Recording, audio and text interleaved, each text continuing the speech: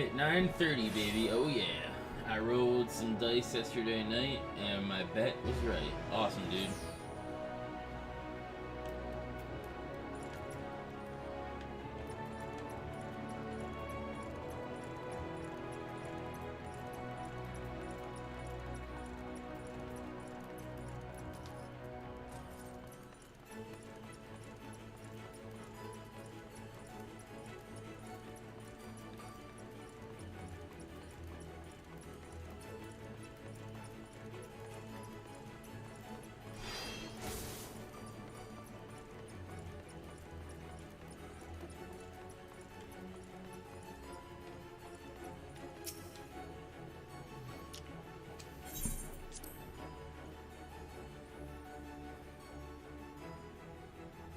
Welcome everybody. We're gonna do some more Shadowbringers quests. I think we're getting close to the end, but I could be wrong. We'll see. But I want to try to wrap it up today. That way, I have some extra time between the finishing this and Walker to get some of the other thing. Hey man, I wouldn't. Hey, it is what it is. It's good. So keep at it, dude. You've come at a most opportune time, my friend. I've made something of a breakthrough in my research on the soul, and a means to return the Scions home. I trust to have been making good use of your time. I trust you have been making good use of your time. Ill tidings from the source, you say? Then I will summon the others that we might all be apprised of the situation.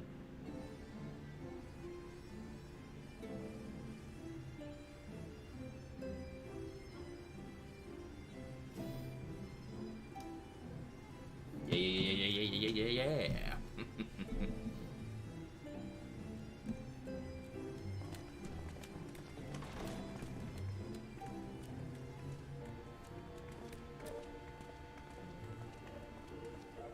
Now that we are all here, what news from the source?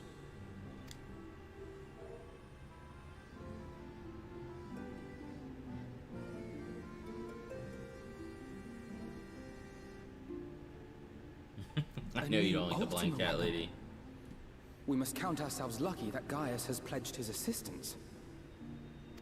While this is indeed a worrying development, I think the state of the Empire as a whole greater grounds for concern. With the Emperor slain and Xenos returned, it is impossible to predict how matters will unfold in Garlemald. The Ultima weapon may be but the first of many unpleasant surprises. The situation beareth closer observation, of that there is no doubt, and doth compound our need to return unto the source.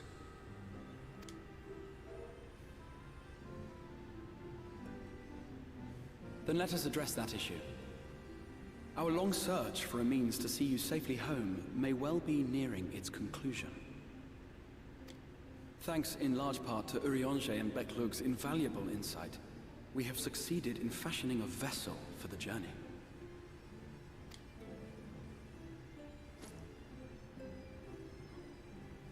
We set out to create a crystalline container retaining the more useful properties of white aurosite, but without its regrettable limitations. And after a good deal of trial and error, we made one. An ark for soul and mind both, that will allow your incorporeal self in its entirety to be ferried between worlds. A spirit vessel, if you will. However...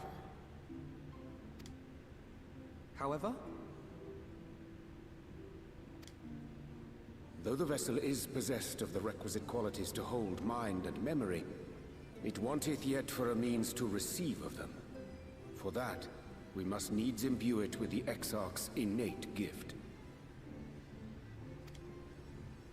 A gift that lives on only through the blood of the Allegan Emperors, which certainly does not flow within aurosite or any other crystal. Just so, milady. The blood serveth as a conduit of sorts. In its absence, memory cannot pass from mind unto mind, nor from flesh unto crystal. So I was right about that when I was talking to Shadows. So the Garlemons, they have that third eye. So if they have that blood, so it lets them like jump bodies. That would explain why Zeno was able to get killed, jump to a host body, and then jump back to his body in the process. No, it's a means for us to get back to the source. So where we're at is the first, and the world used to be one, and it broke into pieces when the calamity happened. Basically, when they redid the entire game from the ground up, basically when the game first came out, nobody liked it, so they just scrapped it. Well, they created that, they added that to the story of the game and the reason why it happened. So it broke everything into pieces, the 12 shards, and this is the first shard that we're on. But the source is where I'm originally from, and we travel here to help them with the light and take care of the light wardens and stuff. And now we need to find a way back. I can pass freely between the worlds because I'm the warrior of light and whatnot. But these guys were brought here by mistake because the spell that they used to bring me here, you couldn't like target specific things. You just had to like do it and pray that it hit the right target, and it hit the other guys first and brought them first. So like time works differently here too. So a year could be like an hour over in our world. So now we're trying to figure out a way to get them back because they aren't like me and they can't pass freely. That being the case, we must either alter the process of inheritance so as to require no such thing, or determine a means by which my blood may permeate the vessel. I am hopeful that the records found within this tower will yield the knowledge we require to pursue one or the other of these avenues. As well you should be. The Allegan's body of etherological research is extraordinary. I can scarce believe it the work of ages past. Alligans is what I mean. As far as like their... But its underlying principles are not so very different from those of my own field of study. Given time, we will find the answers we seek.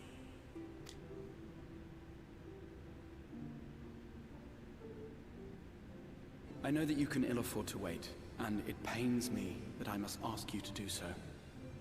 I can only reaffirm my promise to you that a solution will be found. Whatever it takes, I will see you safely home.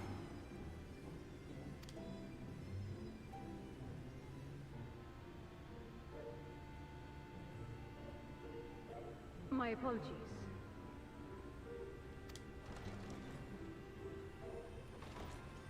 I do hope you haven't come to tell us that mortal peril fast approaches. No. I had hoped to speak with the Warrior of Darkness. But there is no need to cut short your meeting on my account. I will be waiting outside.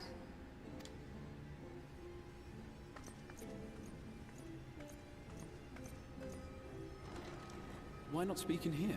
She knows I don't mind. Unless she didn't want to. Perhaps I might accompany you. Though I am woefully ill-qualified to assist in the Exarch's research, Damn, 30 I kids, may like, yet that's be of crazy. some use to Lena.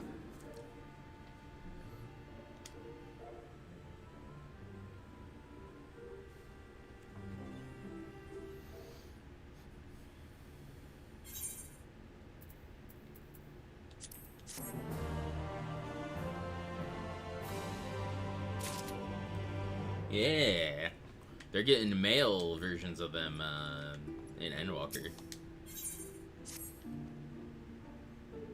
I must confess, while I enjoy my fair share of scholarly research, it will be good to step outside for a spot of fresh air.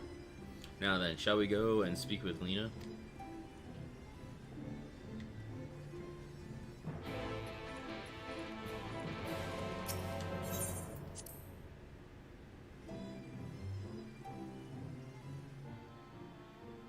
I bet, man. We did that comparison of the trailers yesterday of 4 and the new one, and it's night and day. Like, it's not even the same type of game, like, at least as far as it looks. They have little time, so I'll be brief. A Sin Eater has been sighted in Lakeland, and I asked for your assistance in slaying it. A Sin Eater? I had heard some few yet remain after the night had returned, but perhaps we could call the others. That would not be necessary. It is only a single Sin Eater, and a simple task for our guard, I should think. That said, I believe fighting alongside the Warrior of Light would be a valuable experience for them. Peace can lead to complacency, and they gain nothing from an easy victory, but you do not underestimate your foes. However harmless they may seem, my men would do well to learn from your example.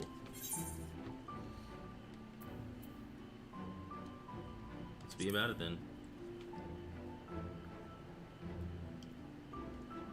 Excellent, then let us make for Fort Job.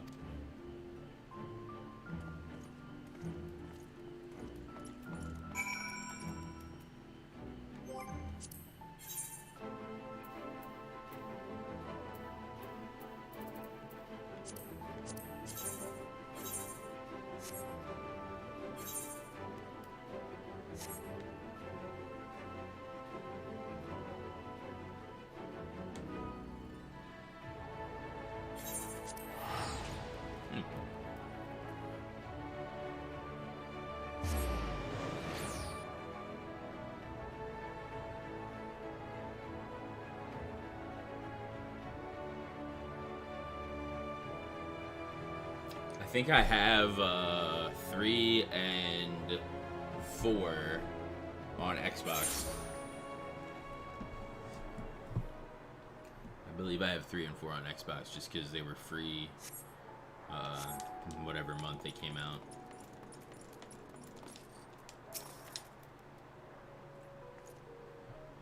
If you would wait here for a moment, I will gather the others.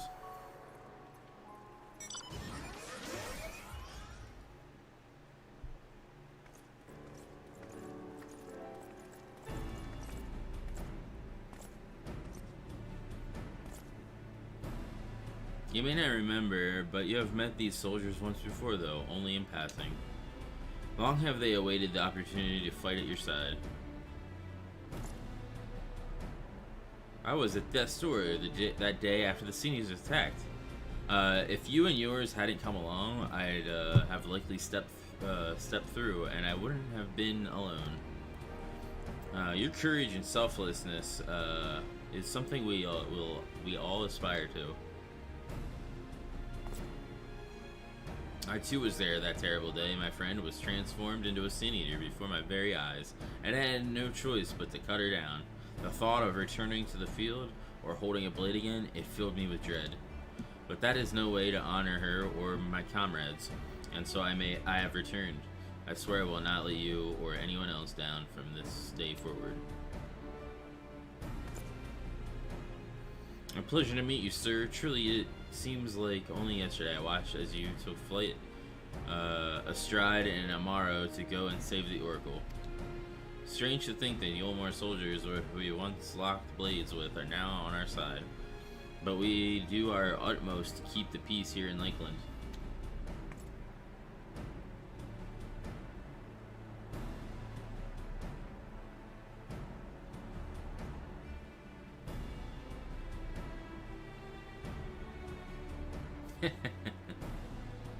Oh, speaking of things, on the last thing, we fought this chariot thing, and I thought of, because Apollo's the guy that rides the chariot and brings the sun, right?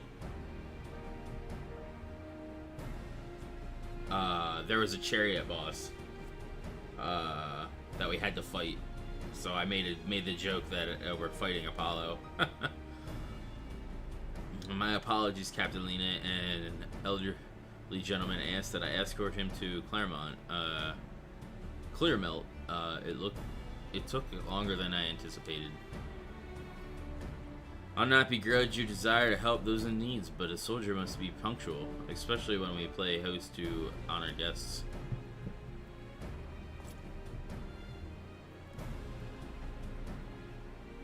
Yeah.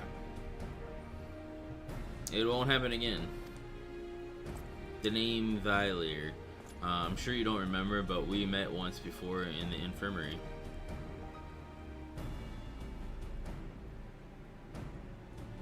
I used to deliver a message to the Exarch and the Warrior of Darkness. Little did I know I was already talking to him. Don't give up. Don't give in. I keep those words close to my heart, and the boundless, beautiful sky above serve as a reminder of their importance. Yeah, the boss is kind of a bitch. It's in a raid. So you're a raid boss. I don't think their name is Apollo, but the premise of the boss is basically Apollo. So you're a boss in a raid.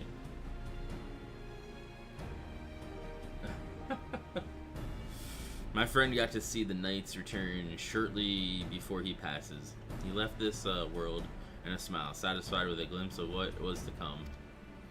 But there are countless others who weren't so fortunate.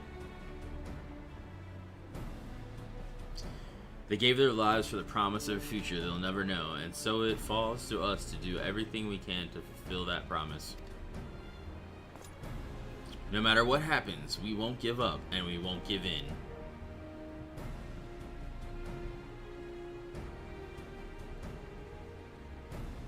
Your heroism inspired all of our guardsmen in much the same manner. Our scouts at the northern staging point have not had the pleasure of meeting you in person. Let us not keep them waiting.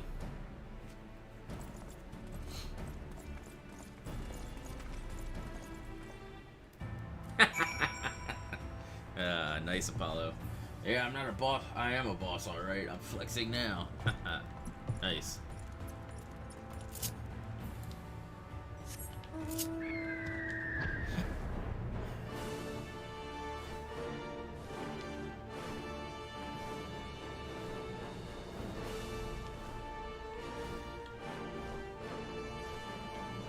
I really want to get the other birds that you can get in this.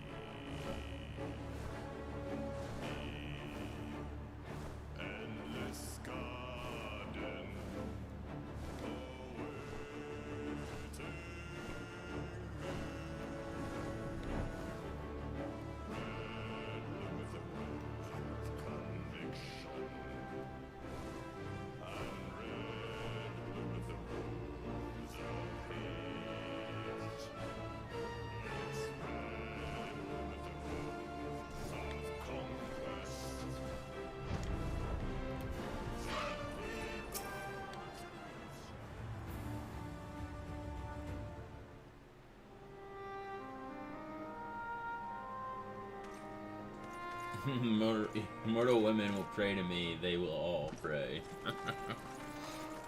Well, it looks like they killed it. Did you slay this eater? Your orders were to await the main force before engaging. No, Captain. It wasn't us, I swear it. A man came out of nowhere and cut it down before we knew what was happening. By himself. Certainly it is no light warden, but nevertheless. It's true. Felled it with a single swing of his axe, he did. Never seen anything like it. Oh, what's his name's back, but how? I don't know. So I says to him, who are you, the warrior of bleeding darkness?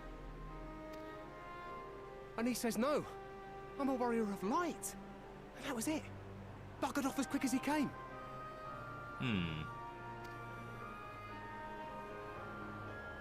A warrior of light? Why would someone go around calling himself that, though? It was those bastards who caused the flood.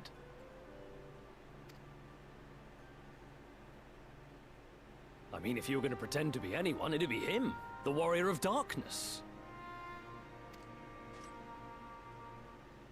Eh? Oh, I didn't know. It's an honor. Hey, Darius, what's up?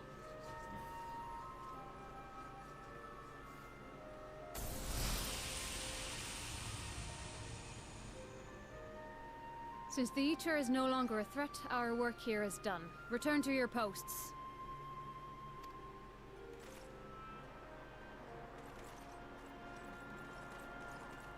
I had hoped to fight at your side today. But I'll continue to follow your example. And may we meet again. Yeah, I know. Hey, I used to be the Warrior of Light. Now I'm the Warrior of Darkness. I apologize for the wasted journey. It seems I overestimated the threat.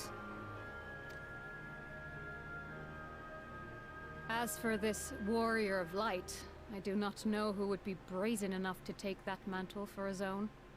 Whatever it may once have meant, it is forever tainted by the association with the Flood. The Exarch told me the truth of we our whooped dirt and Hades' his ass, comrades' so... deeds, and I am aware they played some part in your own triumph. But to most, they are synonymous with the Hades was that calamity dude with befell the this white world. with the white streak in his hair that you hated. He was the thing, but his true form was Hades.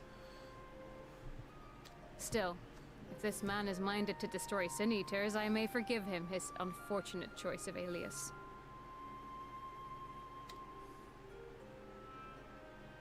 But that is neither here nor there. I thank you for accompanying me. With that concluded, shall we return to the Crystarium? There is a proposal I should like to make.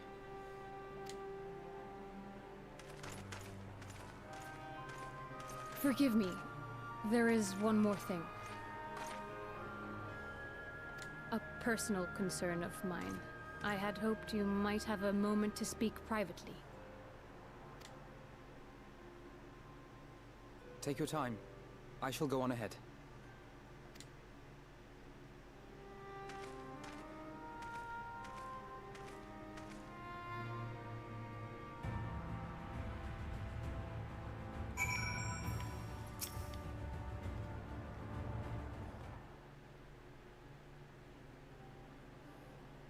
I will not mince words. This matter concerns the Exarch. Though his countenance belies his age, his demeanor never has. He has seen more than any man should and grown ever more weary with time. But I see I give the wrong impression. While it is true he attempted to open a letter with a salmon fillet the other evening, we are not here because I suspect his mind is deteriorating. Nor do I believe him to be so maddeningly unconcerned by the prospect of his own death as he once was. Indeed, the opposite is true.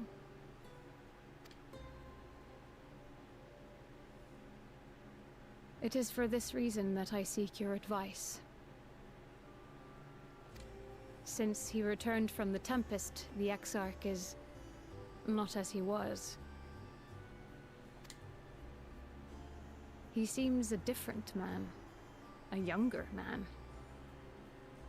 I know not the details of his research, but when I saw him at work recently, there was a glint in his eye that I had never seen before. He looked happy. It was as if he had peered into the future and for the first time found joy there. Though it gladdens me to see him thus, I wonder if I should not keep my distance. I fear that my presence will only anchor him to the past, remind him of all the pain that came before.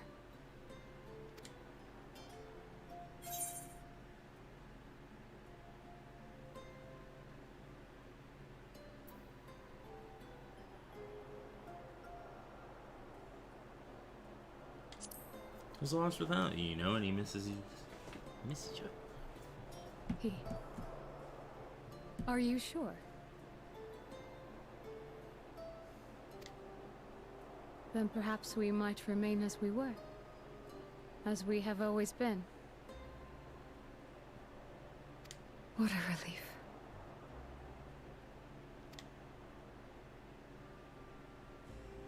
In that case, I will have to speak with him about the amount of time he is spending at work.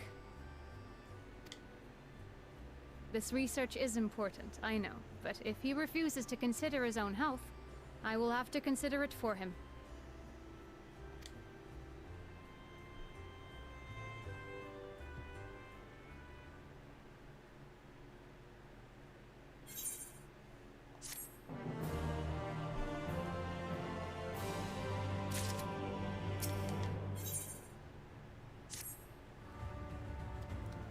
I will not keep you. You and your comrades have much to discuss. I will see that the others back to their posts.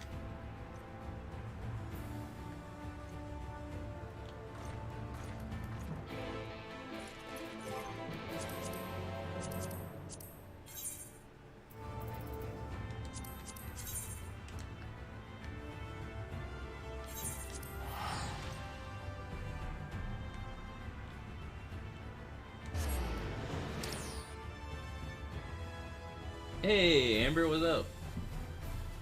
Thanks for being here.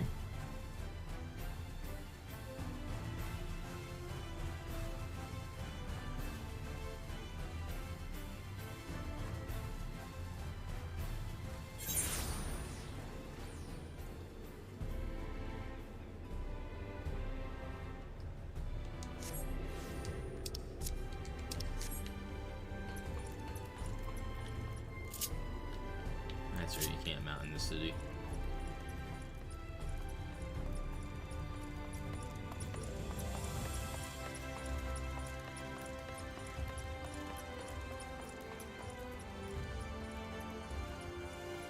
Yeah, it is. Sadly, I gotta work this weekend, so it's not not really that happy, but yeah.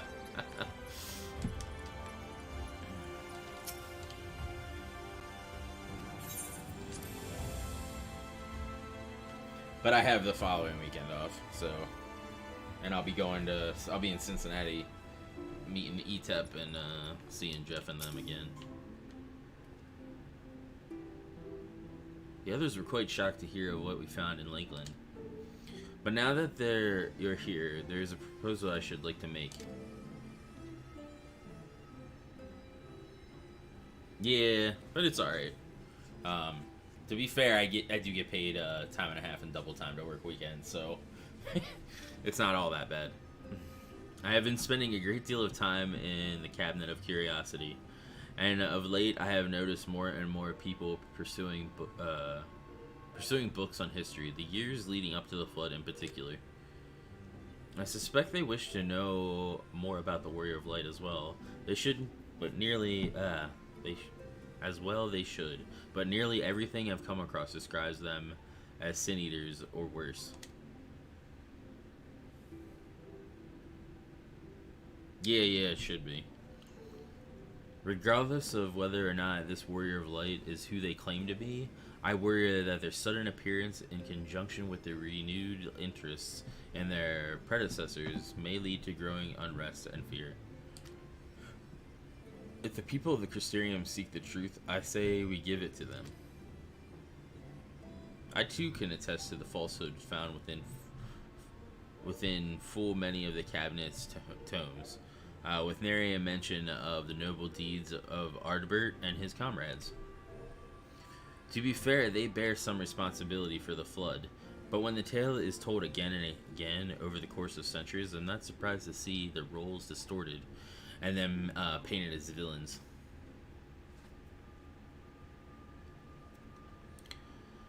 Were it not for the record store within the Crystal Tower, I would have had no reason to question the narrative. Unfortunately, that knowledge was of no use, for when I arrived here in the first, their reputation had already been irreparably tarnished. That said, there still remains those who work tirelessly to defend their good name in those early days following the Flood. Considering all the good they have done, I find it a wonder they needed defending at all. They brought to justice the man who misused my knowledge to bring about the fall of Wolbert. That such heroes could be spoken of in the same breath as sin eaters is absurd. Under normal circumstances, I would agree, but as time passed, those who knew firsthand of their deeds dwindled in the end. Only the truth remained that they were the cause of the flood. With the world on the brink of oblivion, it was all too easy for the warriors of light to become villains, deserving only of resentment and hate. At that point, the truth mattered little. It would not change their lot. Thanks to all of you, however, their lot has changed, and now they may heed the long-forgotten truth. You claimed it was Ardbert who helped you overcome Emmet Sulch. That's who Hades was. Emmet Sulch, correct? Such a relevant revelation would do well to sway the hearts of those who know him only as a villain. I have shared this with a select few, but one and all must be told of his sacrifice. To that end, I say we proceed with Alphinaud's plan. We call together the people of the Crystarium and recount to them the true tale of the Warriors of Light and the flood that followed in their wake.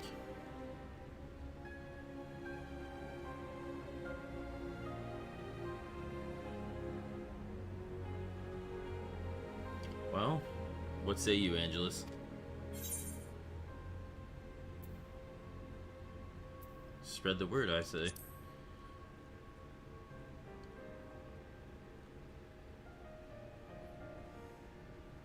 Then we're all of one mind on the matter. Good.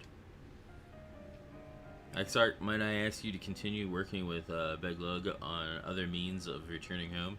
The rest of us will see to the gathering the people of the Crystarium in the Exedra. We have to reach out to anyone and everyone who might be willing to lend an ear. With any luck, word will spread and more will accompany them.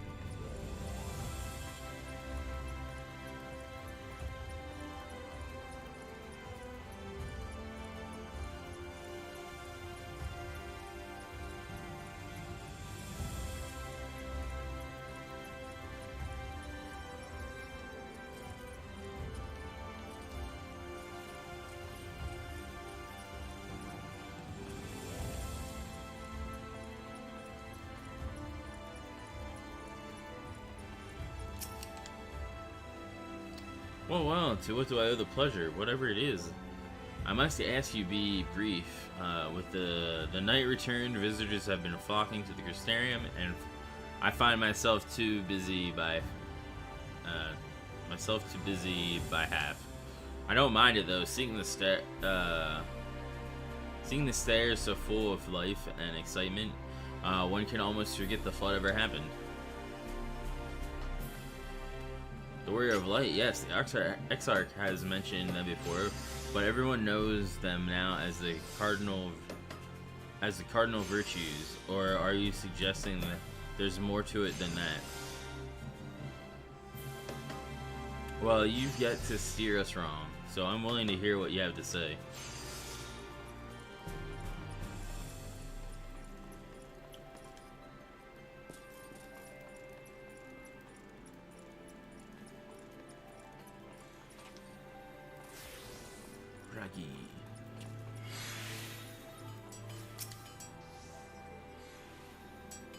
Come to browse wares in the market, have you? Well, I can guarantee you'll have no trouble finding what you need. Whatever it is, maybe, under Yulmor's new leadership, trade has never been more prosperous. Word is that fellow from Daedalus Stoneworks has taken over as mayor. Did he really? Little wonder business is booming the way it is. I imagine it won't be long before all of Norvrent reaps the benefits. But you've not come to talk about the market. Something on your mind? I see. The exec did mention they had something to do with you returning. With you returning the night to Norvrent. Alright, consider my interest piqued.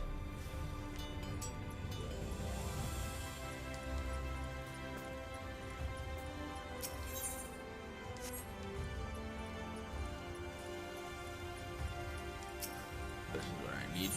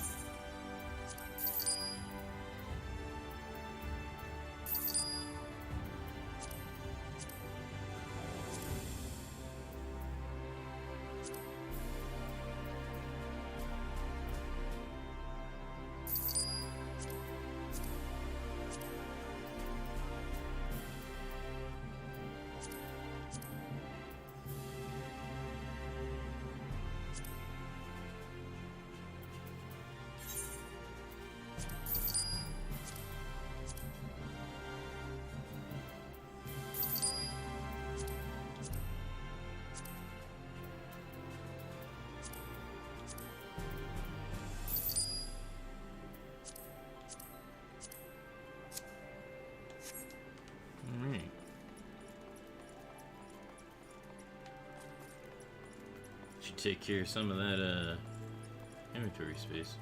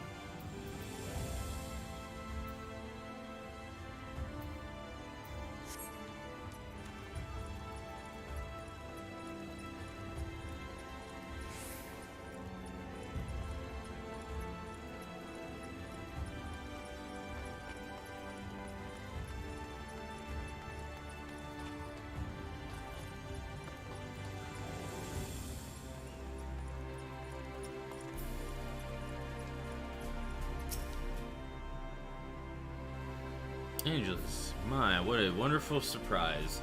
Though I hope you're willing, your being here doesn't mean someone's been hurt. Thanks to you, I've had far fewer patients coming through my door of late. Which is a shame, come to think of it. I've had fewer opportunities to test my new medicines.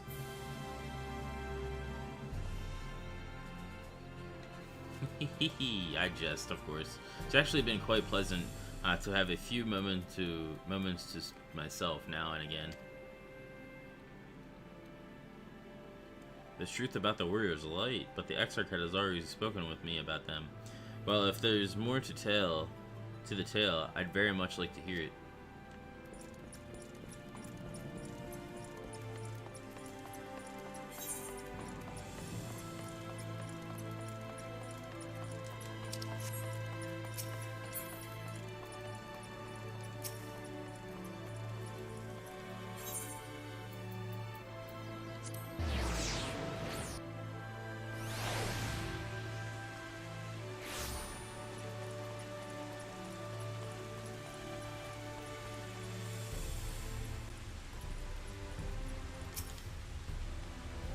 Well, what a coincidence. I was just reading over a letter I received from Grinault not long ago.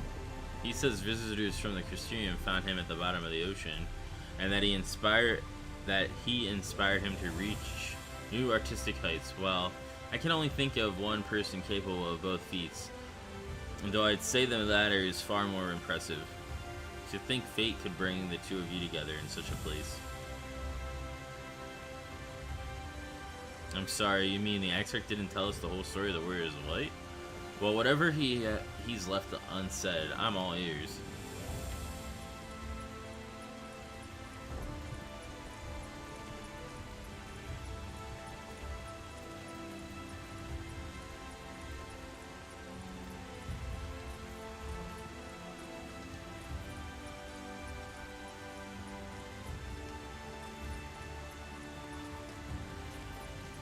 It's pretty freaking dark.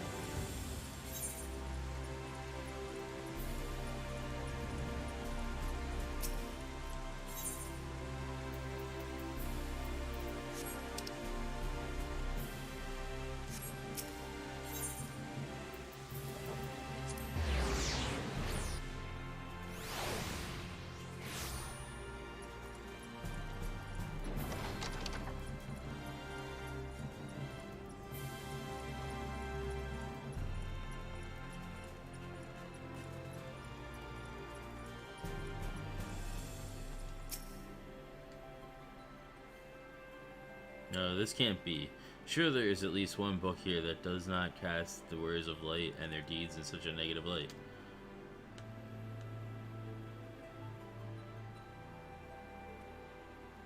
Oh, Angelus, forgive me. The Cabinet of Curiosity has been bustling with visitors late, but I fear our repository lacks for knowledge they seek. The people wish to know the truth of the flood of the Warriors of Light. I have searched high and low, but alas, every account portrays them as no better than sin eaters, abominations worthy of only of scorn and resentment. I know they were not always judged so harshly, yet I can find no proof, and I dare call myself a librarian. You would address the people and tell them the truth of Warriors of Light, of the flood? How wonderful! You have regaled me in the tale once before, but I should love to hear it again. Oh, and you may be assured I will not come alone.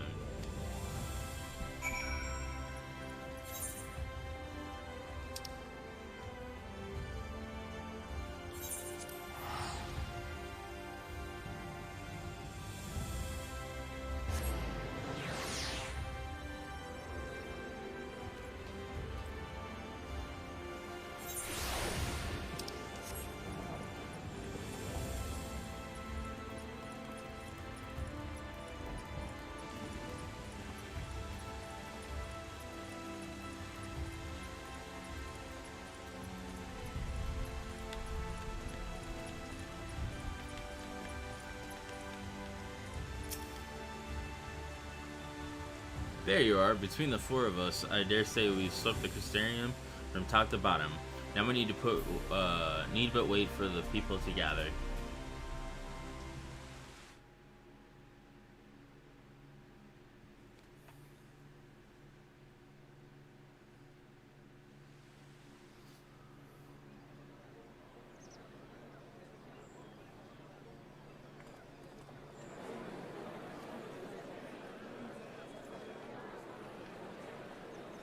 Yes, this looks to be nearly everyone. Let us begin, shall we? Though I am usually the first to hold forth at such events, I think on this occasion that honor should fall to you. They would be more inclined to take the word of the Warrior of Darkness. Indeed. In light of the subject matter, who better than thee to speak these truths?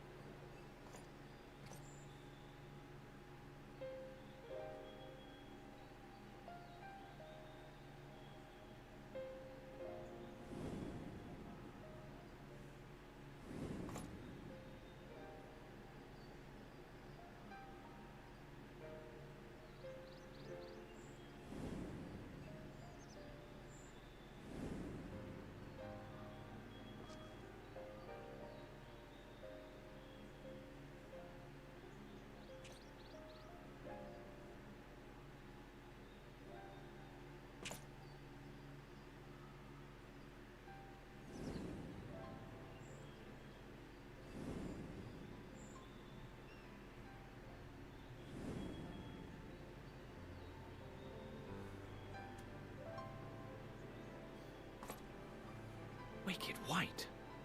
The Warriors of Light did all that? So they never... I mean, they only ever wanted to help. And when everything they'd done turned to ash, they still carried on. They gave everything to stop the flood. First their lives, then their souls. And they managed it too, in the end. They saved us. And we cursed their names.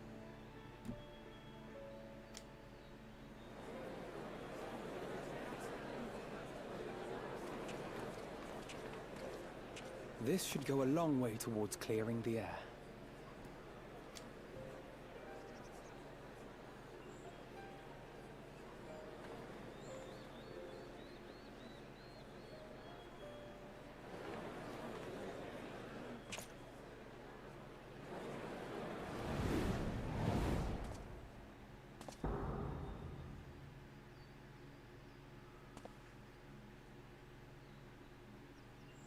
Impossible.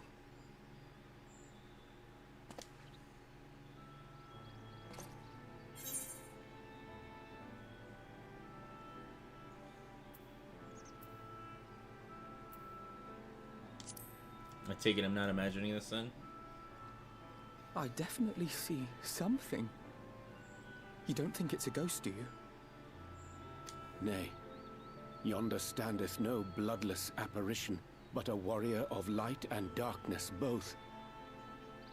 Ardbert. What in the world?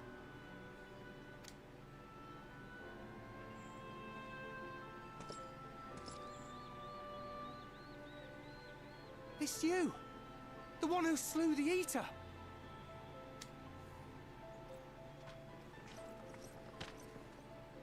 That it should be the Warrior of Darkness who brought the truth to light.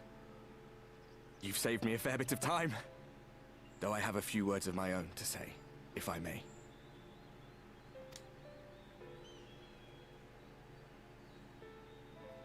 People of the Crystarium! I am Ardbert. One of those you know as a Warrior of Light. That's impossible. You should be dead. Aye, that I should. But as the world has been given new life, so too have I. I know not why I, and I alone, have been gifted this chance. But I do know this. Only by the will of the star itself could such a miracle come to pass.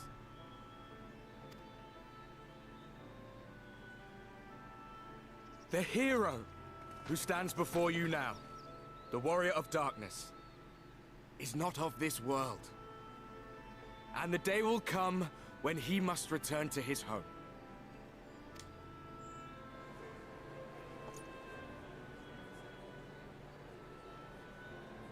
This land is our home.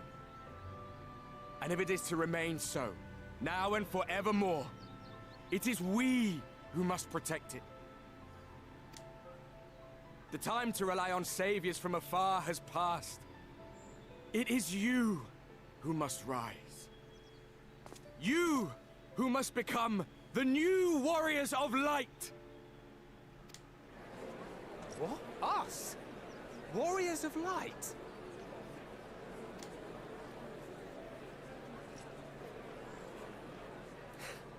None of us were born heroes, my friend. I was only ever a man with a thirst for adventure. But wherever my journeys took me, I was invariably confronted with the same choice. To lend what aid I could to those in need, or not. And I always chose the former. Any one of you could do the same. All you need is the will to help your fellow man, and the resolve to see it through.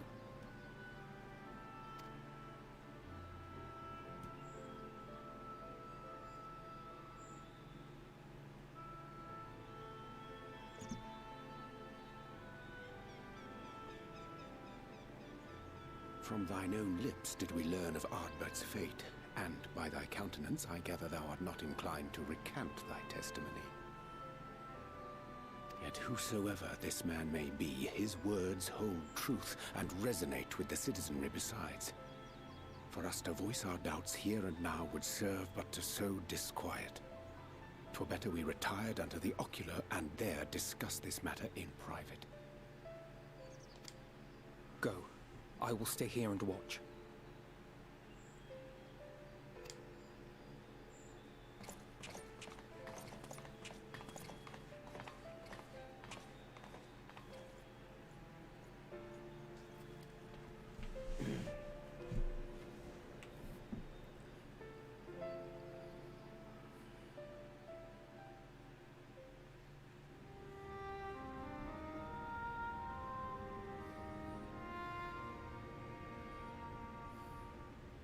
So, that is a warrior of light of the first.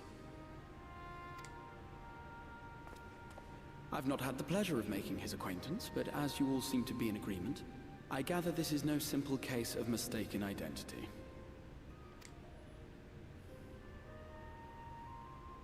As far as I was able to discern, that was indeed Ardbert. It has been a long time, but not that long. Could he truly have been resurrected as he claims?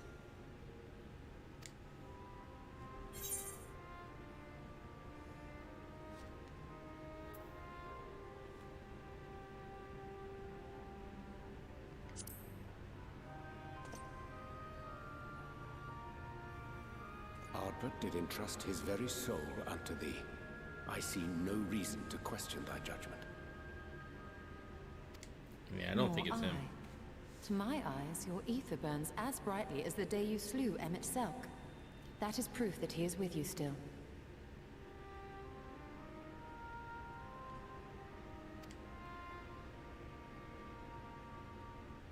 Yet that which standeth now before the people is far more than a passing imitation. I am reminded of the cardinal virtues, though a sin-eater he is not. Which leaveth but one plausible explanation.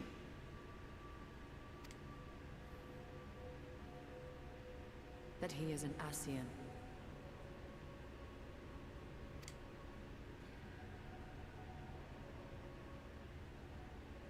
Given their fondness for posthumous possession, I would have to agree. From what I understand, the Warriors of Light were laid to rest in Yulmore by those whom they had aided in life. At the time, some few still remembered them as heroes.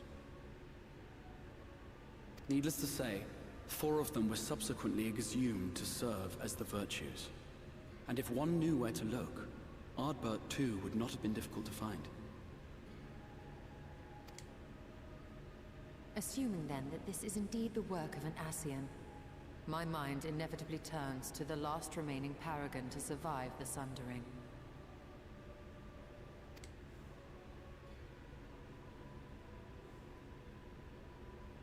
Elidibus.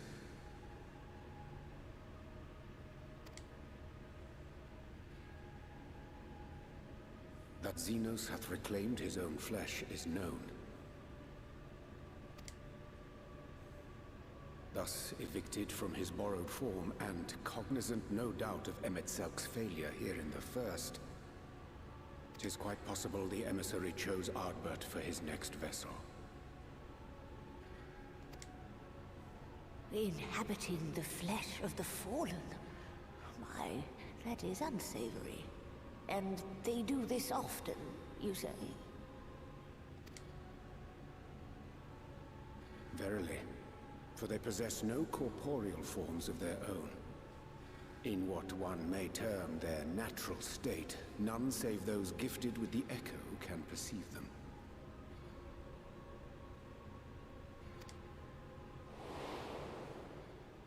Indeed, when Elidibus intruded upon the waking sands, his presence did go unmarked by all save Minfilia and the Warrior of Light.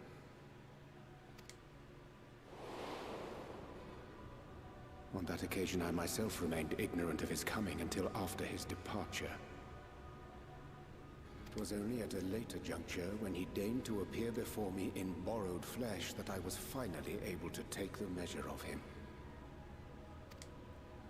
In such puppetry do the Ascians engage when they seek to influence the course of history. And they have gained much by it. Emet-Selk single-handedly built the Garlean Empire in this manner, while the Hebrea came close to conquering Eorzea, having taken possession of Thancred's living body. Yet it must needs be noted that the Ascians cannot avail themselves of all mortal vessels. For were they able to do so, none would serve as a better pawn than our own redoubtable champion. Mayhap the blessing of light shieldeth Hydaelyn's chosen from Ascian influence. Or mayhap other forces are at work. We cannot say for certain. Whatever the reason, I hope it holds true. I dare not contemplate what might come to pass otherwise. Is it not peculiar, then, that Ardbert's mortal remains should be susceptible, given that he was once a warrior of light?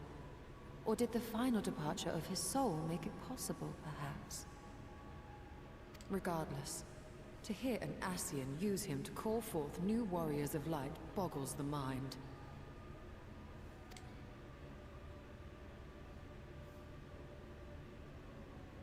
Elidibus hath ever been an enigma, his ostensible purpose being to preserve the balance between light and dark.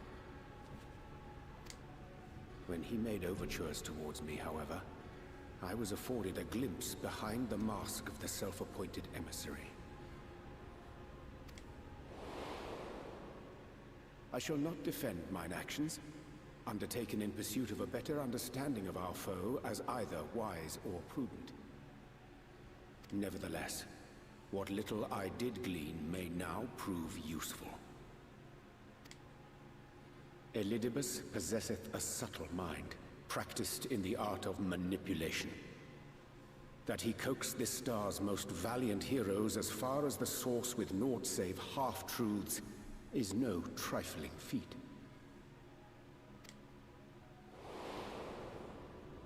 And now I believe he doth employ his skills once more to some as yet unknown end. Though naught is certain, should my suspicions prove true, we shall have need of all our wits if we are to uncover and thereafter thwart his plot. Agreed. 'Tis plain that simply speaking out against him will not avail us. At best, it would only serve to confuse the people. And I would hesitate to do anything which might tarnish Ardbert's reputation once more, nor yours by association.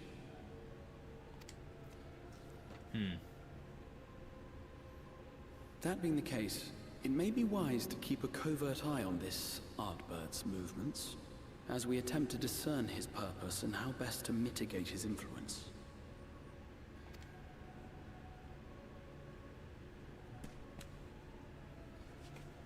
His performance appears to have concluded. What now? Go back out and follow him?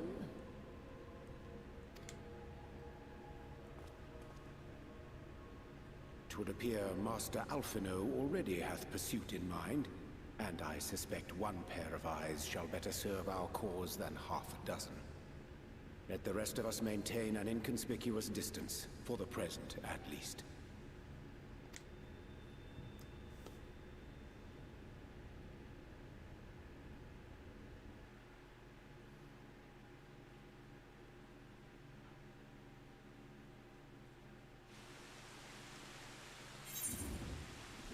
Interesting.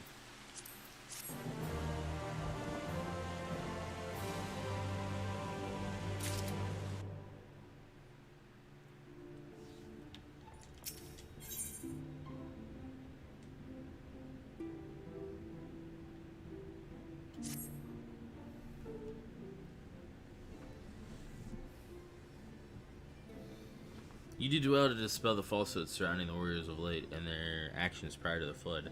Though I must say the reappearance of Ardbert, or rather one who appropriated his identity, was a rather curious development.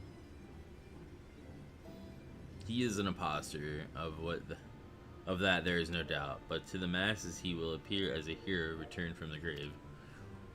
After the Warriors of Light were laid to rest in Yulmore, people prayed fervently for gods to deliver them from their plight, prayed that these fallen heroes be born again for their sacrifices. What bitter irony. I for one would like to know why Ardbert urged the people to become warriors of light themselves.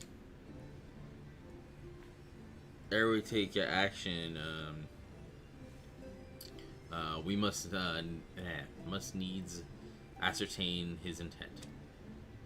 Let us pray that Master Alphino returneth soon with that most essential knowledge. For now I think it is best to apprise Thancred and Reen of our efforts when we do confront Ardbert. We shall no doubt have need of their strength. Agreed. I think it prudent we all take measures to prepare for what's to come. Beglug and I will continue our research into how we might improve the spirit vessel, that it might one day carry you home.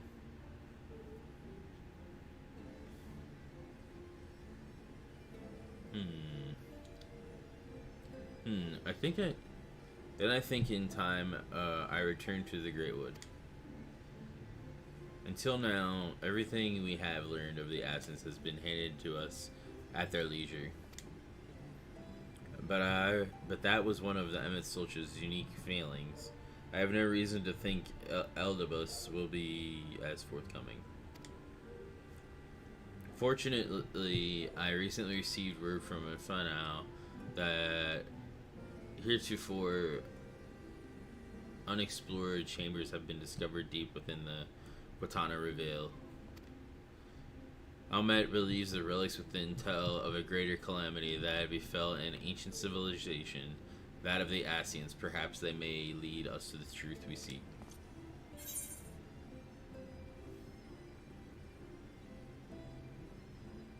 Would you care for company?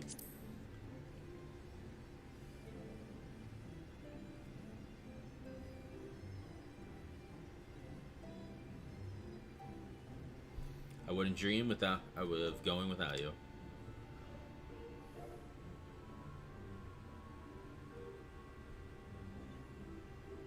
When you are ready, make for Fanau. Almet and her sisters will be expecting us.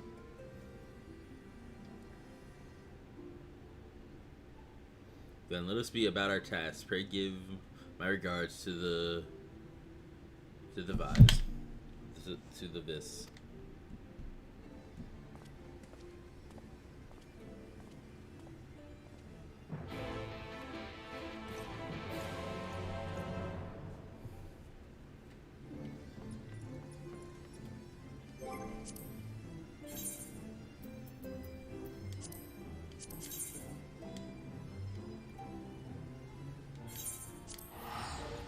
Alright, I'll be right back, folks.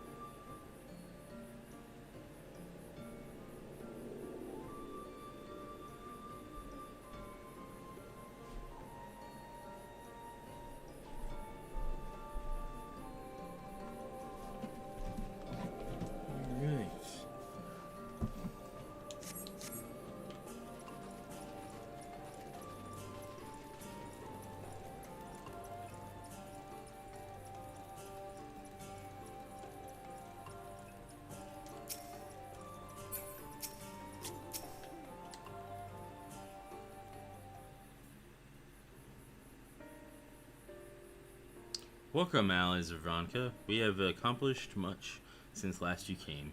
With the Light Warden's dead and its minions dispersed, we have at last reclaimed our hunting grounds near Raktika Falls.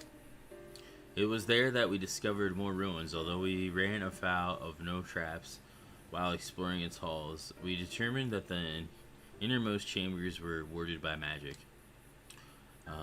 We all were in agreement before our investigation could proceed. You should be summoned.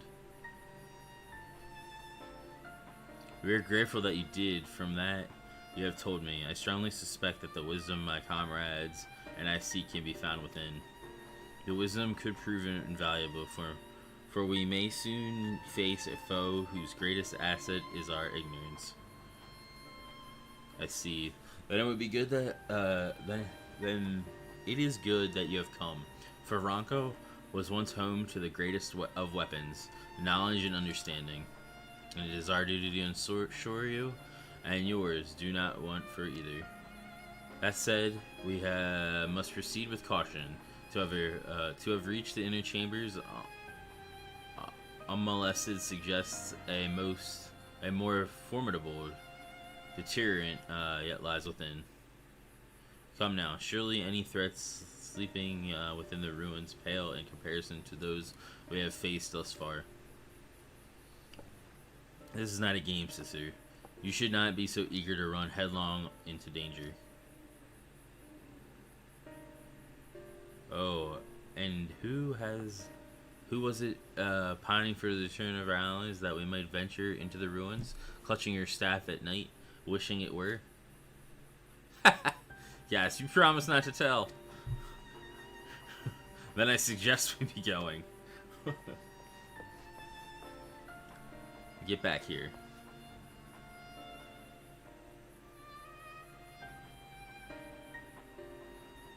Remind me exactly how old are you and your sisters? On second thought, perhaps it's for the better that I do not know. Pray forgive their overzealous nature. None save we three have been privileged to escort you and yours into the ruins and bear witness to its secrets. Their hearts now burn with curiosity that is not easily satisfied.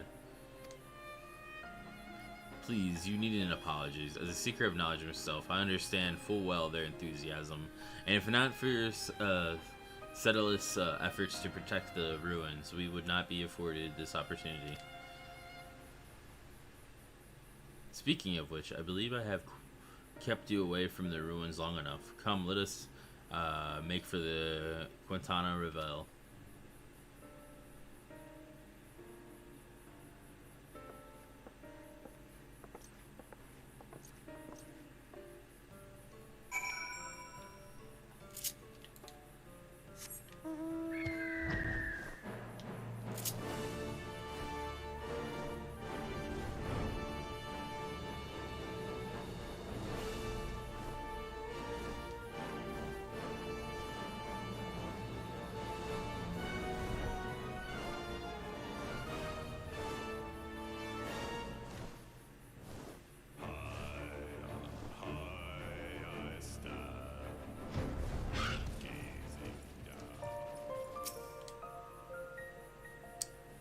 It is most strange for these halls to be left unguarded.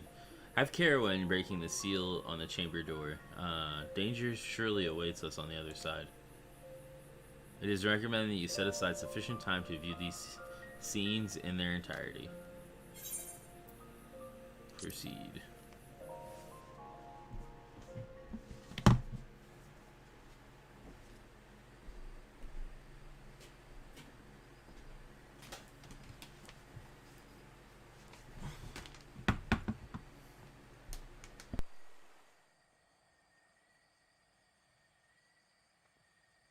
Come. Our new discoveries are to be found this way.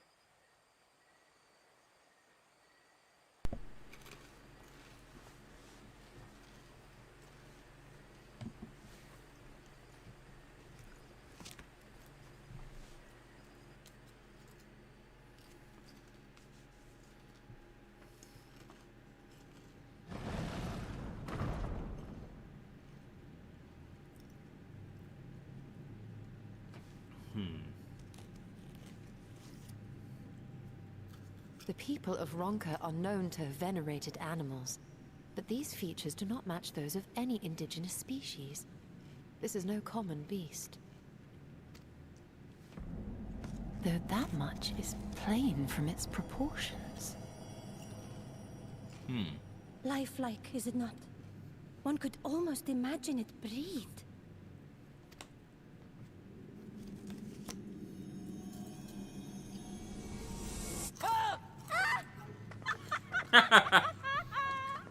Why you...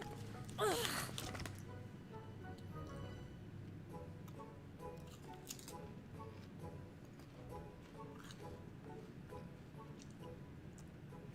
That's hilarious. This owl, by contrast, seems no different from the others we've seen.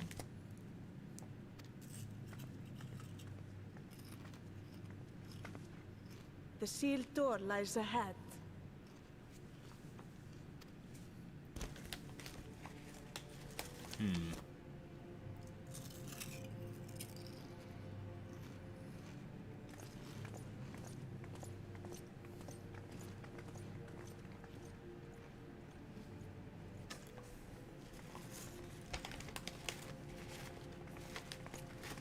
We need to put the owl in the stack on the pedestal there.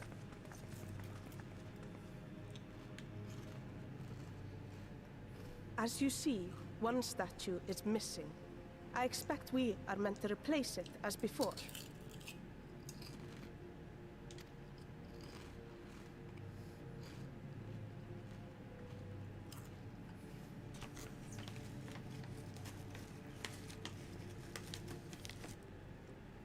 Too simple.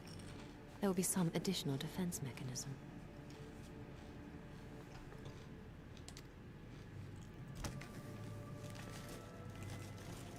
Yeah, which is that big monster. Just a moment. There are words carved into the stone.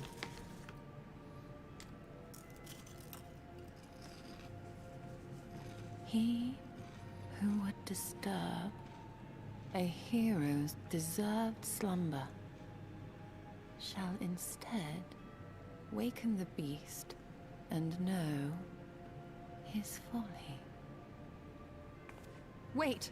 Don't! Goddamn. What? But I only... What is happening?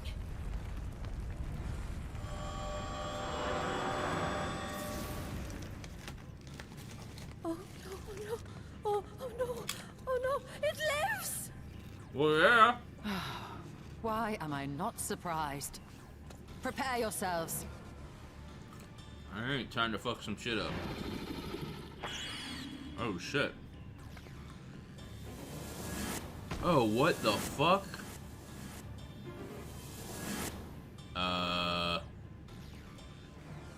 Alright.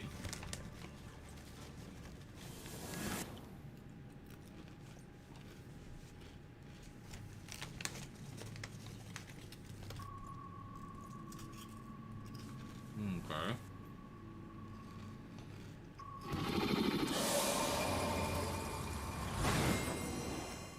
Oh, what the frick is this shit?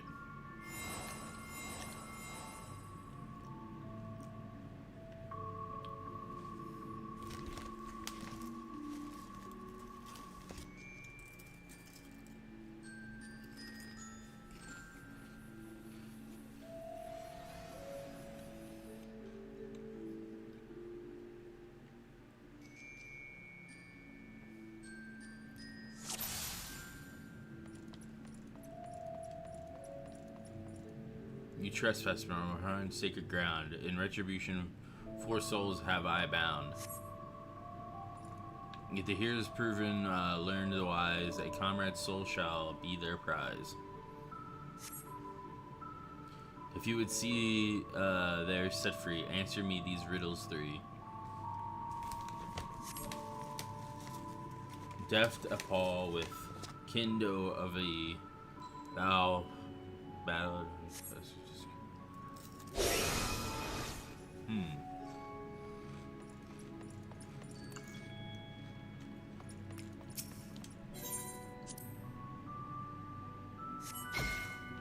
Oh shit.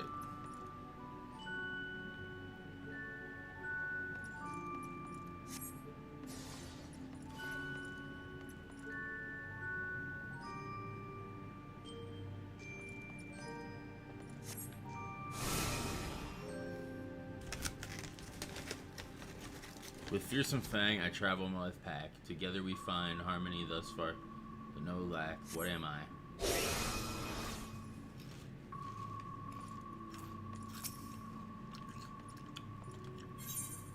Wolf? Because it's a pack?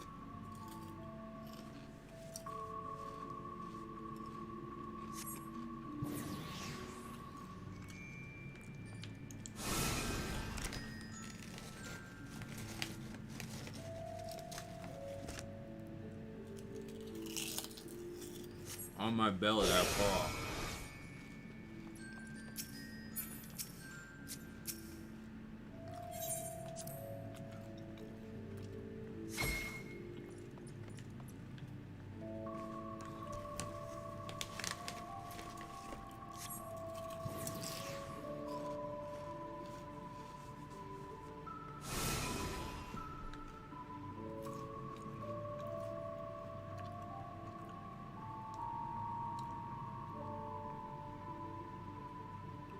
Desire review that which shall play another game.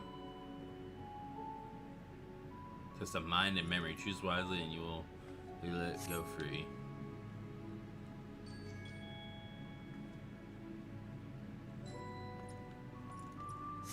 Huh.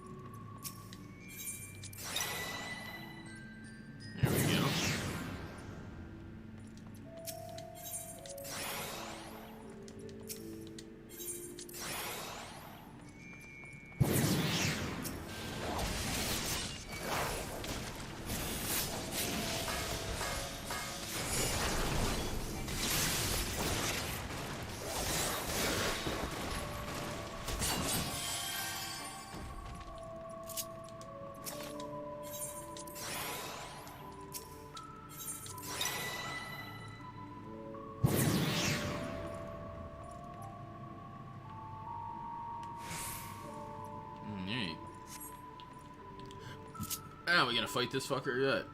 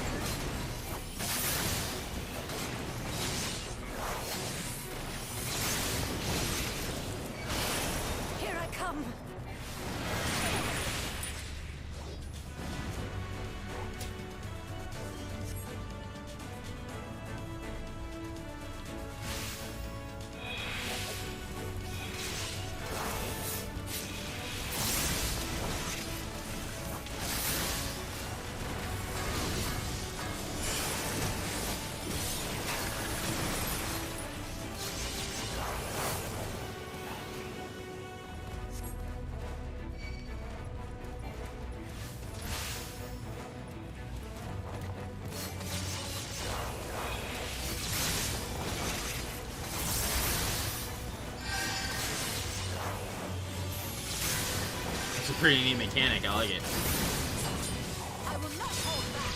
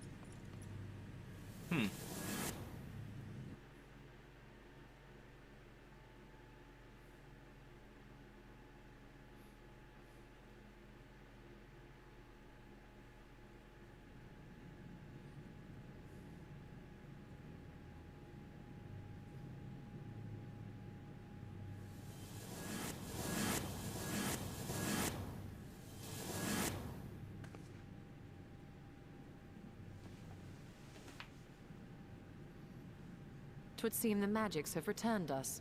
How polite. Now, what have we learned? Ah, we were bound to run into a living statue eventually. And now we can open the door.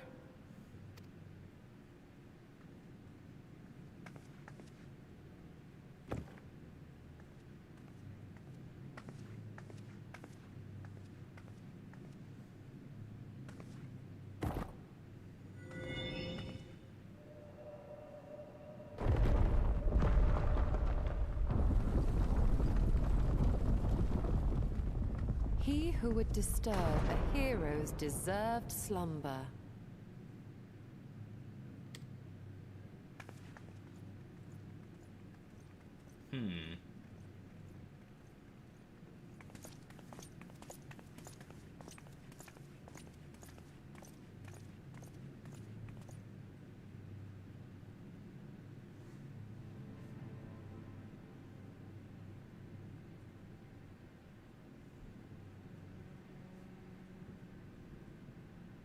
A tomb, just as I thought. Befitting a hero.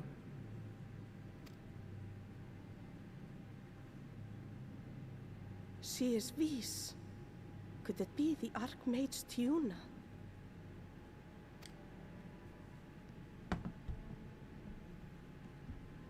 A legendary hero of Ronka, as you surmised. The tales tell of how she smote entire armies with a single incantation, so potent was her spellcraft. Though she ever fought, in the name of peace. I thought them no more than tales. To think she really existed. Well, I for one always believed.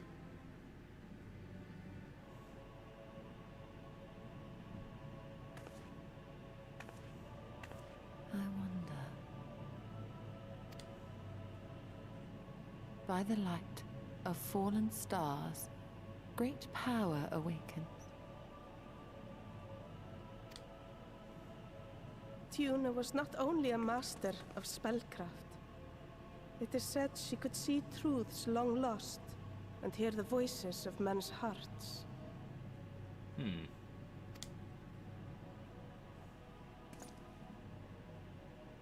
Naught less than the echo. In which case, none of this is mere coincidence.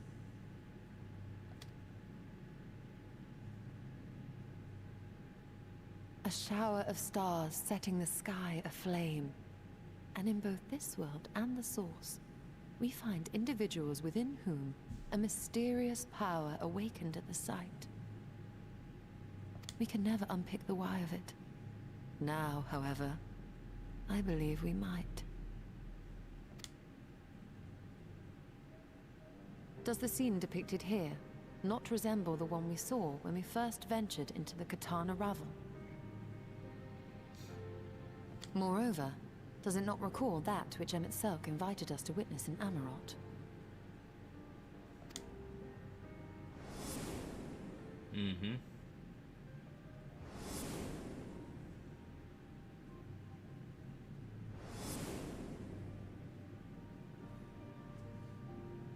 The final days.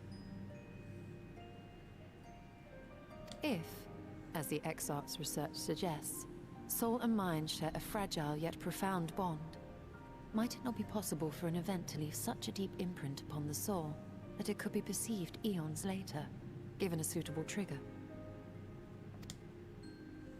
The echo defies explanation by conventional etherological theory, or shall we say modern etherological theory. But if it is a power that once belonged to the ancients, to souls yet undivided,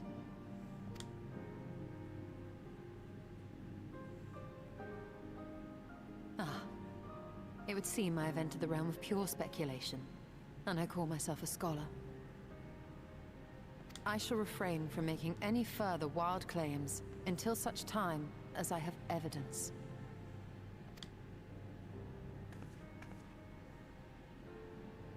Still, I cannot choose but be reminded of our experience in Amarot.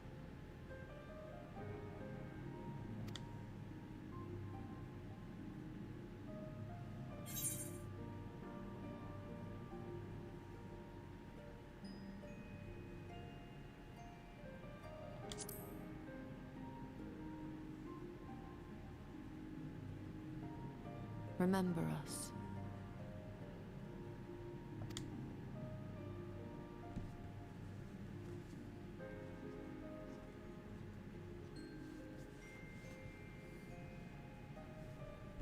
History is learned, not lived.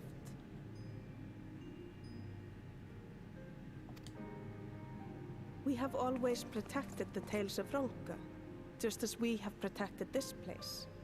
But we are mindful of what our mothers taught us. We see the past through our own eyes, and speak of it with our own words. Thus do we come to understand it in our own way. But this is not the same as remembering. Your mothers were wise.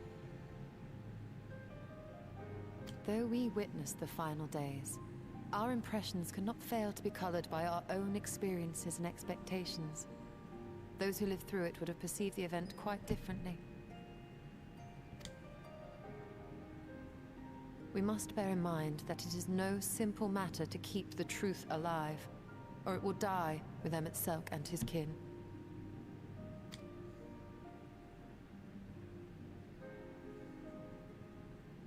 But we have disturbed Tuna long enough. Fana will serve similarly well as a venue for our contemplations.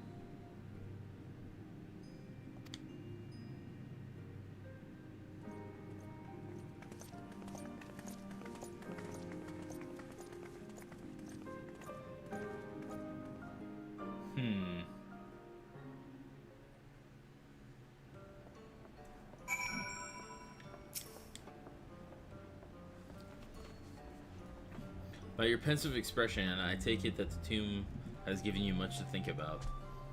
That is well in time. The knowledge you have gleaned will lead to understanding and thus arm you for what is to come.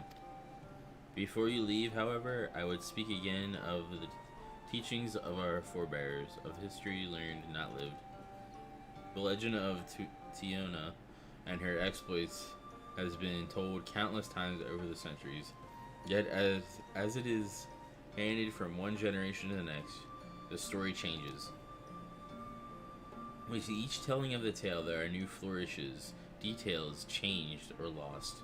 We can never truly know how she lived, for we were not there to see it. But we are here now to bear witness to your life. We have seen the change you have wrought, the echoes that will endure long after you are gone, and though it too will change in time, I swear to you, we shall do our best to preserve your story.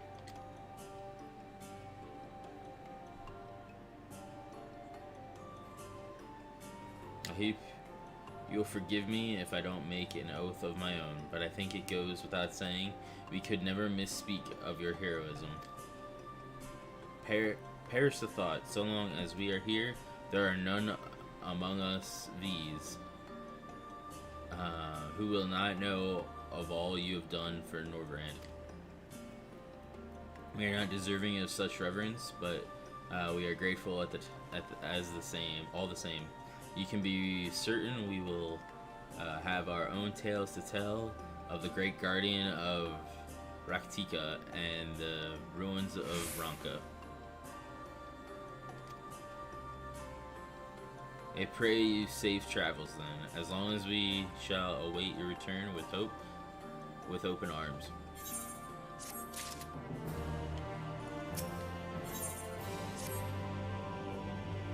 Although we learned not of Asians, the insight we gained into the Echo made our trip worthwhile. Before we return to the Crystarium, however, there is a small matter I would attend to in Silderval. Might I trouble you to come with me? Thank you. After we arrive, we should have brief word with Renar.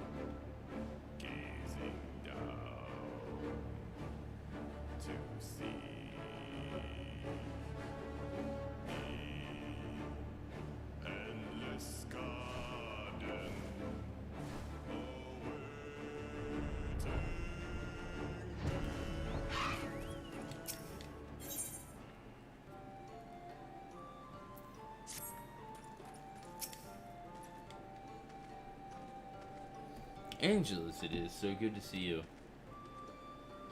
You've arrived at the most opportune time. I was preparing a pot of my famous stew.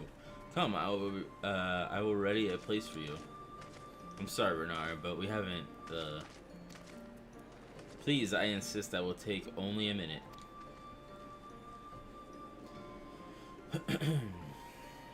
Sigh. My apologies, Angelus. It seems our return to the Crystarium will be delayed. But perhaps only for a bit, if you assist me with my work.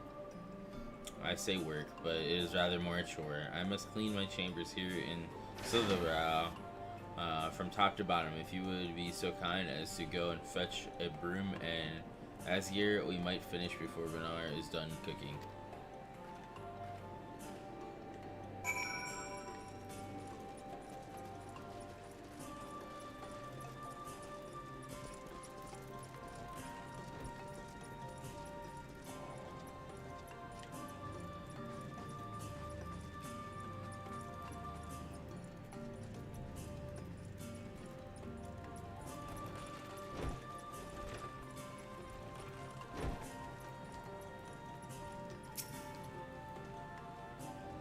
Broom for Master Matoya.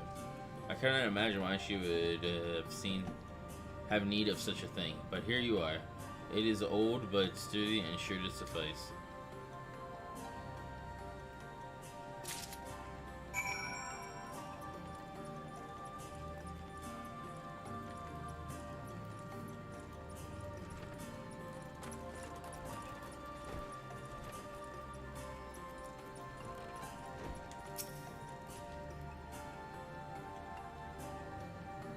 I trust Eskier was able to find a room for us.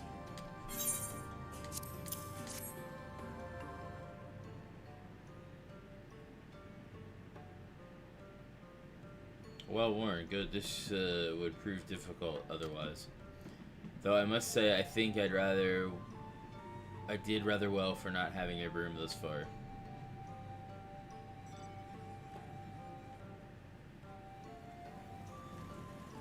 Yes, well, you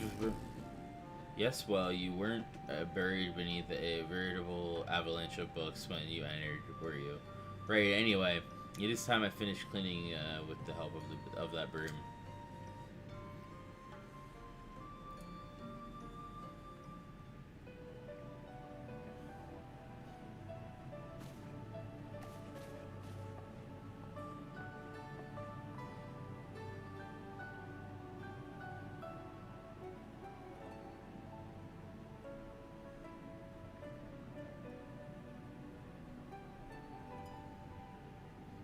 You didn't honestly think I do it the old-fashioned way. The broom is more of capable of sweeping by itself, or rather it will be.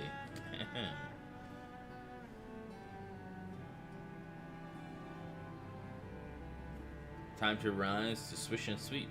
A tidy chamber you must keep. To this task you shall be bound, until no dust is to be found.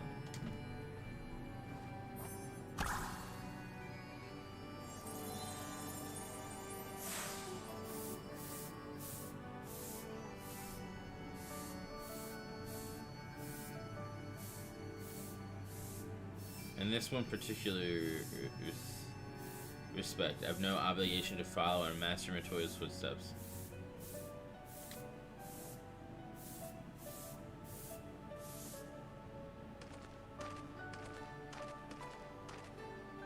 In the future, I may need you to remind me the pursuit of knowledge does not preclude other equally important duties, such as maintaining clean quarters for said pursuit.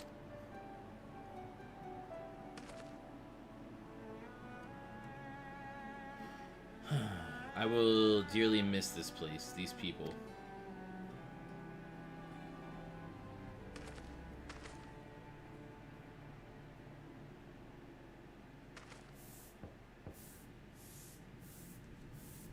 Master Matoya, pardon the interruption, but the stew is ready.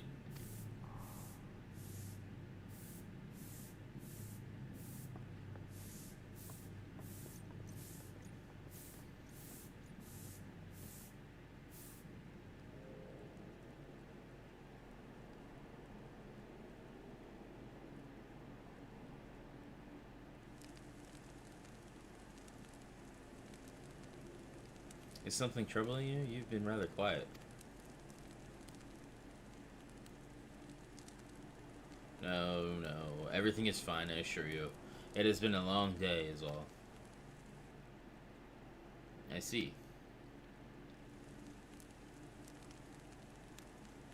Y'shtola, thank goodness you're still here.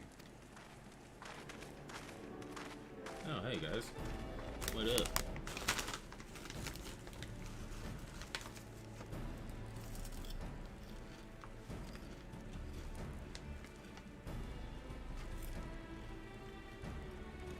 I thought you were following Albert, or Ardbert. I was, though I'm sad to say I lost track of him shortly after entering these woods. It seems determined to traverse every ilm of Norvrant in his quest to spread the truth of the Warrior of Light and the Flood.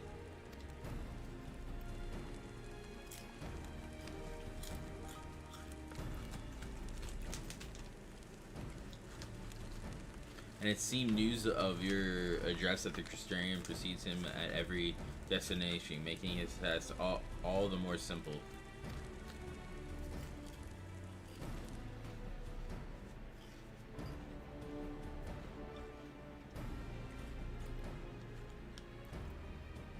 Remains to be seen to what end he encourages the people to become warriors of light themselves.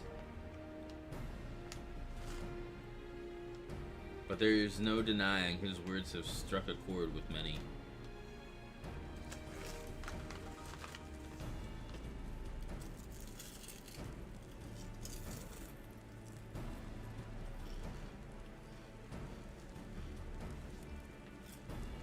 Well, we all agree that this is just another assy employee, yes?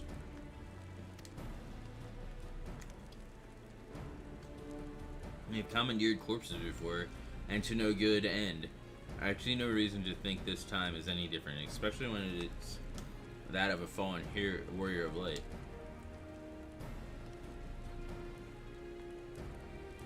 I doubt we'll learn more if we remain a step behind. His next destination is, in all likelihood, Slitherbow.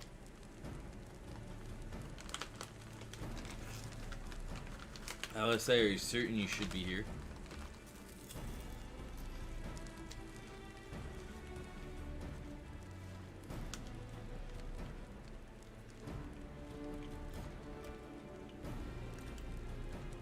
If you're concerned about Halric and the others, you needn't be. Their treatment is going well, but progress is slow and exhausting for all of us. The best thing I can do now is let them rest, so I believe we were about to discuss how to arrange a meeting with our would-be warrior of light. Before visiting any towns or villages, Ardbert will hunt down and slay a nearby Sin-Eater to earn the locals' trust. Our best chance of getting ahead of him is to find one before he does. Thankfully, Thancred and Reen are returning from the empty and have taken up the search. Reen believeth one may lurk beneath the boughs of Woven Oath. And that is where we will start our search.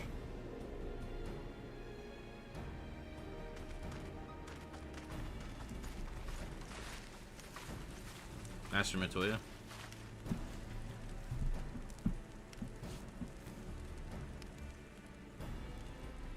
A warm bowl of stew will be waiting. Will be awaiting your return. I look forward to it.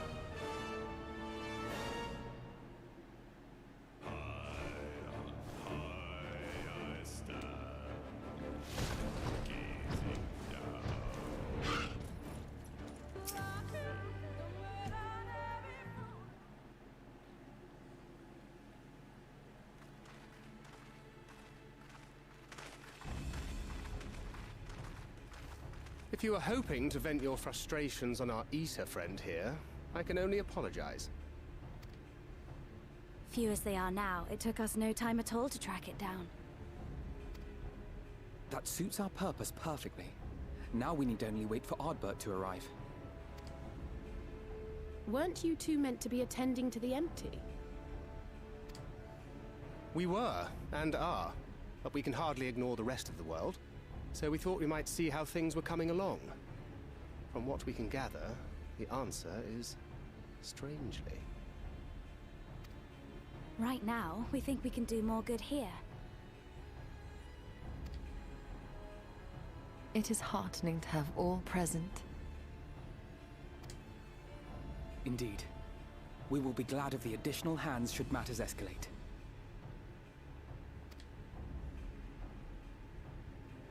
Our quarry is come.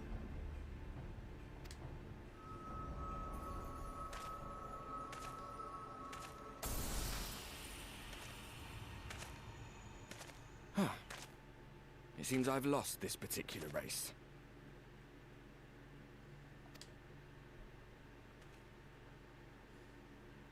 Although I suppose it's only fair. When we first met, it was I who outpaced you. Ravana, was it?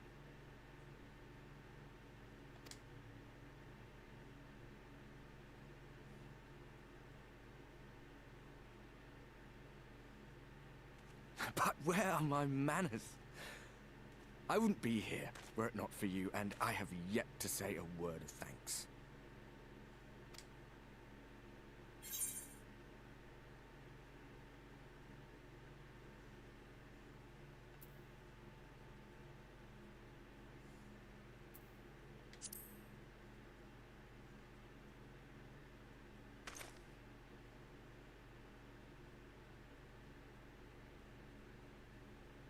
Arm giving you trouble? You should have it examined.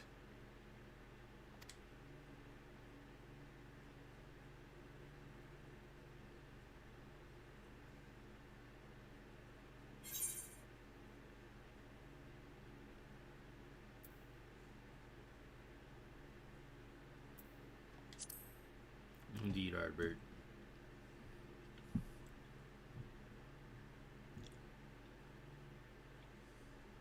Very well. Let us forego this pretense.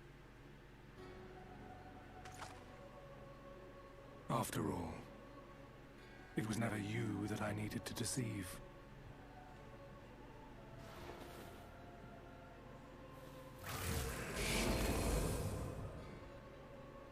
Yes, it is I. Elidibus. Elidibus, that's it. Through your time in Emet-Selk's imitation of our home, I dare say you have gained a better understanding of my role since last we met. Not that it matters.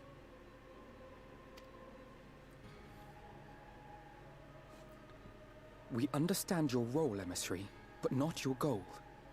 What is it that you seek to achieve?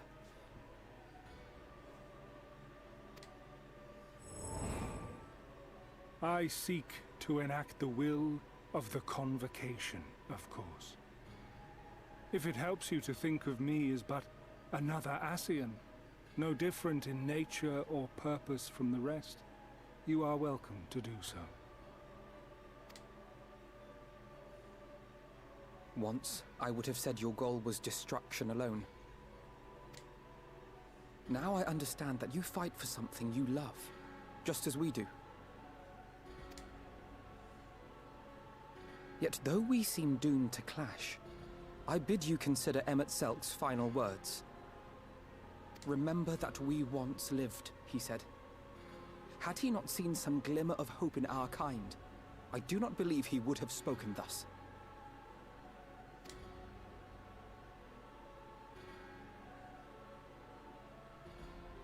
None better understood your plight than he. His words must surely be worthy of your consideration.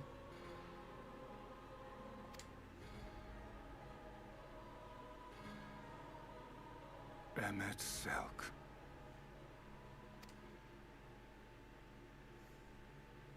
How very unlike you to err so gravely. That one should stray at the end of so onerous a path is understandable, but I had thought you above such weakness. Mayhap you thought the same. Would that I had been present to offer correction. But I shall do so now, as is my duty, and return all to its proper course. As for you, look at yourselves. Look at your history. Look back 100 short years to how your greatest warriors were undone. And now, At but a word from me, you raise your hands in answer like the puppets you are. Naught has changed. You fail, and you fail, and you learn nothing. Allow that which is most important to slip through your fumbling fingers like so many grains of sand, again and again and again, and you would remember us. You do forget yourselves.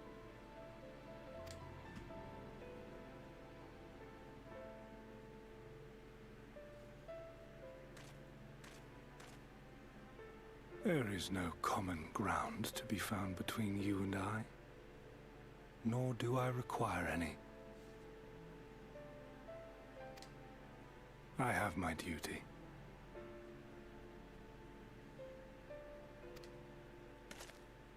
Wait!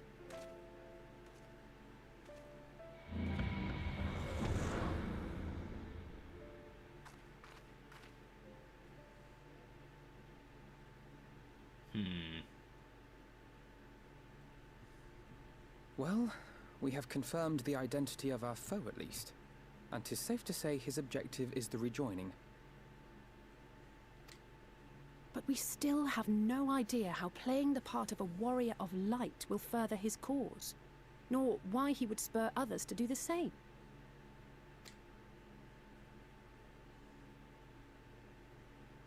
Another visit to the Tempest may shed some light upon these mysteries.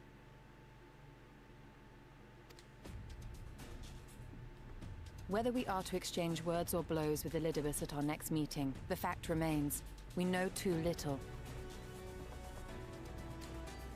Ere our paths cross again, I would learn more of the world that once was, and of Elidibus himself. In this, we would be best served going directly to his home, much as Emmett Selk came to ours. Though I see the wisdom in thy suggestion, the Amarot we visited is but a phantom born of Emmett Selk's memory. I fear it will teach us little that we do not already know. I quite agree. Yet the ruins of the actual city remain unexplored. Given the vastness of the Tempest, I should not be surprised were there more such structures like to those in which the Ondo reside.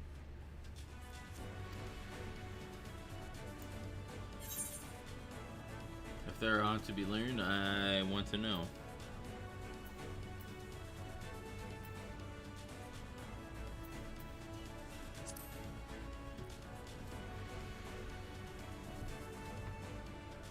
A man after my own heart. Assuming we are all in agreement, then I suggest we first pay a visit to the Ondo. If anyone can tell us where more ruins are to be found, it is them. Indeed.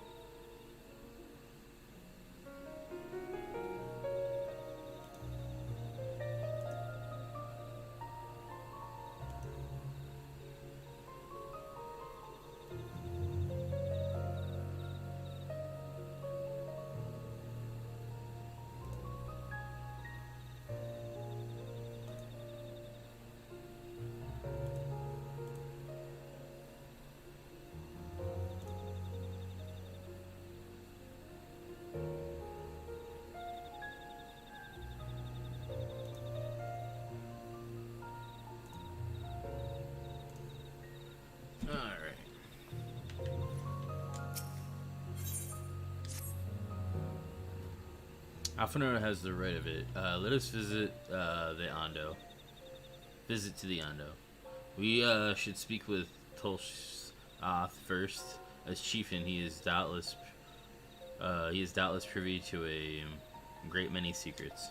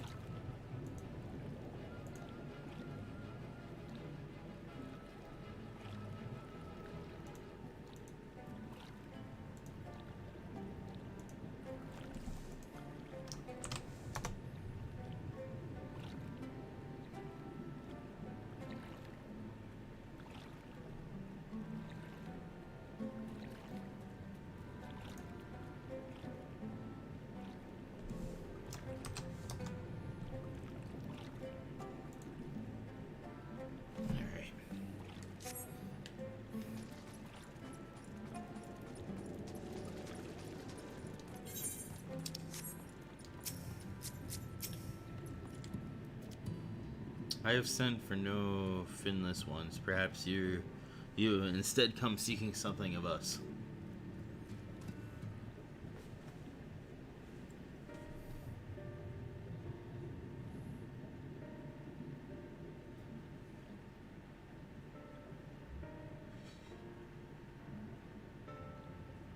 Ruins which you're kind of yet to explore, I see.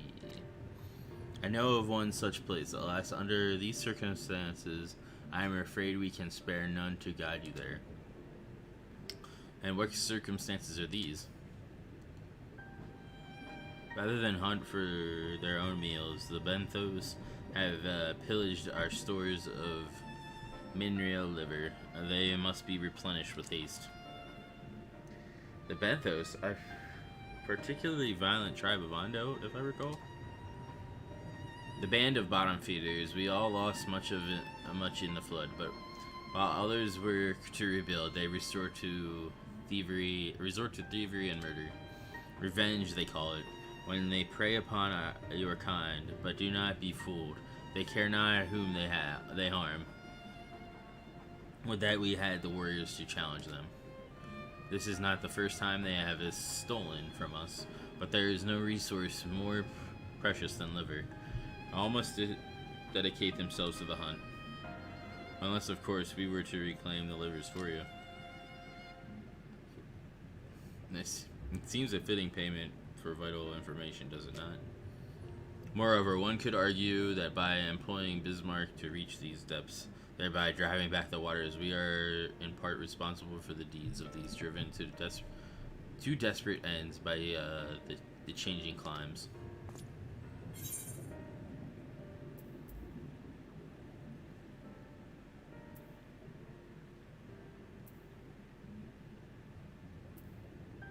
We certainly can't leave them like this.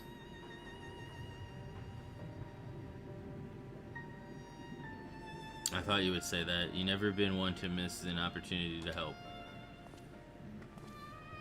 Reclaiming the store as it is, then.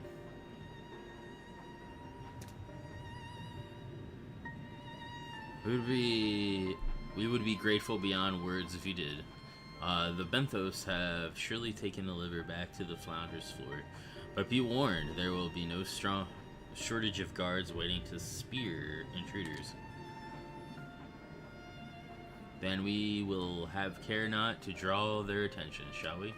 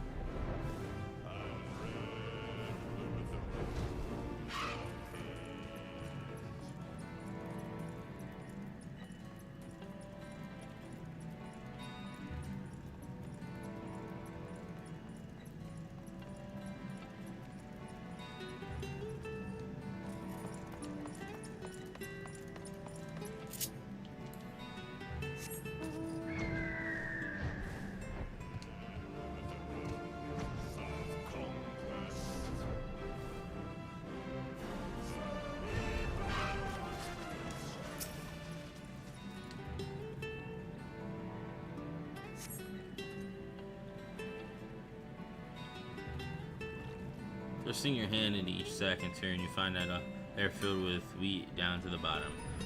You only need the raw meat. That raw meat is unpleasantly pointy.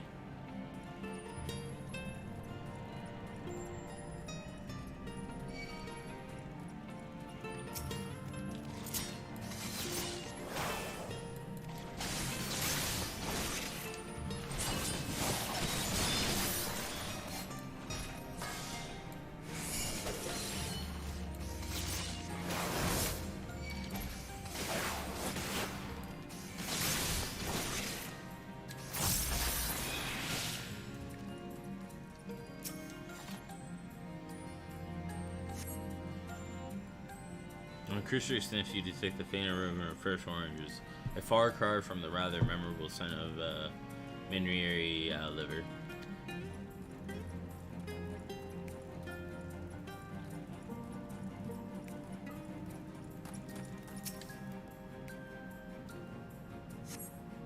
These boxes are filled with assorted vegetables. Liver is not a vegetable.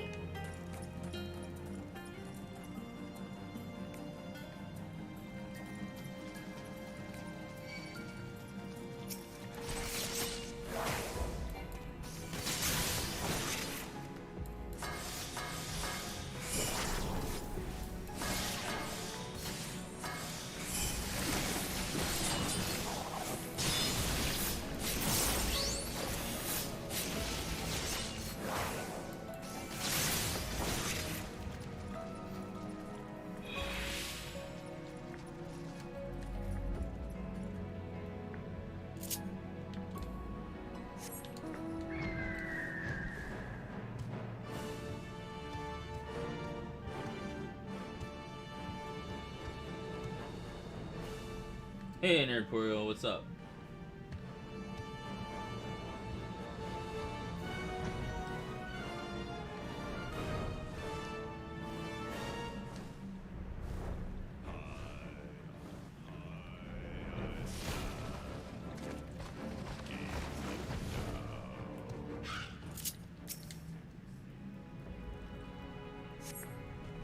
From the squelching noise they make when prodded and vile stench, you conclude that these bags are bursting with livers. Brilliant.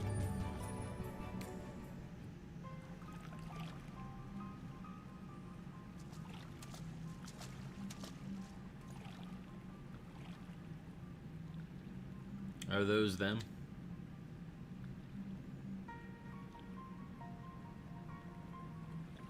Perhaps you've deduced this already, but it seems the Benthos have been raiding Kolsayan storehouses as well as those of the Ando.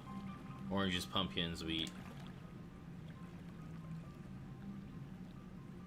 But when we discuss this after we see the livers safely back to Tulsaf, it wouldn't do to keep him in suspense.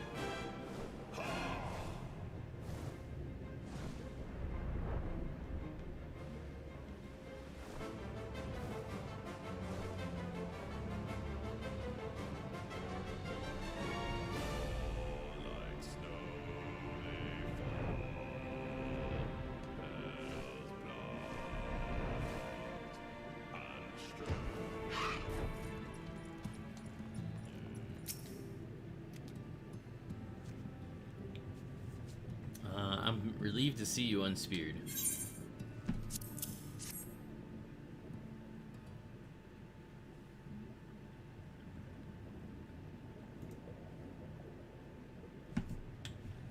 Our precious livers, I knew you would not fail.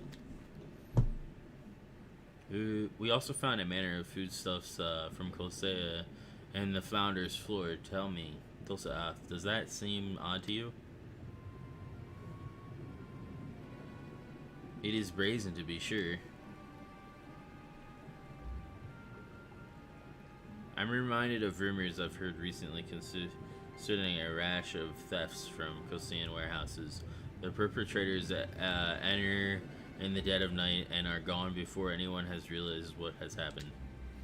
The Umaran armies has been investigating thus far to no avail. Perhaps the reason they have struggled so is that their quarry is of the sea.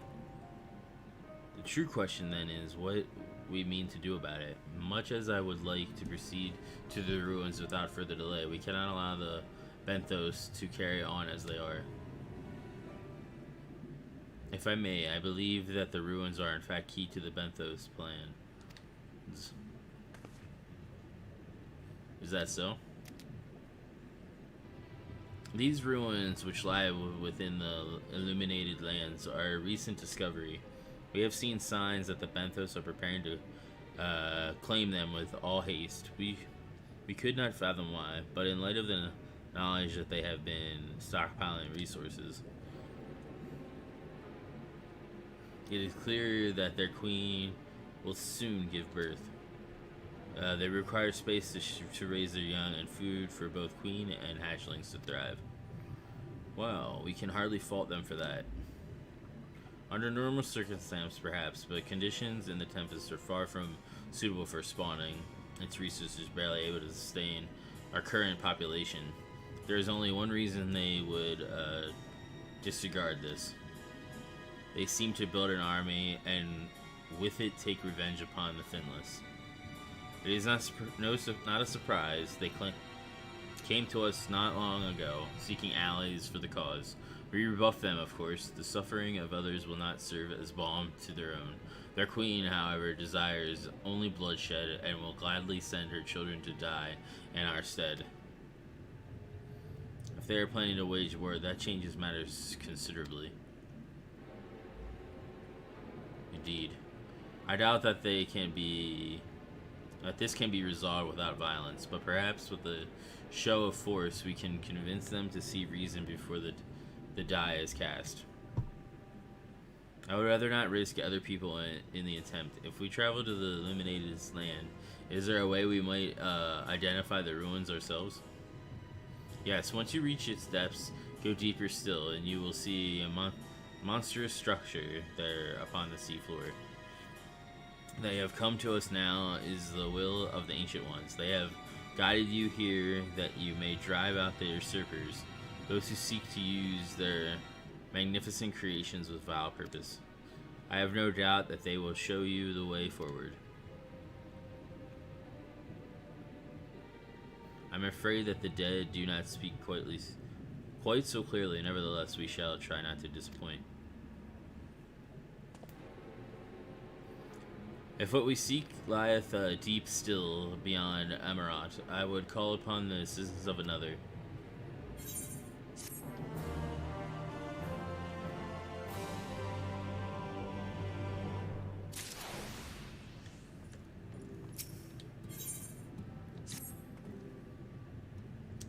Though our course hath decided to pursue it, we must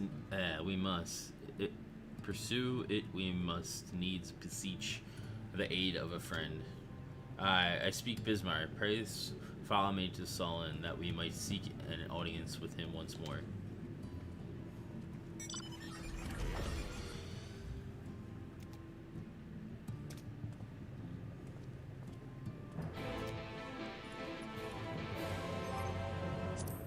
Alright.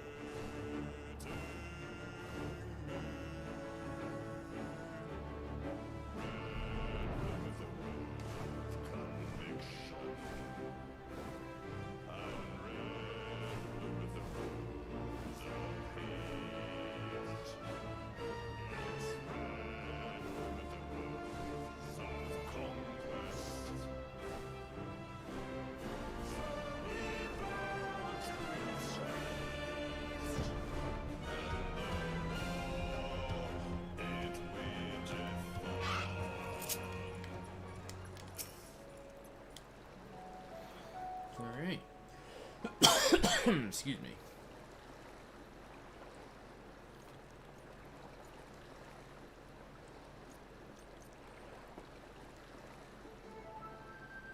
From here we press onward to the Isle of Ken. I myself should proceed on foot. You perfected your technique then? Just so the water will be as glass beneath my feet, and provideth purchase fragile yet true. Watch closely. Oh, I certainly shall. Forgive me, but would it not be easier to perfect your swimming technique?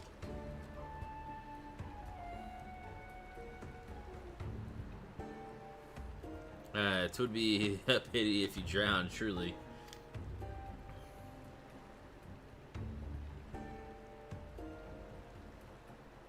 Oh hush, I'm sure it'll be brilliant.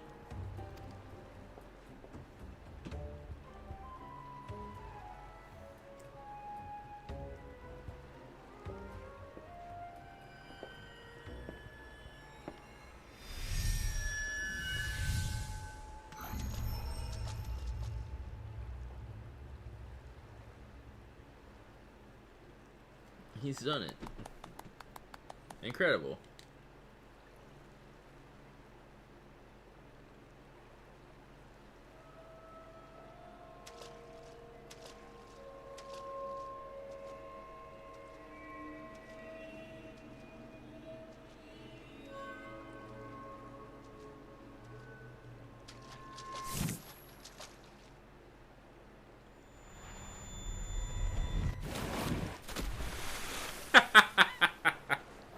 Naranger! For the love of...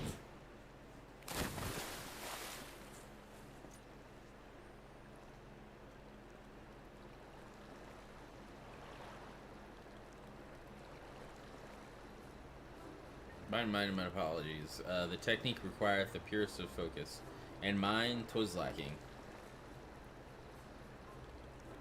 To perfect this magic, I went so far as to deal with the Thoth, and with their aid, mine efforts finally meet with success, albeit on a single occasion.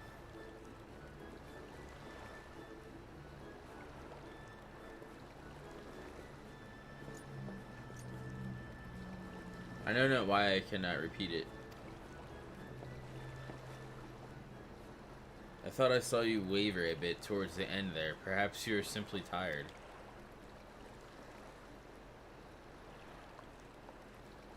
Thancred?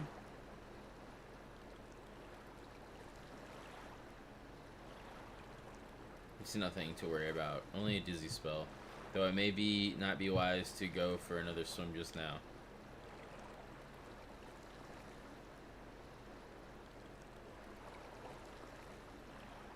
Thankfully, I have an alternative. A wonderful little invention. I'm certain you'll agree. A boat.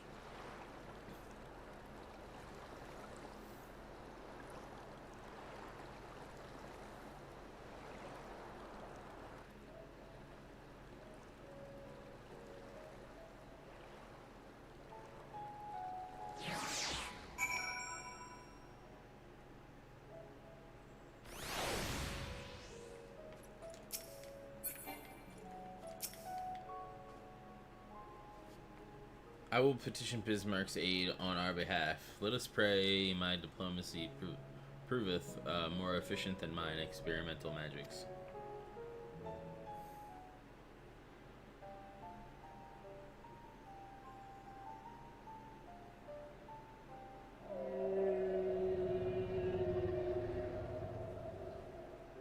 You speak with the voice of the king, little neighbors. I will not deny you. As before, if you seek what sleeps beneath the sea, I will be your god. The kindness is as boundless as the depths, serene one. Before we depart, however, I would ask a favor. After our last flight, I found many creatures clinging to me. I am itchy. Remove them, and I will take you below. With all haste shall it be done.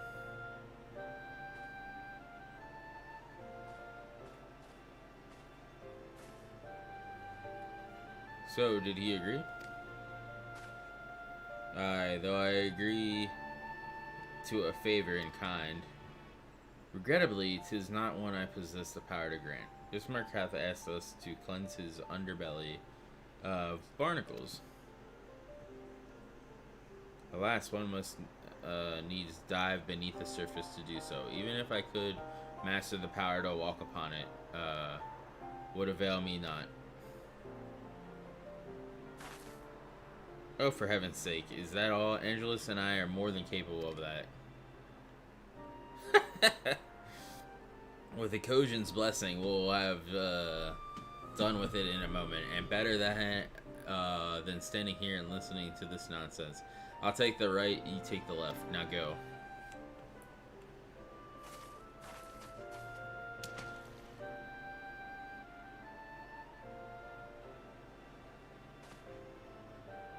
I am in your debt.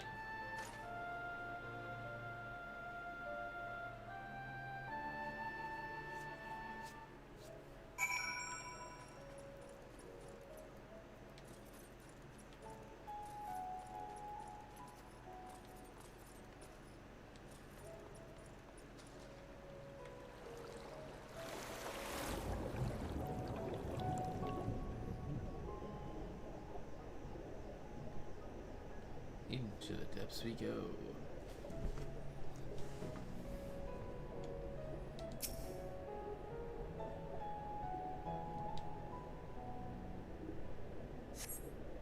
After a good deal of prying from the very thing, you dislodge the barnacle.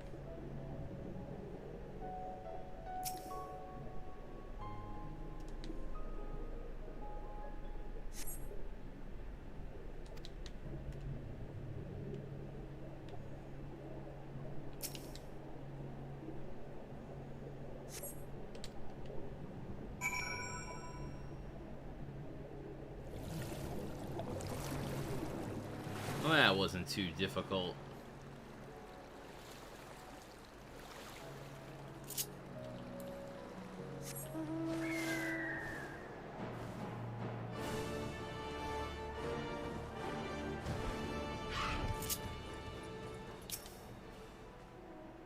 Thine efforts are most sincerely appreciated. I will inform Bismarck that we may depart without further delay.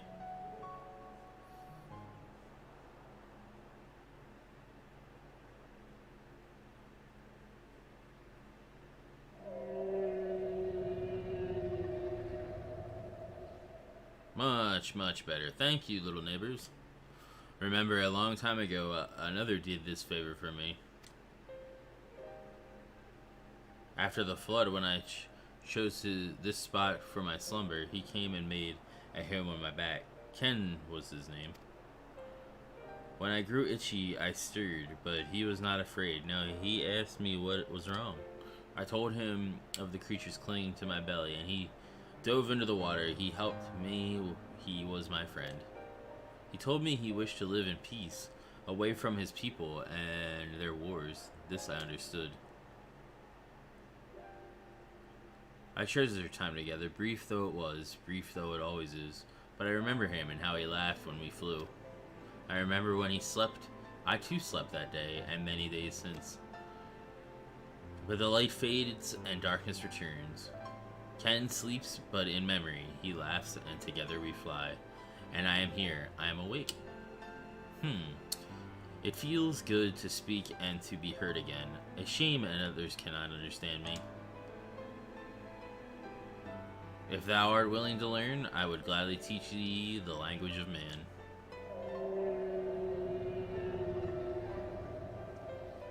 Thank you, little friend, but it is time I grant you your request. But first, I will take flight to cleanse my body and prepare. The dive will be swift, and I would not have you stuck by errant debris.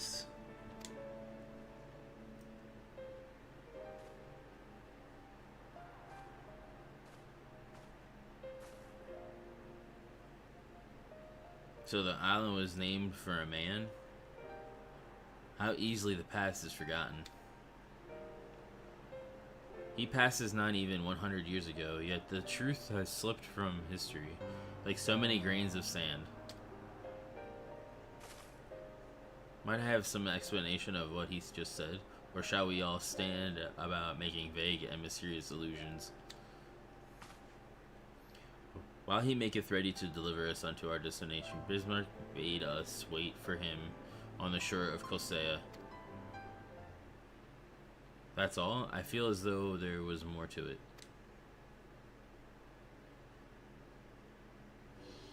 Indeed there was, but it hath no bearing on the task at hand, and I should be glad to share the rest with you anon. Fine, later then.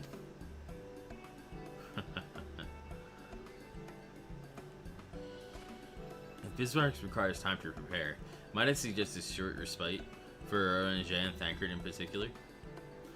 I require no such thing. I am the picture of a perfect health. Mine was but a momentary lapse in concentration. Worry not on my account. You mustn't push yourself so. Please rest for me.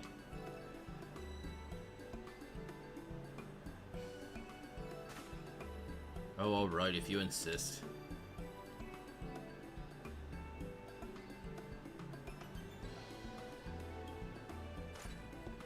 You too, Angels. You've been running yourself ragged. Yes, ma'am.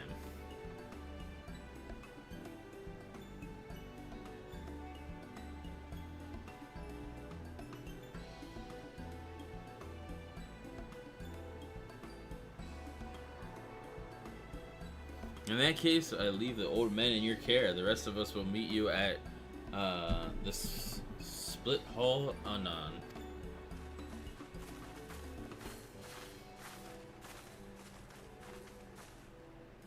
Sigh, word of advice, never let it show. When she realizes she struck a nerve, she remembers. By the gods, she remembers. In any case, if we must be made to rest, I know a place in Solon that's better for it than most. Come with me.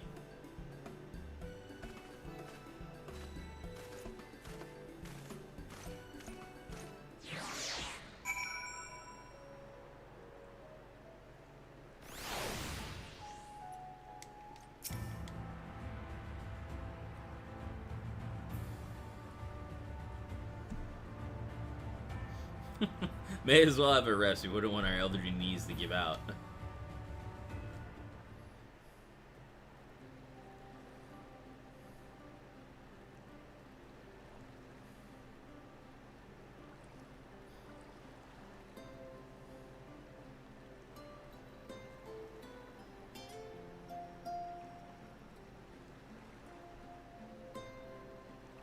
To hear her speak, you'd think I'm on my deathbed.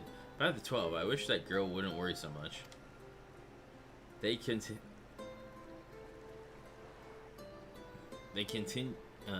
Count. Thy countenance belies thy words, Master Thancred. I'm sure I don't know what you mean. Let the record show that I am here under protest. Though I can't say I mind the view.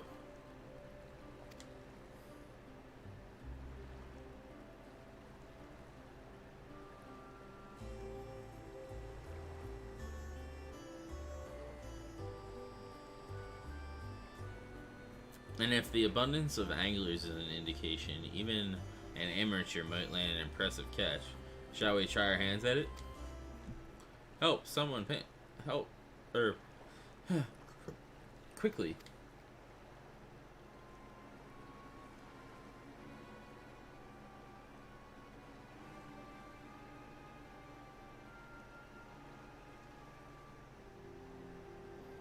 It's Nightshade. We was attacked on the road from the Crystarium. Barely escaped with my life. I suppose we might have predicted this.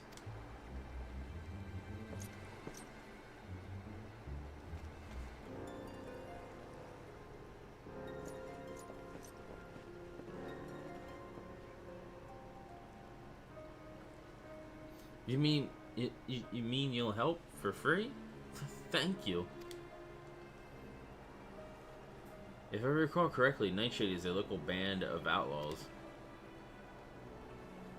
I doubt they'll trouble us over much. No more than they already have by interrupting our relaxation at any rate.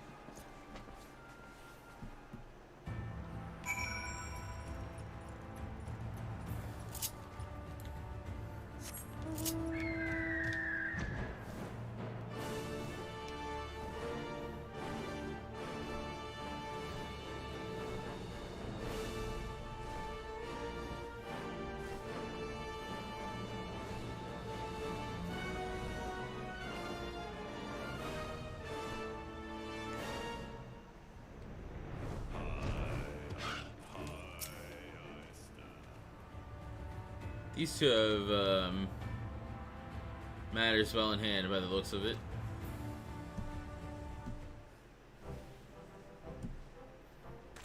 Hey, it's those dudes.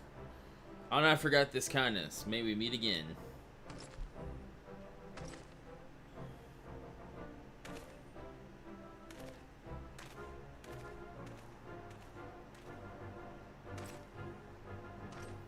Is that you, sir? Don't tell me we just deprived that poor fellow the honor of being rescued by the Warrior of Darkness.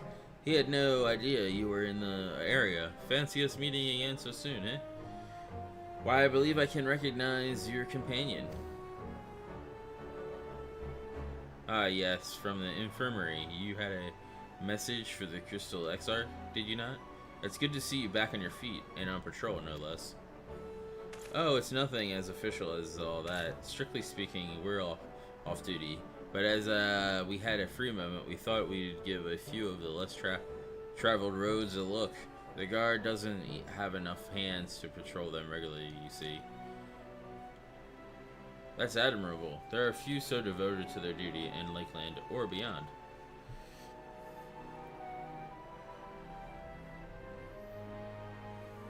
Well, we've been talking about it for a while, and neither of us is satisfied with just seeing out our service. It feels like we could be doing more, like we should be doing more. It's all about having the will to help your fellow man and the resolve to see it through.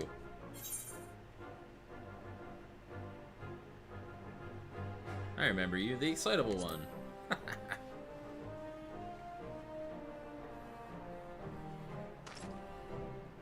Sorry, sir, I get a bit overexcited the other day. Couldn't get my words out. The name's Vonard, sir. I'm with the guard, but I don't just want to protect Lakeland. I want to protect the lot. Just like the Warriors of Light.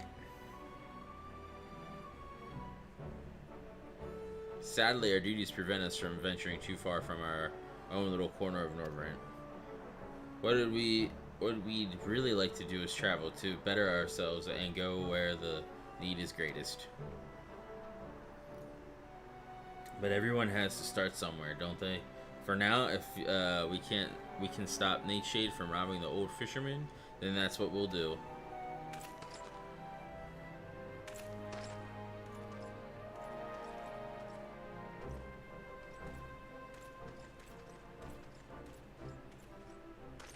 Well, future heroes of the first, do you think?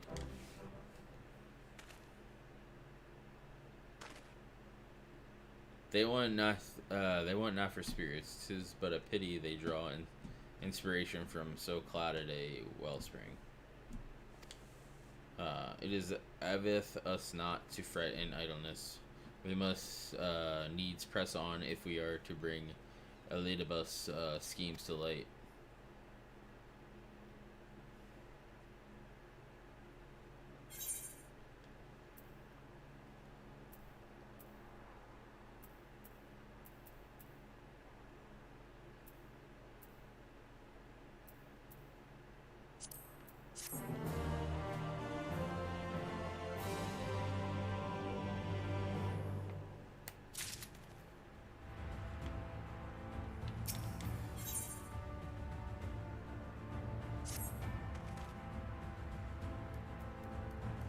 Though our respect was cut short, I dare say we are all eager to avail ourselves of such knowledge as the ruins may hold.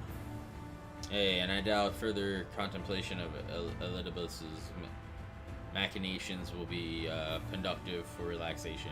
We may as well make for the split hall now.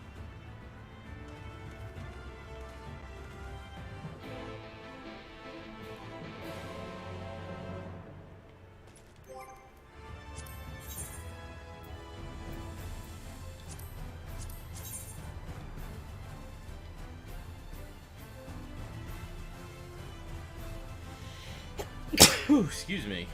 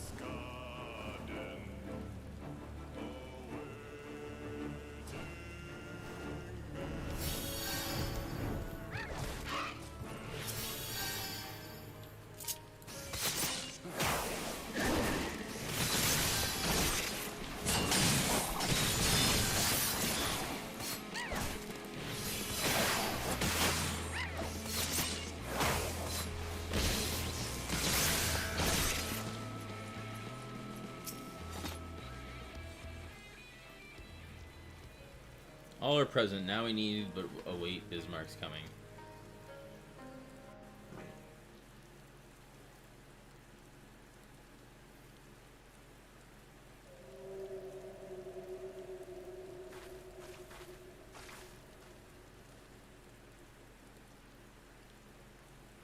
Tis time.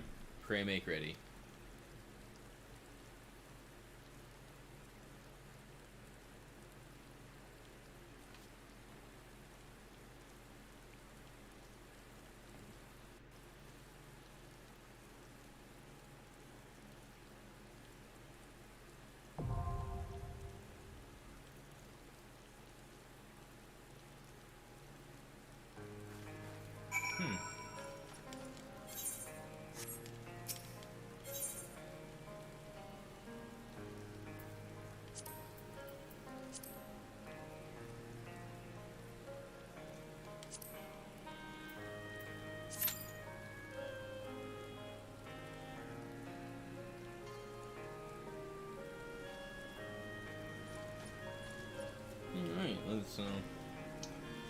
Let's wait for a party here.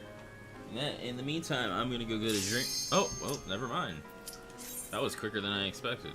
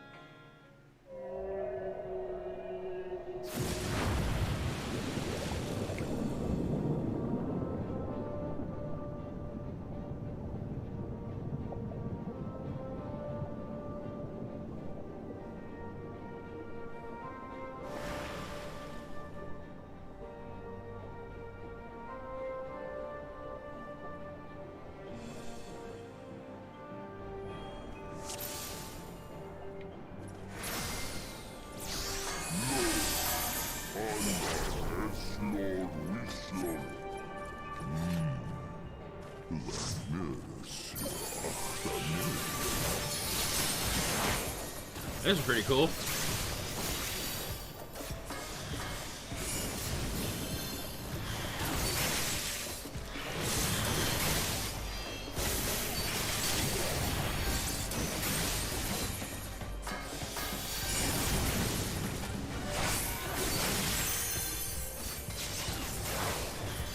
Where's the rest of our party, though?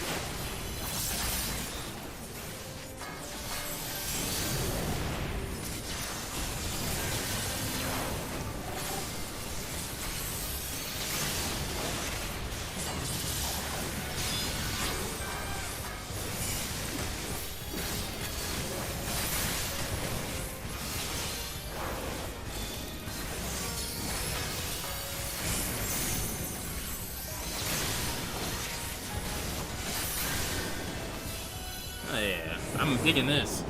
Fighting on the back of a freaking Bismarck. It's pretty awesome.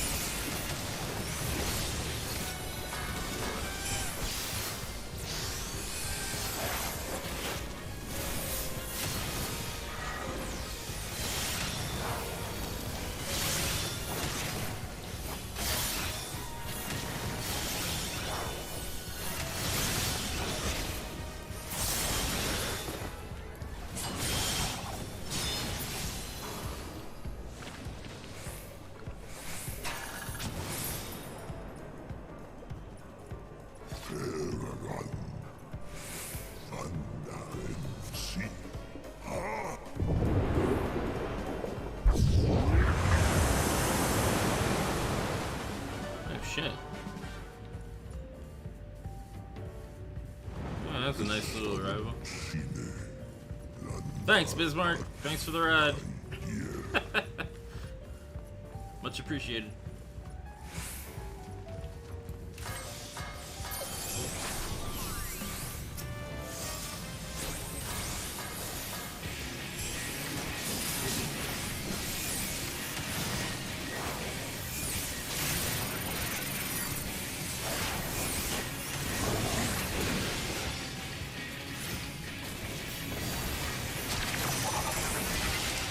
Oh shit.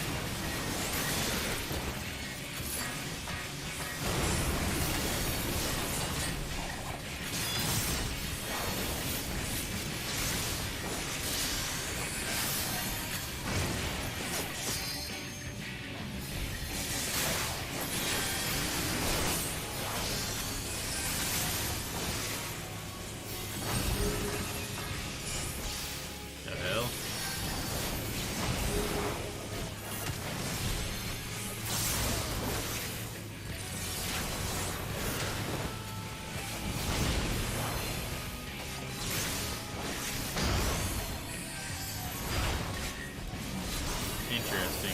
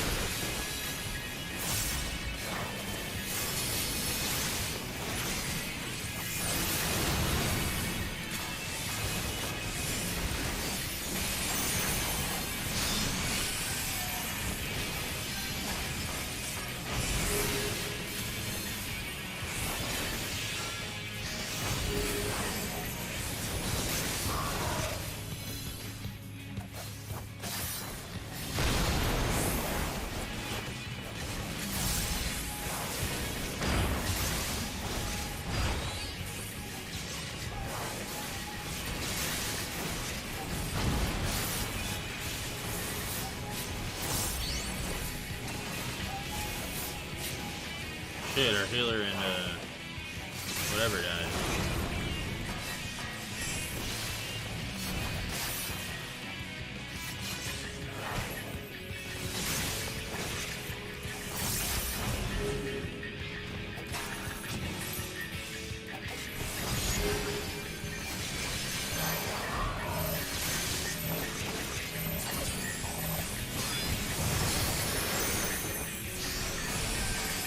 Nope.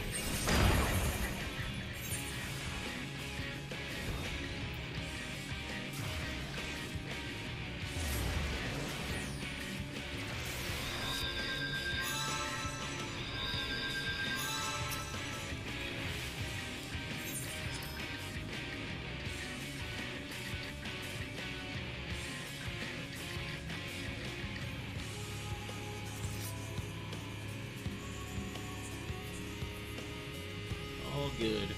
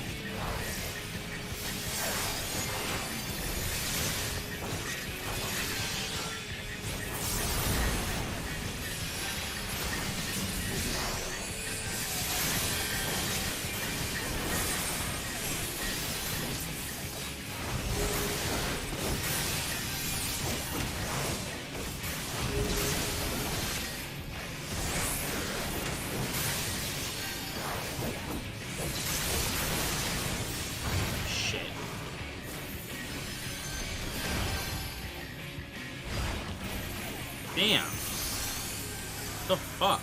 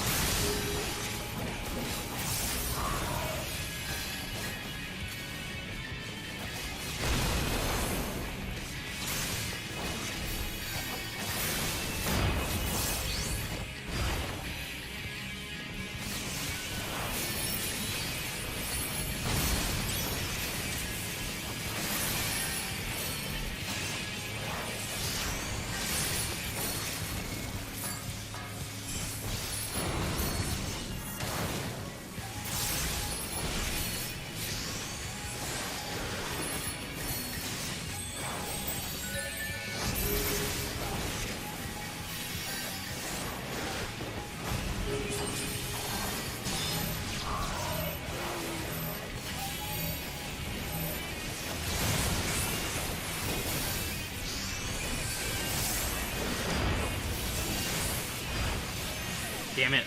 Fucking got hit by that. No.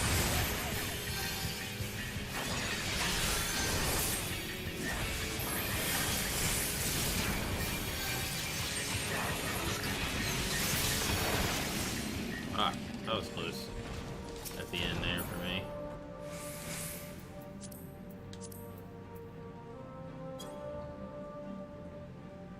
Is that better than what I'm using? 455, I think so, yeah.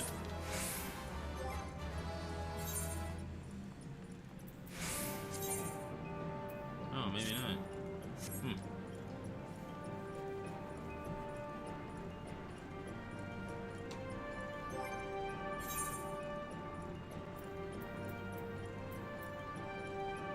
Oh, that's 490, shit.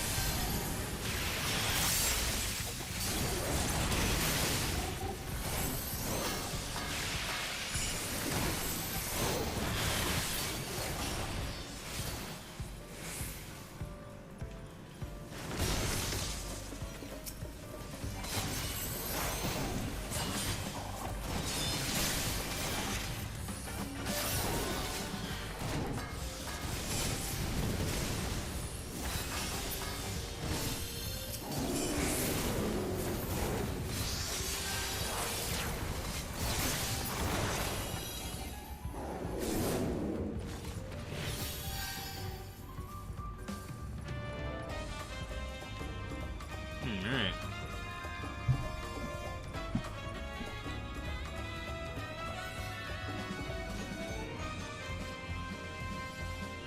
I guess this is the queen.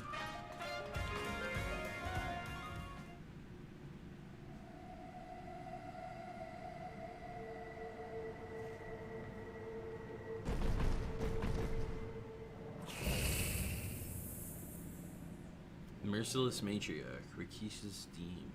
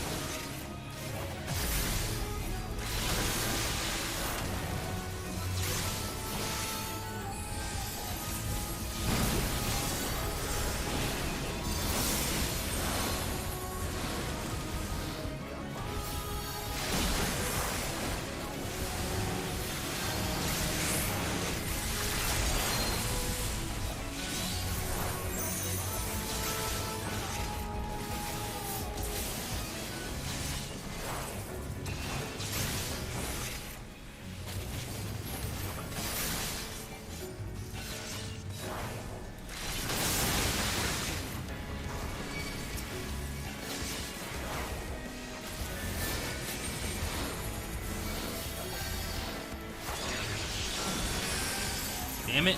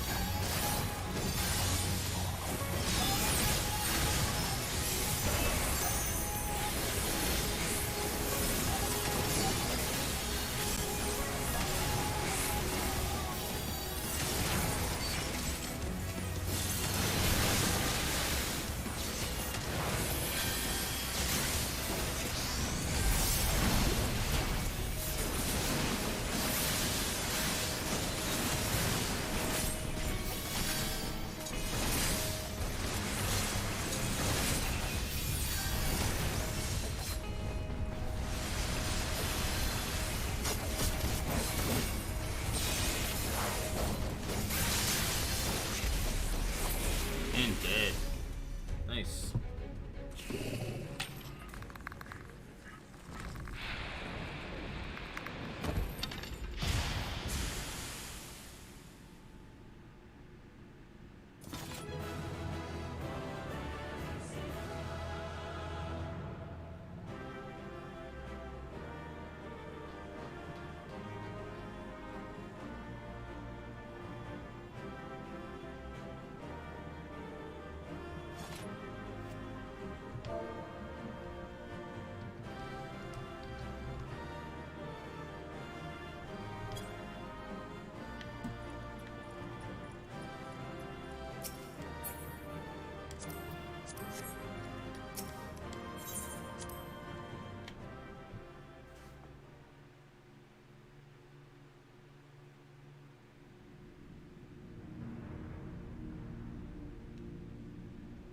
This structure must have served an important function. And here are yet more crystals. I too noted the crystal repository on the way. The Benthos seem to employ them in their spellcasting. In such vessels did the ancients preserve concepts, ideal forms to be drawn upon in the act of creation. That so great an abundance should reside here lendeth credence to Ishtola's conclusion. This facility held great significance.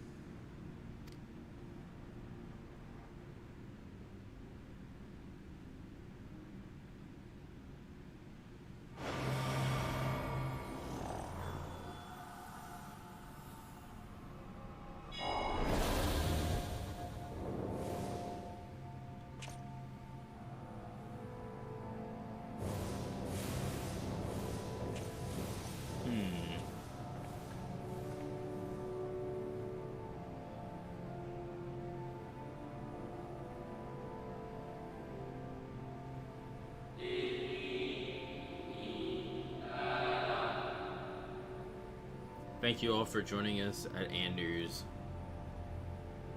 Anteaters in these most perilous of times. By the summoning of Zodiark have we been granted a reprieve, yet immutable as the laws he has woven may seem, they will never serve to forestall our doom. Nay, should we continue down this path, our fate will be the same.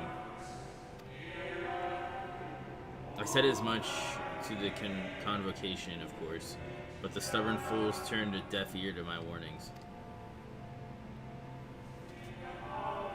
I had hoped that the defector at least would side with us, but I regret to report our overtures have gone unanswered.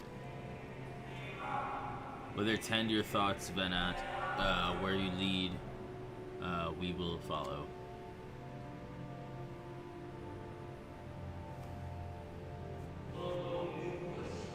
I shall not speak ill of the convocation. They too seek only to secure the future of our star. Yet it is plain they will not countenance a permanent solution. That being the case, we must ask ourselves a simple question. Are we prepared to pursue our chosen course, even should it mean suffering the eternal condemnation of our brethren? If so, I see no further reason to demur. Let us bring forth the light that shall ever after keep the darkness in check.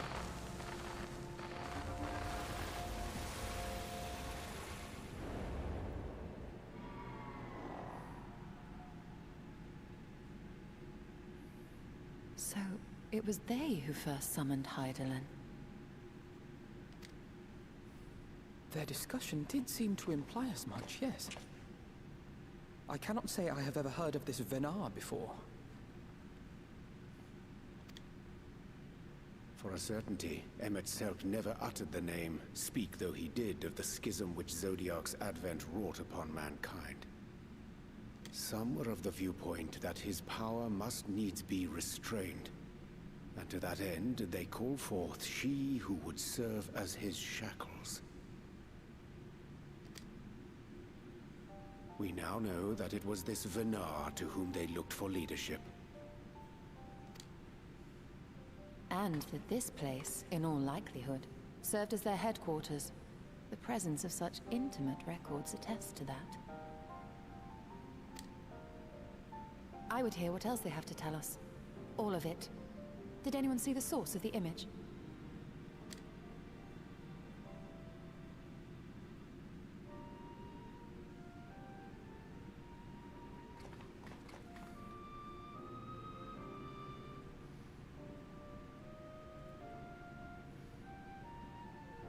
The device there? Then let us see what other secrets it holds.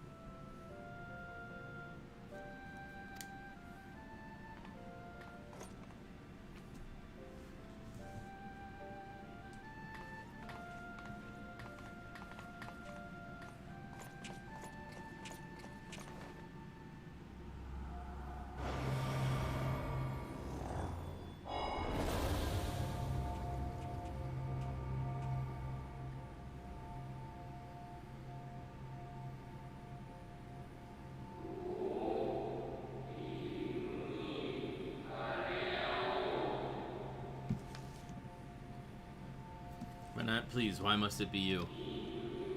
If I may speak plainly, I would sooner it were any other. You are our leader.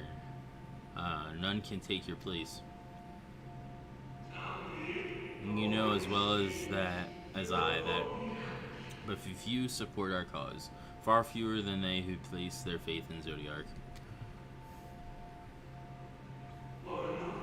If Hydaelyn is to stand a chance of opposing him, I am the only one who might suffice as her heart. Rest assured, however, I shall not vanish from this world. The form I take shall ever remain my choice. Then I will press you no more. Only know this, you will be sorely missed.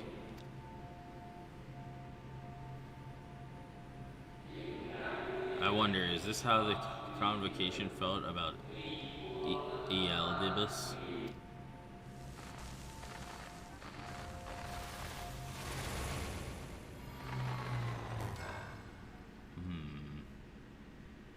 The plot thickens.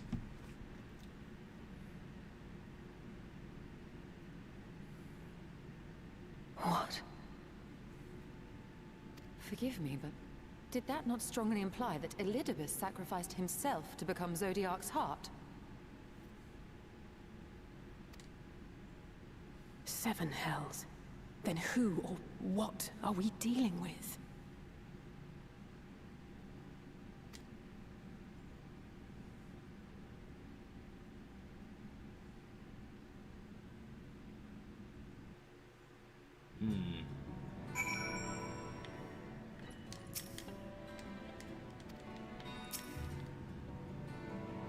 The device appears to be activate via a form of ethereal attunement, not unlike an aetherite.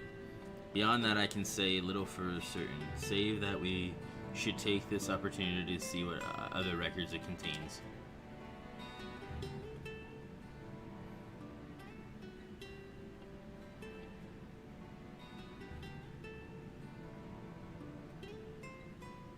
No response. Confound it.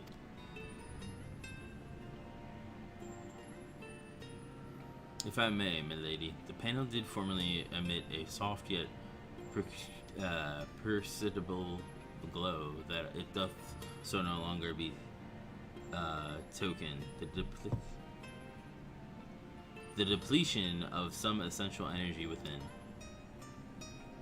Given how long it has lain dormant, I think it fortunate it functioned at all. That may be, but if we can get it to work again, we'll be leaving with more questions than we've answered. The white-robed emissary hath ever named himself Elidibus. Yet if the shade spoke true, Elidibus ceased to be ere even the sundering came to pass. This calleth to mind a truth that Emmett Sulch did once reveal in passing, that the name by which we know our foes are not those given to Asians at birth.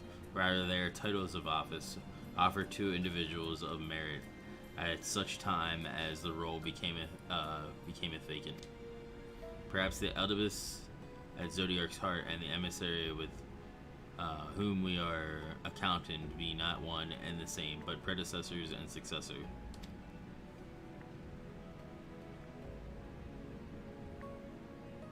It's possible if the previous Elidibus perished before the final days, the one we now could still be a survivor of the Sundering. No, could still be the survivor of the Sundering. And yet something in that explanation rings false.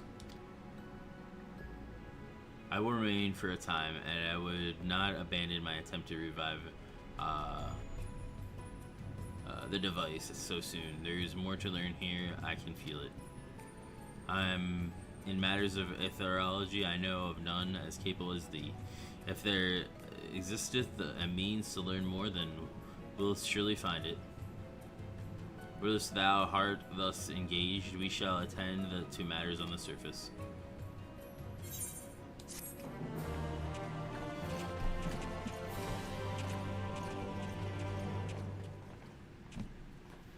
You may now enter an MS entered with the party of NPC avatars to make use of this feature upon the Trust interface located under Duty in the main menu.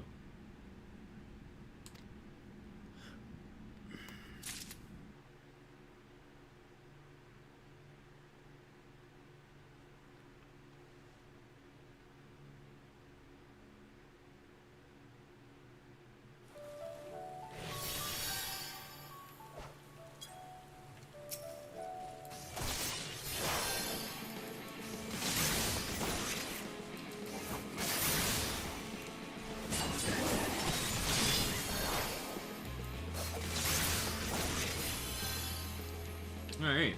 On that note, I'm gonna take a little break here. We'll be right back. I'll talk to y'all later. Just a few minutes.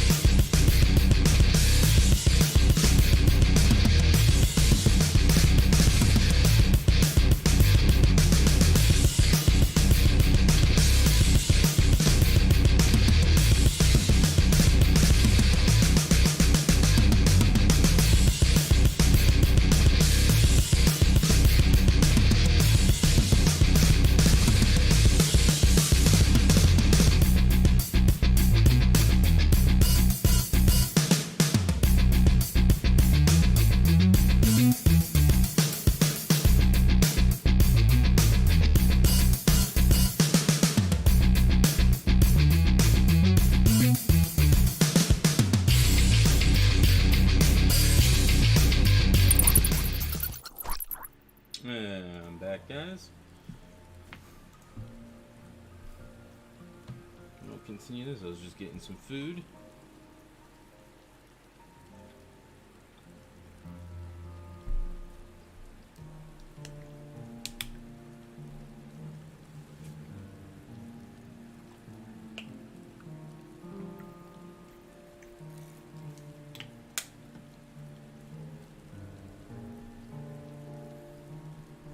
I hope everybody's having a good day today. So far, we've had Darius come in through, Darius Munchausen, Tashi Queen, Amber, the Nerd Poyo Lifeform. Who else is here? Apollo Patriot, as always welcome to have you here. I think that's all that's drawn through here. Much appreciated on you guys being here. Means a lot. I know you guys don't necessarily stick around the whole time, which is fine, but just stopping in and showing some love is much appreciated. We're still gonna continue playing today, so yeah, let's get back into it.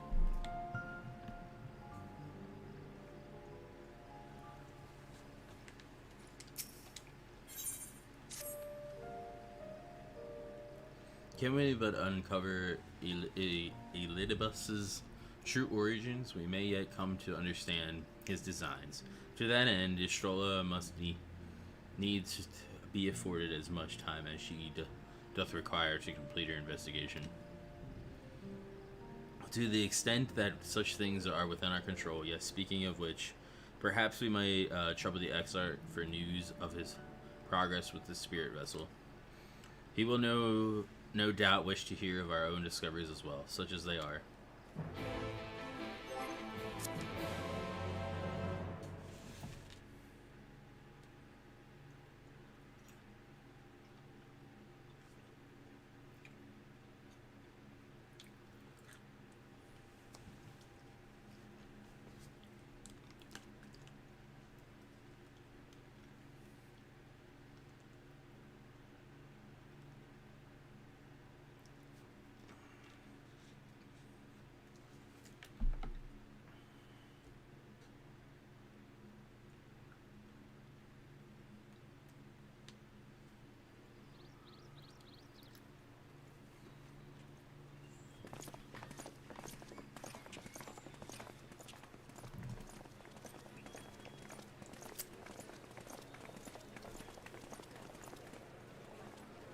Dare I ask what's going on?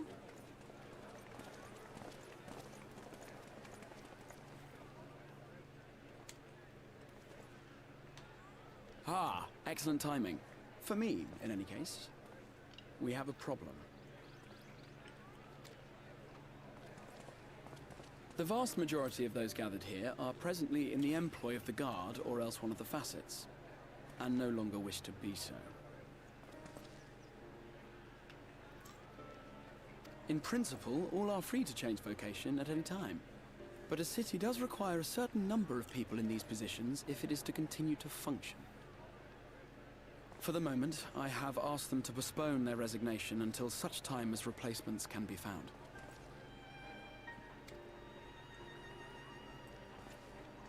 As you may have surmised, we have the Warrior of Light to thank for this. Go figure. It's you! The Warrior of Darkness!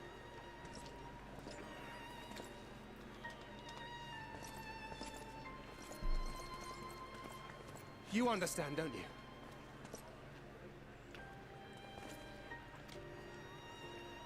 Someone's going to have to look after this place once you're gone. We just want to be ready to do our bit when the time comes. And not only here, but everywhere. Which is why we've got to get out there and lend a hand to those in need.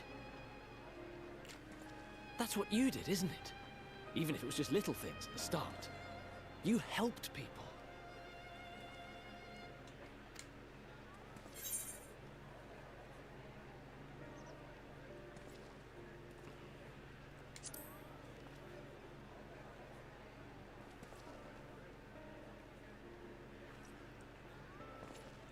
And we're trying to do the same.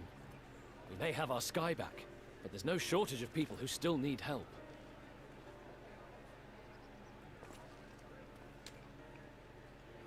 If we follow in your footsteps, then I choose to believe we too can be heroes one day. Even warriors of light.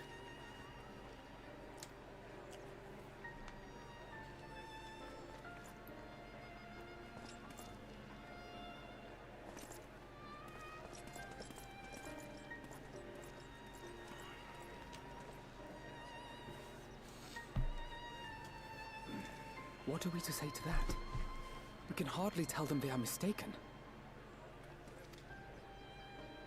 They seek but to do good, as you have.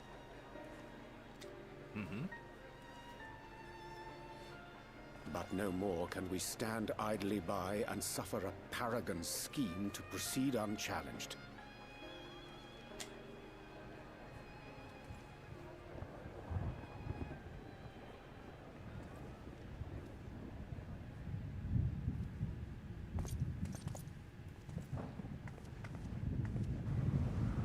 The hell?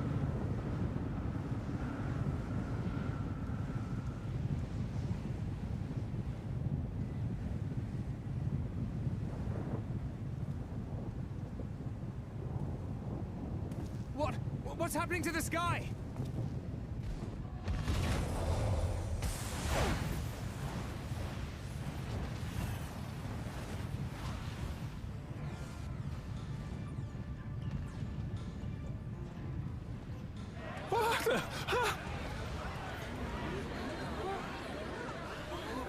Wicked White.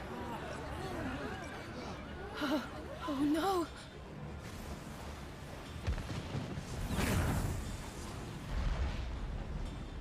By the 12.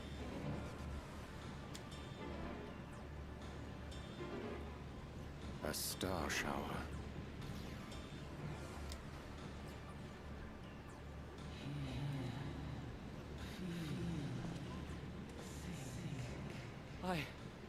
I hear a voice. You and all? Then why does it feel like it's inside my head? Hear? Feel? Think? I hear it. Me too. Did I not tell you, my friends? You are warriors of light!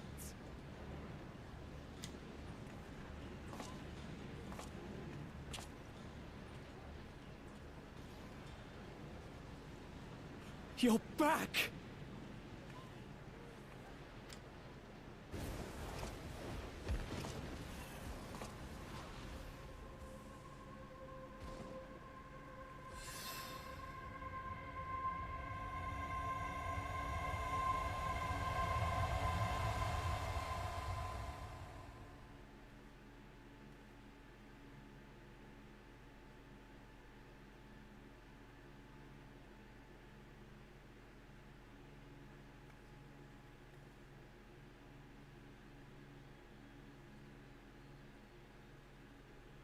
What you hear is the voice of light itself, and it has blessed you with its power. Welcome to the fold! I'm a warrior of light. I've been chosen?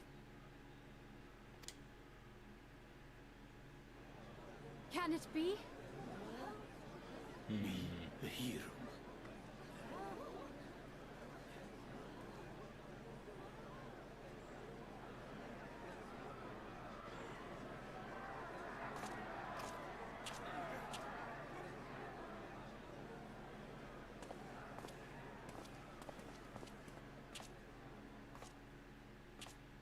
Wait!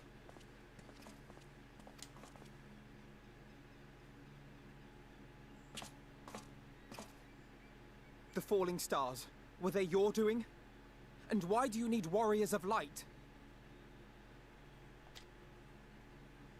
What, am I to reveal my plans simply because you asked? Nay, I think not. Though the stars, I acknowledge mine. A convenient illusion, apt to awaken what little is left of the power that once resided in your sundered souls.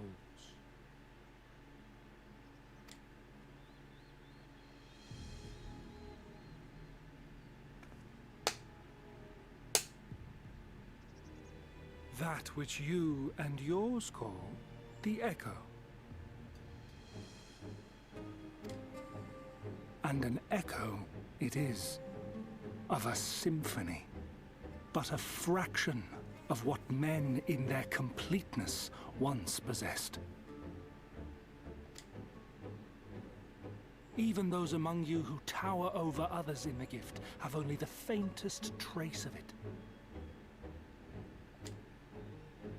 But though sundered and forgotten through death and mocking rebirth, it has persisted. A whisper of our past, burned into your very ether, along with the sight of our end. Through the rekindling of memory, I have awoken the ability, just as Heidelin is wont to do when she has need of new Hey Shadows, means. what's up?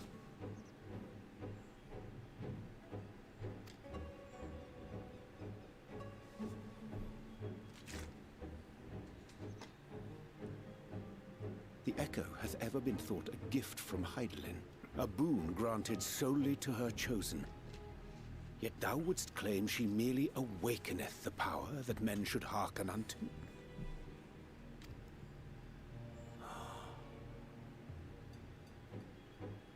Her voice.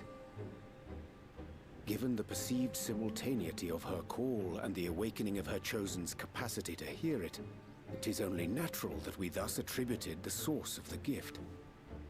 Yet if, in truth, the Echo is a prerequisite for hearing her voice, one might surmise that her call never ceaseth, such that all who awaken to their innate gift might receive of the blessing of light at the self-same instant. Yeah, like around 7 or 8, got really tired and just at the passed sight out. of the star shower, full many in the crowd did speak of hearing a voice in their minds, did they not?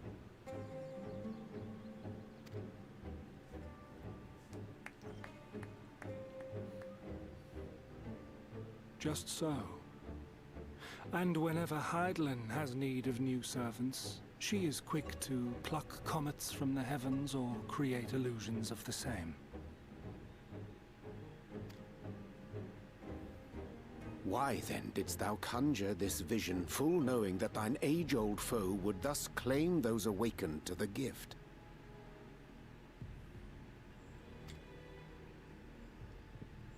Foe? You must be mistaken. As you see, I am a warrior of light.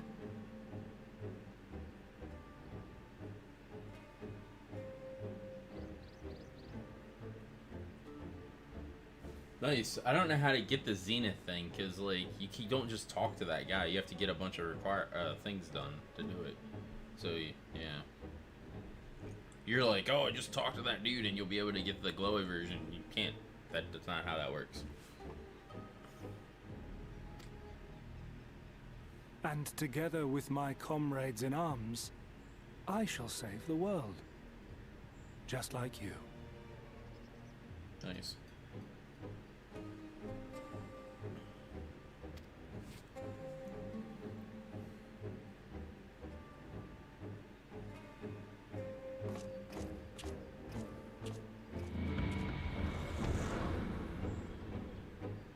Yeah, but I did talk to the furnace, and you need to trade the weapon plus a different material.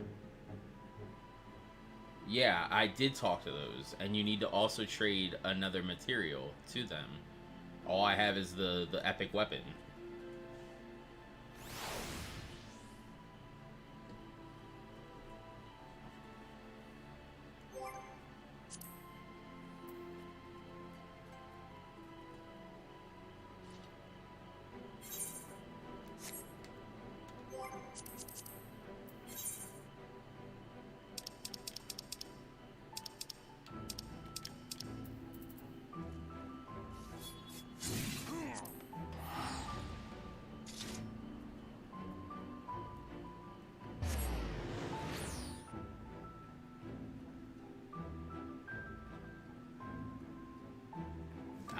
That would explain it then.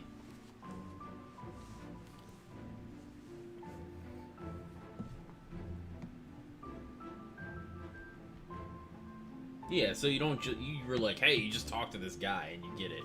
So that's what I was doing, and that's not the case.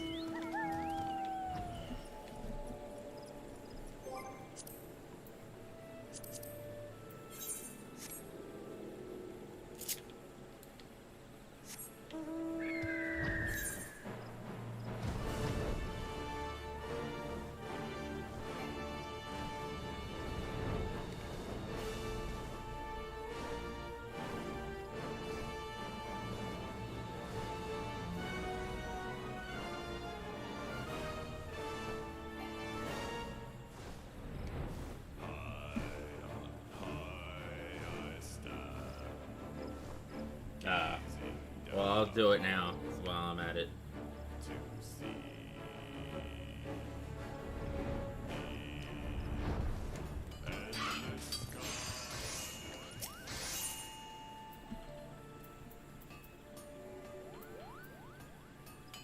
So the Thavanerian dust is from Revenant's Toll or whatever through Thingams.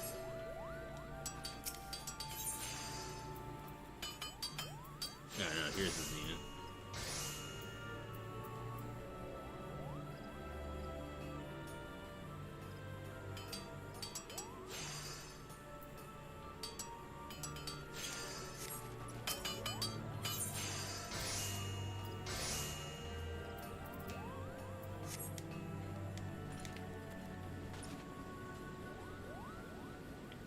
Okay, then I need a couple because I got 2 weapons that I need to do.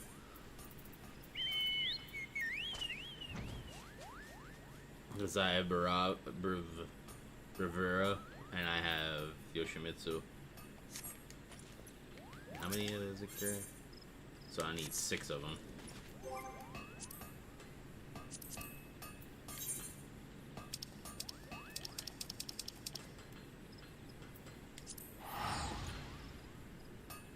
Six. It's 3 apiece.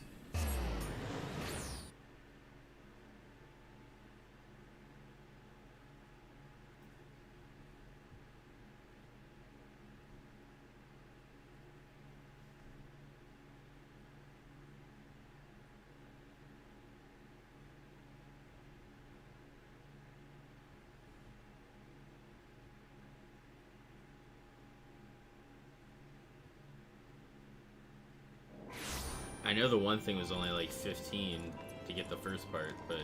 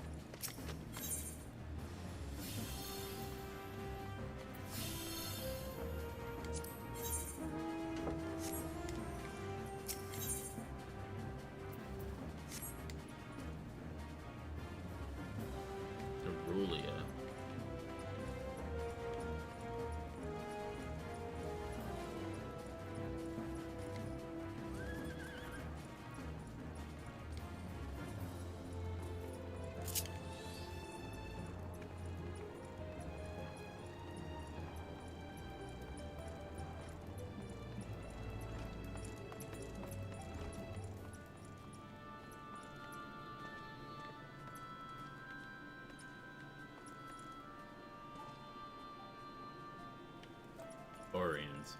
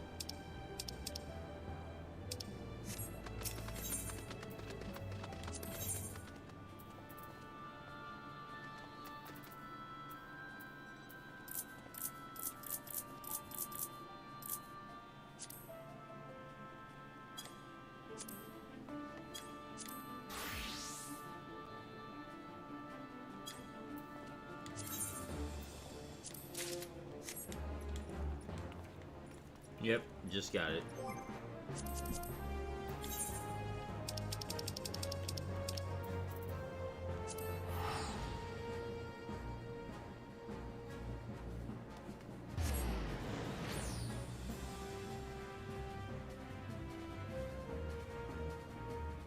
Hey, can you hear me?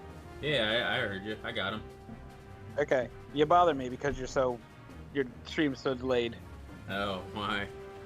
Well, you have 20 seconds and you're running back and forth, and I'm like, no, it's this. No, it's this. Fuck, I'm just going to get in Discord and tell him. All right, well, I'm getting ready for work, so I just wanted to make sure you didn't fuck it up. So. Okay. Okay, bye. Bye. Have fun at work.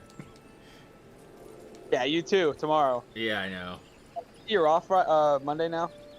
No, the 10th is when I'm off, so... No, you're off Monday. They canceled your shift Monday. Oh, are we?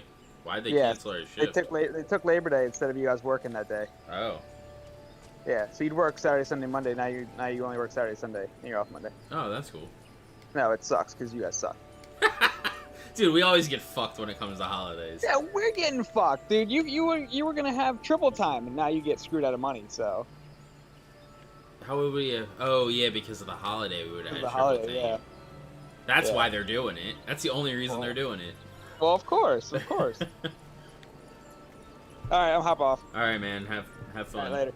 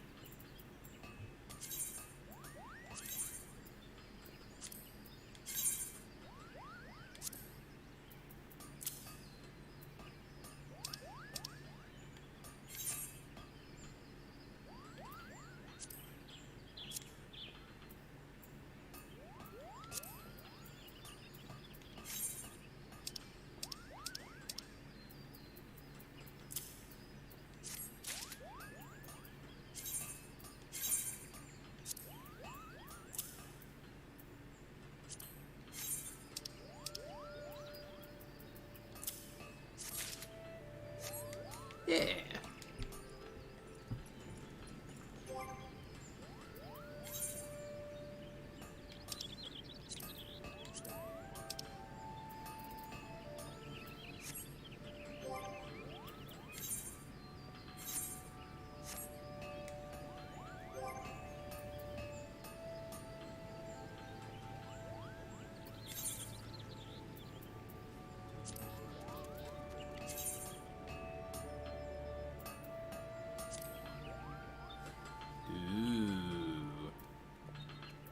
That's pretty cool.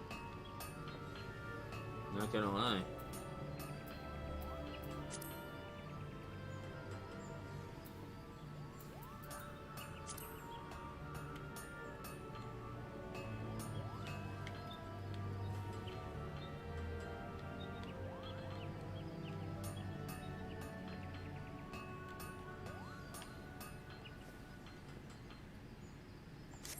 Nice.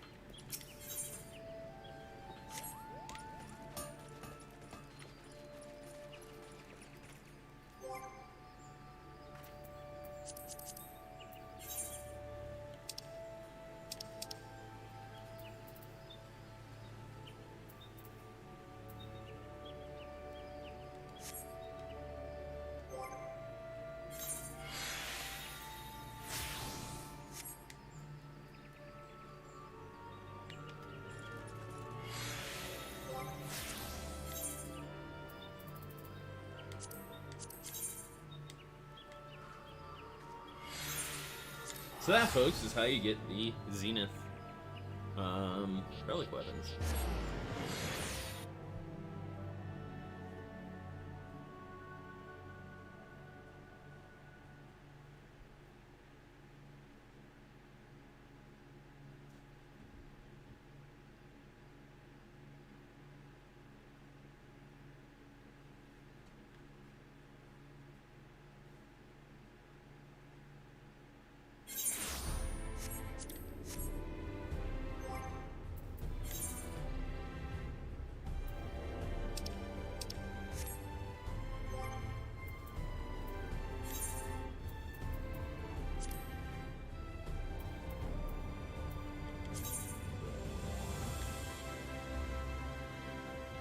There's the axe, too. It's actually pretty badass.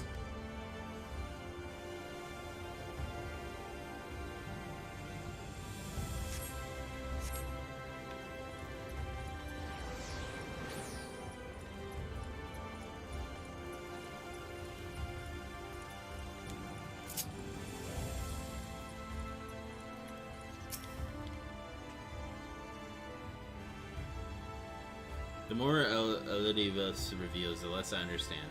But that he has made a fine mess of things is plain. That he has.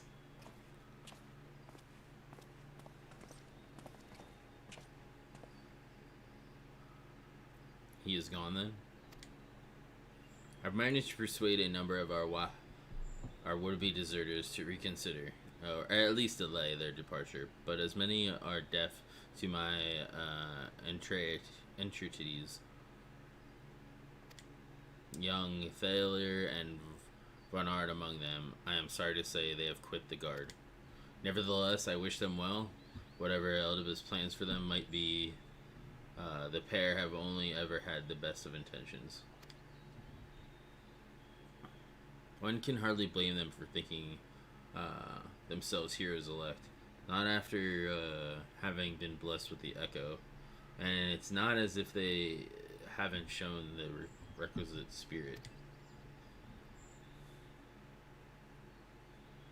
I quite agree, though the impetus for their sudden departure may have been words falsely spoken. The men and women in those whose footsteps they would follow are heroes in truth. Words of late, Ardbert yourself, most of all. And so I would ask a favor of you: speak with them ere they embark on their journey, and furnish them with the wisdom you can. They've set off for the Amara launch but you should still be able to catch them if they leave now. If you leave now, worth the effort, I'd say. If I recall correctly, Admiral Miralib took the time to usher you out into the wider world many moons ago. I think the comparison rather flatters Third and Vonard, but the point still stands. They would doubtlessly be greatly encouraged were the warriors of darkness himself to see them off. If thou art willing, I prithee thee go. Thou mayest safely leave the task of unfolding that which did transpire at Animasis to us.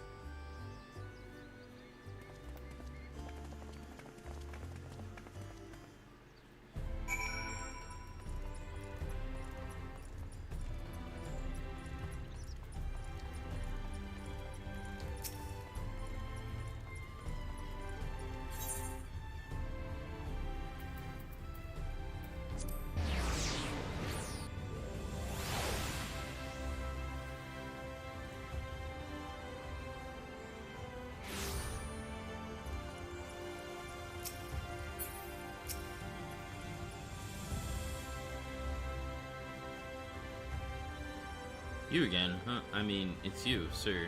Sorry, it's been a funny old day.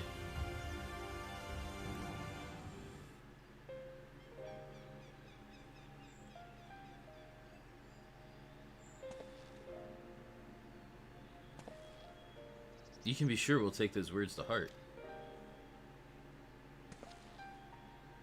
I still can't believe it, you coming all this way just to speak to us. I swear we won't let you down, so long as it helps someone. We'll do what needs doing out there, no matter how small. And when larger threat looms, we'll be ready to face them. You see if we aren't.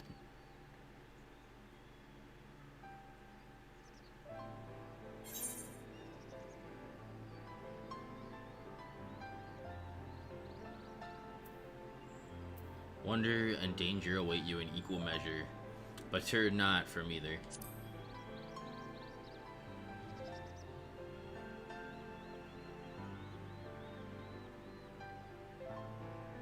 We'll be off then. Farewell, warrior of darkness, and thank you.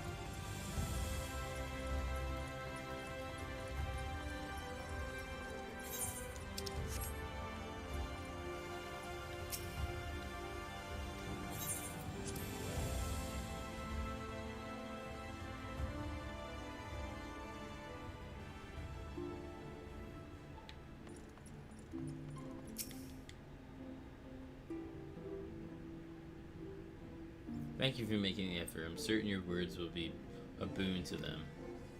While you were away, the others told me of your investigation. We have yet to discuss how to proceed, however.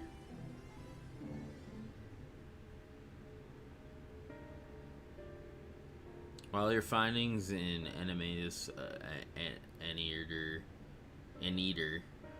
to raise important questions as to the identity of our adversary, we are no closer to discerning his design, nor do I know of any other potential avenue of investigation. For which reason we must needs trust to Ystora's ingenuity and wait for her efforts to receive the ancient's device to bear fruit. What if I were to attempt to follow the emissary? Elusive as he is, his plan compels him to court public attention. He shouldn't be impossible to find. Especially for one of your experience. It does seem worth the attempt. And I'll come with you safely in numbers. Safety in numbers. In combat, perhaps. But where stealth is required, the opposite is true.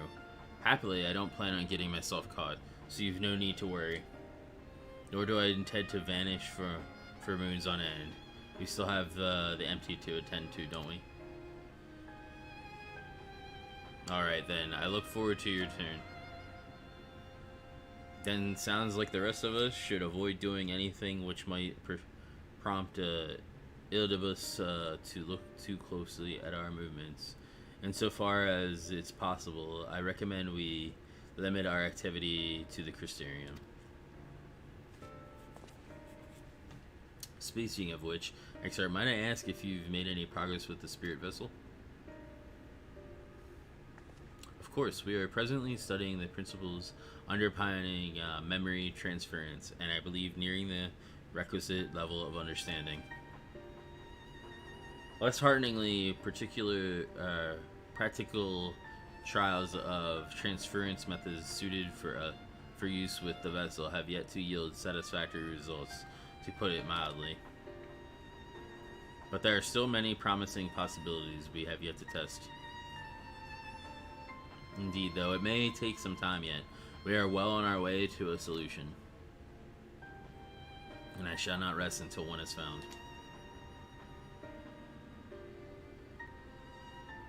Though we are grateful of thine unstintingly efforts, thou needest not labor to the exclusion of all else. If it would serve to lighten thy burden, however little, I should gladly offer mine assistance. Quite. I, for part, will do what I can to ensure that the Crystarium continues to run smoothly in spite of recent disruptions. And perhaps I could help? There must be something I can do, even if it's just guard duty.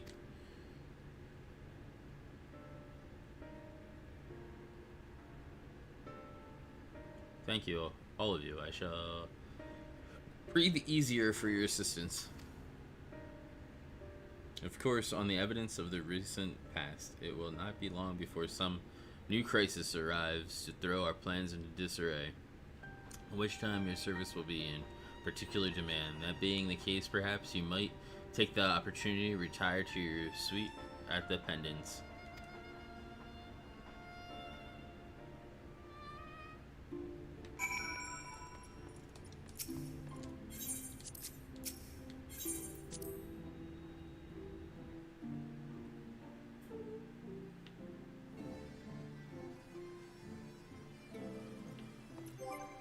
Check something quick.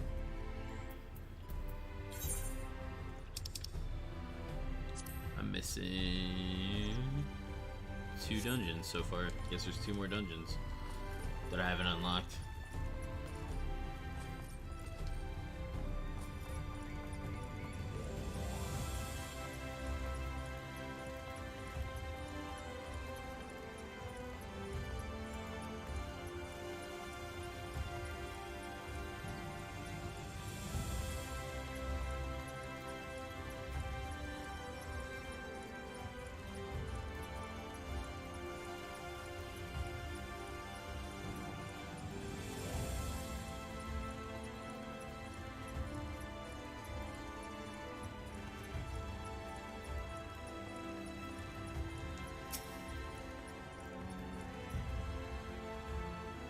Pleasure as always, Master Draven.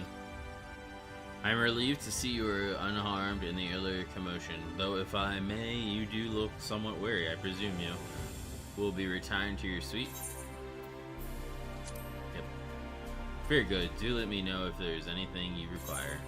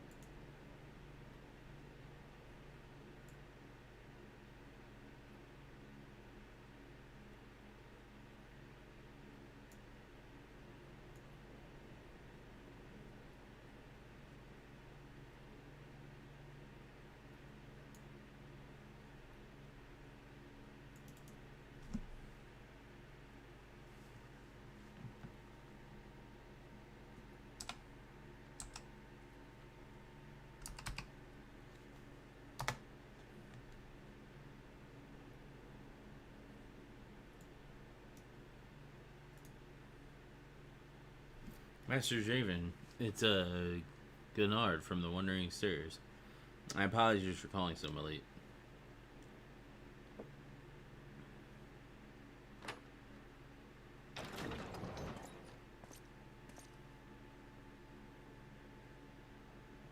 A friend of yours was asking after you. You may remember them from the business with the cardinal virtues.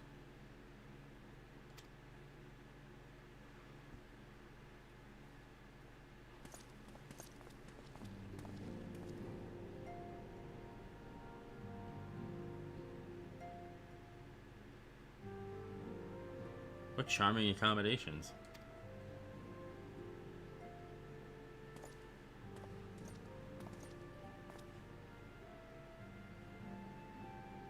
I had come to dine at the Wandering Stairs, you see. Then when I spied a considerably gathering of locals, then the sky caught fire and, well, you must know what it all means. Anything you'd care to share with a friend?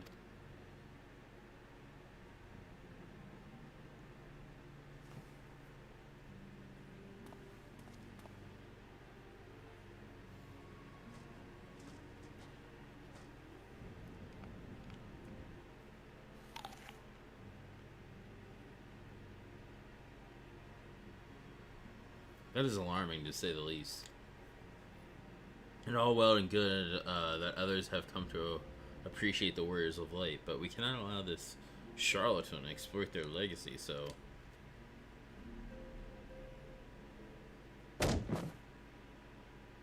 Yes, why not? We shall reform the indomitable duo that is Reek and Angelus, and put an end to the shenanigans.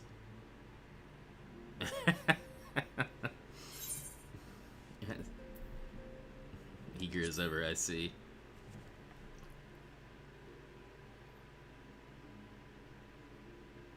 Yes, I know. Not need to say it. No need to say it. You've no intention of involving me. I'm stupid, but I'm not naive.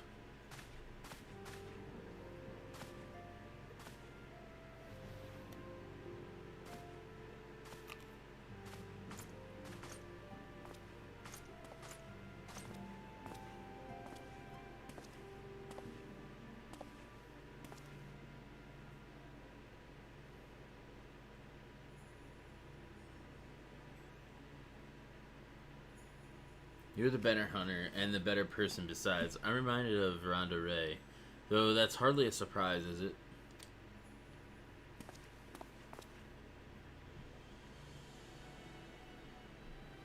For her sake, for all of theirs, show this pretender what it truly means to be a hero.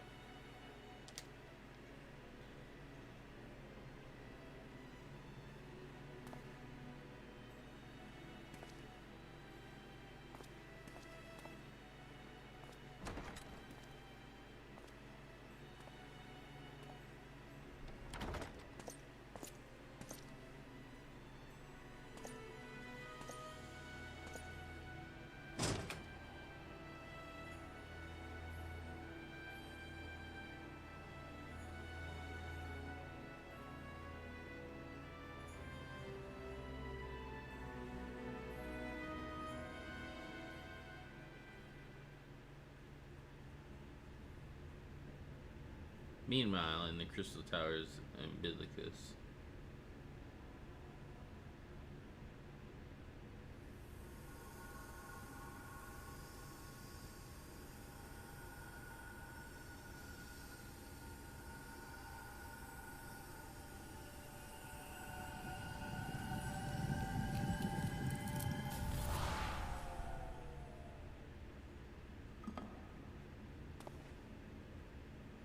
Foiled again.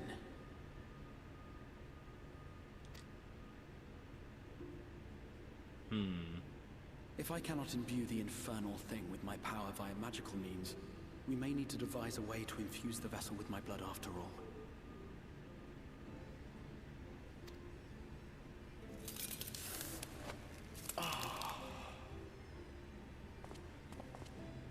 Art thou unwell?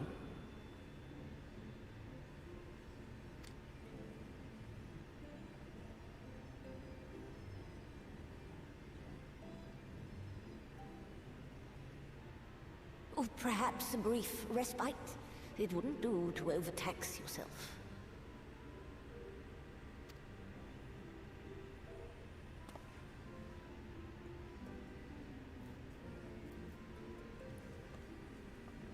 I'm fine. And given to stubbornness, I'm afraid. Especially when I have a stake in the outcome.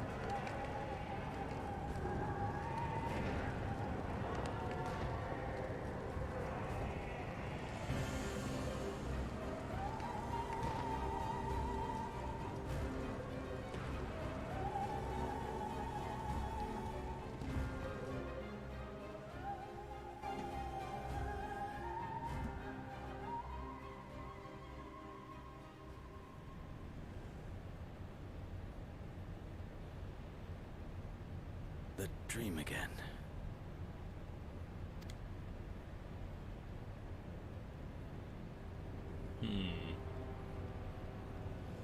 Meanwhile, in the source.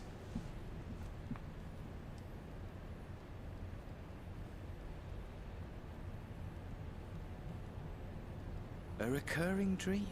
They do so fascinate me. Might I trouble you for the details?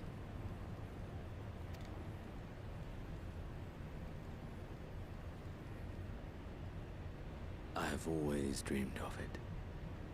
Fire falling from the heavens, and the city, nay, the whole world ablaze.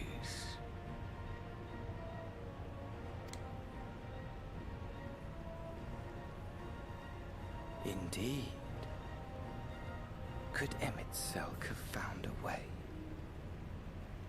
Precious few possess memories of the final days. Who the hell's this white robe dude?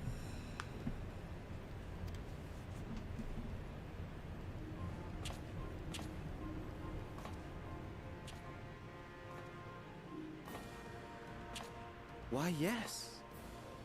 Admittedly, my knowledge is mostly second-hand, but if you are interested, I will gladly tell you the tale. I'm digging Xenos' new look, though, the non-samurai look. The tale of the world's end.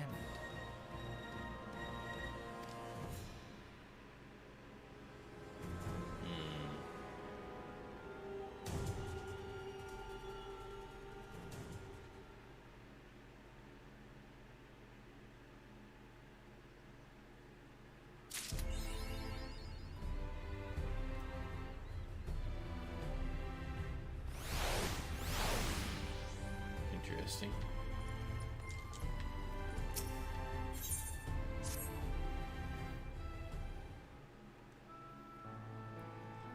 Master Draven, will you be venturing forth today? Give you sure to take care of it. So. Though they say the star shower is harmless, one can never be too careful. But I concede it is not for me to tell the warrior of darkness how to look after himself. Old habits, you understand. Angelus, how very opportune. Greetings, my friend. Do you perchance have a moment to spare?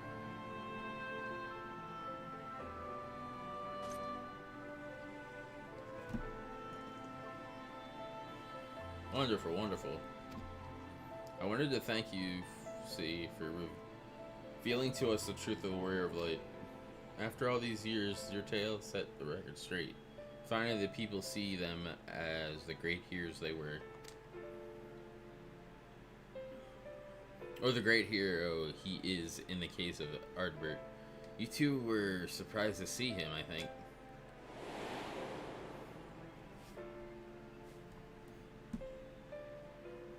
At the time, I was not certain what to make of it all, but I could see the effect his words had on those around me. And then the stars rained down from the sky, and well, you know the rest.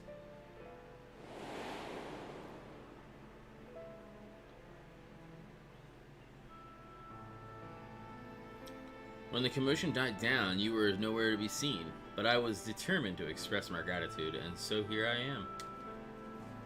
Thank you, Angelus, for giving voice to the truth and restoring the Warriors of Light to their rightful place in history. Should you perhaps wish to have your account of these matters committed to writing, I would be more than willing to serve as your scribe. Indeed, if there is anything I can do to help, anything at all, you need only say the word.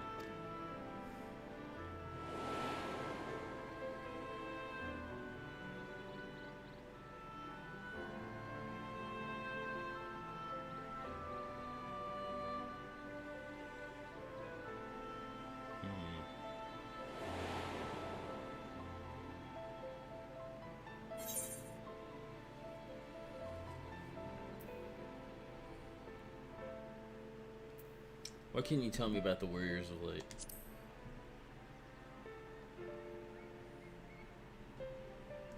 I beg your pardon? You wish to ask me about the Warriors of Light? Forgive me, but I dare say you already know more about them than any living soul, save for Ardbert himself, of course. Unless you refer to the Warriors of Light more broadly. So if so, I may yet be able to assist you in some small way. Excellent. I shall return to the cabinet at once and look up the relevant texts. Pray join me at your earliest convenience.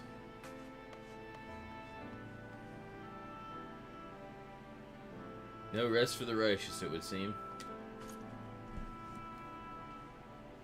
Do not let me keep you, sir. I bid you a pleasant day.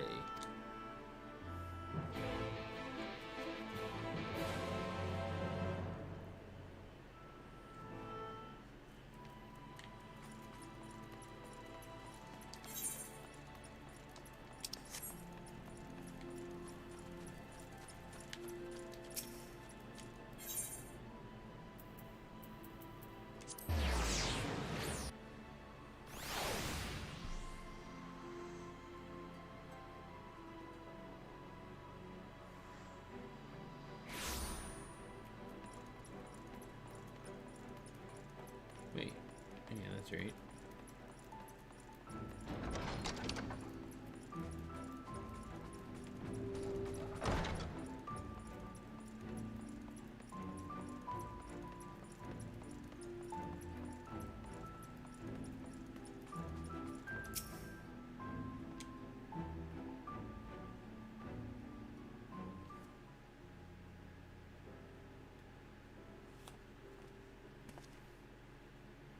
Angelus, excellent timing. I have but this moment finished gathering the materials for our lesson.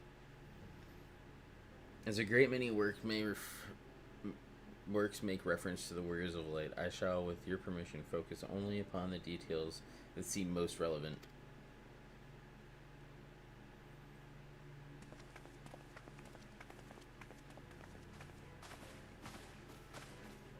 The Warrior of His Light, you say? Forgive us, but we couldn't help overhearing.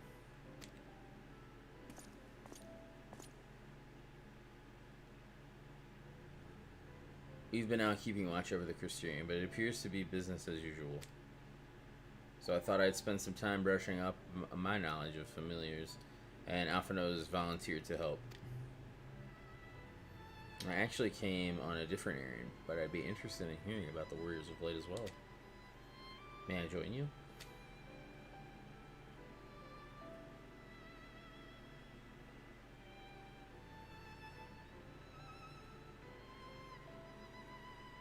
Of course, of course. The more the merrier. If you would care to find a table below, I shall be down with the books in a moment.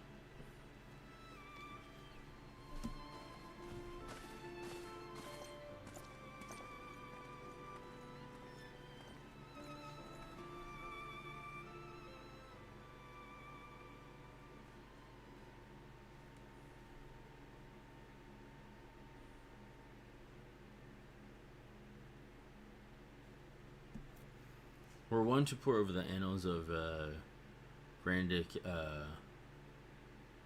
history, one would note the comparatively frequent recurrence of individuals hailed as warriors of light. Ardbert and his comrades required no introduction, but many others bore the epithet long before them.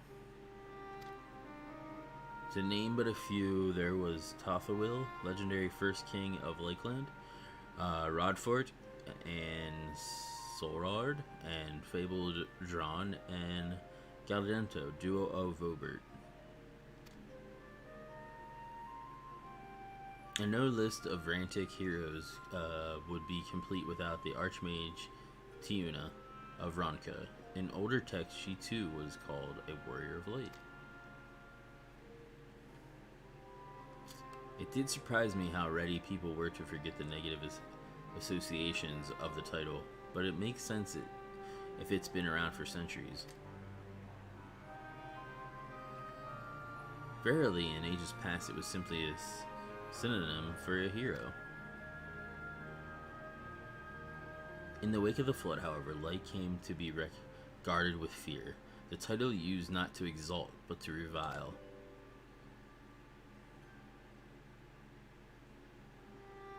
A far cry from its beginnings.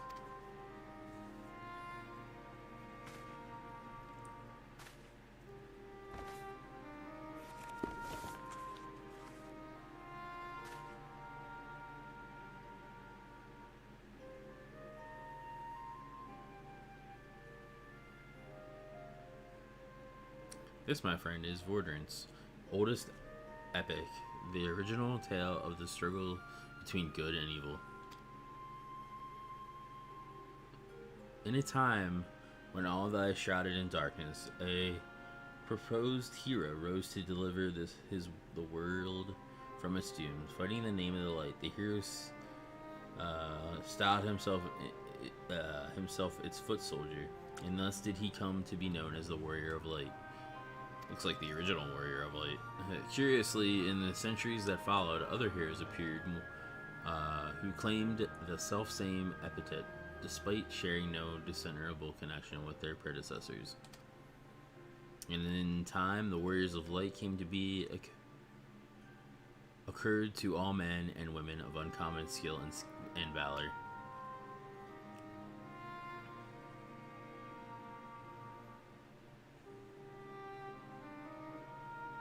Well, the plot thickens.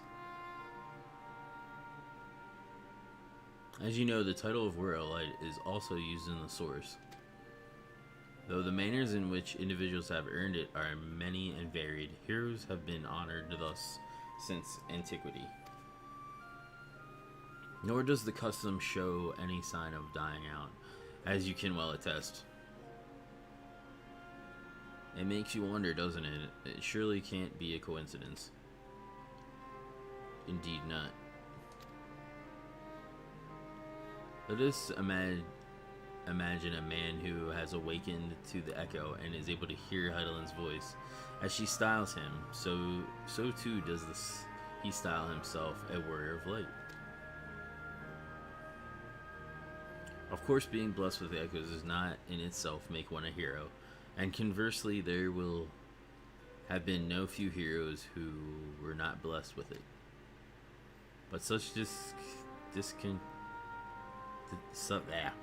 distinctions are immaterial to the masses, and over time they came to us the title Warrior of Light and the word hero interchangeably. Sounds about right. It's been interesting to see if the theory holds true. In other words, if crossing the rift were that easy.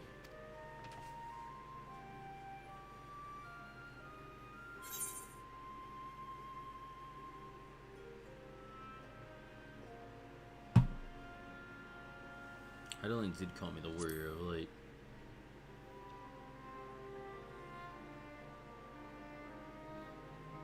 She did? I've never heard her voice myself, but I can feel her presence, perhaps through Memphilia. At any rate, assuming all of this is true, and there's a common thread behind the epithet, I doubt the Axians will have been amused. To have the world at large associate light, and by extension Heidelin, with good, must have added insult to injury.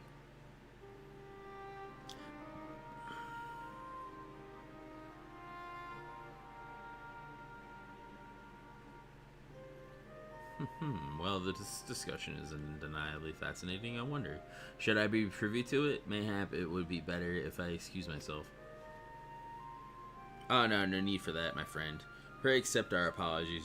Your lesson on the Warriors of Light has given us much to ponder. Oh, did someone say Warriors of Light? Ah!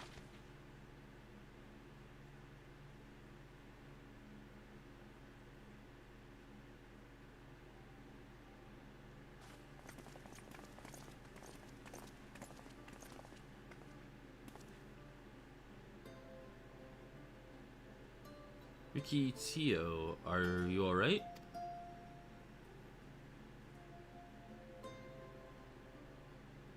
Ah, my precious tome, Sai. Did I not say you must take care in the cabinet?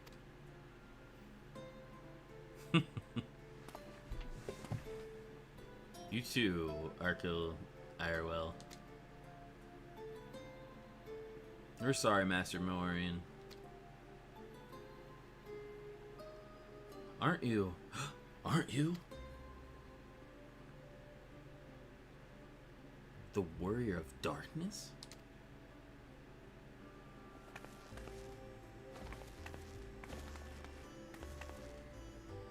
My name's Ricky Tio, and I want to help everyone. Please tell me, what have I to do to be a hero, to be a Warrior of Light?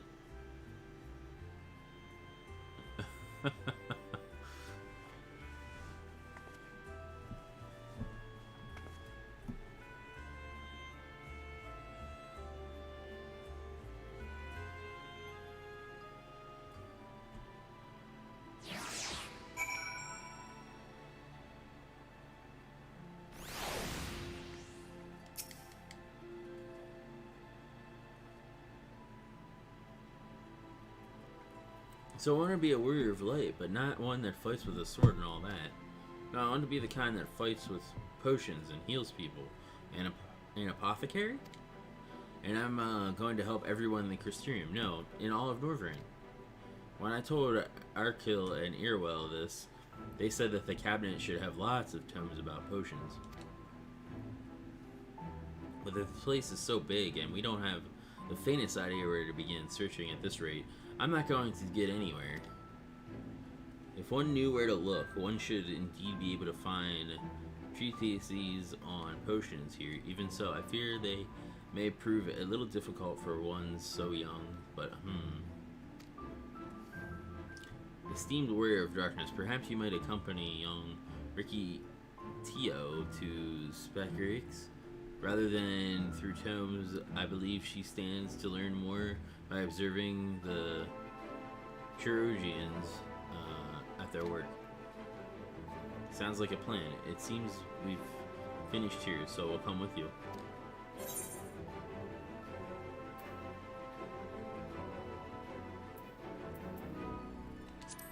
So one of the versions is rotten egg.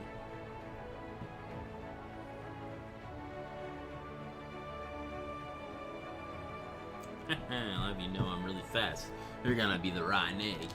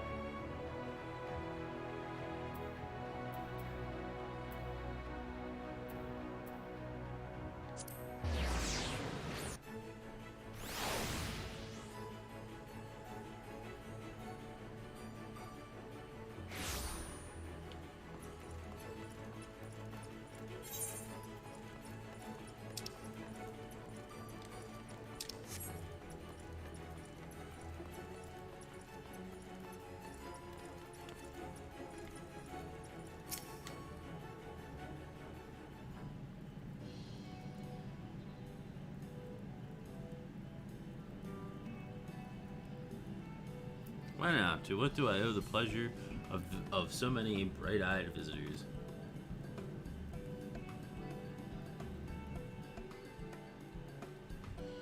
Is that the way of it, sweetie? You wish to learn about medicine? That's right. I want to become a warrior of light who uses potions to help people all over the world. Well, that is very honorable endeavor, and you aren't alone in it. No few at our infirmary yearn to venture forth as warriors of light. But ultimately, they have decided not to pursue that dream. Huh? Why? Because the people here need them too, sweetie. The guards who place themselves in harm's way to keep us safe, to artisans who toil tirelessly that we might sustain our way of life, and younglings like you who are the future of the Crystarium. They couldn't simply abandon them, and you see, and so difficult though it was, they made the decision to remain. Then does that mean my dream isn't any good? Oh, sweetie, yours is a wonderful dream, and it would be my pleasure to help you to pursue it. If we all work hard, the day will come when our Chirurgians may set forth to aid folk in every corner of the realm. As we strive towards the day, I hope that we can rely upon you as well. Though I must warn you, ours is not an easy path. No, you must work very, very hard. I'm not afraid of hard work. I'll become the best apothecary ever. Just you watch. That's the spirit. Without further ado, then, may I entrust you with a task? I have placed an order at Sweet Sieve for potion ingredients, and I would like you to go and collect it. Oh, an ingredient? Leave it to me, miss.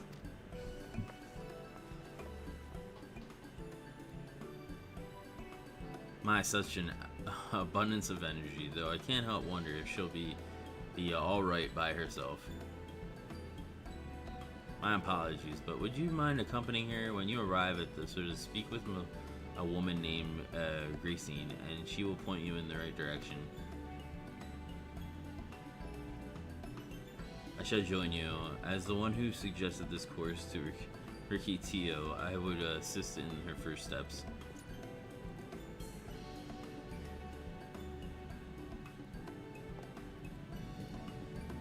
And what about you?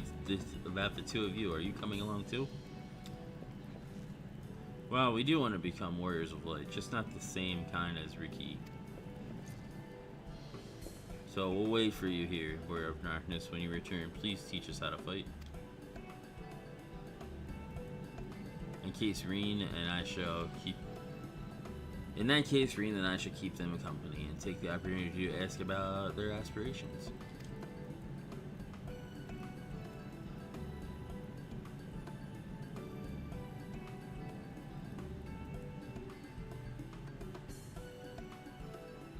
Damn kids.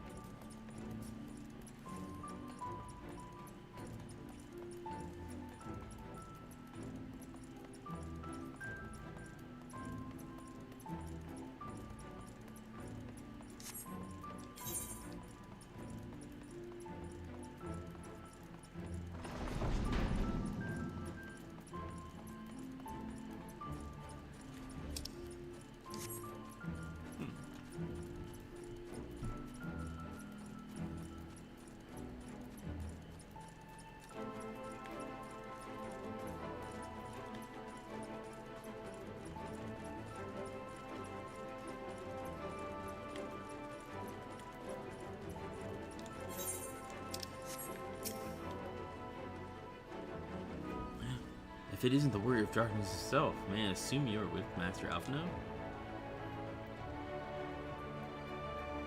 Right, lest you wonder. Chezamiel ordered for grapes. Order is for grapes. As busy as we have been of late, however, I regret to say we didn't have the time to harvest them. So it was with apologies that I asked Master Alphino and his young companion to help themselves to the fruit on the vines. Perhaps you could lend them a hand? It's the undersized grapes you'll want to pick. They're too small for normal consumption, but suitable for making wine and medicine.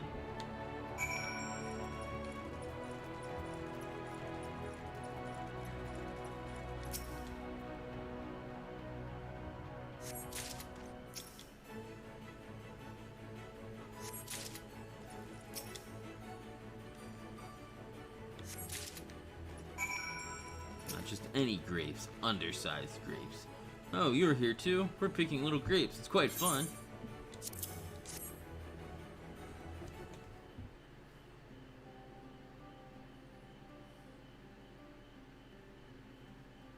Wow, you've picked this many already? Amazing!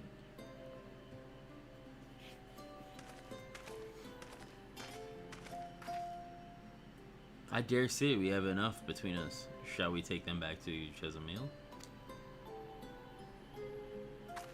I can't wait to see what she's going to do with them. Tell us, Riki, what made you want to become an apothecary and warrior of light? Well, a while ago I fell sick, really sick. My body was burning up and I felt so weak I couldn't even get out of bed.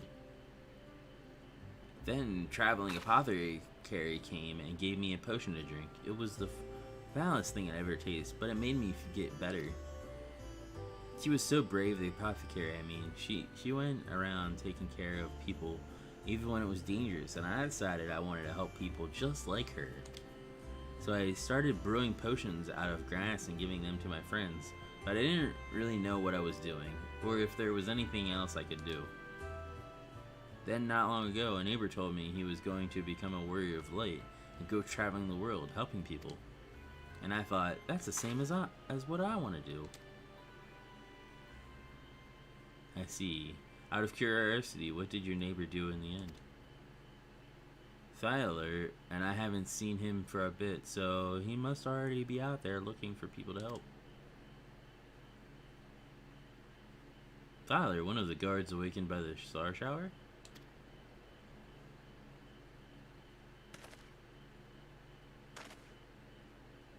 Thank you for sharing your tale with us, Riki Tio. I myself took inspiration from one not unlike you traveling apothecary, and I hope her good example will spur you on to travel your example will spur you on to realize your dreams. But it will not be done in a day. Such lofty goals are reached through hard work and persistence, through countless little acts of heroism, like delivering the grapes to Chezamiel.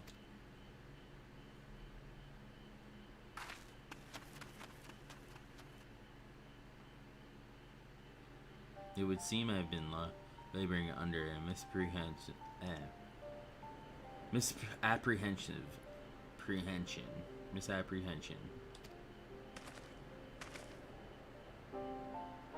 I had convinced myself that it was Ildibus who had sowed the desire to become a warrior of light within the hearts of the people. But I see now that the impulse to aid their fellow man abided within them from the first. Ildibus did no more than give it a name.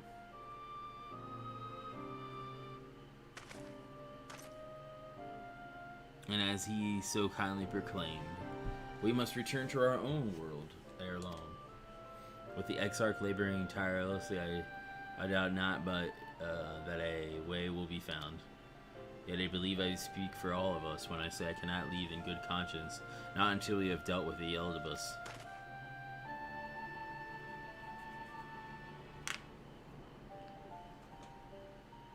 This is no longer a strange and distant land after all. Norvrent has become as a home to us, and her people our own. This is true. Let us return to Spagarix. It wouldn't do to keep your admirers waiting.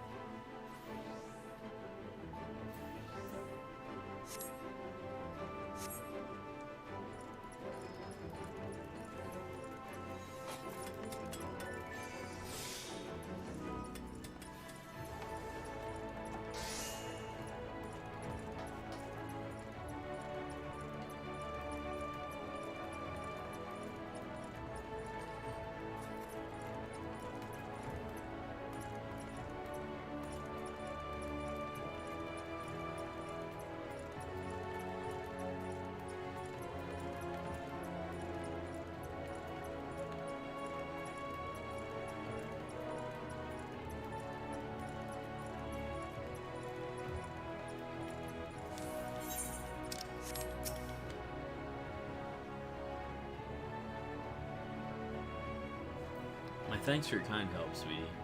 We now have all the ingredients we require. From the grapes we shall make a vinegar, to which we will add elf grass and a few other herbs to produce an invigorating syrup. And though it is unspeakably sour, it does wonders for the constitution. As part of your studies, I may just have to give Rikitiko a little taste. Hee hee.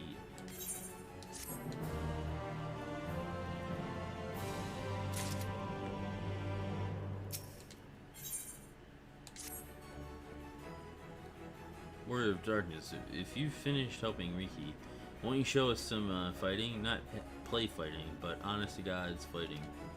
We already have some enemies that you can deal with. Vampire bats. The guards say that they've become a pest around the Crystarium of late. We tried to sneak outside to hunt them, but the guards caught us and sent us home. But they shouldn't mind if you were doing the fighting and we were just watching. The children told us much while you were away, and in preparation, Jezamil kindly furnished us with some lures for the bats. While the creatures won't give you any sport, bear in mind that the younglings will be watching. That's to say, but put on a good show, yes? Right, let's head outside at once. Everyone follow me. Alice, wait, just a sigh. Come on then, children.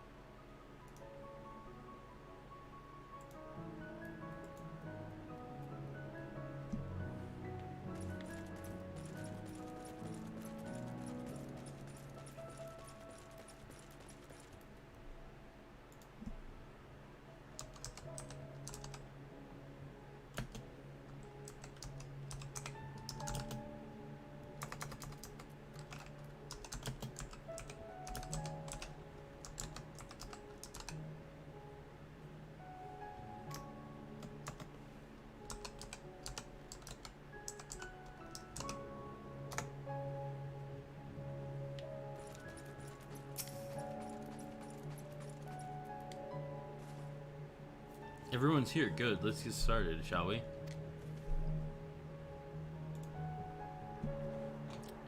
As their name suggests, vampire bats feed on blood, and originally being nocturnal creatures, they've grown more active with the return of night and become a nuisance. To draw them out, we'll use Chesme's lures, which work by exploiting their heat-seeking behavior. The bats won't to nest under the eaves, so you are likely to attract more if you place the lures near buildings. I have these 6 lures, 3 each for you and me, as proof of a successful kill. I want you to gather up their fangs. Whoever collects the most is the winner. Oh, you're hunting too? Yeah, yes. Well, there's nothing like friendly competition to bring out the best in Angelus. Anyway, while we hunt the bats, the 2 of you are to stay with Reen. She's really strong too, and will keep you safe.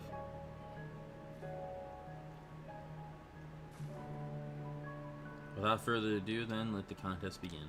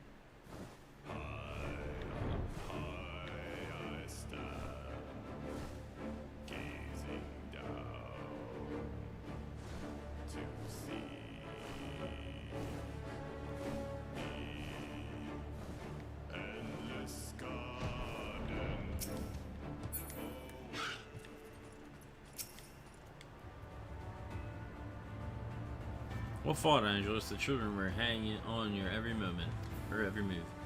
As was I, and to be honest though, I know you tally. May I see your fangs for good measure?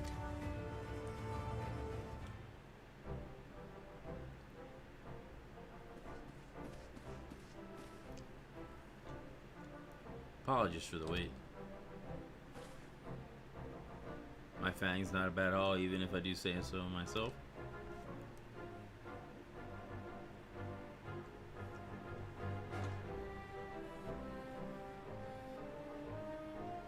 Five, 6, 7 fangs from Alex, eh? Which means that we have a draw. Andrew's also collected 7 fangs.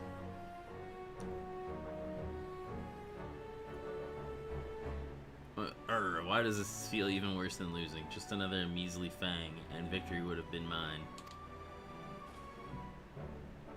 Don't look so surprised. I've no intention of remaining lost in your wake. Forever, you know.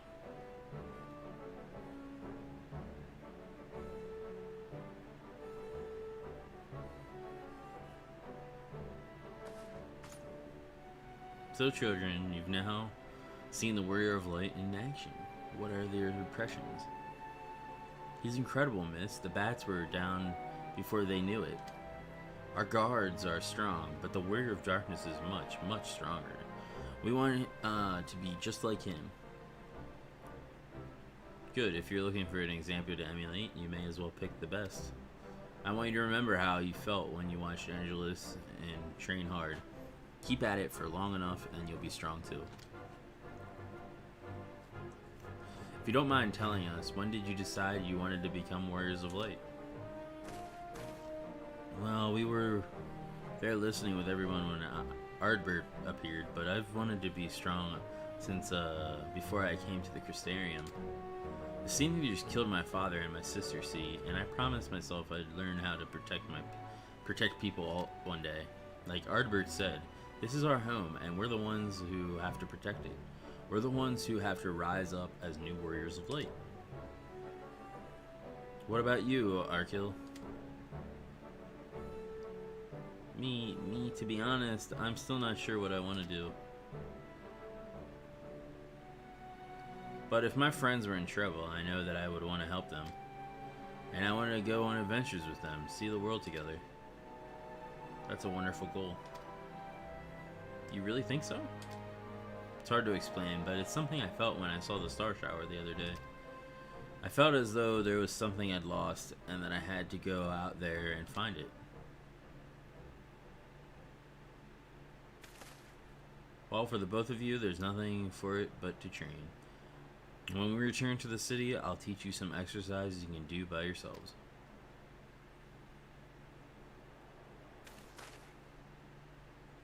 Thanks for showing us your fighting skills, Warrior of Darkness. We'll never forget it.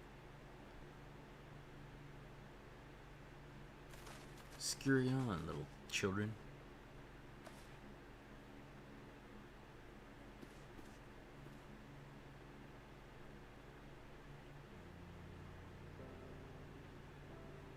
I understand now how Arkil feels. That star shadow didn't awaken me to Island's voice, but the vision of the final days of Amarant burning. It filled me with sadness to the very pit of my being. Things I only knew, people I once loved, promises I once made. It felt as though long-forgotten memories were dancing at the edge of my mind, but when I try to focus on them, they simply fade away. An effect of having a fractured soul, I shouldn't doubt. But lest you worry, I'm perfectly happy to remain fractured and have no intentions of donning an Asian mask. I just wish we knew what Eldibus was plotting. But look at this pair of incurable brooders. If we're going to stand around lost in thought, we may as well do it back in the city. Rest assured, Reen and I will take the children from here. Their heads will be in the clouds after meeting you, but we'll see to it their feet remain firmly planted on the ground. Oh shit, what the hell?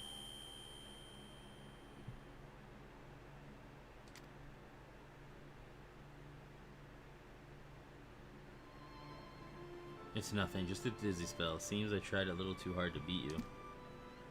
I'm fine now, not to worry, I'll see you soon.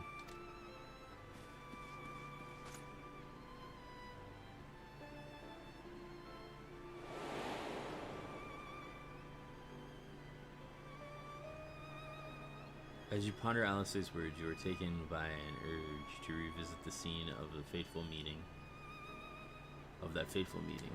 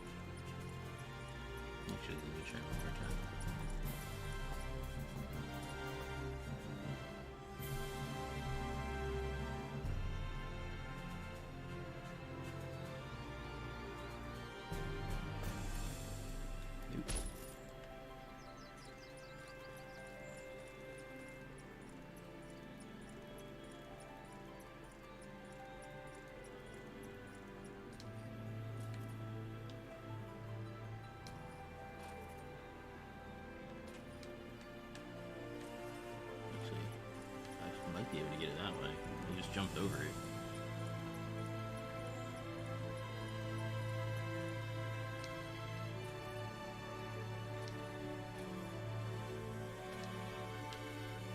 Okay, close.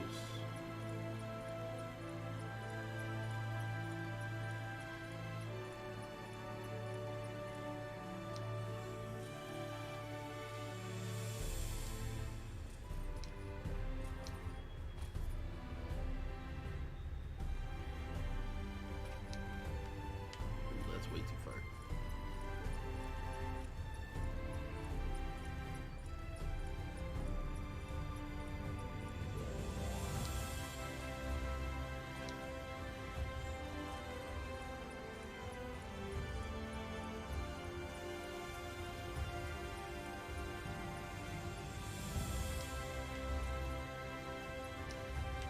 Yep. Yeah, screw it.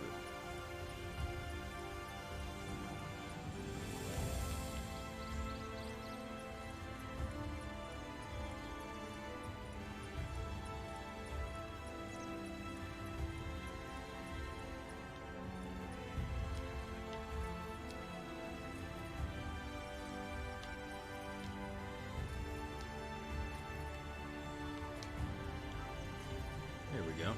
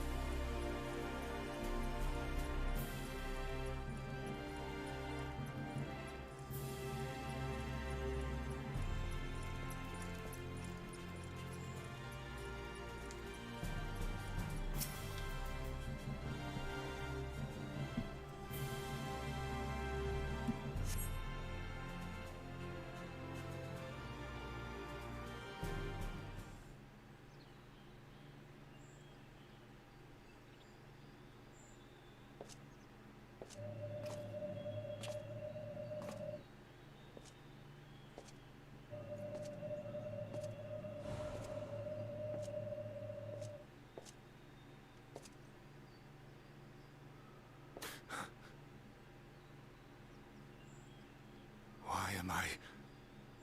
Was it you who called me here?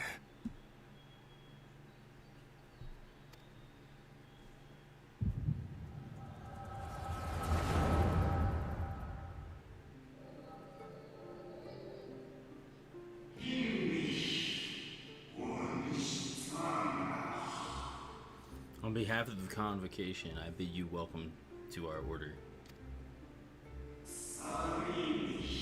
At times you will stand with us. At times you will stand with us. At times you will stand against us. All that you might steer mankind and the very star upon their true course. For yours is the seat of Eldivus, the emissary, and by this name shall your very actions be guided.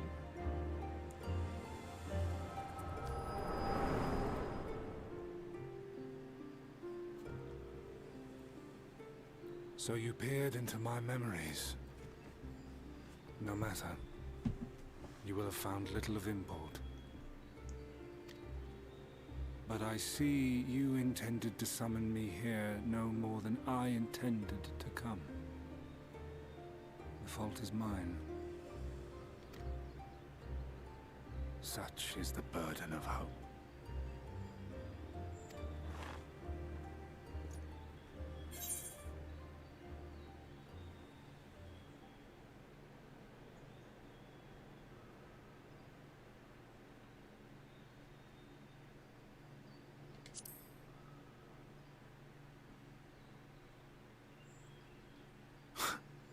What fool would relinquish his weapon on the eve of battle? That which I do is no different from that which you have done so many times, Warrior of Darkness. I arm myself, I hone my skills, I make ready to vanquish my enemy. You.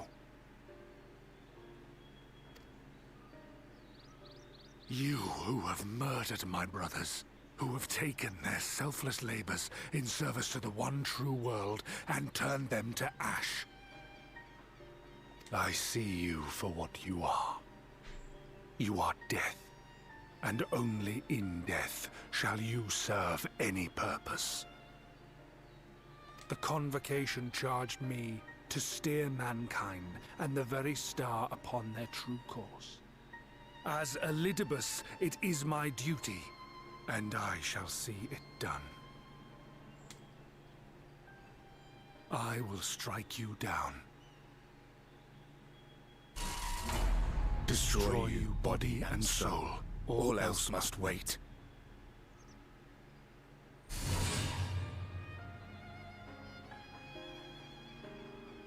Ere long I will come for you, warrior of darkness. And I will save the world.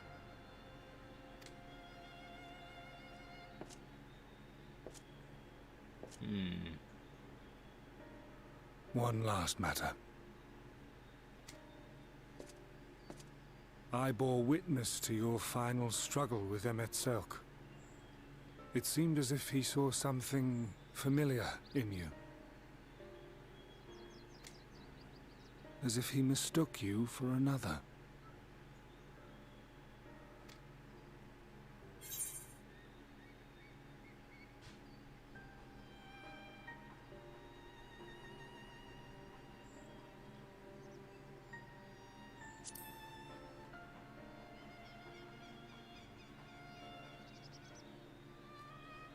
No. I recall not of whom he spoke.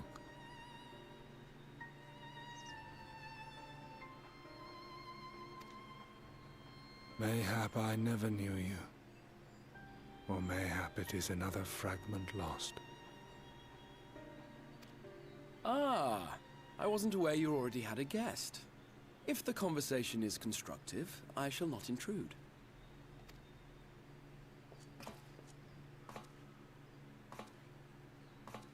But if you seek to stir up trouble, Elidibus, then I must insist you leave at once.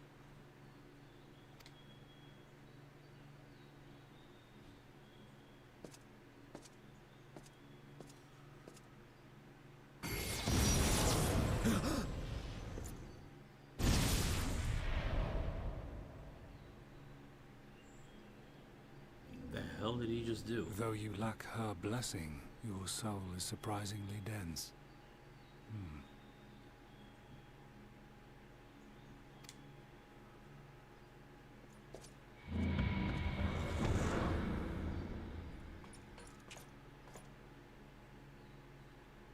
Worry not.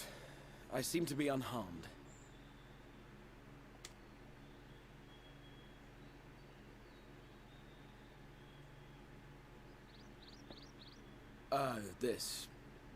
This is my own doing. The consequence of my recent exertions.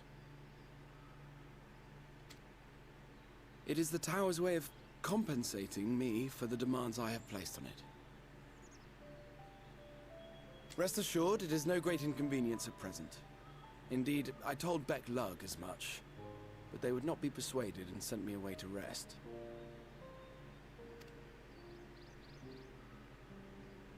No need to make a fuss.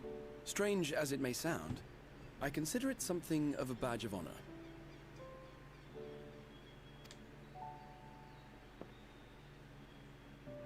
One of the brave souls who saw me delivered unto the First once said that the world shall ever have a place for tales of heroism so long as we have need of inspiration in our lives. Though he and his fellows had no way of knowing whether their mad scheme would amount to anything, they knew that the attempt alone would inspire hope. Or so they hoped.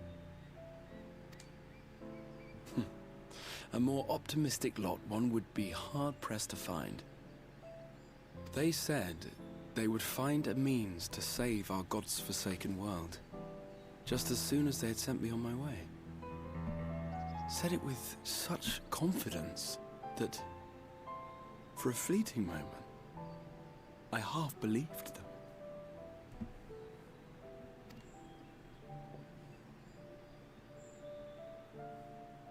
Such faith, such courage in the face of unrelenting despair. For a long time, it was more than I could bear to remember them. But having come this far, having sent full many on their way myself, I see things more clearly. To take action is to hope. To believe, to choose to believe, is to take the first step towards a brighter future. And why do I tell you this? Because I want you to indulge me in a little recklessness. Needless to say, I have a plan. And when all is said and done, I will ask yet another favor of you.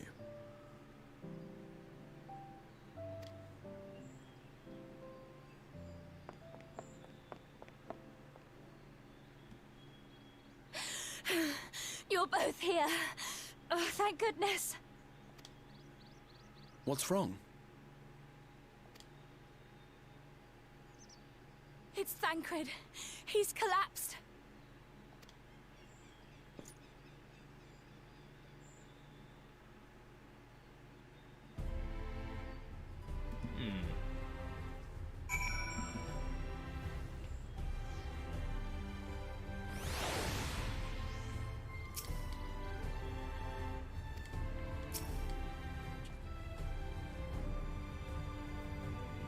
The fates seem determined not to allow us a quiet moment, but come, let us have the details from Reed.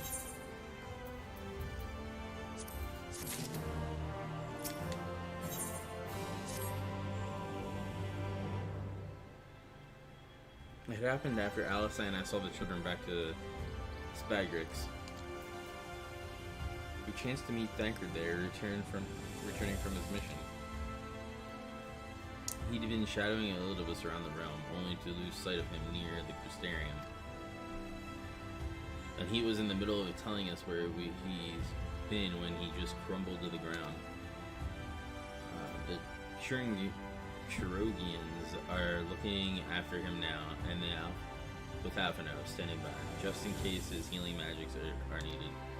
Since I couldn't do anything to help, I thought it best to find you, and the guard at the Exedra told me where to look. I see it cannot have been easy leaving Thancred's side. My thanks for bearing word to us. Come, let us hurry to Spagrix.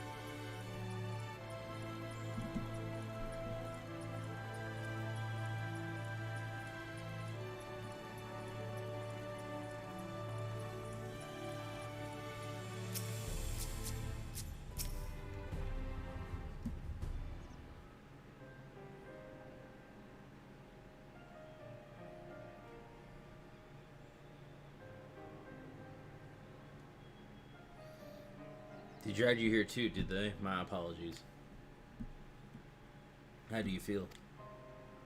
Embarrassed, but otherwise well enough. I won't be staying overnight. This episode was not the result of an injury I could find. Thancred's aether, however, did show signs of instability, and I did what I could to calm the fluctuations. And all of this happened without warning? Not exactly.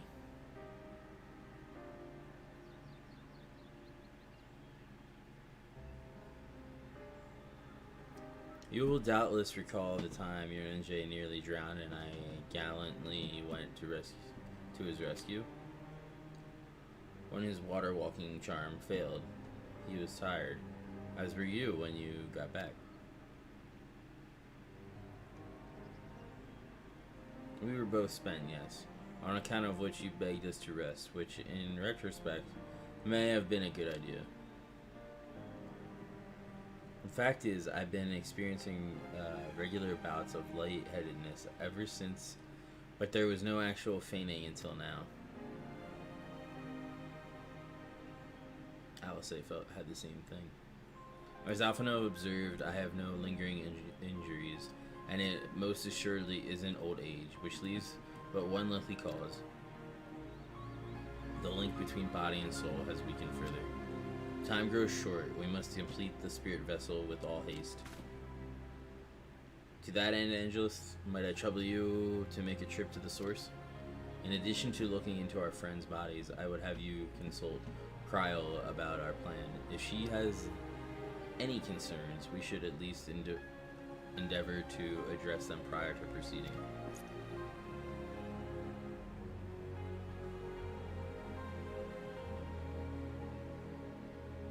In the meantime, we should get back to laying bare Eldibus's plot. Thus far, I have learned this much, that in each of the places he has visited, there have been sightings of suspicious black-clad strangers. Moreover, the company of these shady individuals has invariably coincided with some manner of misfortune. Beasts terrorizing settlements, blight ravaging crops, you know, the sort of thing. All of which serve rather conveniently to make Eldibus call for new heroes reverberate that much more loudly in the hearts of his audience. And you think these black-clad strangers are Assassins? I do, and I fully intend to investigate further, though for that I shall require additional feet on the ground. You can count on me, on mine. Gods know I've been itching to get out there for a while. Mayhap your Angers can be prevailed upon to join in your efforts. He has already provided culpable guidance on the matters of the spirit vessel's construction. It is for Bucklug and I to wrestle with the rest. Well, if you can spare the old boy, we may as well make use of him. I'll go and give him the good news.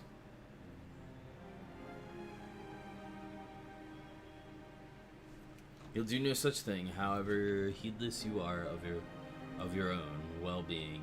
If you care at all for Reen's feelings, you'll stay in bed until you're needed. Alphinaud and I will find your Angers.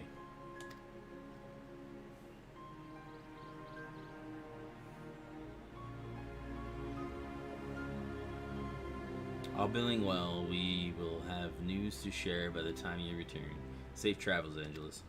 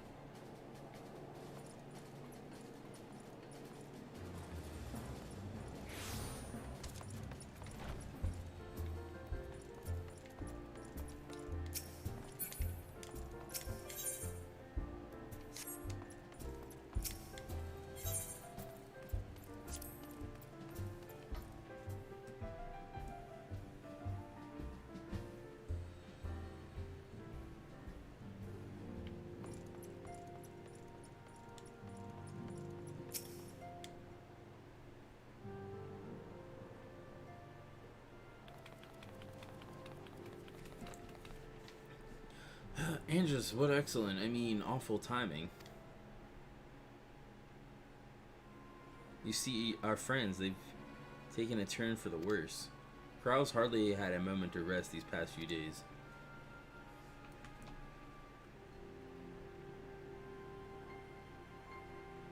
She didn't want anyone to worry, so we've been keeping it quiet.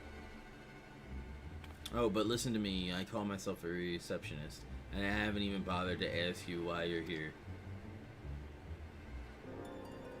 So they think the spirit vessel will be ready soon, and they want to make sure there's no problems at the descent? You'd better talk to Cryo. She's with the others in Dawn's respite. Let's go and see her. Just prepare yourself, alright?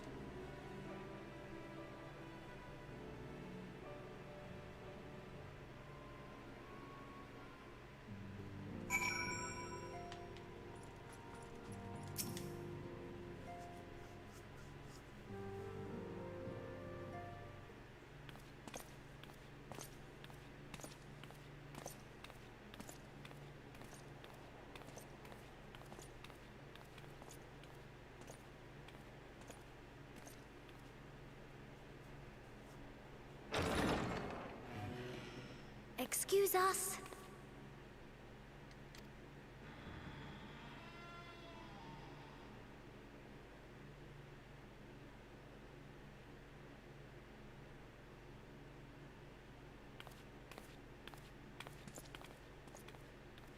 Why is it dark as fucking here?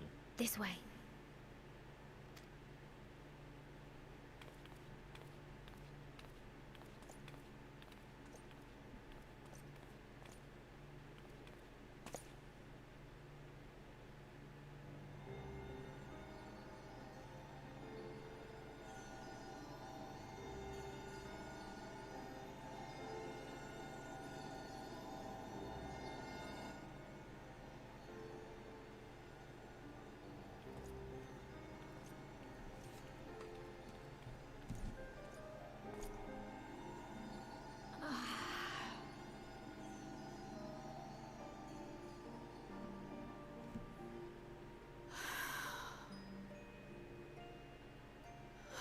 I would rather you hadn't seen this.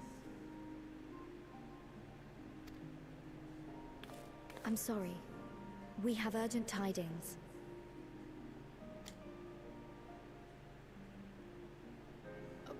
No, I'm not angry with you. On the contrary. I know full well how hard everyone has been searching for a way to return home. And I had hoped to afford you the time you needed.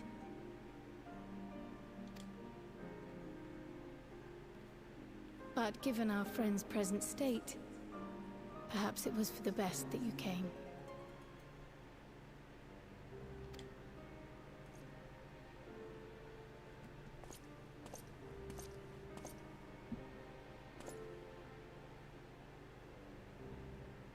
Stiff and cold, all of them.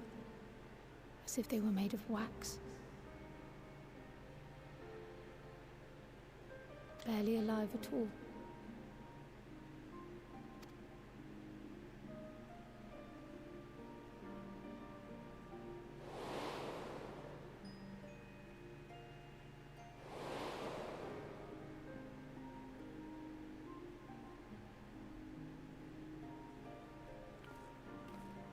And they had been doing so well. Save for occasional signs of etheric instability, they appeared to be in passable health. Then, quite without warning, things took a turn for the worse. A change for which even Master Matoya could offer no explanation. She could only remind me that the soul is yet an unknown frontier, and that much and more lies beyond our ken.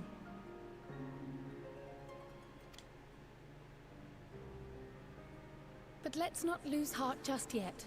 At times like these, it is all the more important that we remain positive. Why? I but this moment succeeded in quelling a fluctuation in Thancred's ether. And while the others have weakened, they have remained relatively stable. I believe I may leave my post for a moment. So come, let me hear your tale outside.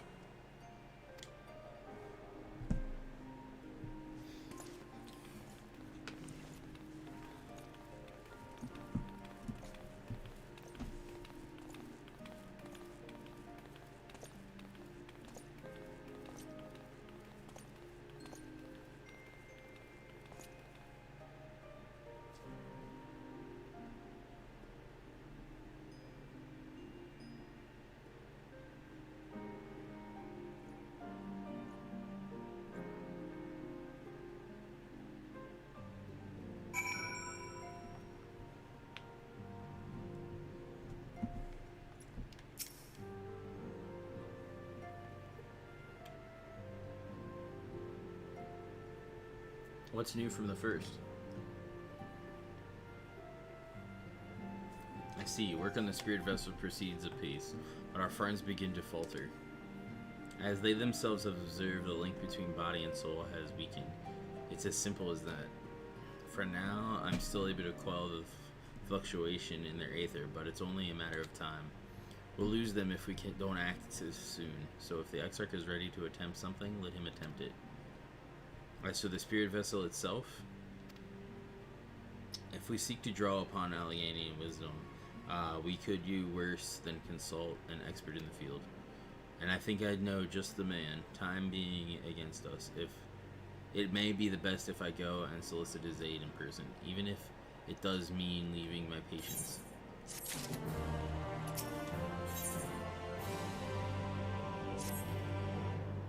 Andrews, could you spare a moment while Creel goes and finds this expert of hers? I mean, there's a gift I was hoping to send to our friends in the first, you see, and since we might be waiting a while, I wondered if you wouldn't mind giving me a hand with it. My first attempt turned out well, so now I'm going to make it properly. I'll be in the kitchen at the House of Splendors. Meet me there. Well, I had better be off too. I shall see you soon. Either here or at the house, depending on how our patients fare in my absence.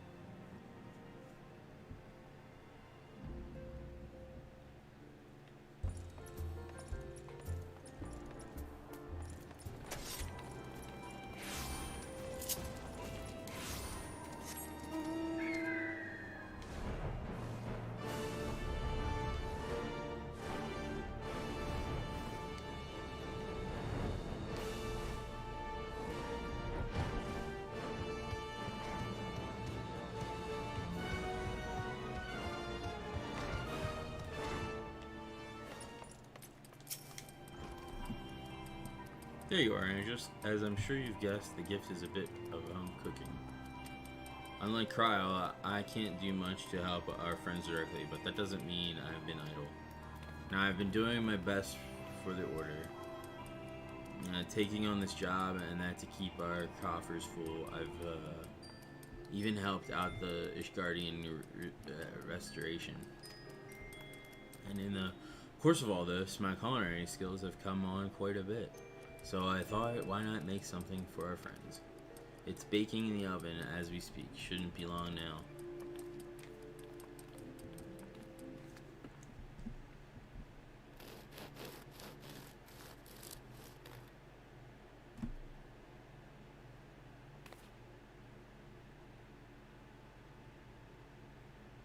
They're baked to perfection, even if I do say so myself.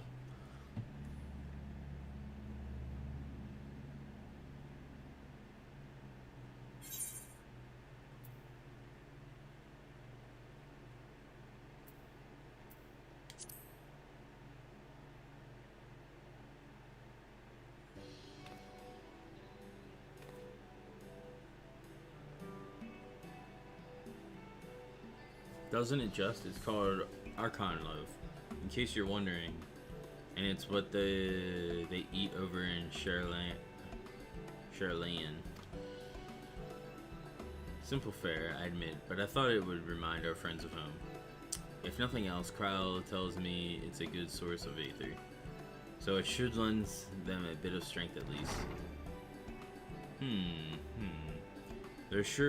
There truly is nothing like a smell of bread fresh from the oven. Kryle, and it isn't Rumbros too.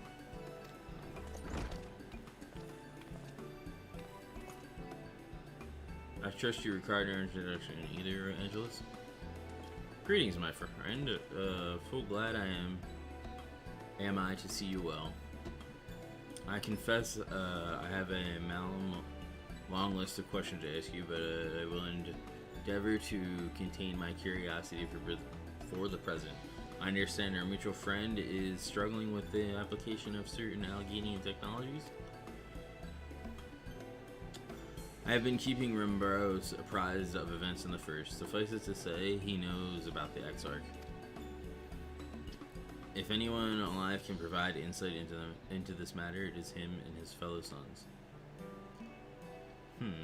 Though as I am to disappoint you after so glowing an endorsement.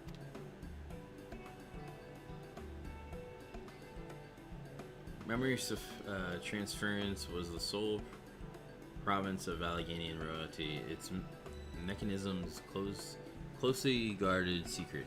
If any record of them remains, we have yet to find it. To it, I regard that I can offer no resolution to your problem. Which begs the question of why I bothered to come here. Empty-handed as I am, the answer begins rather blazingly to ask a favor. I would have you relay a message to our comrade. Tell him that we never doubted him. Never doubted that he would achieve all that he said he would. Those of us who remained behind have yet to play our part. But when the time comes, he may rest easy in the knowledge that we will most assuredly do so. And then the tower shall shine once more as a beacon of hope in this world and beyond. To tell him that we consider his duty done, and that he should follow his heart now. Forgive me, but do you say this to discourage him from overexerting himself, or to encourage him to hold nothing back? That is for our friend to decide, but either way, I dare say a certain someone will be unimpressed. Well, there you have it, Angelus. If you would be so good as to see Ramaro's message and Tataro's bread to their intended recipients, along with my report, of course. Kryle, before I wrap the bread up, would you mind giving it a try just to make sure everything is as it should be? But of course, I'm always happy to lend my taste buds.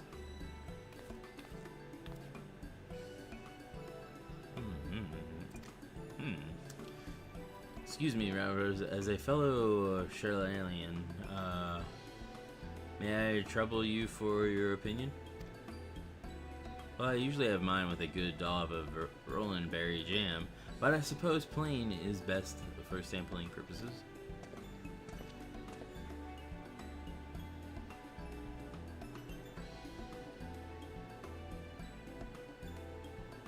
Munch, munch. I see, I see. Oh no, is it that bad?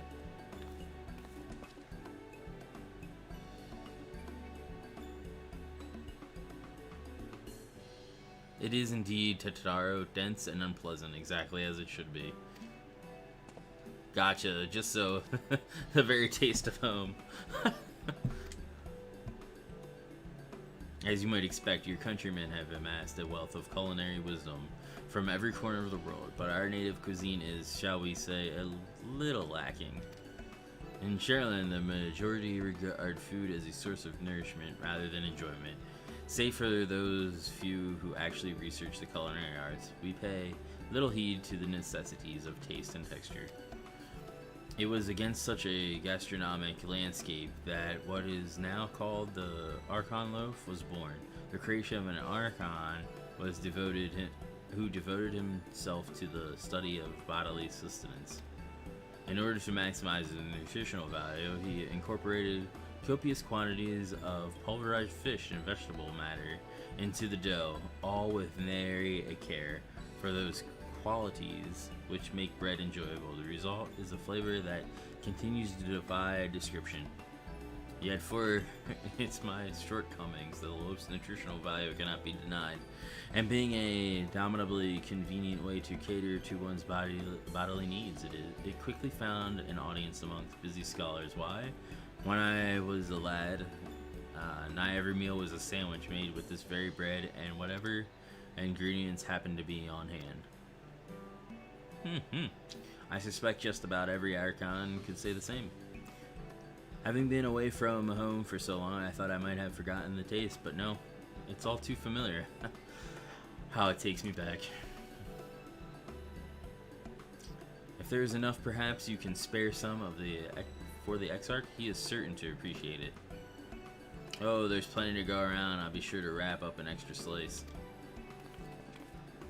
Angelus, then, you deliver the loaf. Please be sure to send everyone my regards. Tell them we're doing everything we can, and that we'll be praying for their safe return until the moment they get back.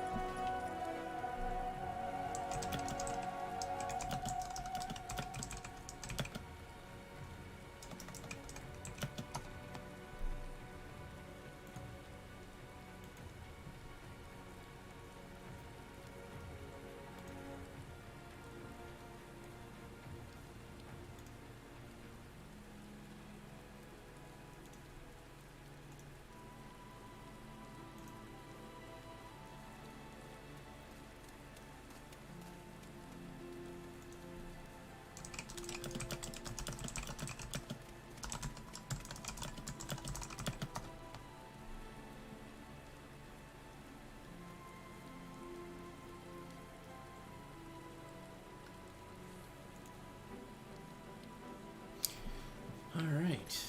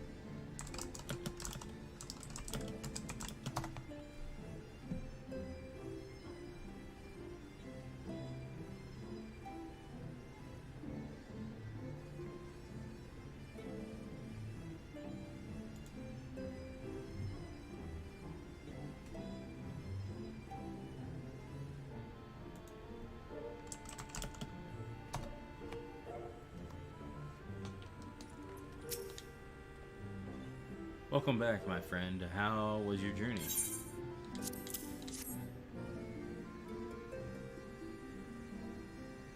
By the 12s, Archon Loaf.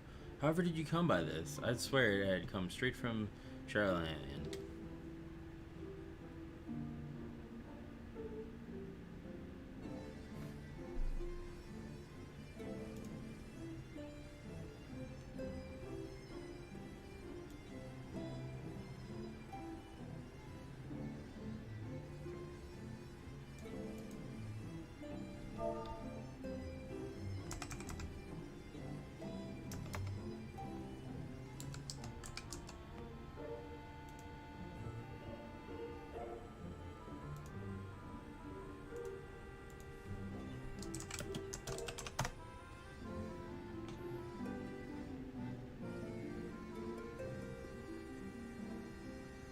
Ambrose said that, did he? Sigh.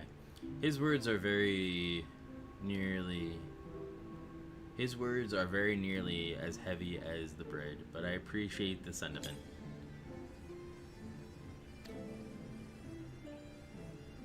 Should you have the chance, you may tell him that he needn't worry. That which I seek to do, I do of my own volition and with all my heart. In pursuing this path, I fully expect to earn the consensus of our friends and to divert it, but I shall forge on regardless. Forge on as you yourself did when faced with similar predicament. So I ask that you have faith in me and what we do.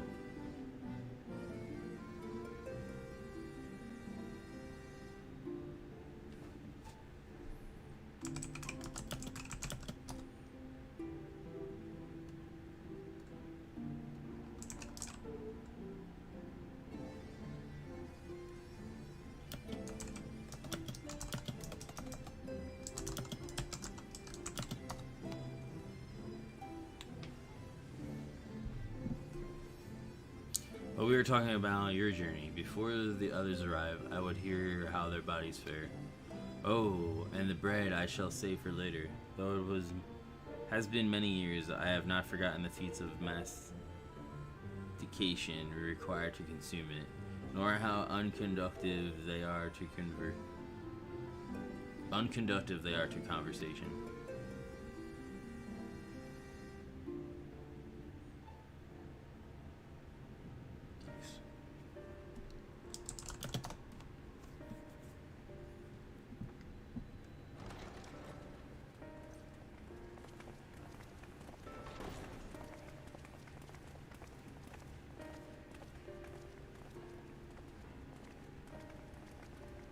Forgive the delay.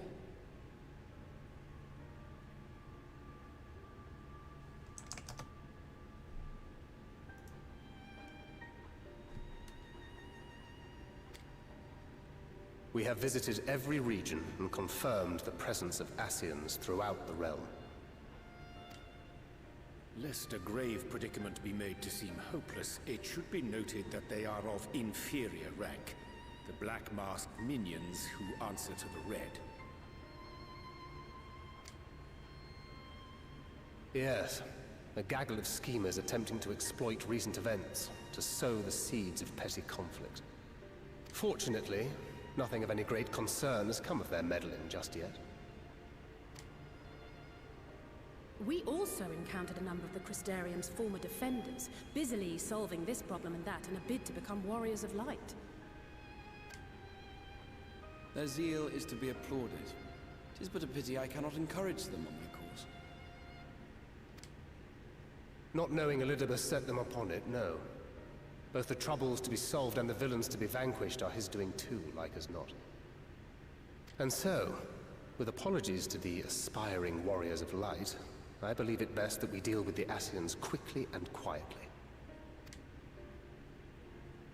I quite agree. But tell us, what news from the source? How fare our bodies?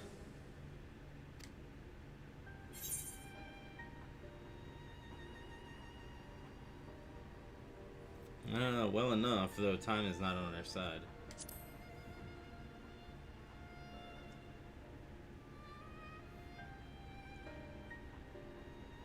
Indeed. Heartening though it is to know we can stay a while longer, returning home must remain our priority. This seems an appropriate moment to ask about the spirit vessel. Have you made any progress? We have, as it happens. One moment.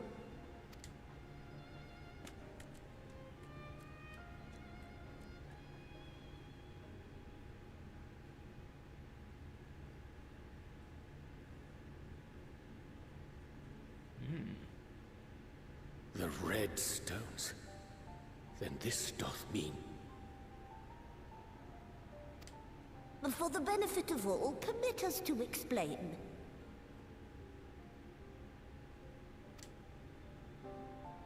As you will recall, using white auracite as our starting point, we fashioned a vessel for mind and memory both. Yet, though it served this purpose admirably, the process of imbuing it with one's complete essence proved a somewhat thornier proposition. Simply put, the memory would not accompany the mind. And so, we looked to the Allagan's mastery of memory transference for a solution. This approach was not without its own complications, however, relying as it does upon blood, which inanimate objects, notably, do not possess. We duly explored methods of suffusing the vessel with drops of the aforementioned. Alas, our painstaking experimentation succeeded only in making me feel faint, and singularly failed to imbue the crystal with the necessary properties. It was then that an idea occurred to me, namely that we might fuse the vessel not with normal blood, but with my crystallized essence.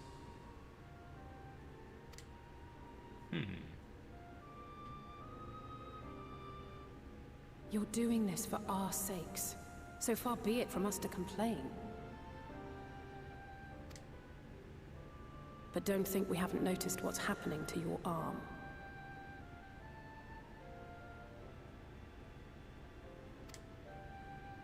It falls well short of offering up my life in exchange for yours, which was your only stipulated prohibition, as I recall. And it is but a small price to pay for delivering you home. Assuming it works.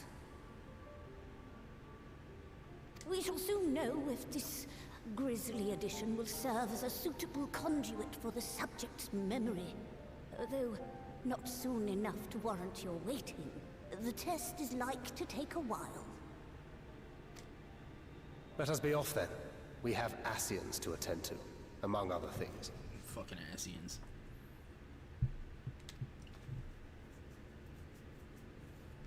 Forgive me, but I count 6 vessels, and there are only 5 of us.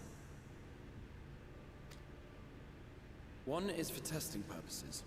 I will personally use it to see whether the crystal functions as it should. And if it does, wouldn't that mean that your soul could also return to the source?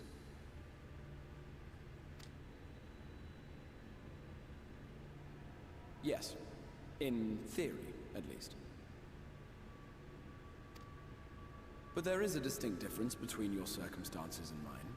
While your corporeal forms want for souls, my past self does not. Mayhap our essences would blend, or mayhap they would curdle. There is no telling what might occur.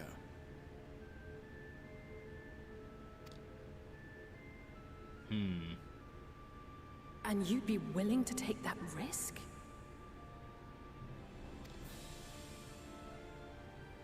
I would.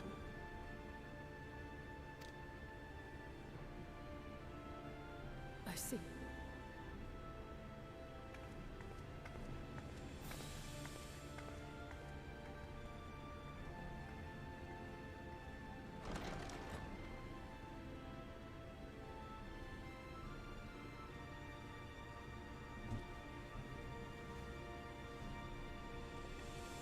Hey, what up? Hey, Zai.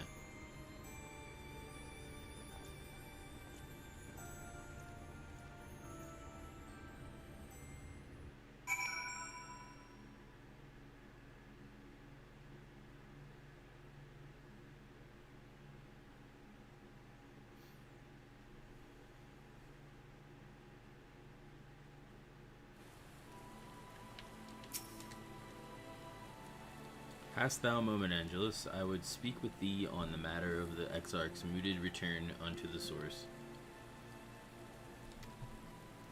Thou wilt have observed that our friend spake not into certainties, yet if Beckwillow hath the right of it, 'tis possible to predict the outcome of his plan with some confidence.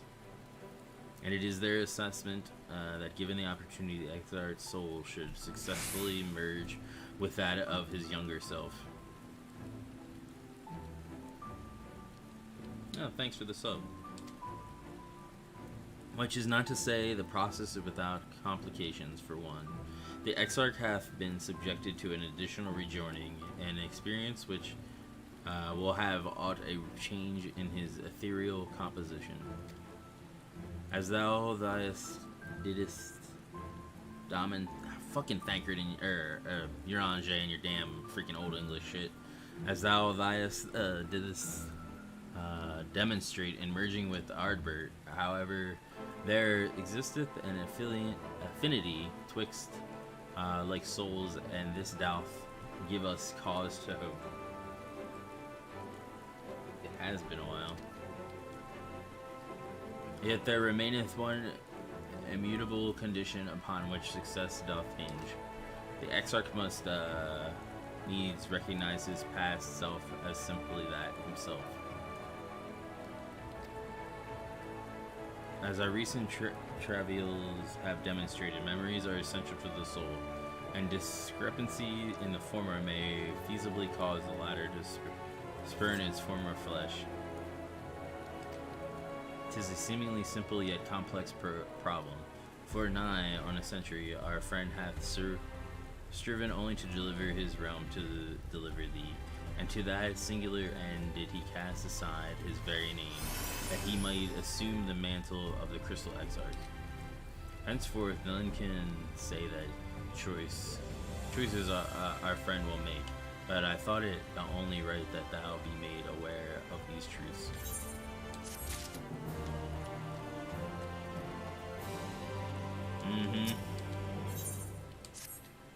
It's like, dude, just speak normal, man. Right then, while the Exarch literally pours his own sweat and blood into his allotted task, it seems only fair that we attend to our own, dealing with Illidibus and his minions. Just so, and there is one other matter. In light of deteriorating health, your Stola should not be left alone at Anteater. Might I trouble you to visit her, Evangelist? See that all is well. I would go myself, but I think she might be safer in the hands of one less prone to collapsing.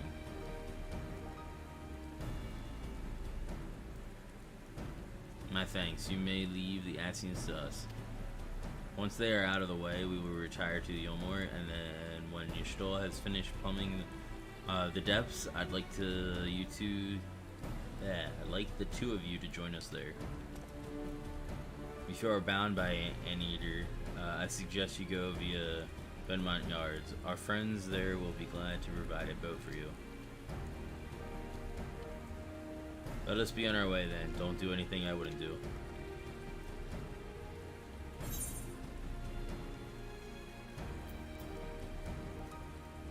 Wait, I have a gift for you from Tataru.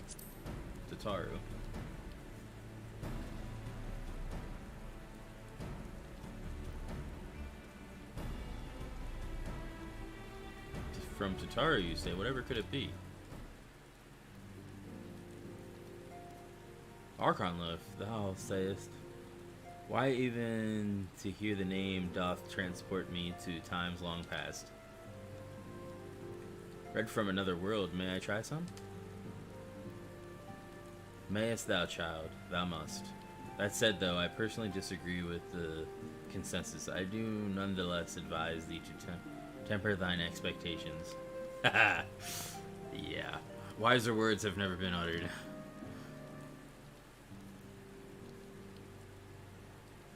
Thou had rarely darkened our dining table at home. I can attest that it was standard fare at the stadium. Indeed, a slice was never far from our peers' hands. Alphonode, you really are an unbearable snob sometimes. Do you know that? Yeah, he is. Little shit. While I believe my colleagues are trying to say is that we appreciate the gesture. Tell Tataru we'll do our best to return before she's forced to seek further supplementary employment. Yeah, she is. She is a sweetheart. Right, let's really be off now. We can find a drink to wash down the bread on the way. My thing is, how the hell she isn't coming back with us? So, how does that work?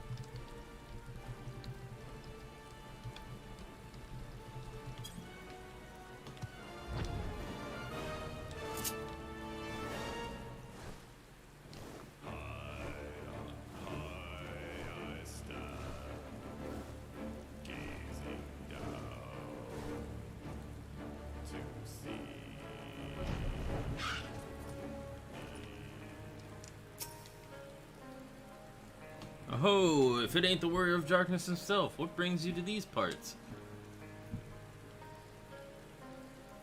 Heading out to sea, eh? But of course, we'd be happy to help. Just say the word, and I'll ready a boat.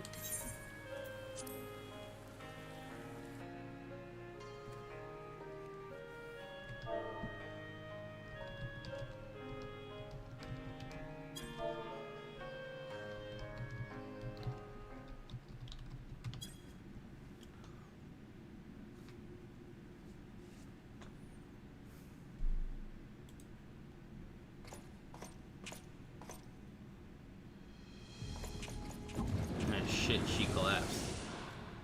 Oh, fuck this guy. Excellent. I had intended to speak with you alone.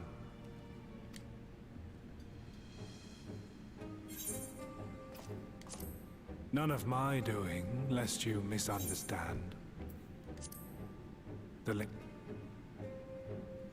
soul wave.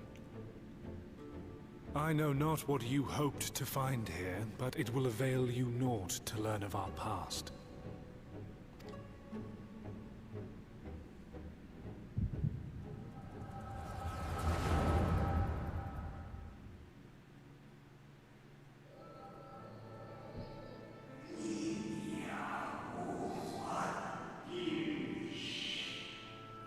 Viewing the records yet again? Really? You worry too much, Elidibus. This dedication to your duty verges on obsession. To think some thought you ill-suited for the role. How wrong they were. But come, turn your gaze outside the window, my friend. The rains have ceased, and we have been graced with another beautiful day.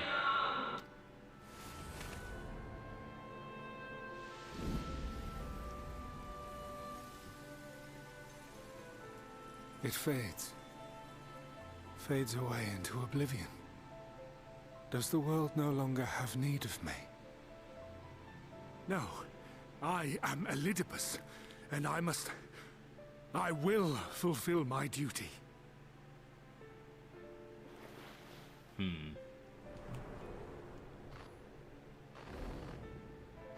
Sundered though you may be, you fought for the world's salvation. For hope. Hope.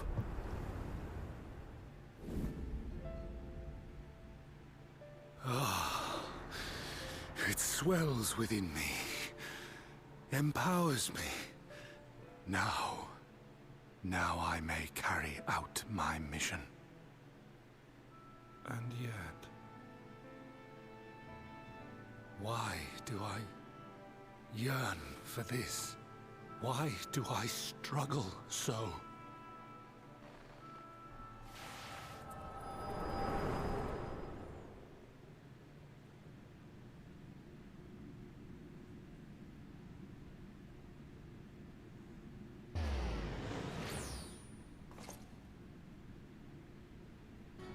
I shall take her into my safekeeping.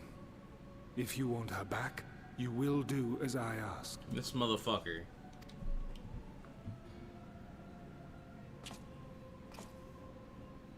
Show me your strength. I would take your measure.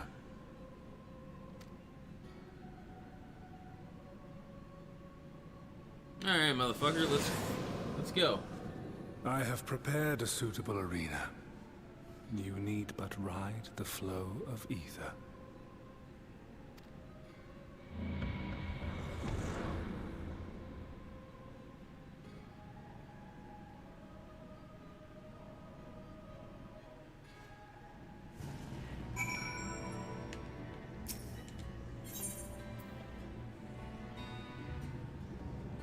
Item level 490.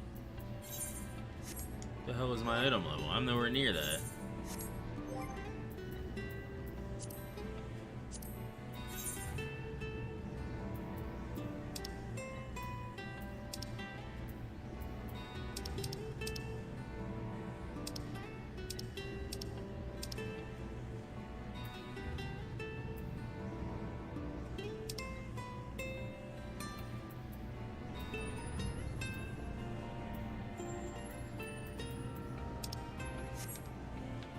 No, fuck it.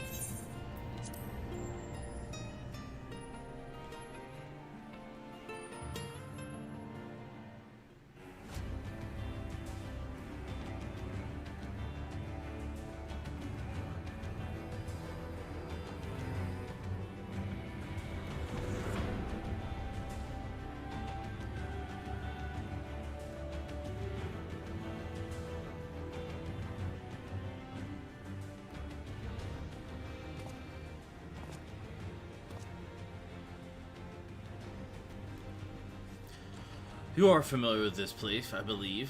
This remembered Amarat.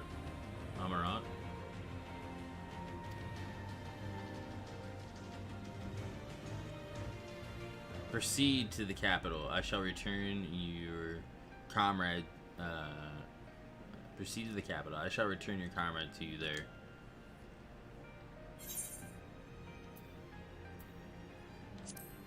Enough of this.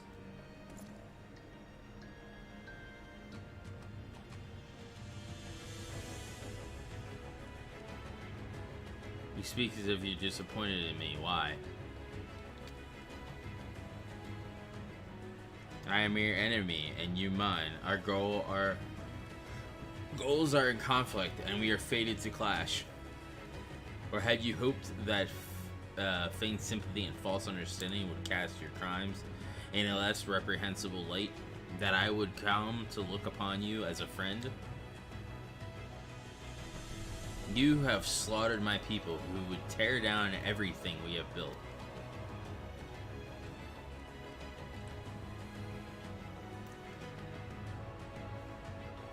You do not deny it, then. Very well, let us change the cast of this trial. You will know what you have stolen from us.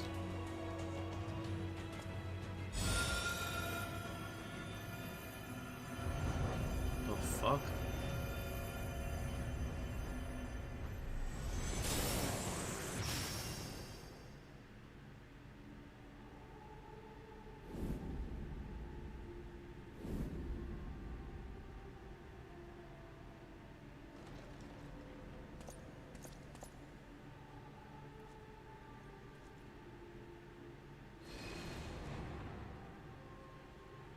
But do not imagine I crave remorse, only justice.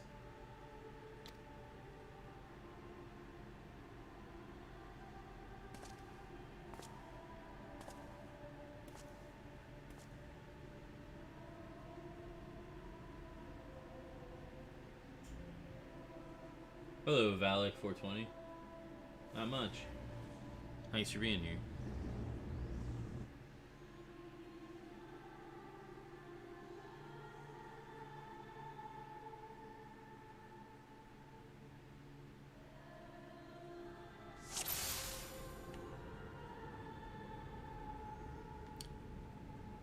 Your item has been synced to 490. I don't understand what's up with these people being turned into whatever.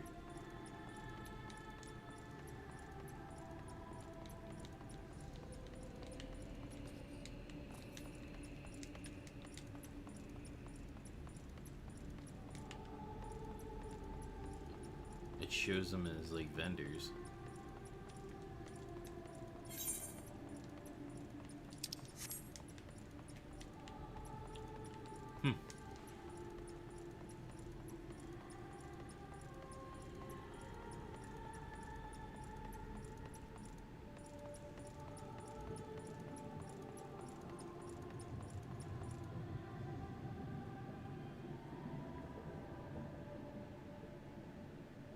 Rest assured there are no tricks you must be before you.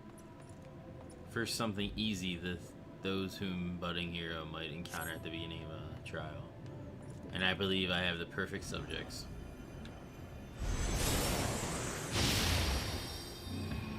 Oh shit, what the fuck?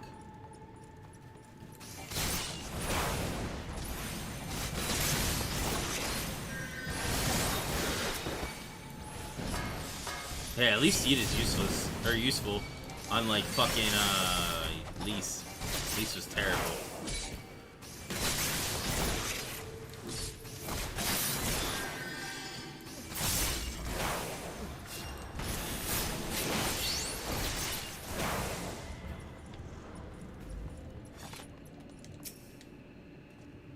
Ah, too easy as I see, but at least you now understand the rules. Thus will we make our way to the capital.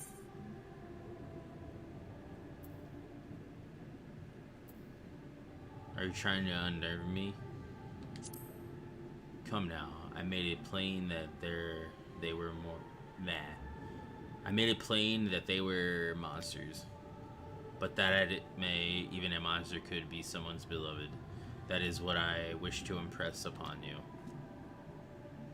But come, we shouldn't dwell in the beginning when so much of our story awaits.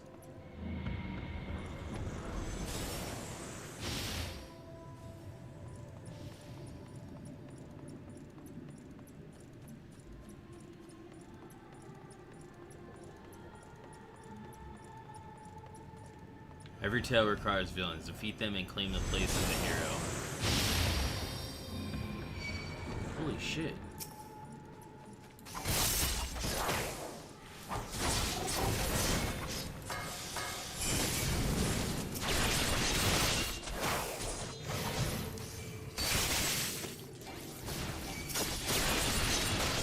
Gaius too? Jesus.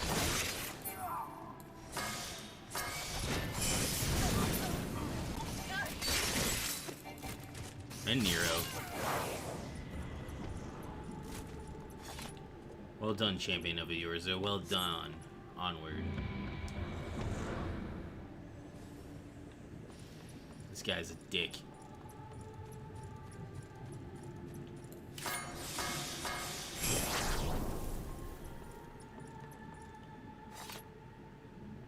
And teasing my trees triumphs, yes, but they did not. Who could forget the crystal graves, that saddleist pathetic dream born?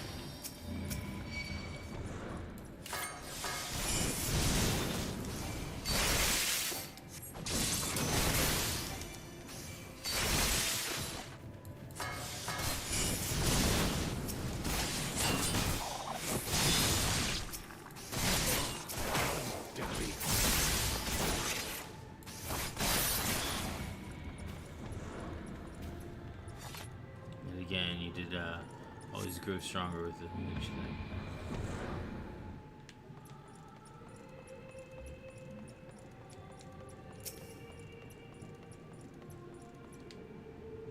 It seems it will take more than those monsters to leave an impression upon you, or mayhap you simply fail to understand my meaning.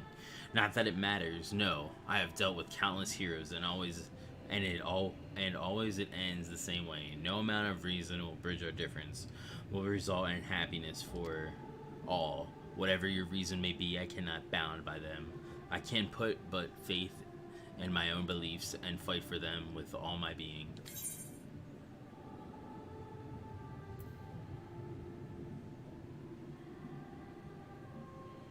You're wrong. We can always strive for understanding, for compromise. How very naive. If you are willing to compromise on your beliefs, you all but admit that they are flawed. And I assure you, you have no intention of compromising on mine. Come what may, I will fulfill my mission as Eldibus. But enough talk. It is not your assertion that I wish to know, but your strength.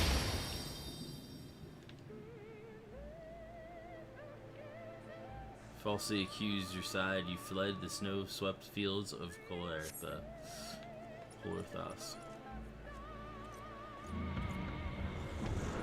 Had you and the Scions met your demise that day in this Sultanate, Librea? But not only did you stubbornly live, you hurled yourself into the thick of Dragonsong War.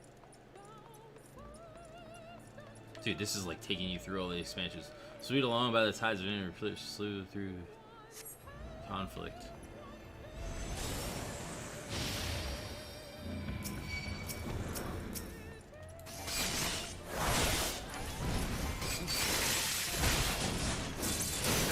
I have to kill these first, I think.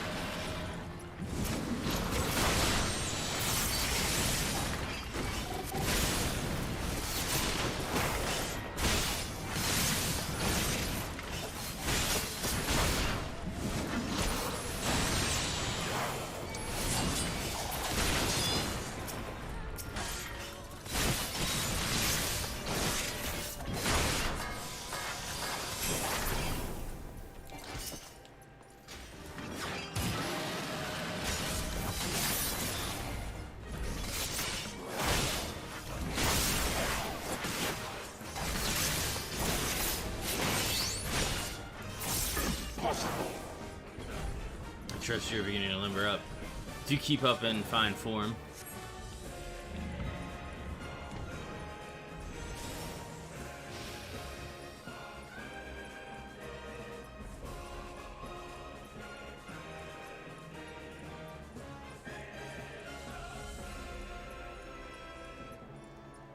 Around here is for a flock before the harbor. All manners of motive is either best than their last.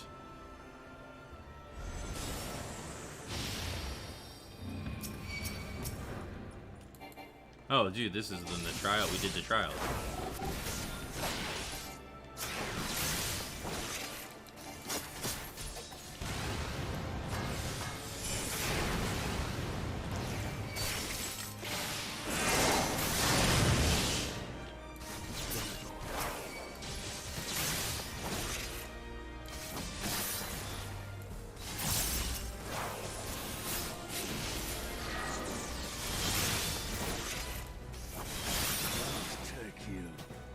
No more than deserving the end, their hands of friendship was tainted with this personal desire.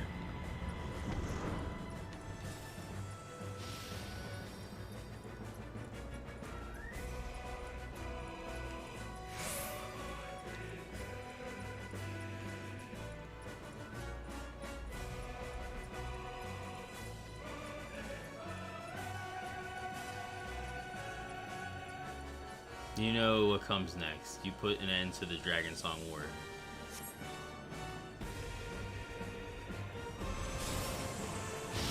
Nidog, oh shit.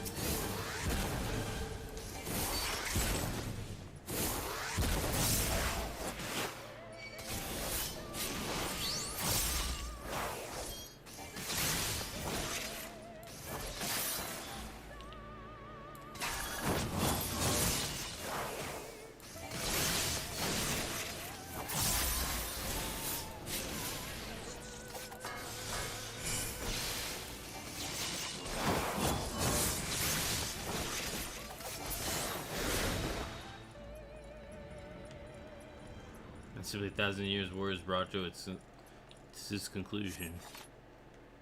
But at every end, never a new beginning. The heroes such as you and your other, only ever, every conflict.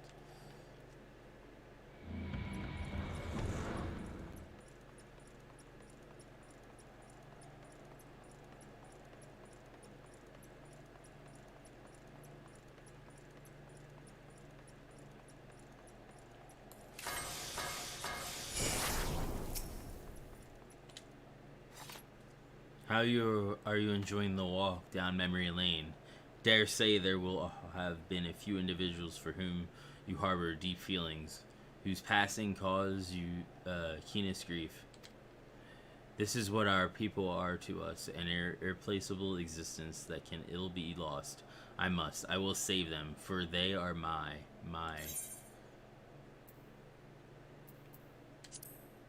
Never mind, we will not. We are not here to talk. Let us return to the task at hand. Emperor Solus has kindly and innocent flame. Relamad was a name.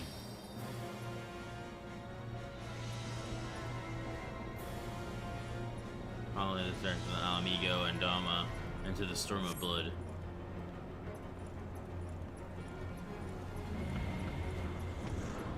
Again you fought, and again you grew stronger. So strong that you could no longer control you.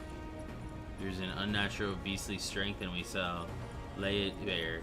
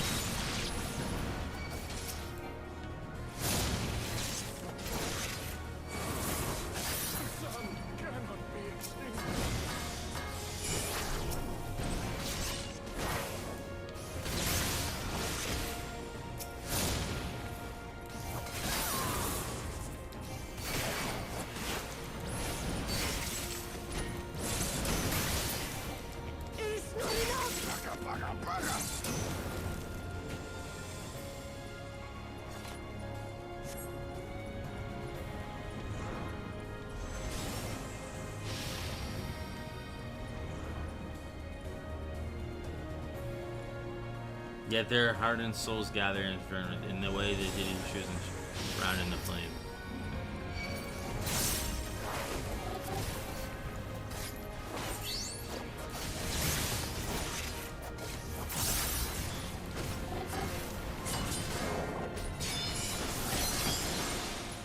Oh shit.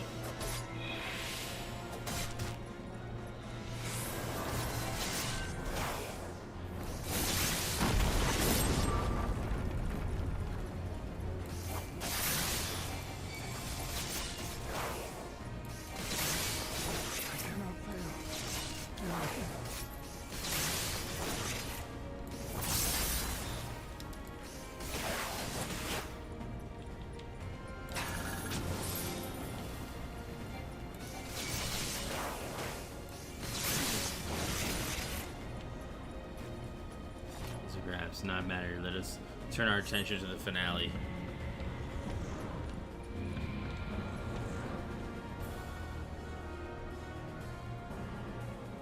As the fellow beasts only fitting, would you not agree? Oh, Zemo.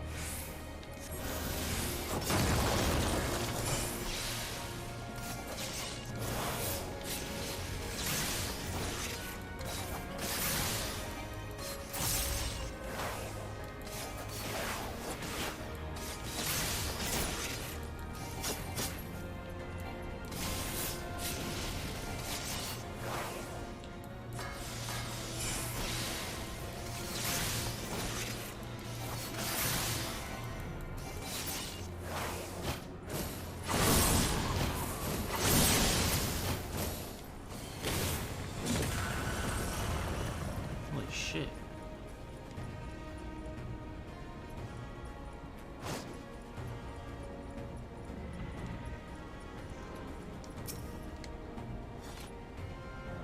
My creation appears to have lost its form.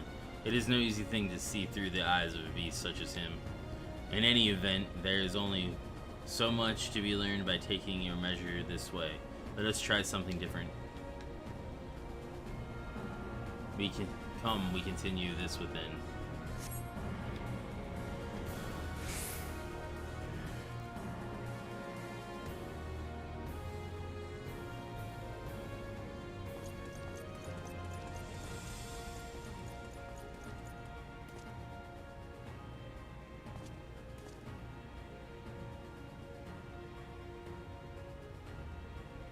An impressive show of strength, but surely no more than a foresight of what of that which Emmet Solch Conqueror is capable. Such might require a fairer measure to compare,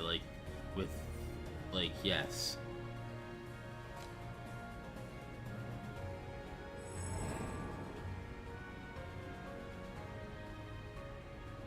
I shall just have to test you myself.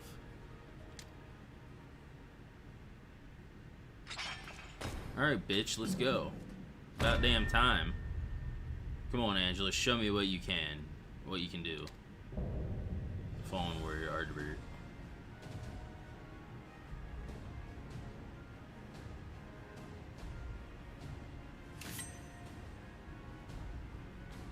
Ninja power, go!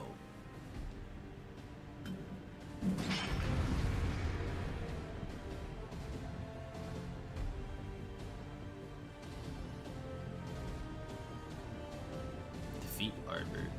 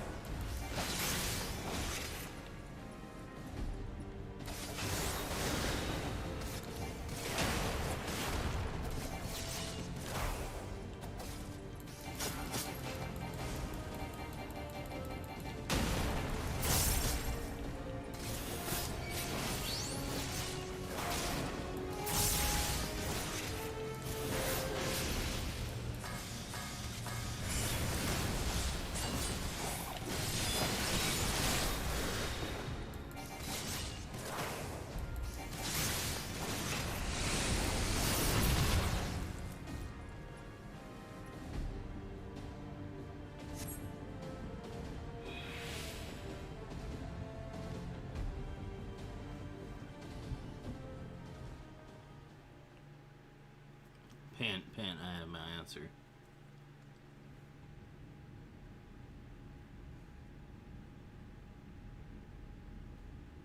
You have grown stronger since last we fought.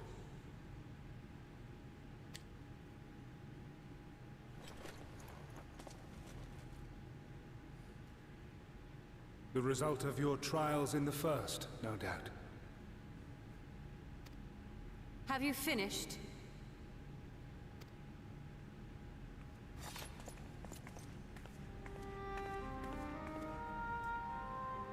My apologies. I freed myself as soon as I awoke, but rather too late, I see.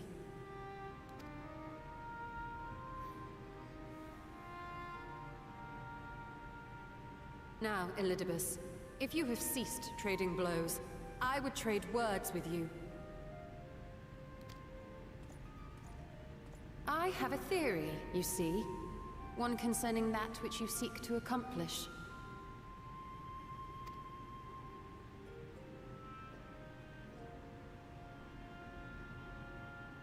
It stems from who, or rather what, you truly are. A primal.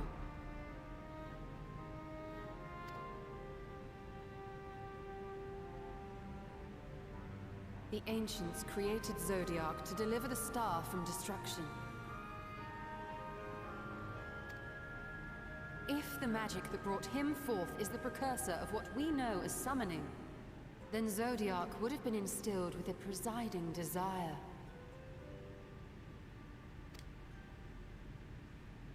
I found it among the records at Anida, and it came as no surprise.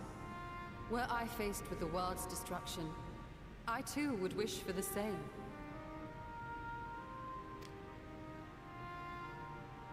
Salvation.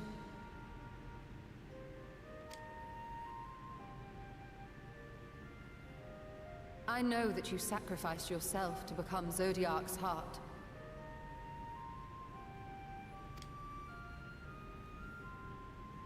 How you came to be separated from him is less clear.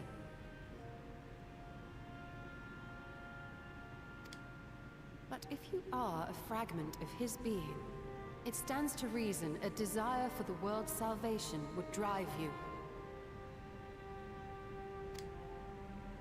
And thus did you seek to inspire the masses to rise up as warriors of light, going so far as to use Ardbert as a symbol of hope.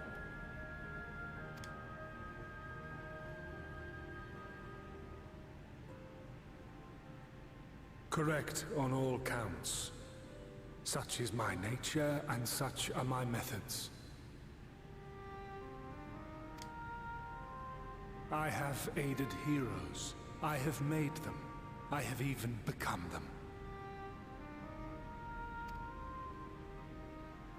This served not only to strengthen me, but also to facilitate the work of my brothers, such as Emmett Selk, with his penchant for nation building.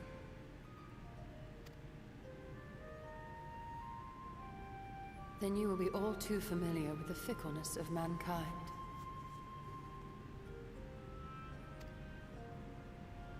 We change, we forget, and what little we do remember becomes twisted and fragmented over time. For which reason, you deem us unfit to carry on your legacy. But are you, yourself, free of these foibles? As the last witness of the final days, do you remember everything that was lost? Or even the things you cared about?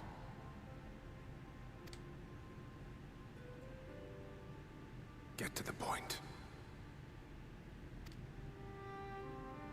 A primal is shaped by the hope that fuels it. Even should this hope be something as simple as the world's salvation, it is the collective desire of innumerable disparate souls crying out for deliverance. Having drawn your strength from such a cacophony of voices, can you truly be sure you still speak with your own?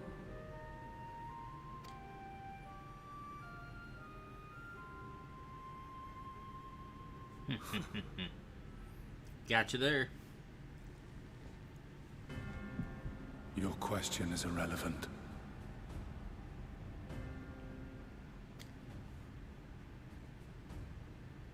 No matter how much I should change, no matter how much I should forget, I shall ever remember my duty. At times I stand with my brethren. At times I stand against them. All that I might steer mankind and the very star upon their true course. For Elidibus is my name and my mission, guiding my every deed.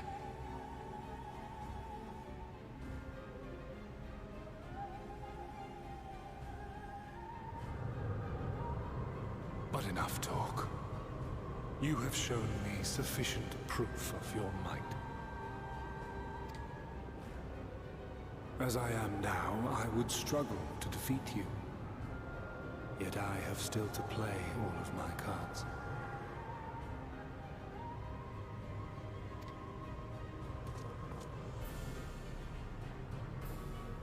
If I could offer you some semblance of sport, your lessers would pose no threat to me. Would you not agree, warrior of darkness?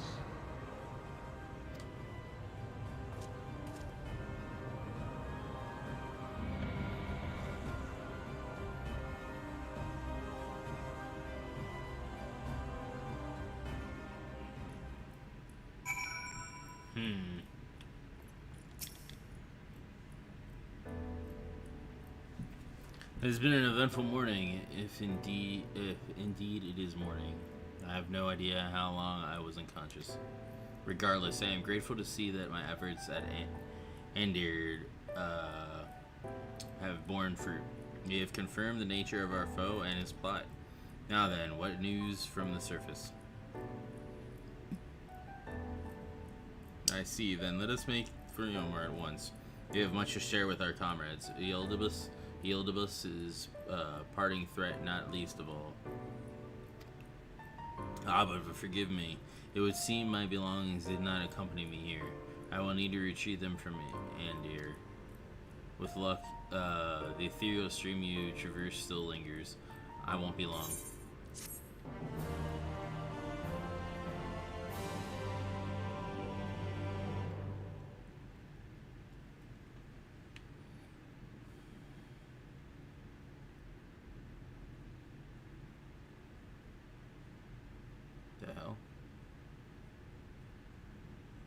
What is that?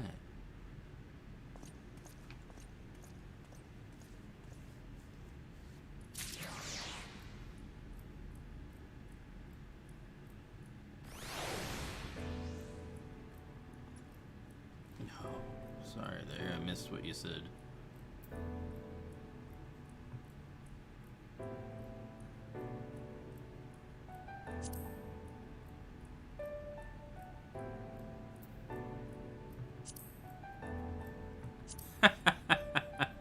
Hey, I got the Realm Reborn Zenith, I guess, weapons or whatever.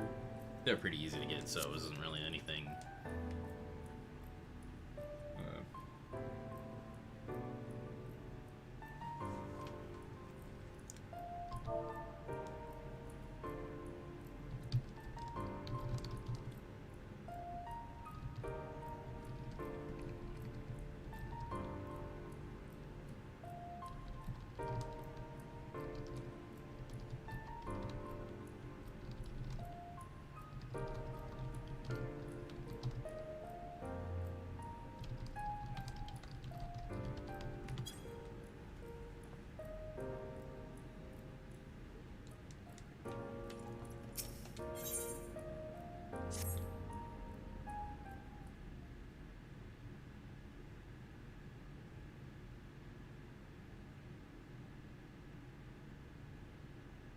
A peculiar crystal lies on the floor. Upon its surface, an array of lights twinkle like a tiny constellation of stars.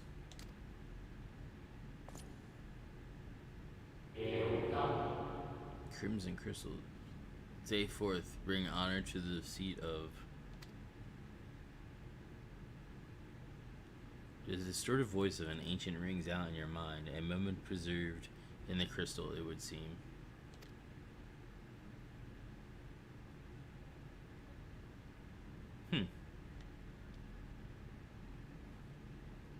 You notice something else glinting up ahead.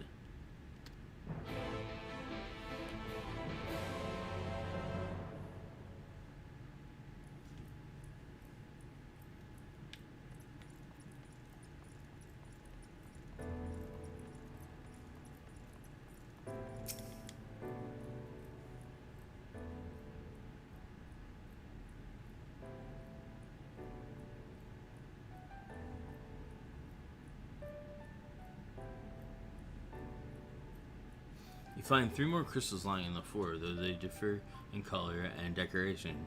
Each is identical in shape. Hell. You focus on the crystals and find that the words they hold ring clearer than before. Behold, my friends. Embraced by the earth and caressed by the wind, vibrant life flourishes. All is right in creation. There can be no greater joy than to use our wisdom for the good of our people, no greater pride. May all know happiness now and forevermore.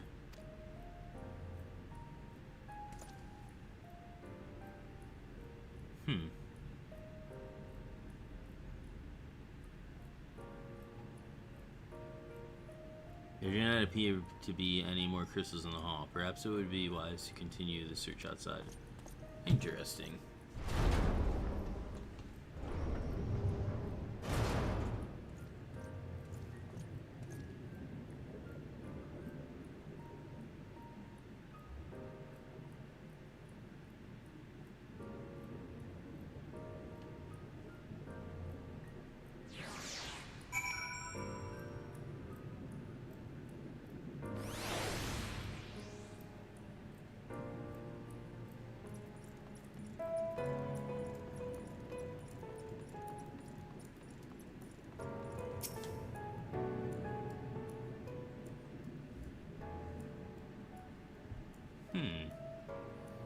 Your instincts serve you true, and you discover another 2 crystals.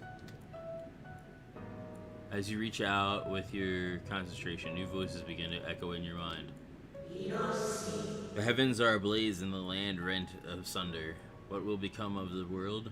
Is life in itself to be denied? Come what may, we must not surrender to despair. If we but hold fast to hope, we may yet find a path to salvation.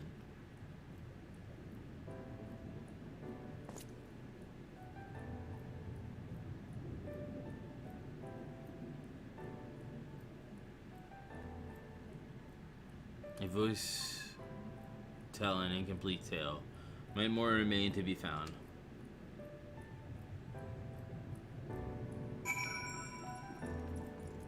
This is really weird. It's like the people of this place got turned into crystals or some shit. You soon discover 2 more crystals, rather too soon, in fact, as if someone wanted you to find them. Everything burns, crumbles, decays. I hear the lamentations of my brethren, and soon there will be only silence. We will deliver our star from its doom, and this we swear, so please dry your tears.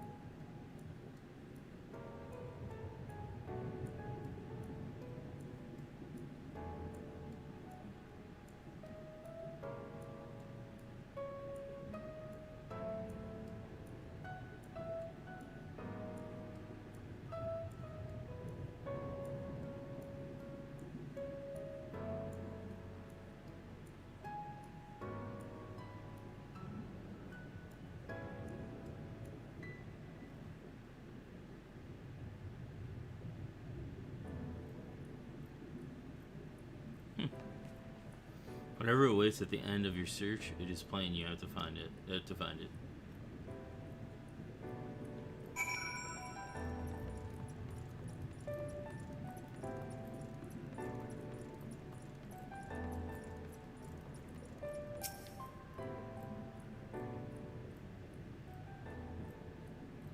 Sure enough, your persistence is swiftly rewarded, this time with 3 crystals. The time has come, we shall rewrite the laws of creation, and we shall save our star. From this life, our Savior born, may I be worthy of the honor? I feel my soul turning slowly, but irrevocably the power I wield begins to seem terrible. But this is right. It is right.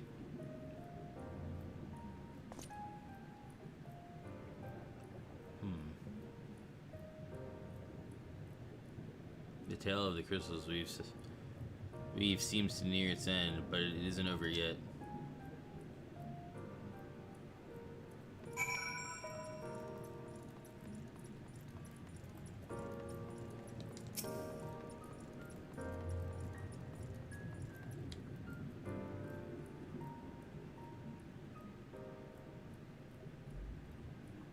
With most melancholy inevitability, the 12th crystal soon reveals itself to your questing eyes. Through salvation, though salvation is ours, it came at great sacrifice. All that remains is to pray. To pray that we will one day meet again beneath a blue sky.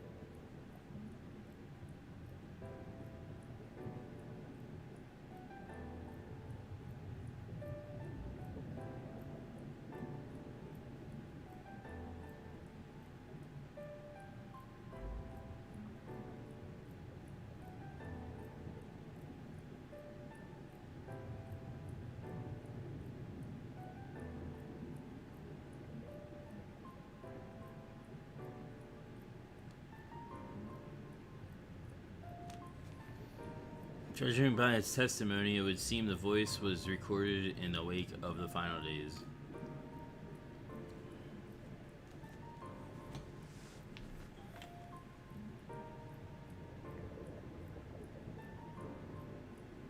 As you scan the area, another glint catches your eye.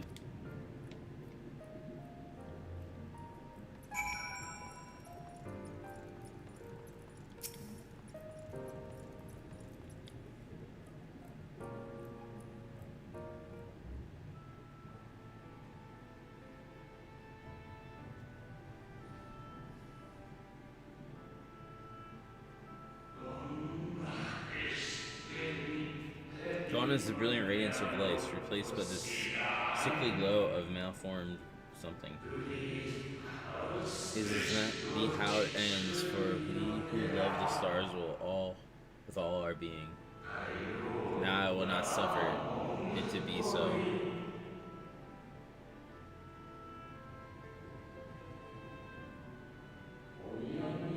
Well, we meet again, my new old friend.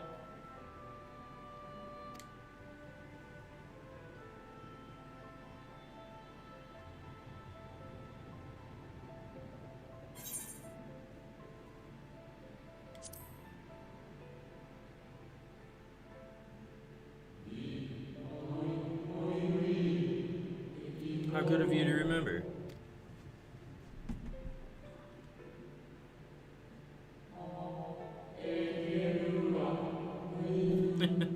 I see you've been collecting stars.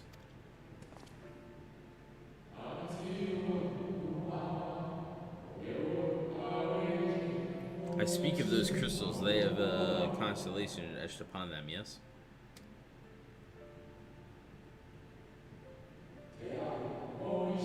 High in the heaven, those stars shine their guiding light down upon the lives below, fitting symbols of the convocation of 14. Would you not agree? As you have gathered each crystal bear.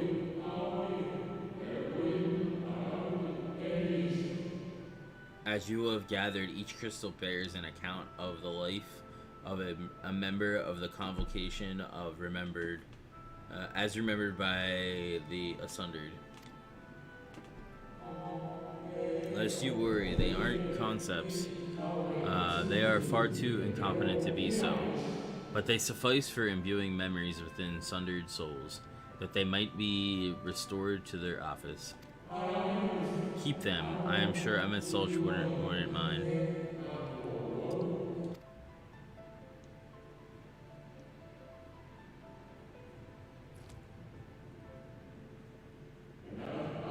So how far are you of late? Are you feuding with the Littlebus this time, I believe?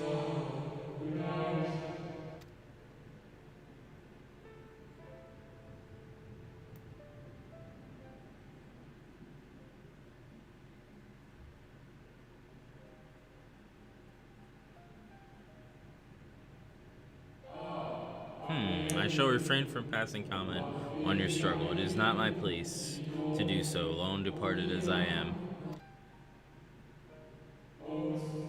But if I may give voice to personal desire, I would rather you lived.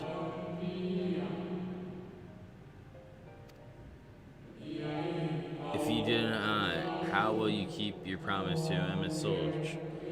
The promise to remember.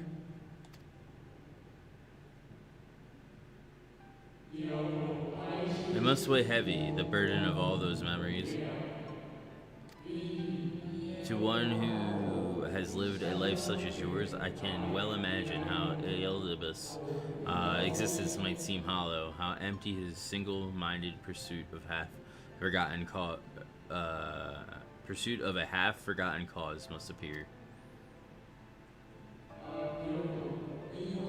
But now that his devotion is not without reason, even if he himself can no longer remember what that reason is.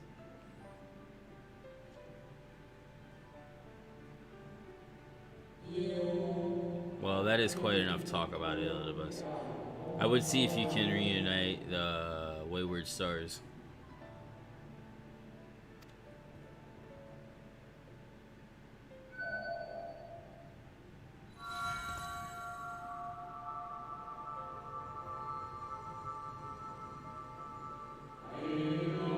I mentioned before that there was a member of the convocation who opposed Zodiac summoning and defected, one whose office was left vacant.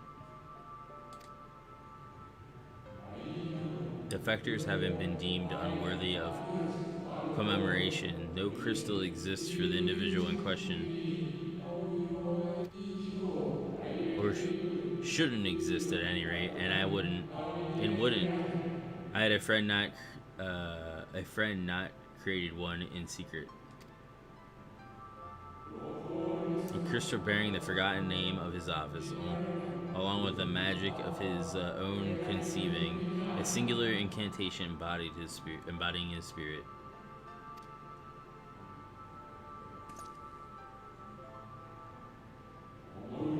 Among all the office, the 14th was most unusual, for while the rest sat in Amarat, its holder was charged with gaining an intimate knowledge of the wider world. In the course of his duty, he traveled the length and breadth of every land and befriended countless folk.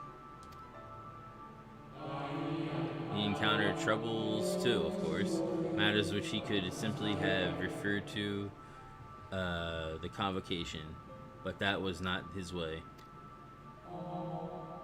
Nay, more often than not, he would call upon his comrades, and together resolve matters themselves.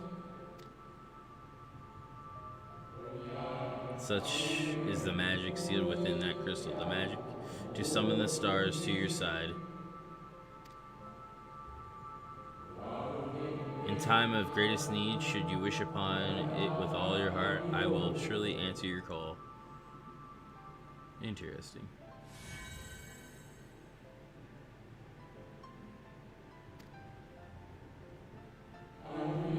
And now it is where it belongs.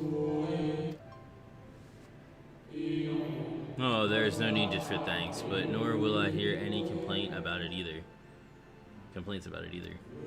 After all, I cannot say whether I act of my own volition or by the will of my Recreator.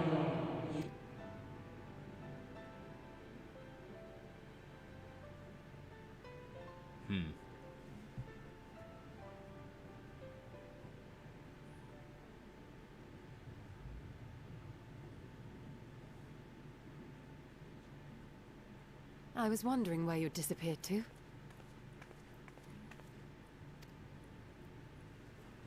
Is something troubling you?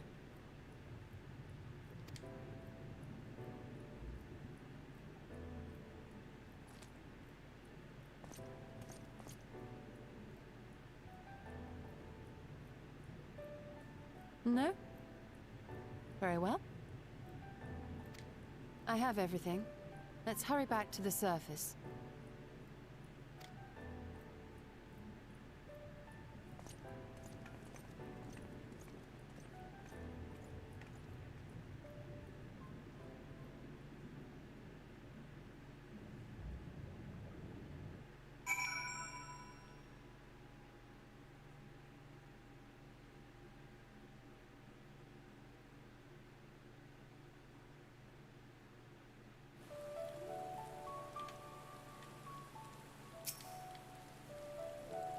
Ah, fresh air at long last. I would celebrate my return to dry land with a pot of tea, had we had the luxury of time. But we must be prepared for Elidibus, given that we know what we know. It is plain he will not be deterred from his course, and nor would I were I him. Not if it meant forsaking everything I loved. That said, I have not forgotten what Emmett Solch sought to find common ground with us for all our misgivings. Ultimately, our differences were not to be bridged, of course, but one must always try. Emmett Solch understood this, and if his gesture resonated with you, perhaps you might consider reaching out to his brethren. Though it may all be for naught, you of all people know that there is no such thing as a foregone conclusion.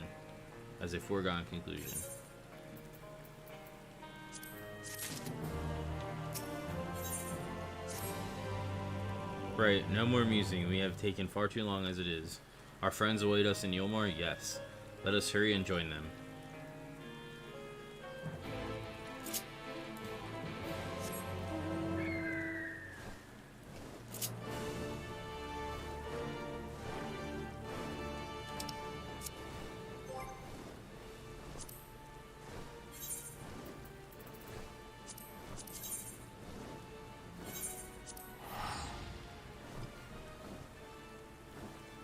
Yep, I'm still going.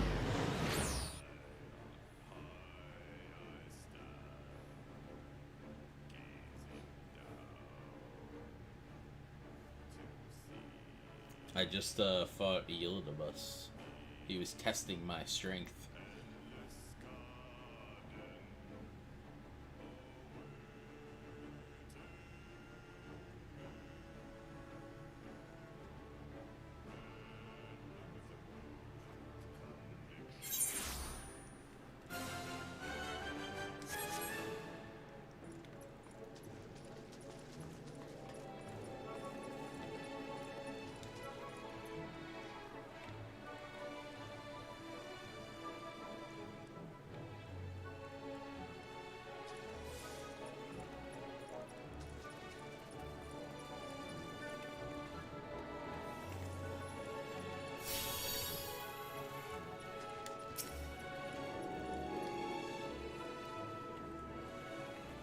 It would appear we are fashionably late.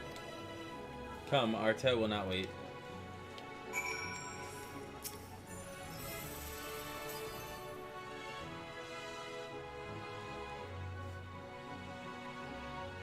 Oh, okay. Gotcha.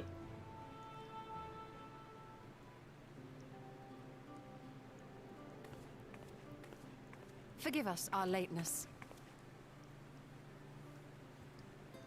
Master Chai, my congratulations on your appointment. By all accounts, you are a capable mayor. Oh, I have capable friends, my lady. I must say, it's good to see you looking hale and whole again.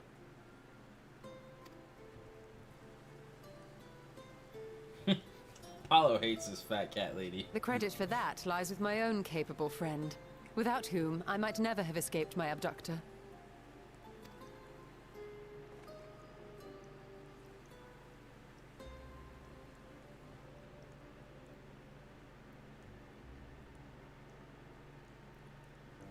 Yep. Yeah, she was here. She's on 11 right, or 14 right now. She said if I needed any help to let her know. A primal? I suppose that would explain why Elizabeth has been fostering faith in the Warrior of Light. While you were enjoying your audience with the Wandering Heart of Zodiac, we were busy dispatching the last of the Black Master Ascians, a task which proved almost insultingly easy. Formidable though we undoubtedly are, they were obviously sent to provide encouragement for budding heroes. One cannot help but wonder how many times the ploy has been used before. Master Chai, you mentioned that the people of Calusia are similarly enamored of the Warrior of Light. Indeed, though it's hardly surprising given the state of the world. Many are still struggling to find a purpose, and it's only natural that they should take comfort in the tales.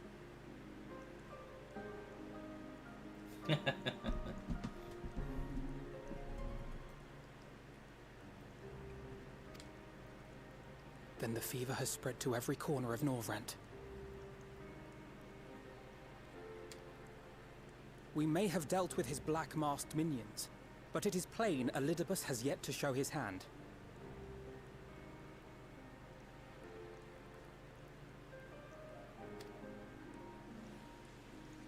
Did you forget to mention you have a kid now, Shadows? Oh my! What a spectacular sky!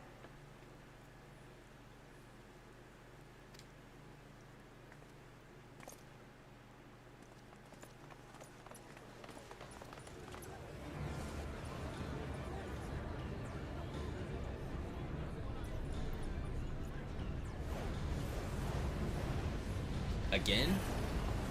Another star shower.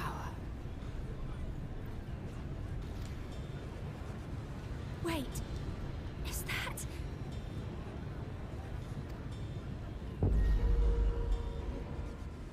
The fuck? Amaranth!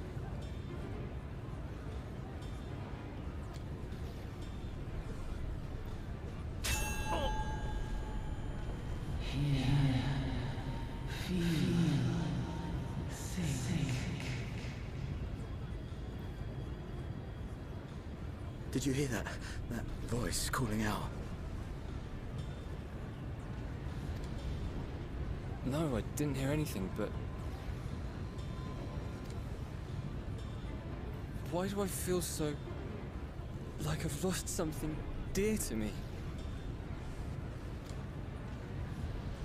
Does Elidibus seek to awaken more people to the Echo with clearer visions of the final days?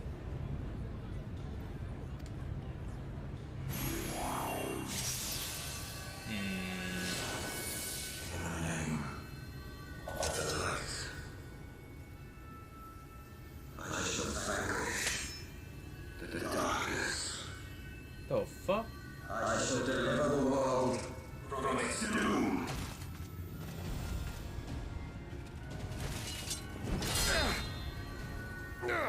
And who might you be?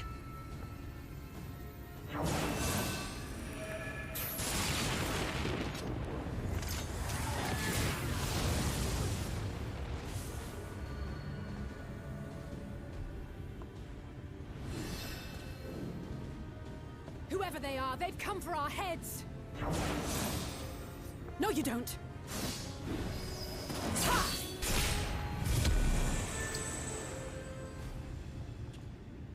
They are not of flesh and blood.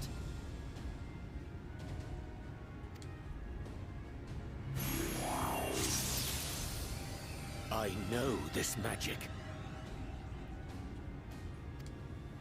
The rings are like unto those that the Exarch did employ in our summoning.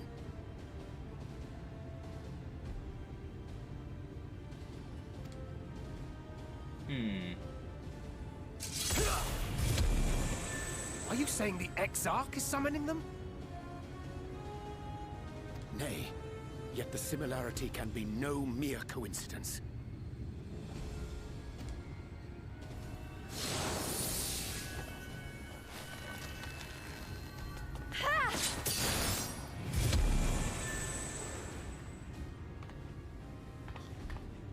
Should we make a stand here, or retreat to the Crystarium?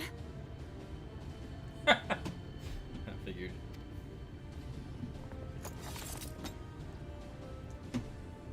The ether churns around us. More of them will appear ere long. To stay would only place innocents in harm's way. We must fight this battle elsewhere. Wait!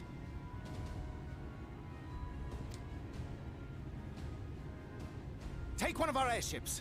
You can decide what to do on your flight to the Crystarium.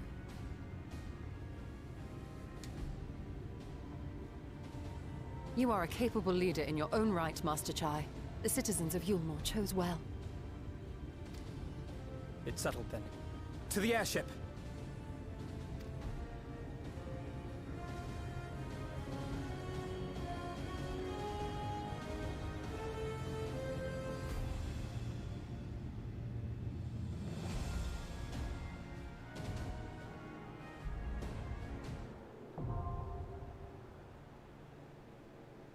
The Hero's Gauntlet, now accessible.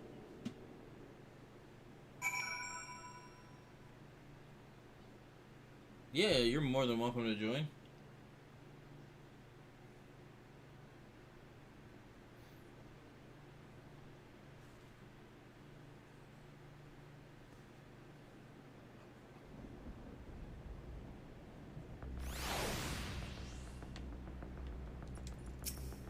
Yeah, just, yeah, it is.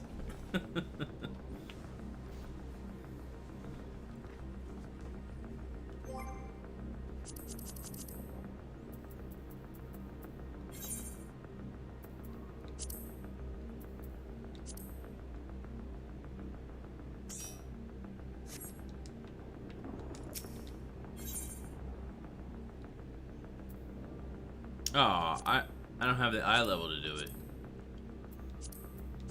Shit.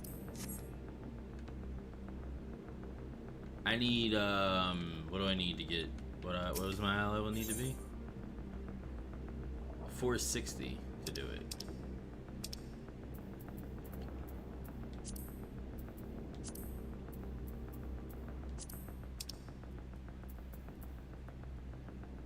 Hey.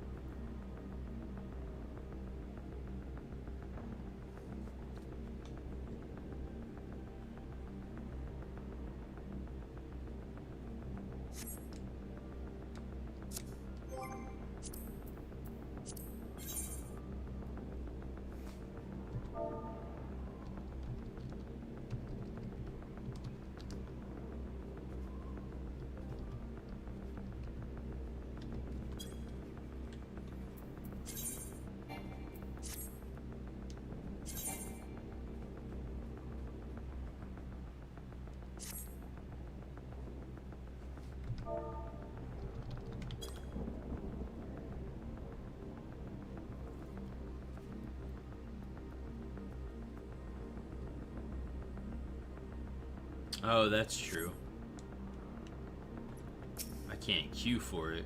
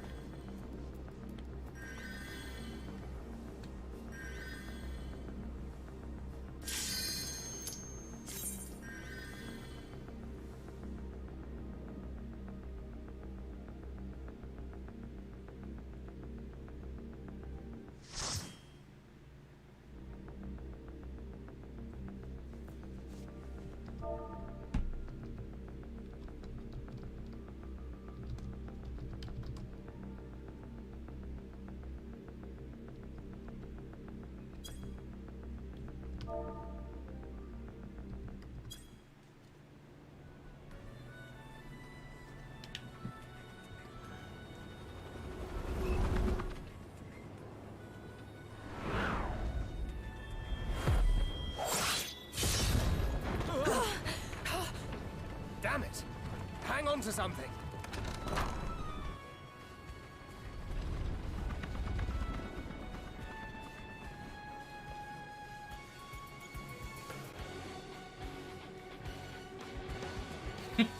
Some of them are really bad, yeah. Alright, let's do it.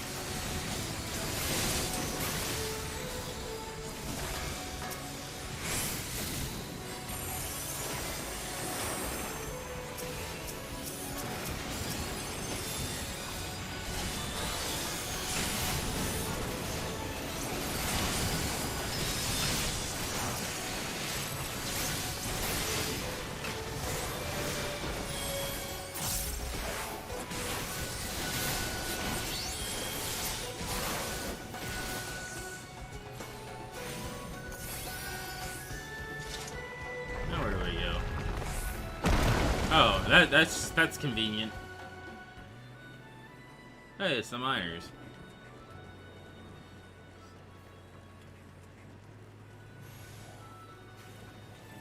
Okay, sounds good, Shadows. Damn it, I messed it up.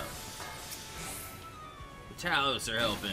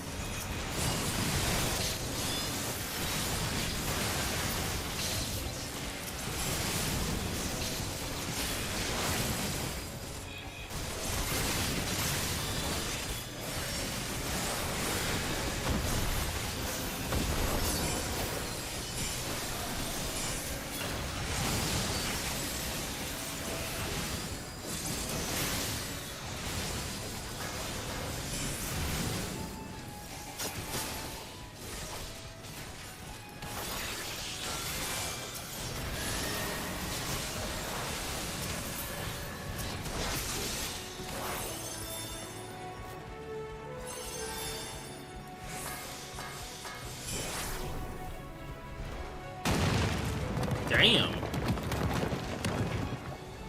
Fucking A, those Talos are powerful. That fucking thing just died because of that doing that.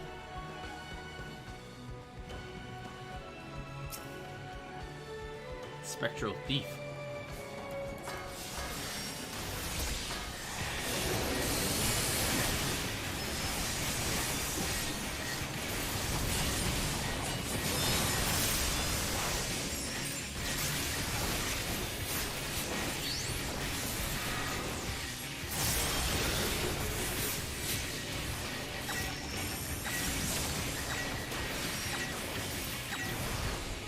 Oh shit, what the fuck?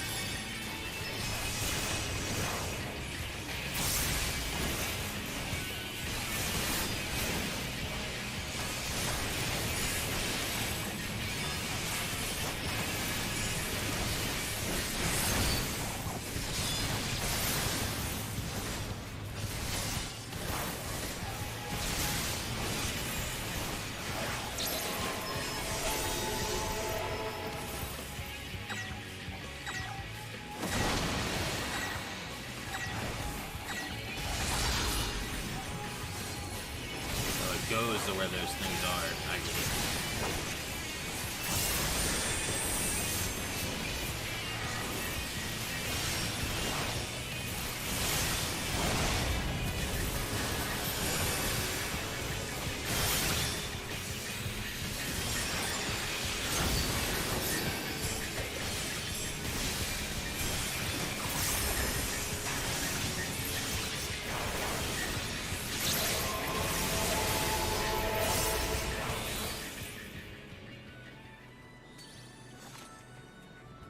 Yeah.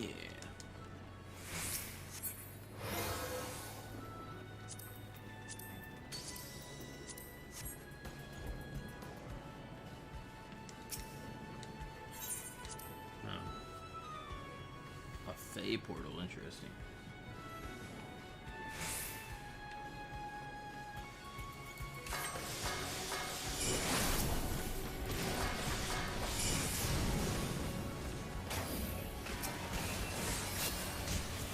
They're fighting these things too. What the hell?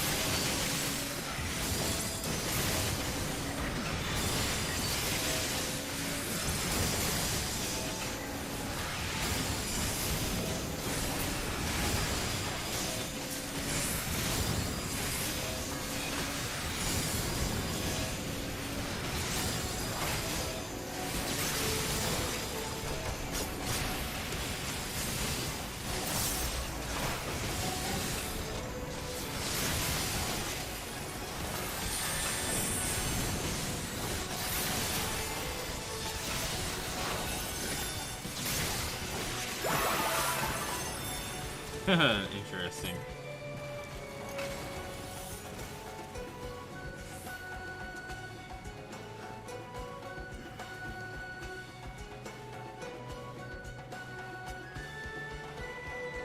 It's like a trip down memory lane from the expansion.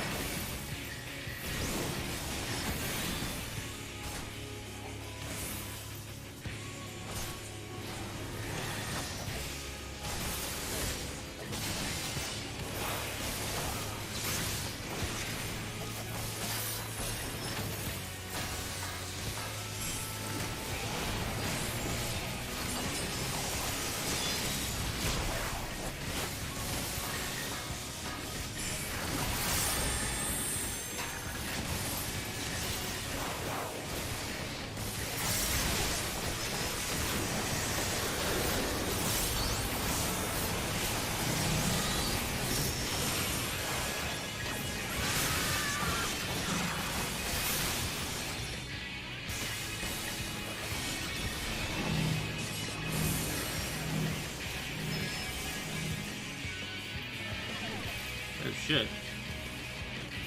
The hell?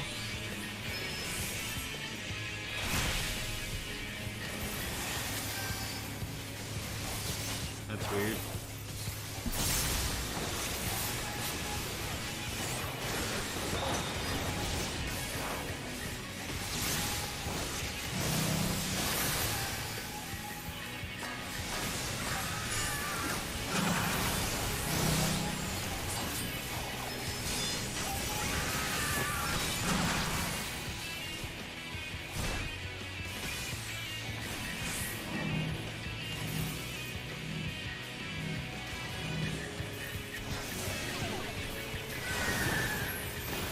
Damn, those things suck.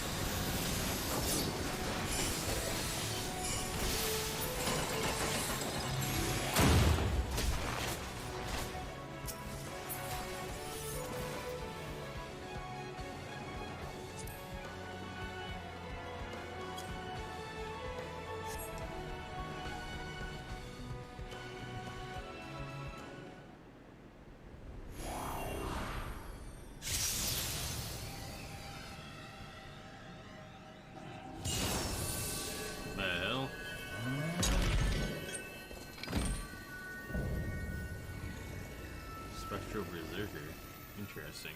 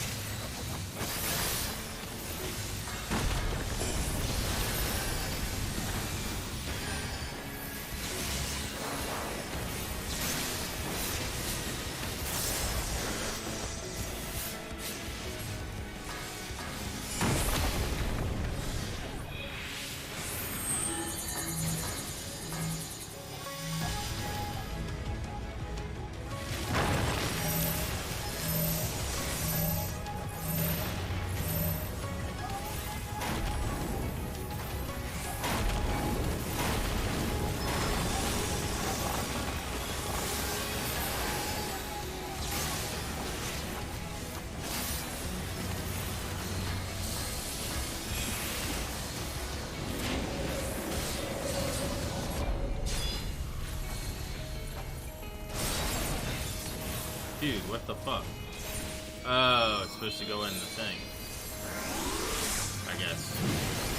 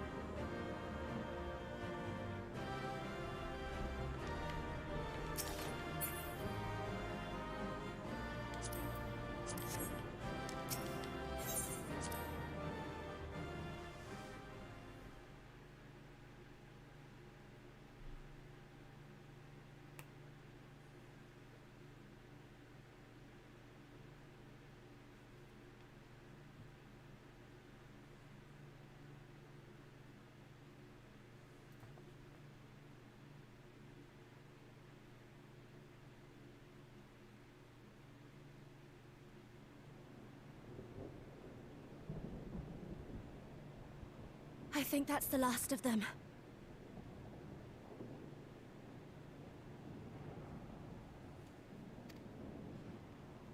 Apparently even they have limits.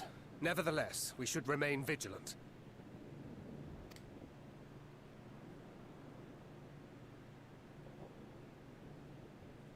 Urianger, something occurred to me while we were fighting. These enemies.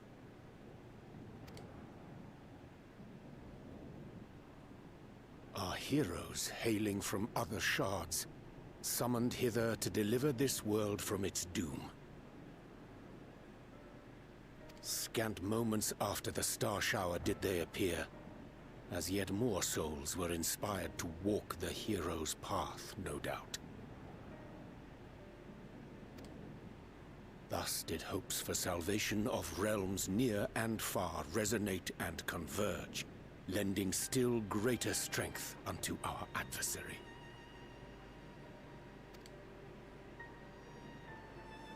So that's Elidibus's game. But first things first.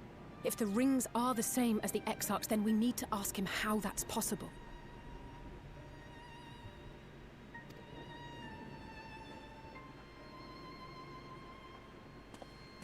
The Crystarium is close.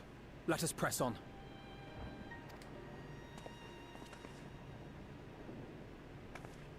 They come.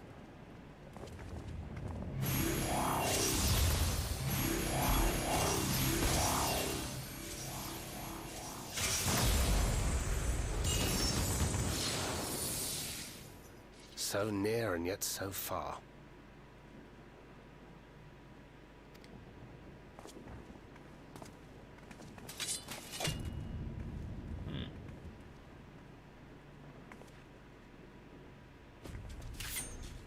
In the chaos of conflict, one can always find an opening to exploit.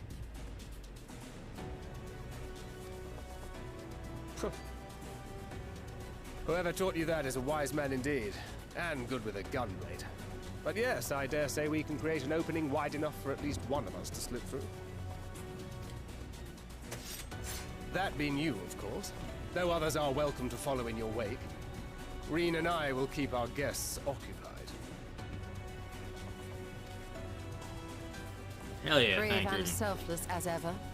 Yet the two of you may struggle to fool our foes, etherically sensitive as they are. Had you a comrade who could use destructive magics to wreak havoc upon the ambient ether, on the other hand?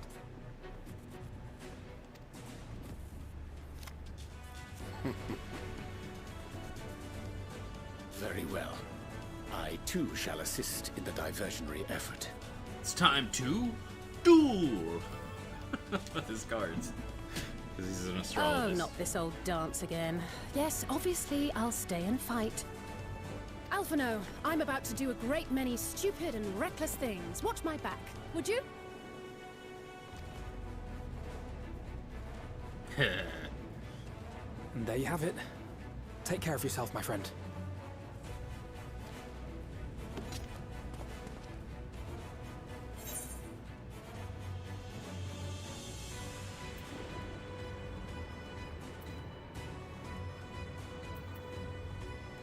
Making a nice big opening, eh?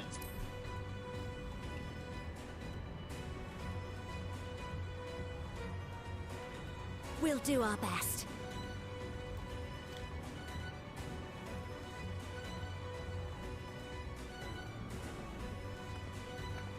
Finished? Then let's begin.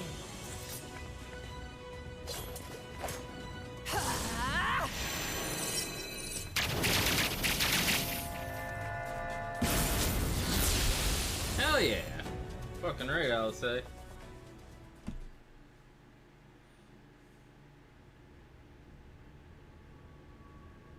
A short while early in the ocular.'Tis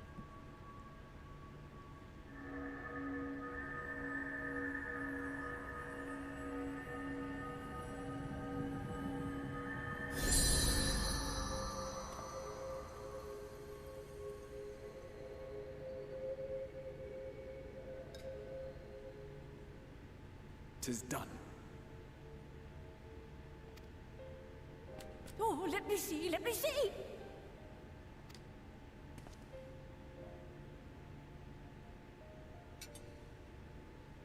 Oh yes!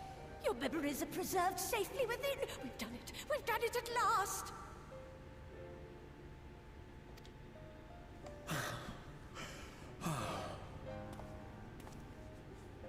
I have inspected the other vessels. They are all ready to receive of our friends' memories.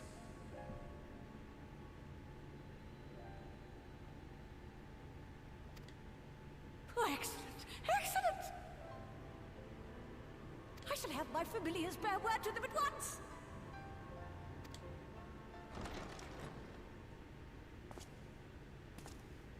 Oh, this motherfucker.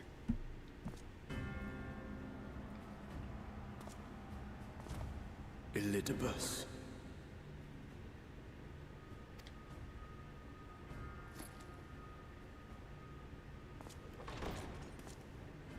It was not until I observed the battle between Emet-Selch and the Warrior of Darkness that I realized what I must do. I will summon heroes from other worlds unto the first, just as you did. Their presence shall serve to empower me, granting me the strength to crush my enemy.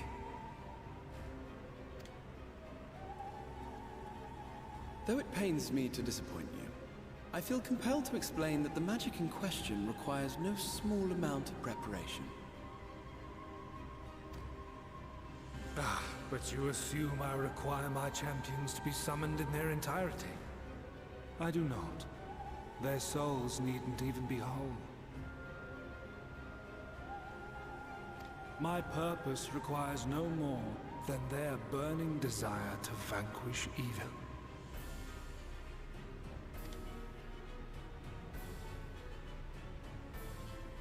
This I shall sear upon the ether, raising thereby an army of phantom heroes to whom I shall whisper, as I have to so many over the ages. Here lies darkness. It must be destroyed. And you expect me to cooperate?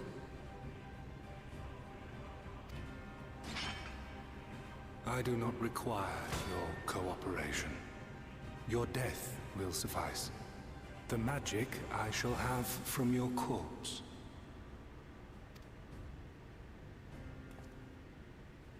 Go, Lubas!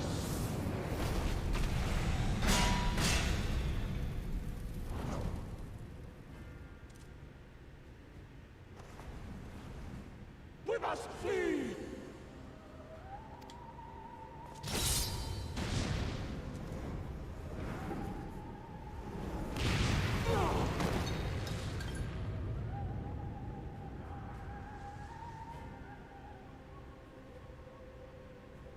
But what is this?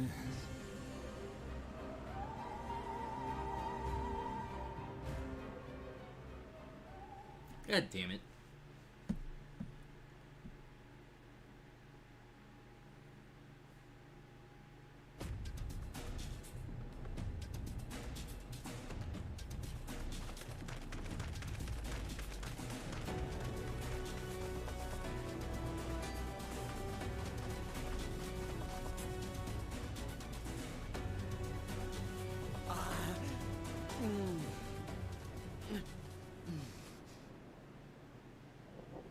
The hell?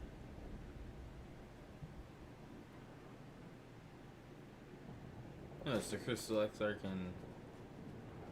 what's his name? How the hell did they get down here?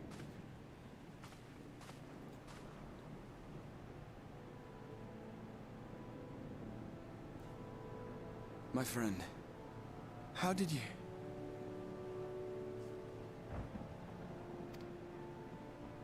No matter, Elidibus. He took us unawares.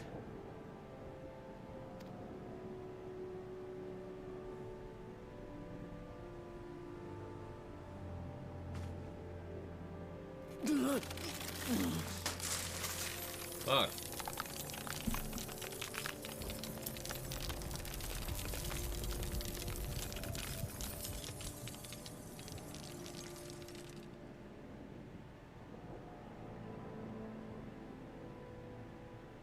It was all we could do. To raise a war to hinder his steps. And so we fled. But he took it. With a vessel with the Exarch's memories.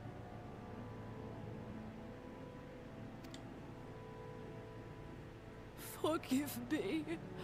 Forgive me. The vessel bears not only my memories, but my blood. The blood of Allegan royalty, granting him the means to control the tower.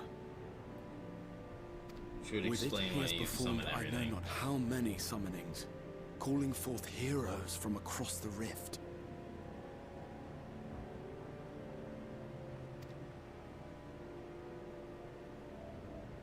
And, as you can see, the burden upon the tower is beginning to tell.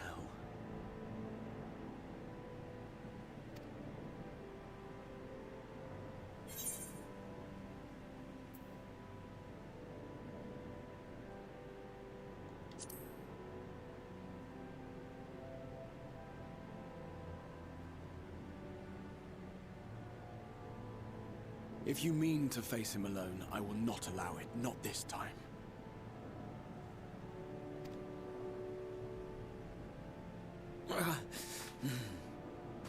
Elidibus has exploited the people's nobility, twisted their purest intentions for terrible ends. And I cannot let it stand. As Exarch, it is my duty to protect them, to defend their hopes and dreams. So I am going to the Crystal Tower, with or without your blessing. Though, I would rather it were with.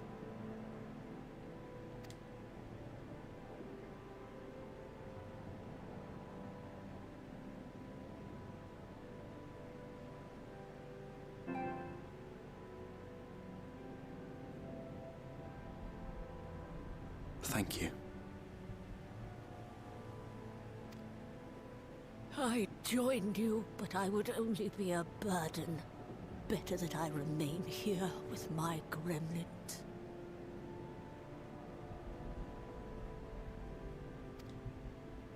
I shall send help. Stay strong, my friend, and take heart.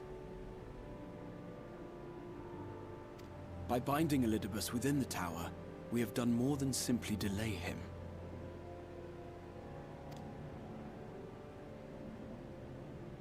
Much like our adversary, I am not wont to show my hand prematurely, but the time has come to bring my strongest card to bear.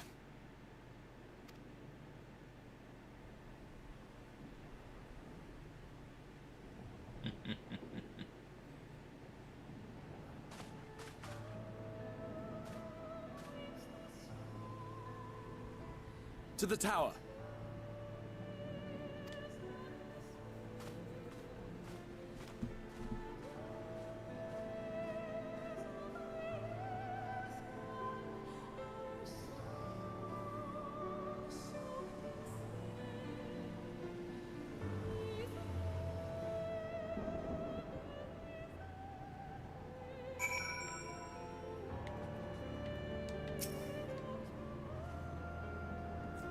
With your permission, I would make a brief stop at a sensor gate. Just long enough to send the guards to Becklog's aid, you understand? Were it not for them, we would never have escaped Elidibus, much less with the spirit vessels.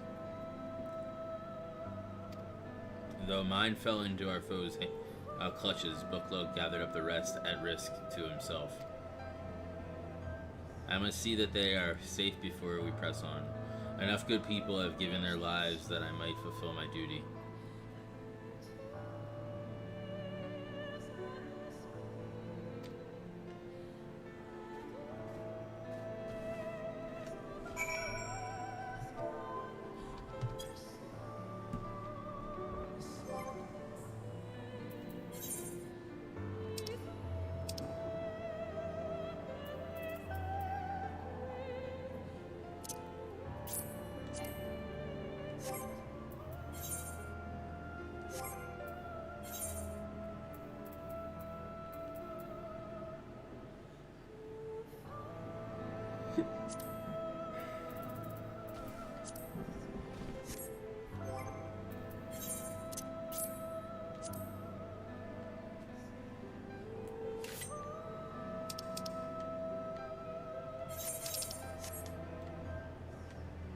are neat.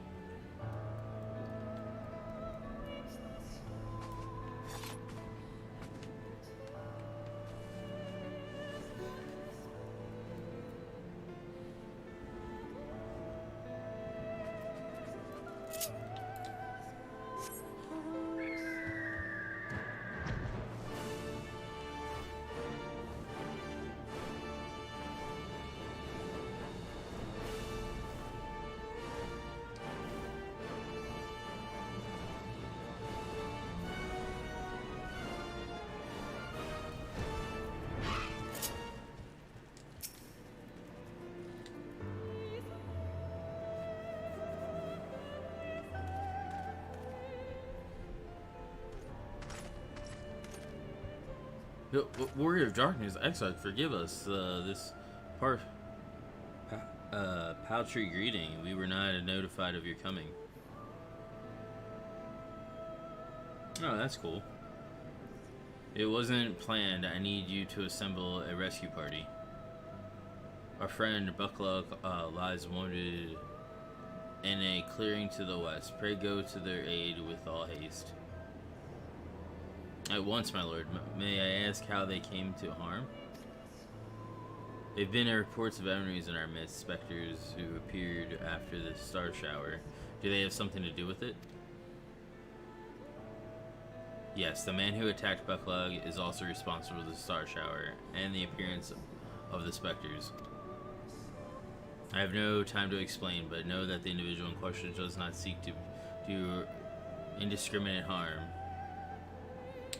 If you do not bear his servant's path, they will not turn on you. If you do not bar his servant's path, they will not turn on you.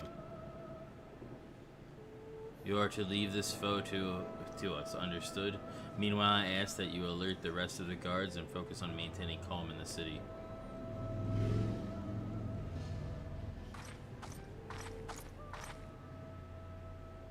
Understood.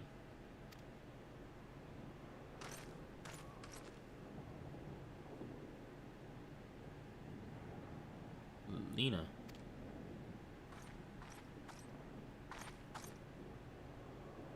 I shall take charge of matters in this city. Find Buckluck now.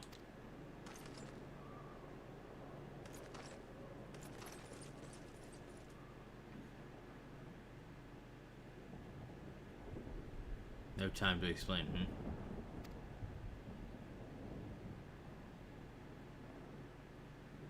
The graver the matter, the less inclined you are to speak of it, even when it is plain for all to see, like what is happening to you.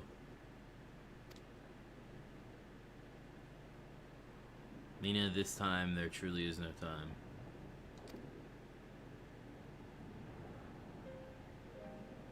I know, my lord, where matters otherwise, I believe you would even be willing to speak to your past if pressed. Yet I remain afraid to do so. Afraid that that what I might learn would make a stranger of you. Forgive me, there is no time.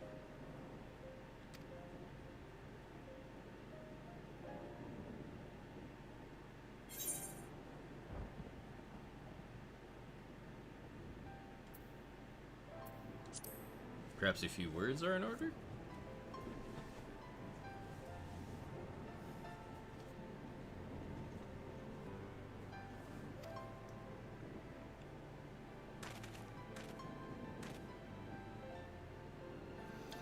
You need to remember the time you got lost in the tower and you were little, and I searched for you for hours on end. And the cake I baked for your 10th name day. The hideous lump the good people of Mean covered up with beautiful candles. And your hapless first encounter with the senior as a guard. Afterwards, you threw yourself into your training, pretending nothing was wrong, though I could see the tears in your eyes.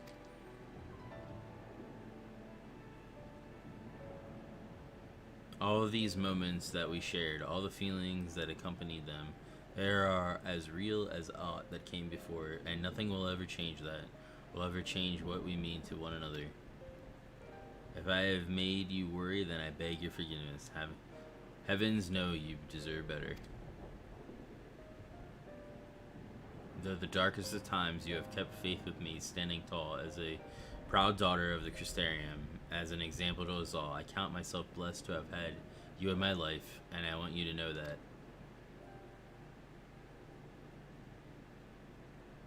Why do you speak so? As if this were our last meeting. Truly, you have a knack for making people worry.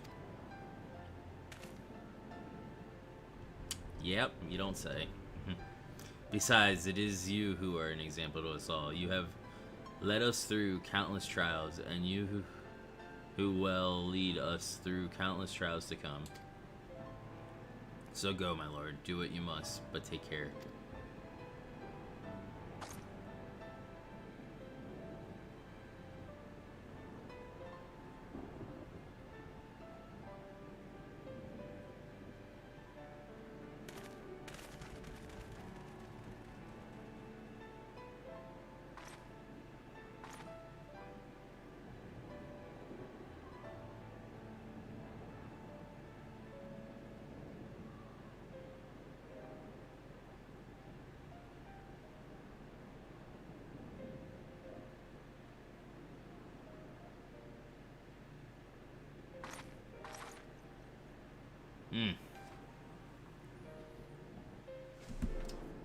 Don't cry, don't cry, Angelus, don't cry.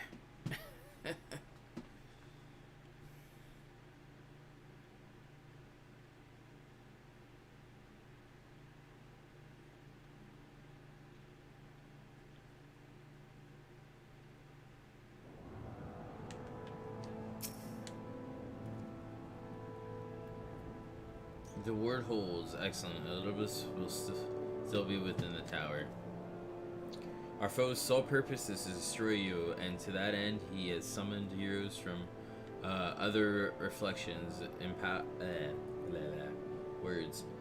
empowering himself with their hope, even as they occupy your comrades. You will not best him as easily as you did in the depths by any measure. The odds are now stacked firmly in his favor.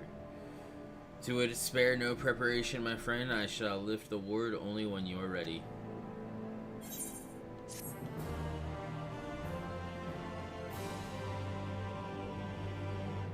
You may now enter the Hero's Gauntlet with a party of NPC adversaries. To make use of this feature, open the trust interface located under 12.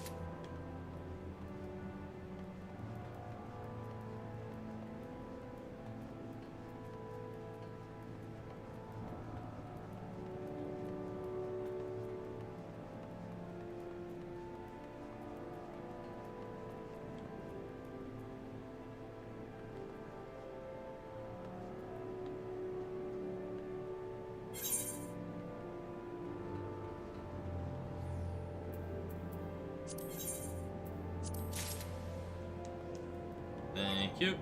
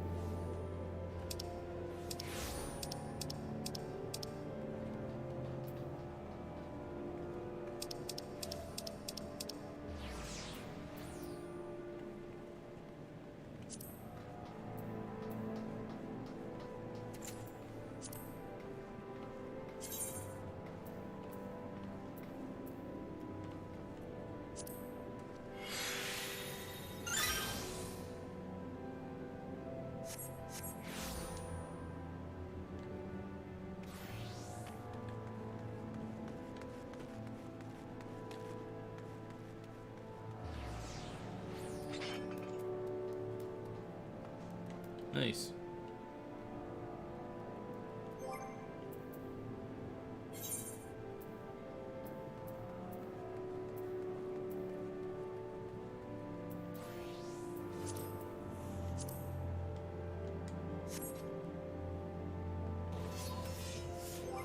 Yeah, they do.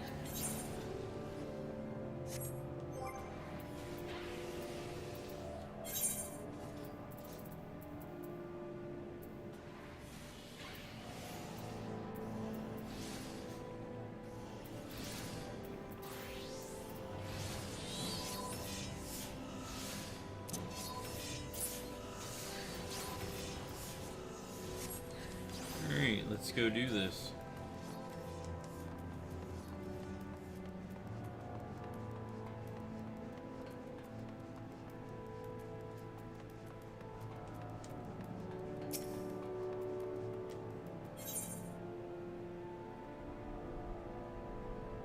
Crystal X-Art is the very picture of itself. Are you ready then? Very well, I shall lift the word.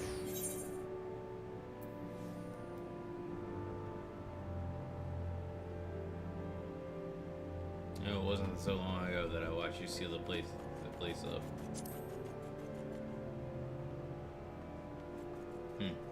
Before I began my summoning, you mean? Seems rather longer to me, but yes, what strange symmetry. This time I break the seal, and I have no intentions of locking myself away again.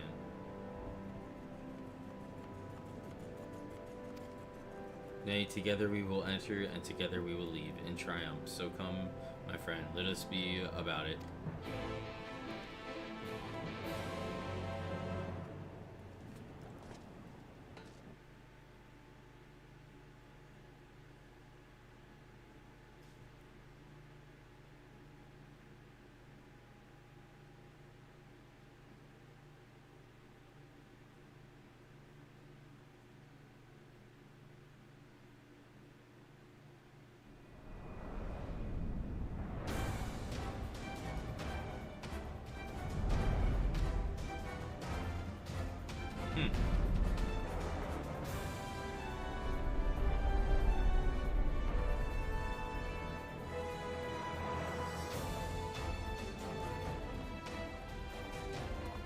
Not here either. We must keep climbing.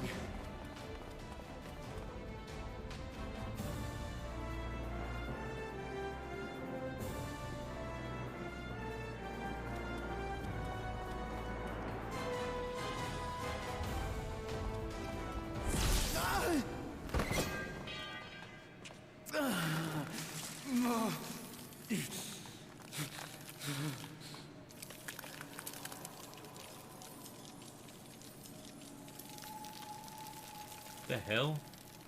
So, Elidibus summoned these things. It's turning him to crystal. Shouldn't it be the other way around? Shouldn't it be the fucking Elidibus turning the crystal because he's the one summoning the shit using the tower? Or is it because the tower is linked to him completely? So if somebody else uses the tower, he suffers. 'Twas but a matter of time. I cannot keep up with you, nor will it avail us to make a stand here.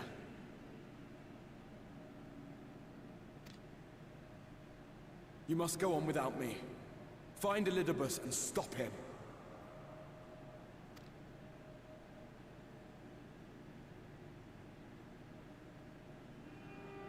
Worry not, my friend. Though I am no warrior, I have learned to hold my own over the years.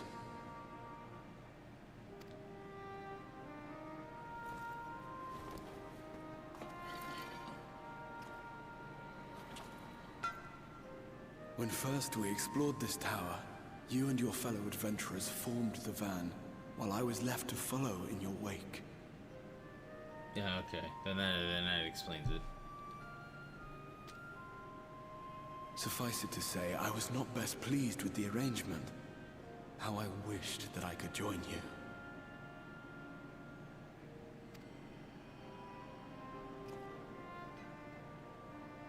And now I have. Here where it all began.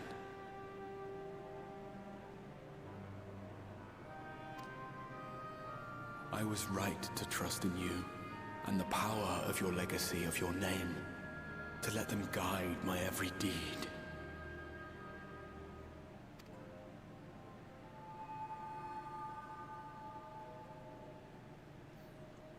For Elidibus is my name, and my mission, guiding my every deed.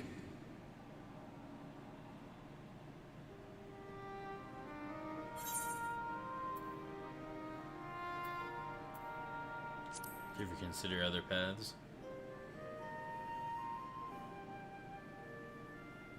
I did, but I chose not to walk them, thank the gods. Why ever would you ask me such a thing?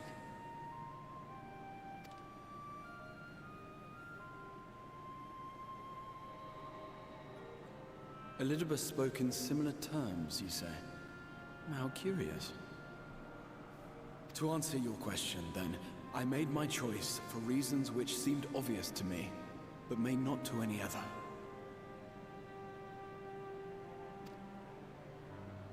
There were the expectations I placed upon myself before beginning my slumber, and the expectations of those who roused me.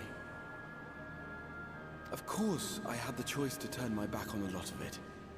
But in the end, it was no choice at all.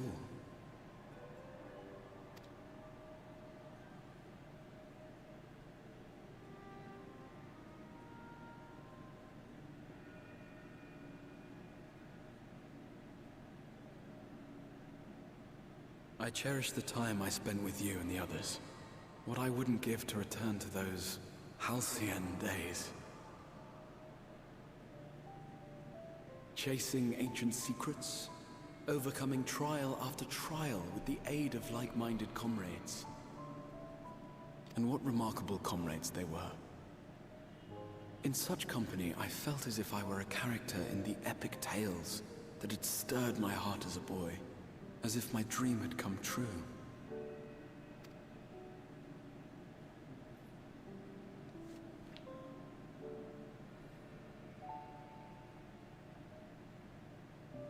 It hadn't, of course, for I was no hero.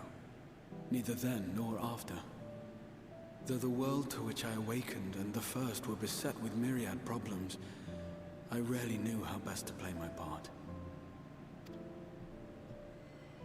There was, however, one thing of which I was certain. That I could not bear to let those dear to me meet a tragic end.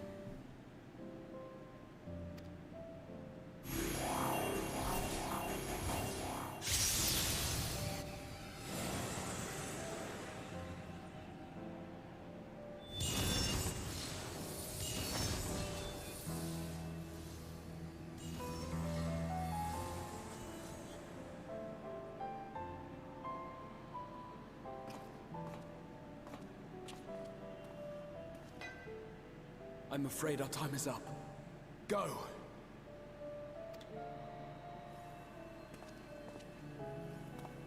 Rest assured you haven't seen the last of me. I wouldn't dream of playing my trump card save in your presence.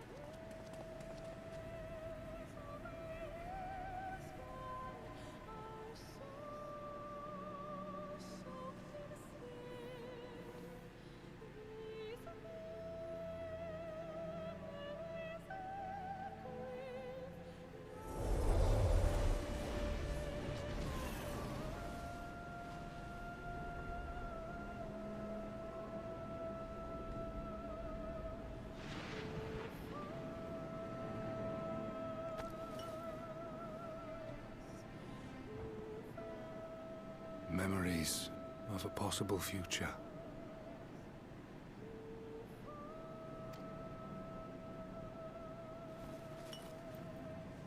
Worthless.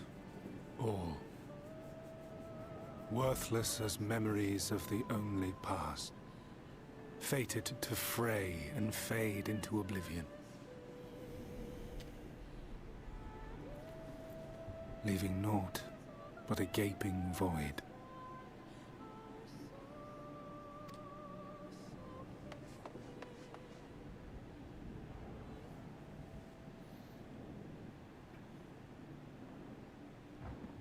The Waking Sands. Yes, that was the place. The place I first made myself known to you and yours.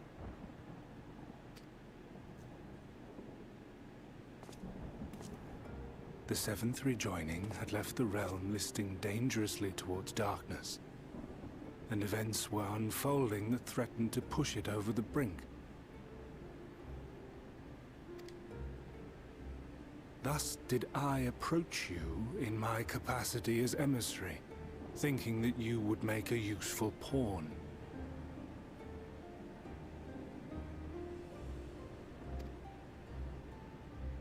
But I was wrong. And for my misstep did La Habrea and Emet-Selch pay the ultimate price, leaving me the last of the Unsundered.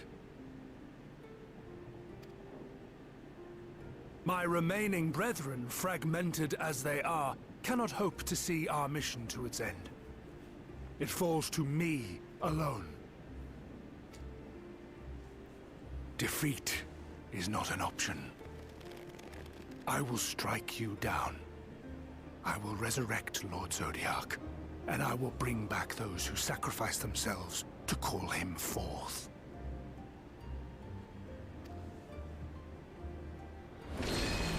Though it take 1,000 years, upon my honor as Elidibus, emissary of the Convocation of 14, I will see this done.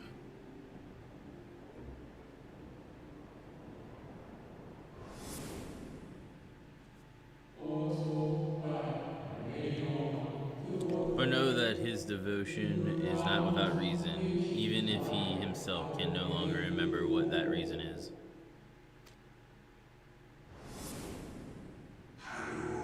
You worry too much, Elidibus. This dedication to your duty verges on an obsession.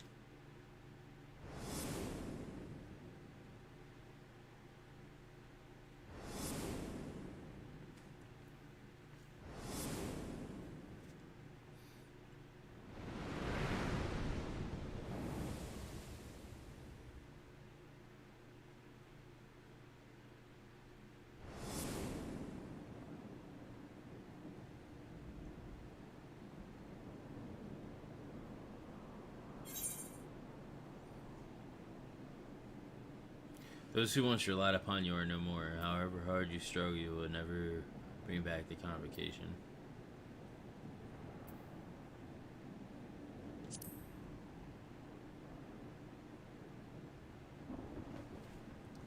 What of it? I have my mission. I am Elidibus, and it is my duty to steer mankind and the very star upon their true course. This I swore to someone. We spoke, and I swore. What? What did I...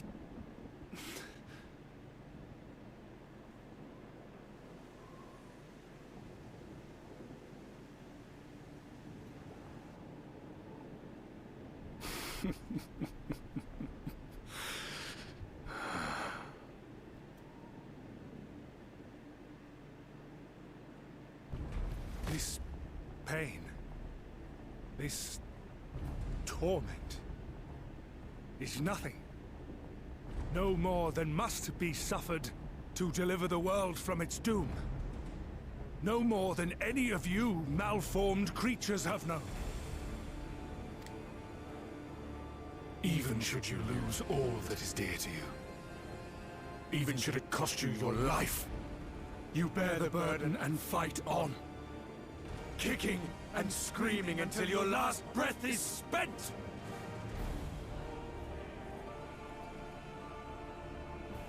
Aye, it's true. We've lost much and more. Known unimaginable suffering. But through it all, we never ever forgot what was dear to us. And that's what gave us the strength to carry on.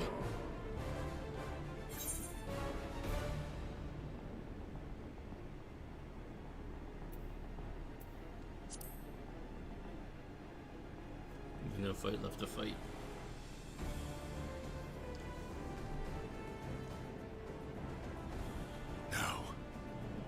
No. It will not end here.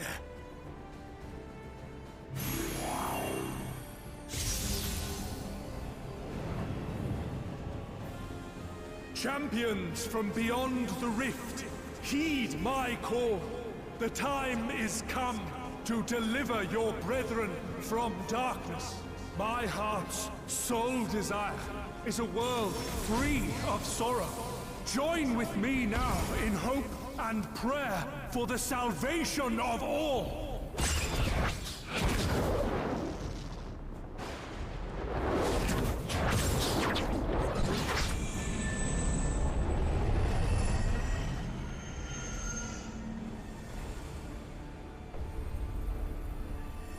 If you would usher in the end, then with my all shall I oppose you. As the avatar of those mortal heroes who fought unfalteringly in all their imperfection. As the warrior of light incarnate. Come, warrior of darkness. Let us finish this.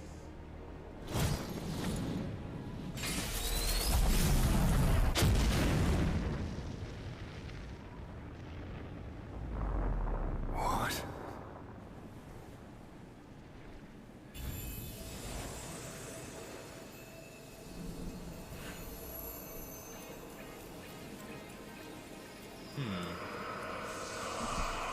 Herein I commit the chronicle of travel, shepherd to the stars in the dark. Though the world be sundered and our souls set adrift where you walk, my dearest friend, fate shall surely follow.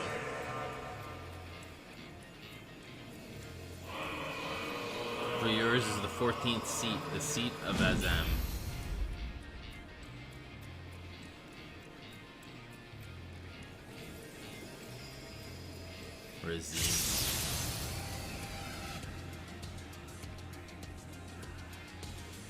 An invocation of Eld, though not of Hydaelyn's making. What are you?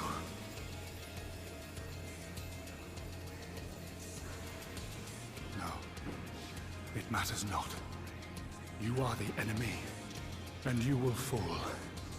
Even should it cost me everything, I will not forsake my duty.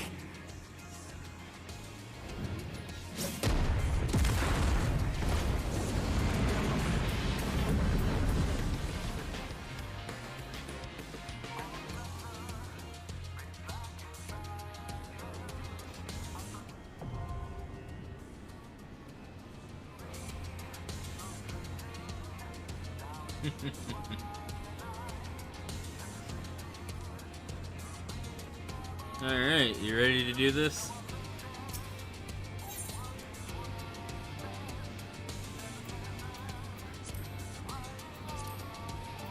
Cinder drift, what is that?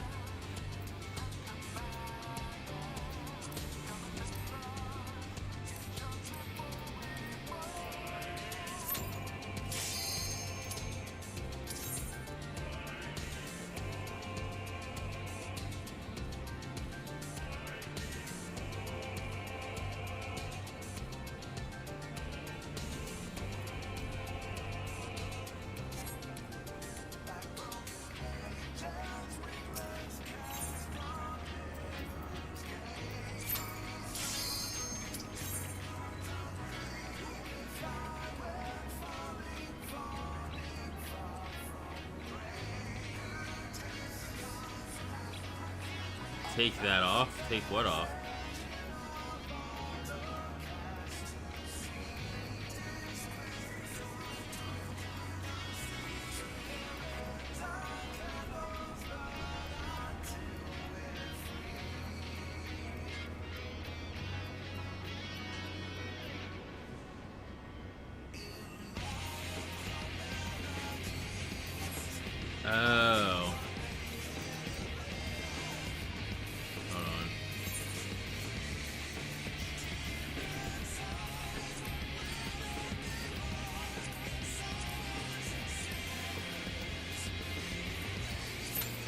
we go.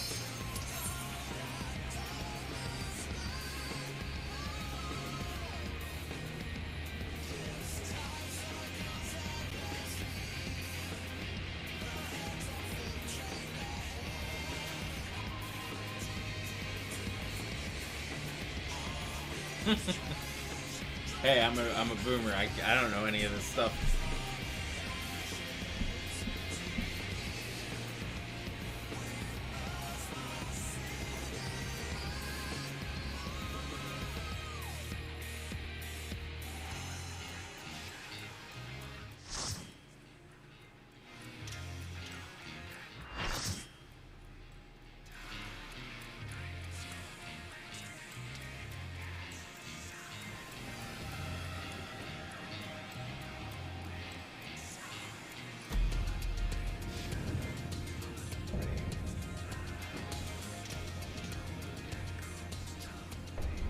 For my people, for our world, I will strike you down.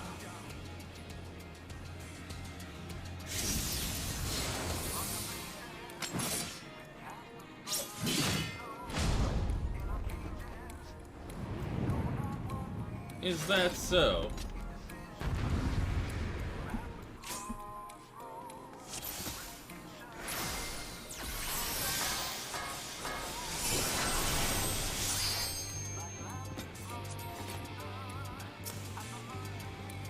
This battle shall be our last.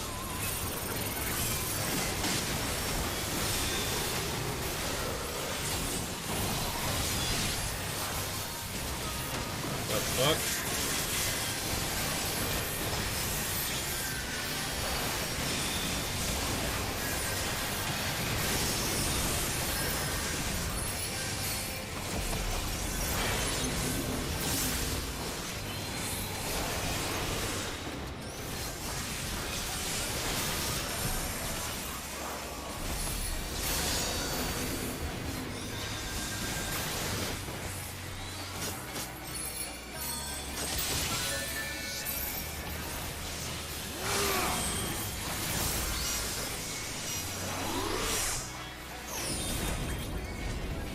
The hell?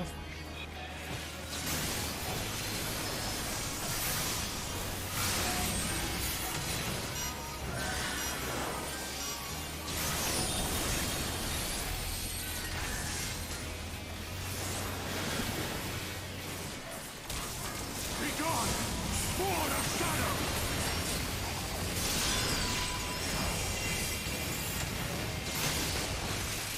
Darkness must be destroyed!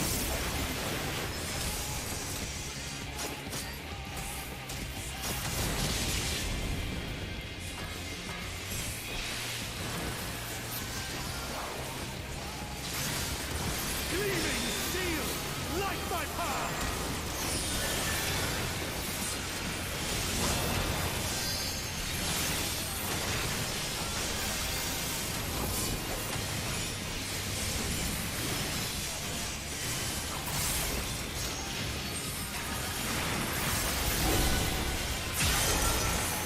Fuck. Thought I moved in time.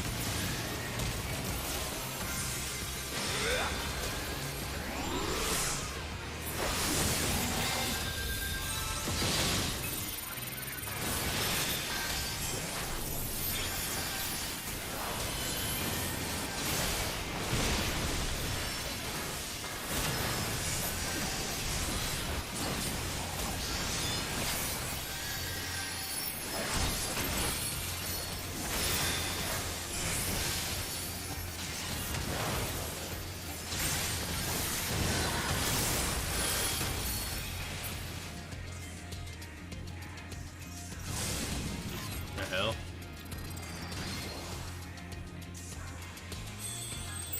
Rift swallow you.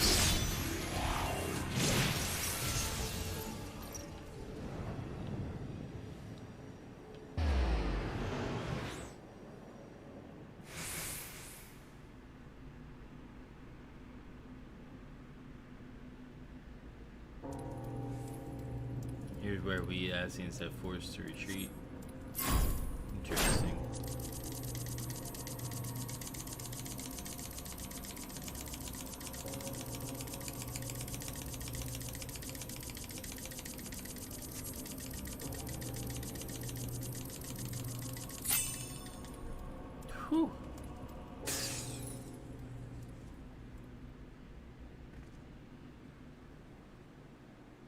clutch of crystallizing to your breast and wish upon it with all your heart. And so it ends in unceremonious silence.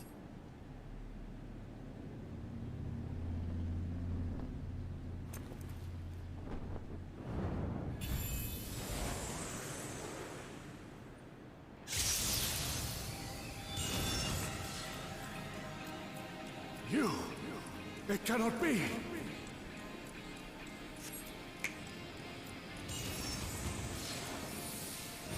Hey, hey, what up?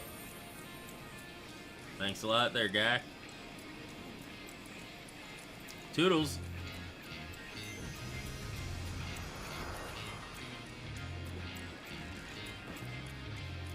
To me, warriors of light!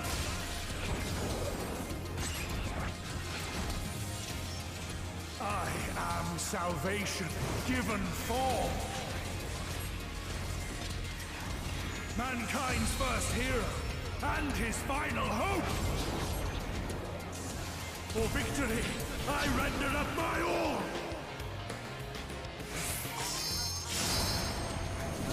Your demise will be ours. Oh, what the fuck is this shit? Limit break.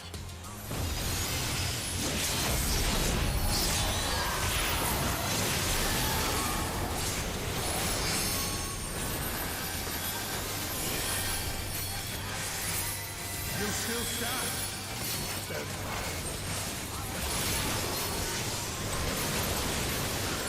Be gone, spawn of shadow!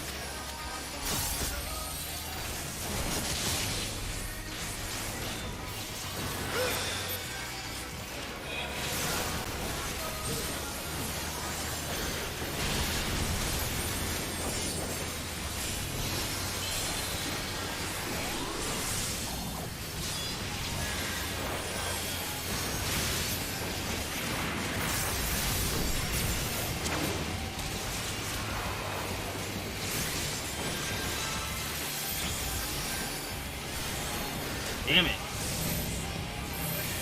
Not expecting that.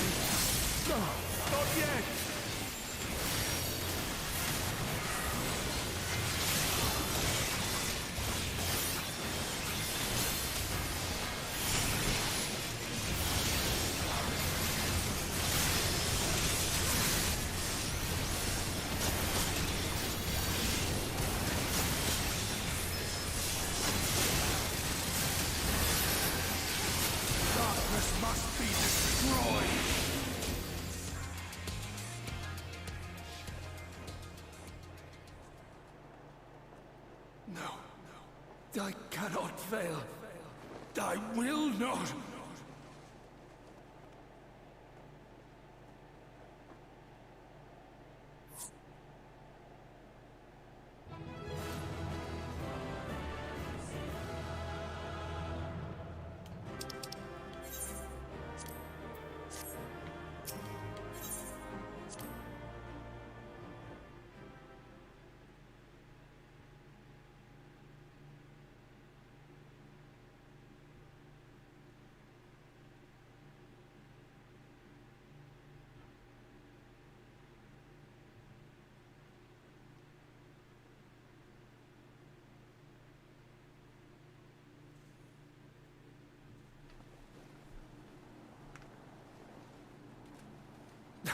Fool!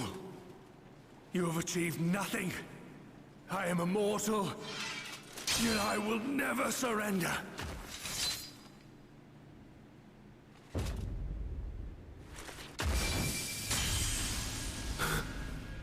Elidibus, so fixated were you on my memories of the future, you failed to heed the lessons of the past.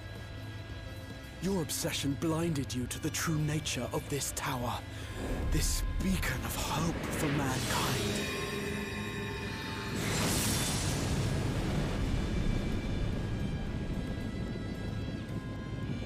Created to serve as a reservoir for the limitless energy of the heavens. To harness and bind the boundless, not unlike white auracite. Your ill-begotten power, obtained by exploiting that which is best in us. I shall have it. Your soul and all!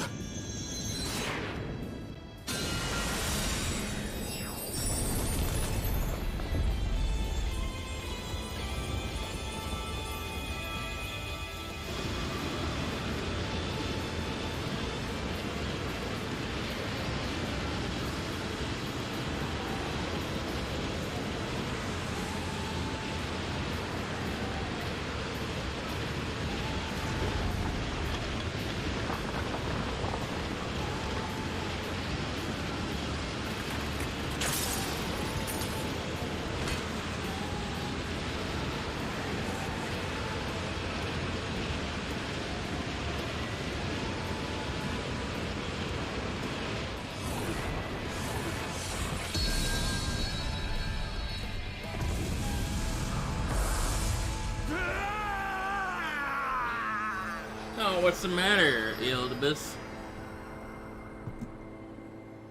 Get your ass beat? Hmm?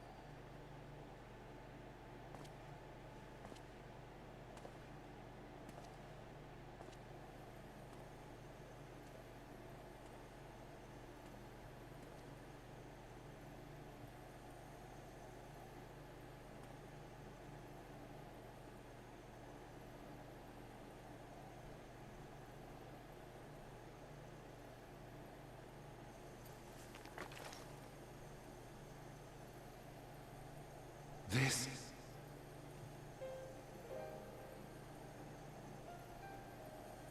Yes. I would become him. I would save everyone.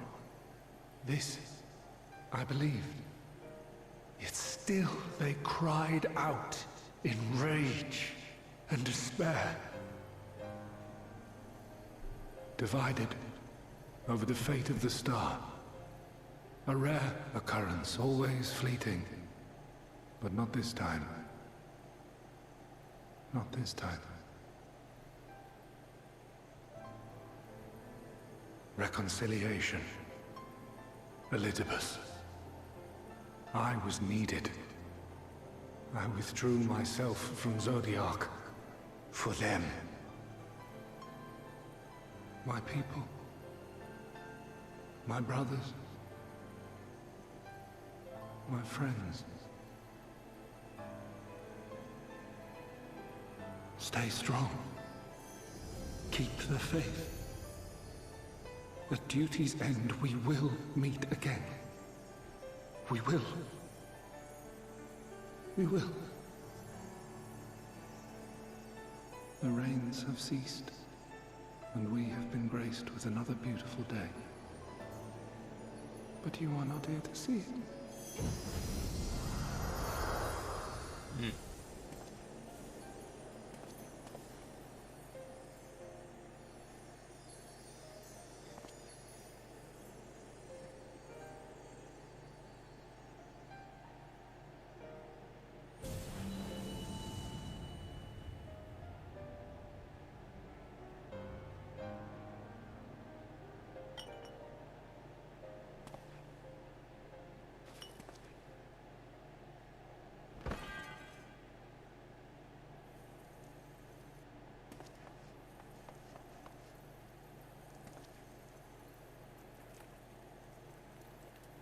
I concede I may have overexerted myself.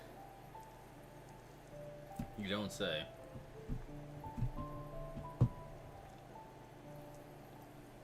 Steady now and listen. I told you before that I had a plan, and that when all is said and done, I would ask a favor of you.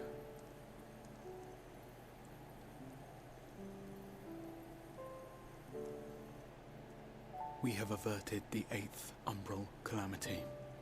Found a way for everyone to return to the source. And, last but not least, we have secured the future of all the people of Norvrand. We have won, my friend.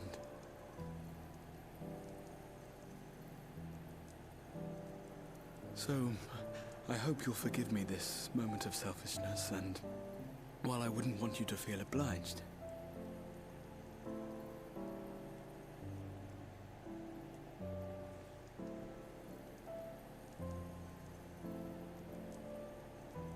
promise me you'll take me on your next adventure. A journey. Together. That's all I ask.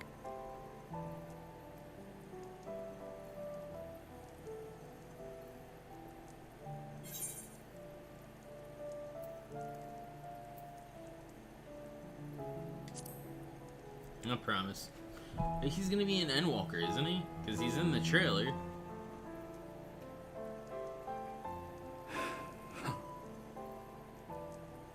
If I were to tell you that this isn't the end, that we will meet again, would you believe me?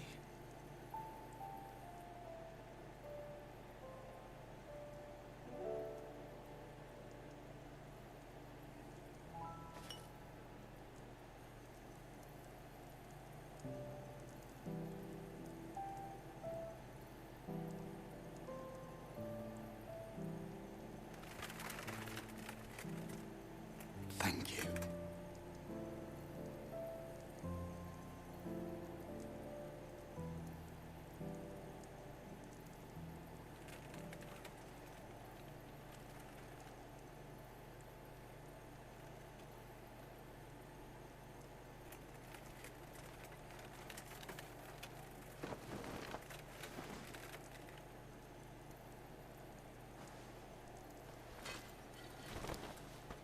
My friend, with you, my mind and memory shall travel to the ends of the world and beyond. But in this place shall my body stand immovable. May it serve as an undying promise, not only to those who look to me for leadership, but to any soul who has known despair, that hope is everlasting.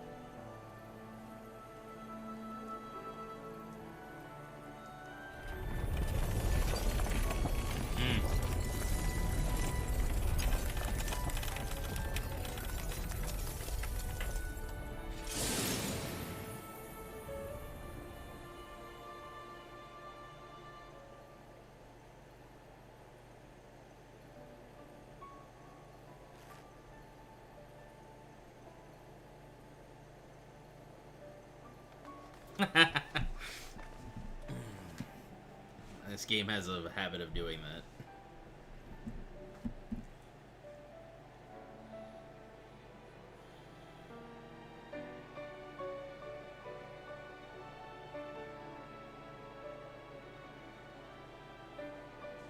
There, the Exarch would remain, keeping his silent vigil. When the Scions were not released from his summoning spell, we proceeded with the plan to return them to the Source. The Warrior of Darkness, however, retained his ability to traverse the two worlds at will.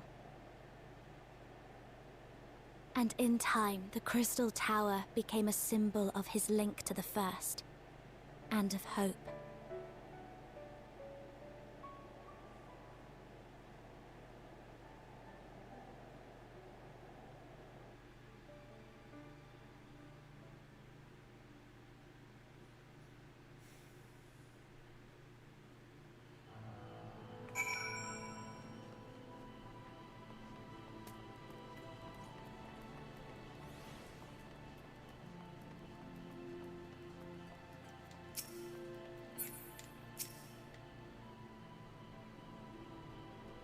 Am I alright? I should be the one asking you. But yes, I'm fine, thank you. We all are. People are fine, the city's fine, and the star showers have stopped. And it's almost as if we'd gone back to the peaceful days that followed the Knight's return, almost.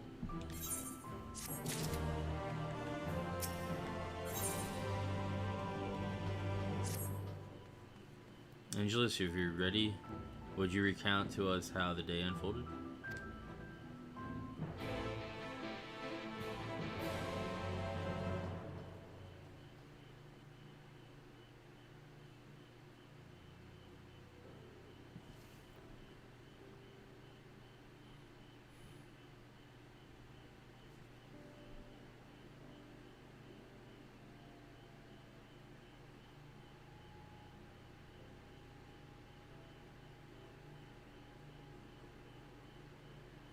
He reached out to Eldivis at the last, and his heart was moved.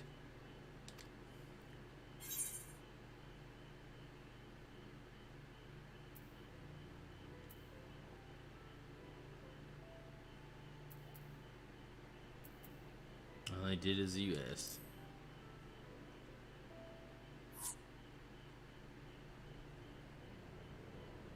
I suppose you did. But the important thing is this. Though violence proved unavoidable, you did at least come to understand your foe. And in knowing his hopes and dreams, do we best remember him and his legacy. So long as they remain unforgotten, the love he and his brethren bore for one another, and the star may yet be rewarded.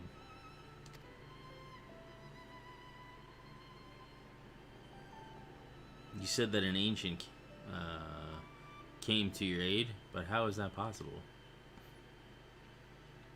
A gift from Emmett Solch. He knew of Ildibus's plight. Foreseeing his own death, he had provisions to bring Ildibus' suffering to an end, lest his friend be left to continue the struggle alone. Or so I widely speculate. It is unlikely we will ever know the truth. The best we can do is to remember events as they happen, no more and no less. As the Ronkins so rightly put it, history is learned, not lived. Ah, there you all are.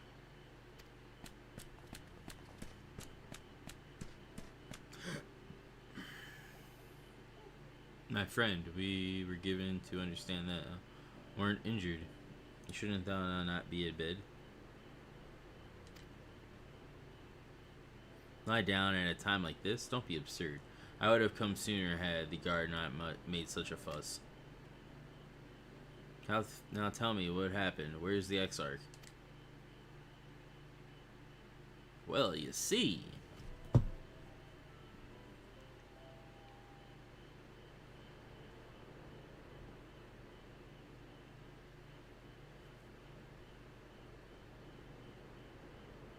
I see.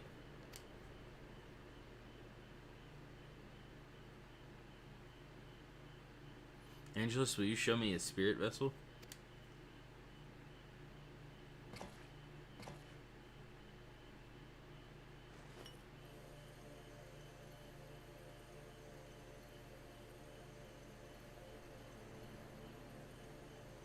Yes, both his soul and memory seem intact. Good.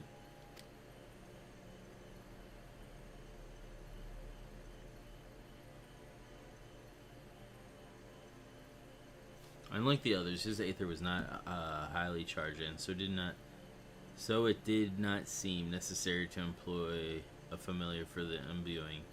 But I needed to be certain all the same. Oh, what a relief.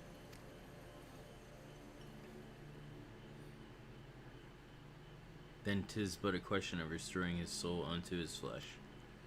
And as thou didst lately tell me, the success of this process resteth on no more than our friend's soul recognizing his flesh as its own.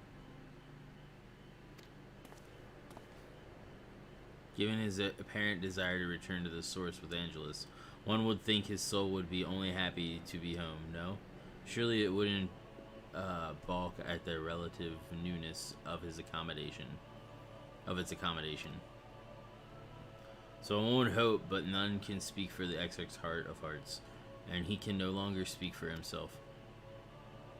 Furthermore, thou I have drawn upon all of my not inconsiderable experience to predict the outcome. The fact remains that there is no direct precedent for what we are attempting. Will this body accept his soul, with his essence blend properly? Will he awaken whole of mind? Any number of things could go awry.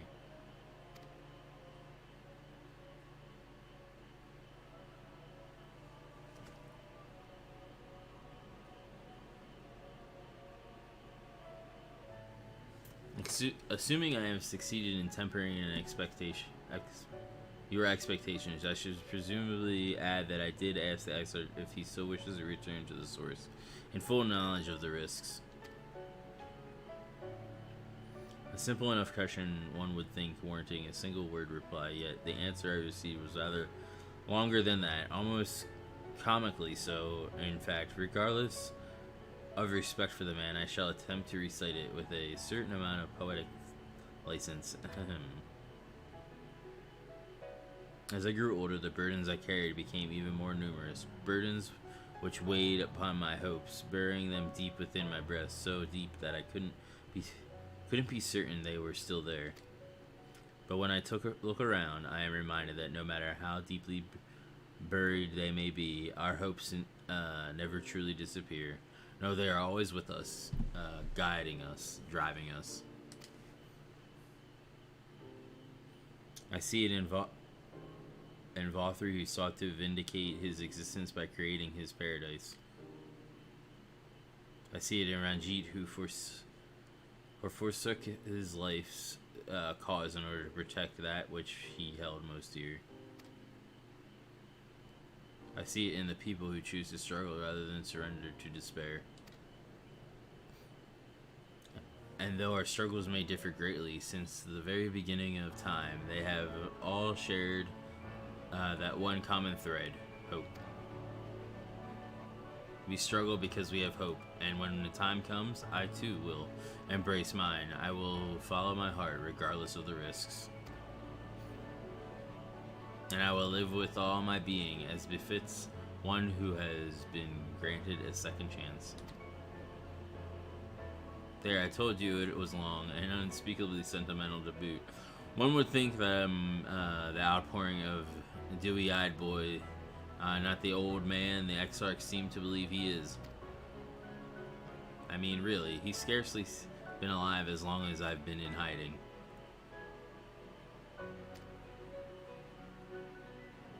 I dare say he is blushing in his vessel.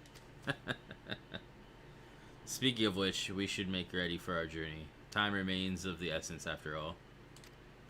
Needless to say, once we leave, there is no guarantee that we can return. If anyone has unfinished business, now is the time to see to it. I must pay a visit to Slitherball. Let us reconvene here and on.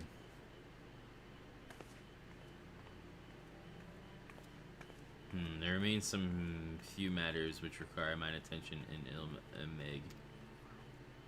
May I leave Thancred in thy care, child?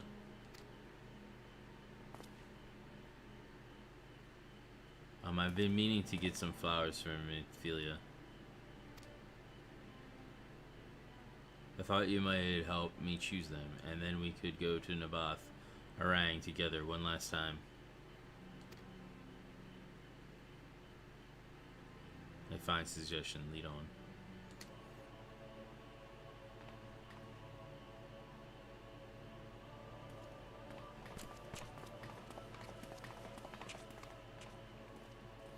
Well, it's back to Yulmore for me, amongst other things. I owe the mayor an apology about his airship.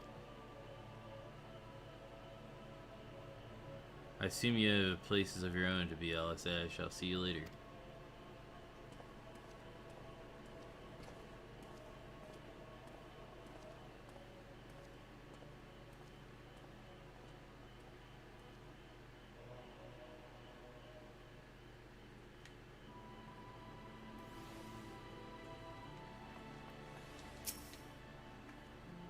As you've probably guessed, I'm going to pay a visit to the inn at Journey's Head, but I want you to come too.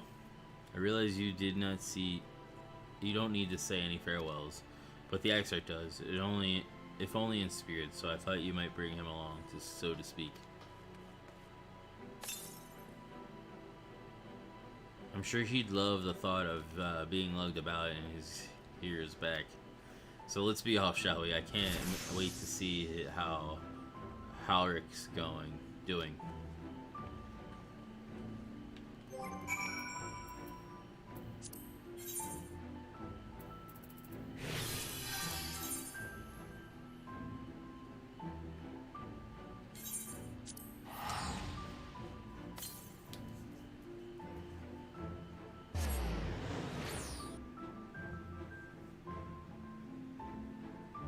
Yeah, no problem. It's great having you here, and thanks for being in the chat as well. I'll have to do it again sometime.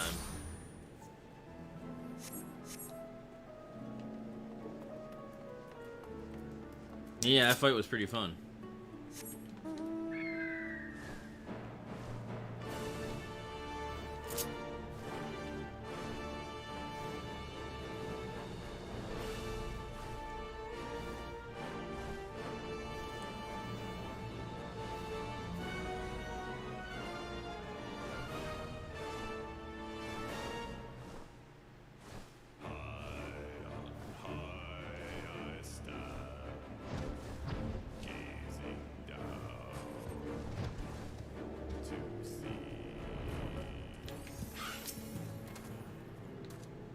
Halleck. Oh god, don't tell me he's wandered off again. Quickly, Andrews, and find him. Or we have to find him. Oh, Alice, I don't see you there.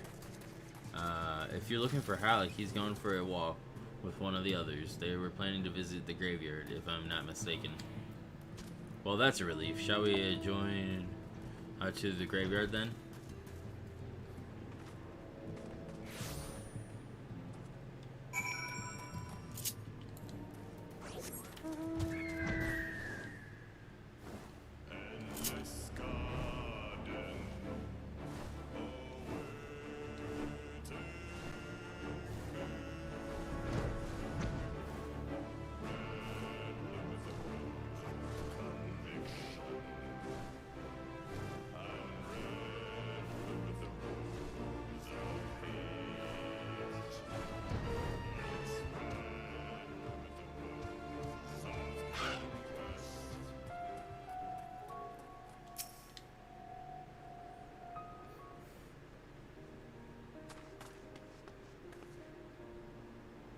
There he is. I was afraid he'd wandered off again. Oh, there's no need to worry. Halleck's safe and well. He's been showing good progress, and likes to go for walks of late. Though his steps usually bring him to this particular spot.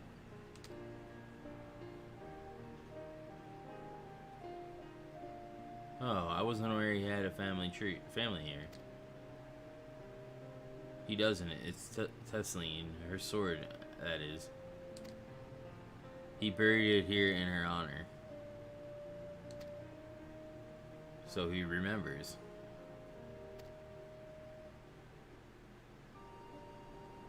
What brings you back so soon, out of interest? I don't think the next round of treatment was due yet. Oh no, it isn't. Look, I realize this is sudden, but I've come to say goodbye. It's time for me to return home. But rest assured the treatment will continue. Bug Lug will come to oversee them in my stead. I see, you did mention that you and your friends were searching for a way home. Needless to say, we'll be sorry to see you go, but I know everyone will be happy for you, truly. Happy and grateful. You've done so much for us, achieved what none of us dared hope was possible. And we'll see to it that you're good. Work continues, and that no more poor souls are buried here before their time. So rest easy and take care. We wish you every happiness. Thank you. I will miss you all.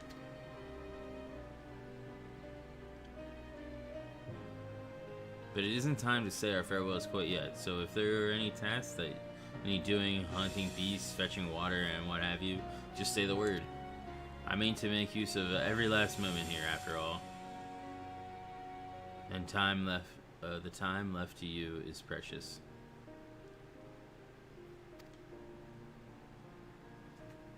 Nice, he talked.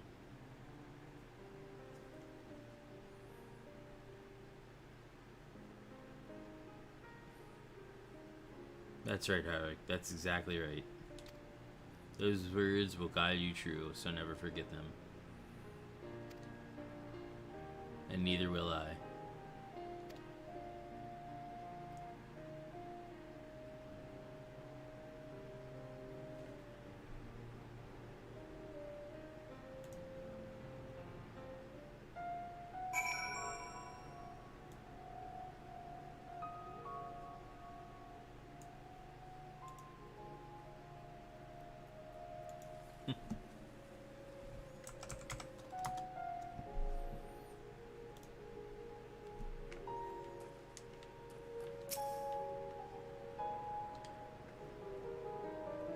But I'm not crying. I just have sand in my eye, that's all. As I mentioned, I mean to stay here as long as possible. In the meantime, perhaps you could go and look on the others. Alphino, for instance, if anyone is crying, it will be him.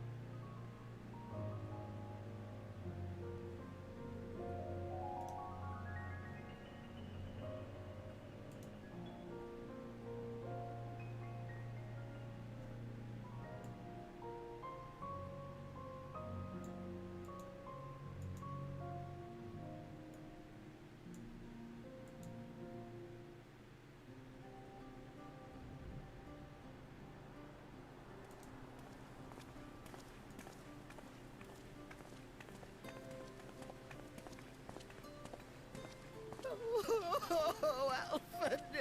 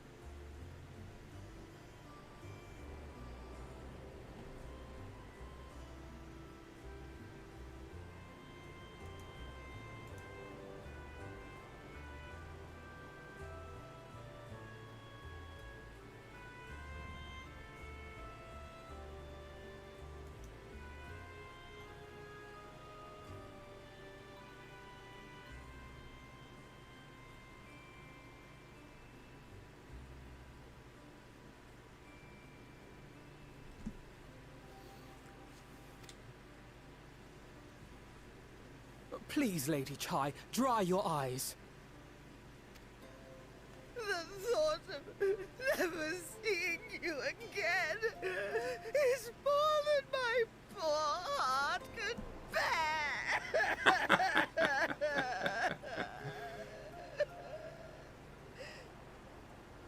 She's ridiculous.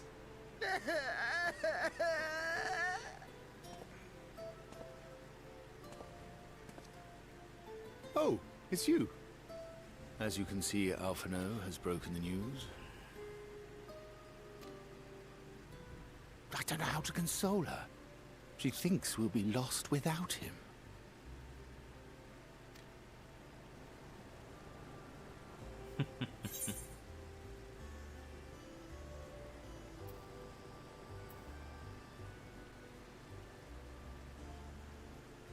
A picture paints 1,000 words.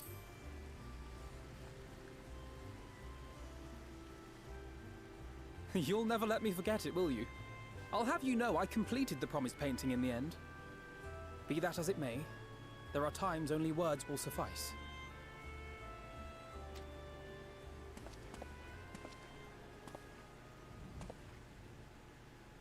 Lady Chai, I have a confession to make.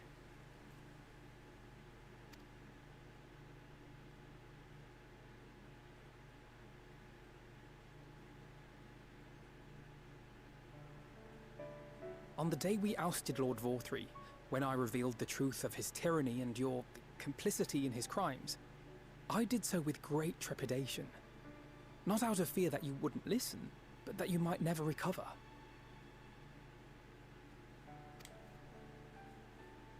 There was a time when I too, in my hubris, believed myself worthy to lord it over others. And when the lie was laid bare, when I was forced to confront the cost, the lives lost, it all but destroyed me.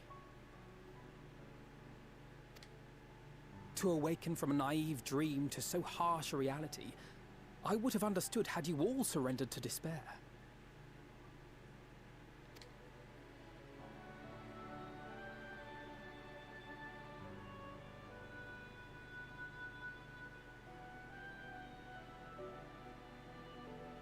But you didn't surrender.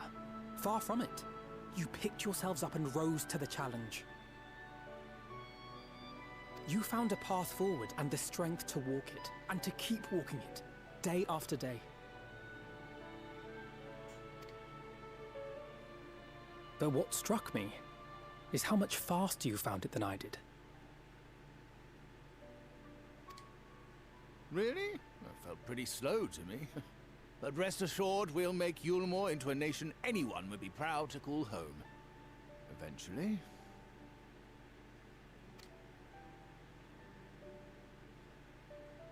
You can still come and go as you please, I believe. When we have good tidings to report, I may trouble you to be their bearer.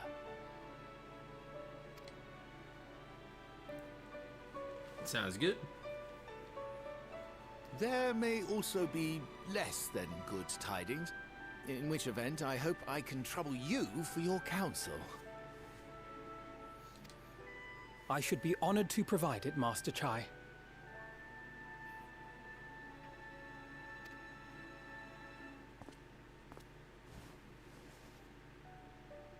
Oh, Alphino. I know you aren't one to sit still, but do remember to take your ease from time to time. And no matter where you are, remember that there are people here who are praying for your health and happiness. I'm prepared to be bear-hugged. Our brave and gentle artist. You have our love, now and always.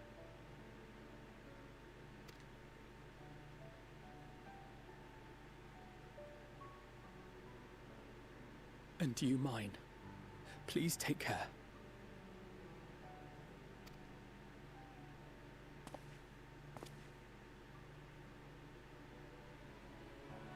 Nope, no bear hug.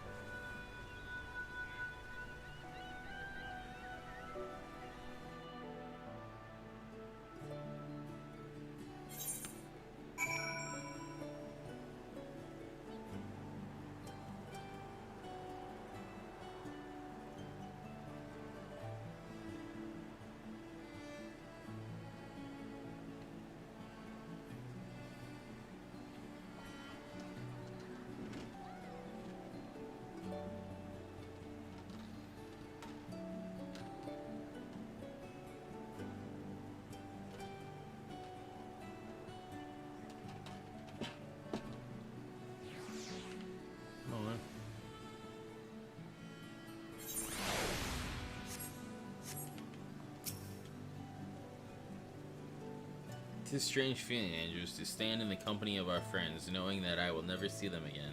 I started to reconcile it in my mind. But this I know, I shall cherish my memories of Norbrandt, of every soul I met here for the rest of my days. And I shall look forward to your tales of their endeavors.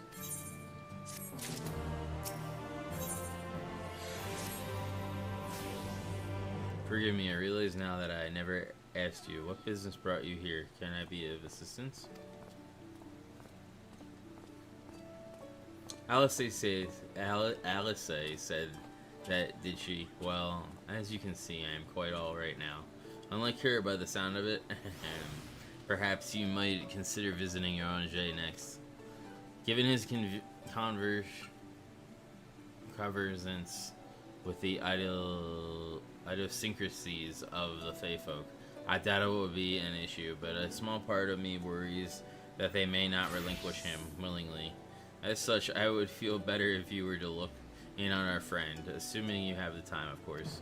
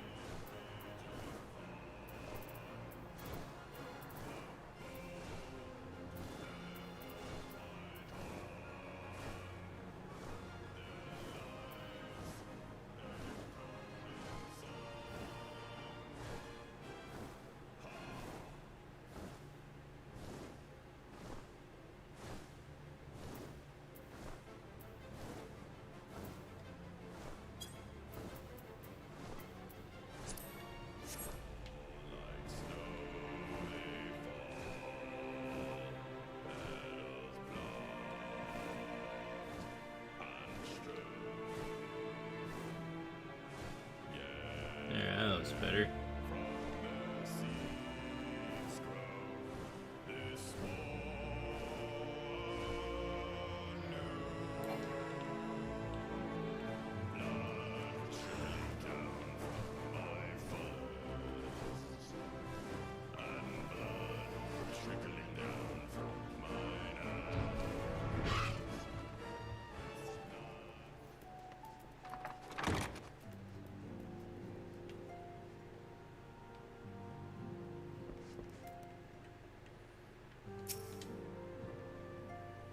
Huh. That I should have the pleasure of welcoming a guest, even as mine own occupation draweth to a close. What bringeth thee hither, my friend? So thou wouldst grant the exeter a final tour of the realm which hath been his home these 100 years, a noble gesture. As for Master Alphino's concerns, thou must rest assured that all is well here. Far from detaining me, our fey friends have agreed to assist in the transportation of these tomes unto the Cabinet of Curiosity. Not more remaineth to be done. Regardless, 'tis well that thou didst come, for I had been meaning to show something to thee. An object I chanced to find after thy victory over Elidibus. Though it hath lost its radiance, 'tis unmistakable, a crystal of light, one that did, in all likelihood, once belong to Ardbert. Having been entered with his body, it would have remained upon his person after his possession by Elidibus. And when his mortal form was forgive mine, idiocy, consumed by thy foe, to fuel his transformation, I posit that the crystal did tumble free. Save that which doth abide in thee, it is all that remaineth of our friend. And if thou art willing, I would have thee delivered unto Seto. I can think of no worthier recipient than he, and no more fitting a bearer than he. As ever thou wilt find the Amaro and Wolkdorf, my thanks, Angelus. That's right, his Amaro.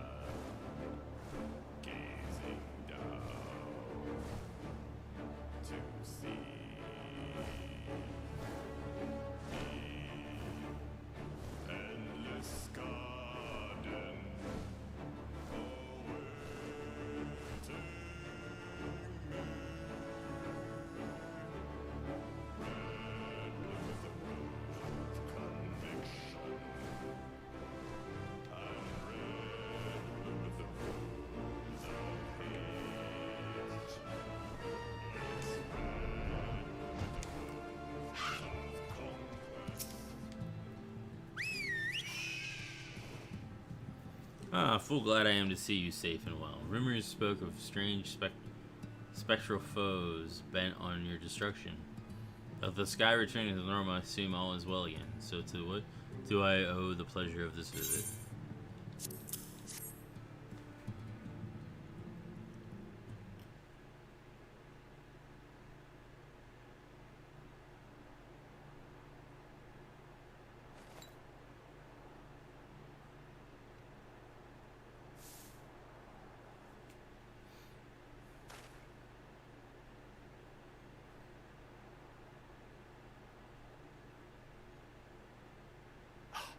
Is that Ardbert's crystal?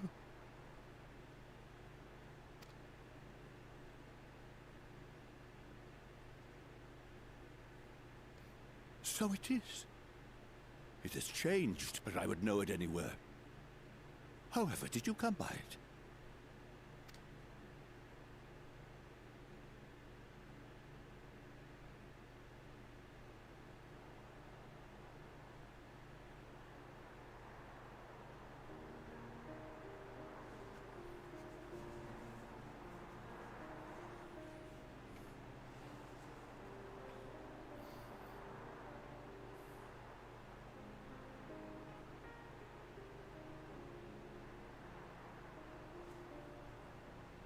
Then, even in death, his enemies found a way to profit from his sacrifice.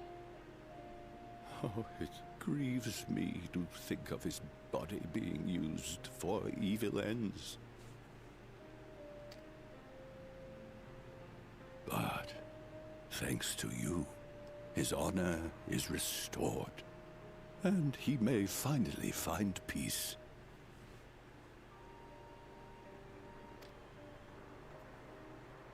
No words can express my gratitude.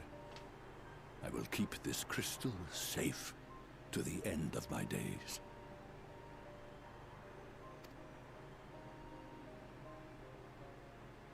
Rest easy, my friend.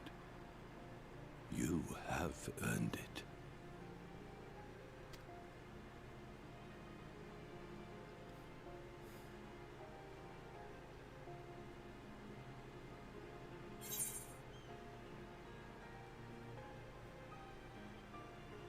Tell me, does anything strike you as different about my soul?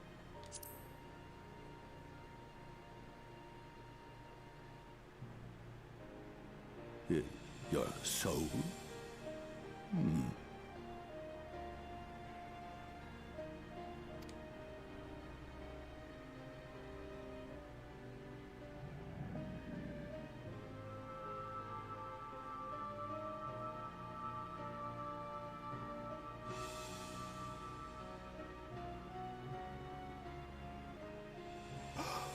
Oh, how can this be?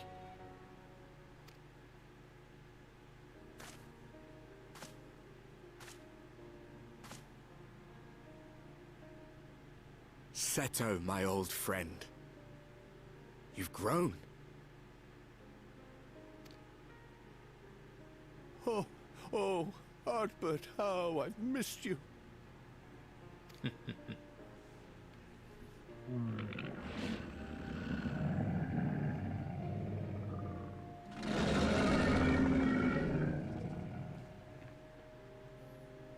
I'm sorry I couldn't keep you safe, or even console you. Had I only learned to speak sooner, I would have told you how much you meant to me, how much I cared.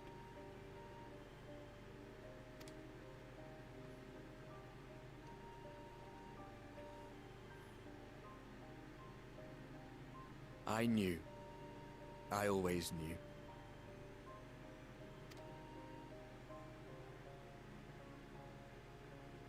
But I'm happy to hear it nonetheless. Thank you, Seto. My partner in crime.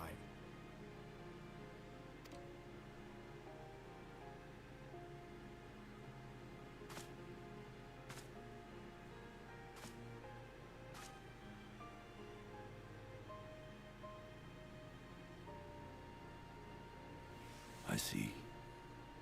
His journey continues.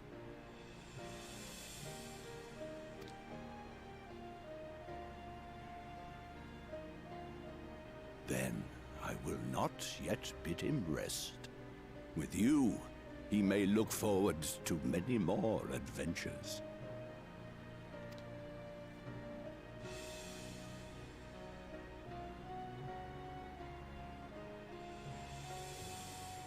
It has been a while since last I flew. Perhaps I too will go on a little adventure? Ride the winds, seek the horizon?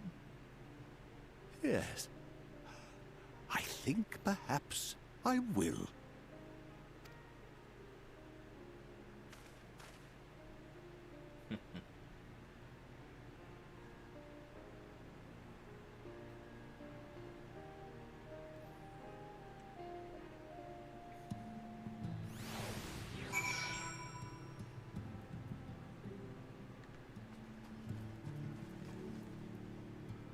Hello.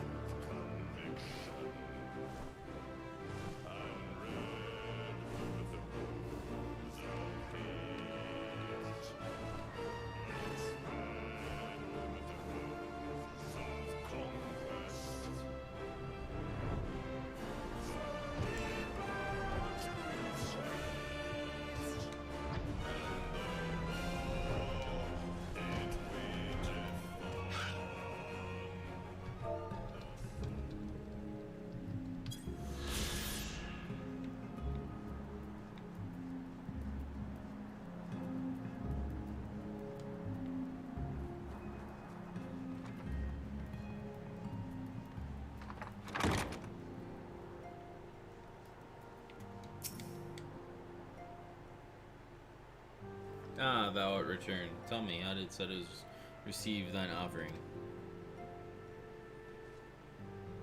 Remarkable. 'Twas fated that thou shouldest be the one to undertake this task, I think. As Ardbird liveth on in thee, so too shall he and his comrades live on in the hearts of the people of Norbrand. And their tale, now rightly told, shall inspire new warriors of light for generations to come.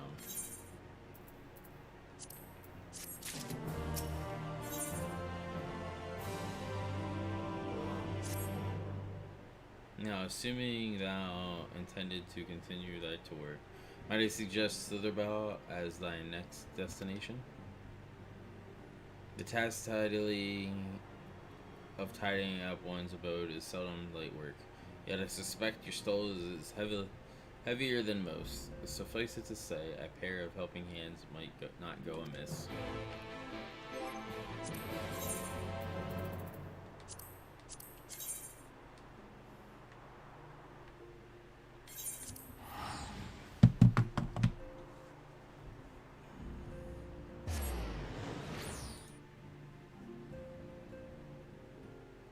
I will be right back.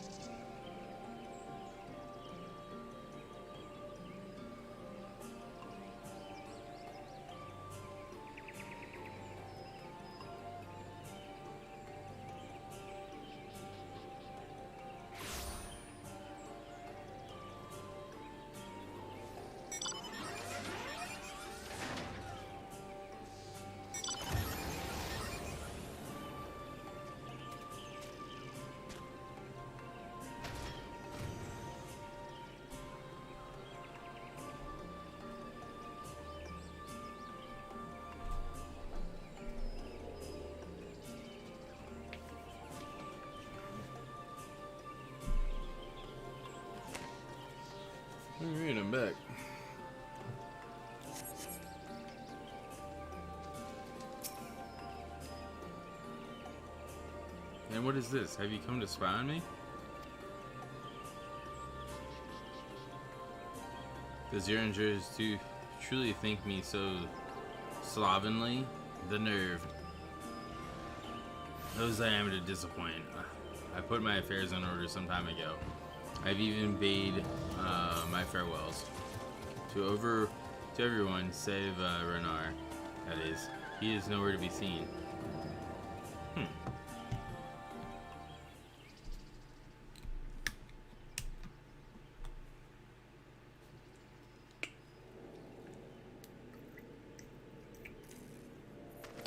That's fine.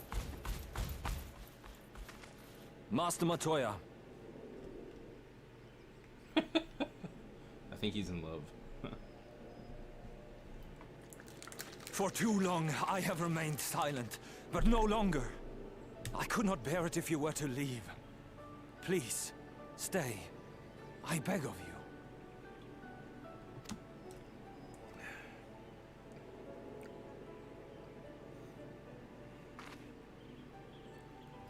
Runar, please.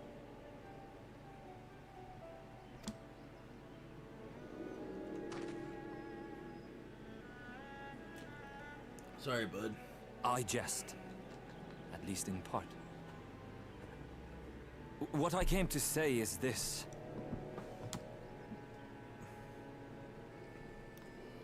Thank you. Without your wisdom, your strength, and your kindness to guide us, our people would still be lost. We will never forget you, Master Matoya. Wherever your journeys may take you, you will always be in our hearts.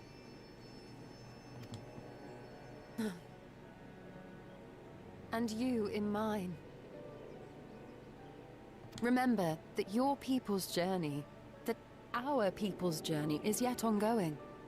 Your lives will change, and so too will your dreams. Yet come what may, you need not forsake your time-honored traditions, nor less your beliefs. But neither should you be beholden to them. For it was with curiosity and courage that the Knights Blessed first triumphed over adversity. New knowledge and new wisdom are ever worthy of pursuit. Indeed they are. And so, until we return to the Sunless Sea, we shall endeavor to live our lives to the fullest. That is well. But however great your strides, there may yet come a day when the challenges you face cannot be surmounted alone. On such a day...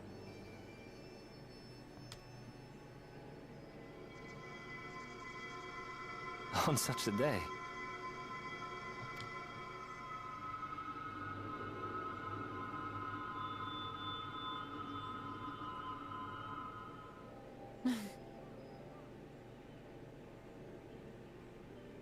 You may call on me. Since a means to travel between worlds exists, you can be sure I will find a way to employ it.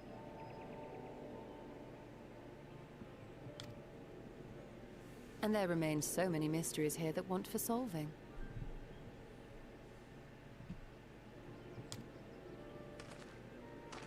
Master Matoya!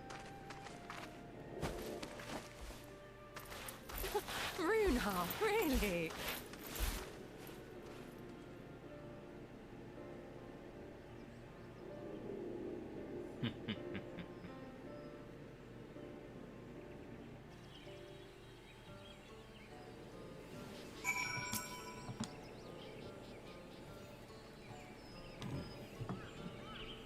Honestly, he's a boy in the body of a man. Sigh. Anyway, it's time we headed back to the Crystarium, shall we? You still have to take the Exart to Naval Narang, I see. Very well, you can look in on Thancred while you're about it.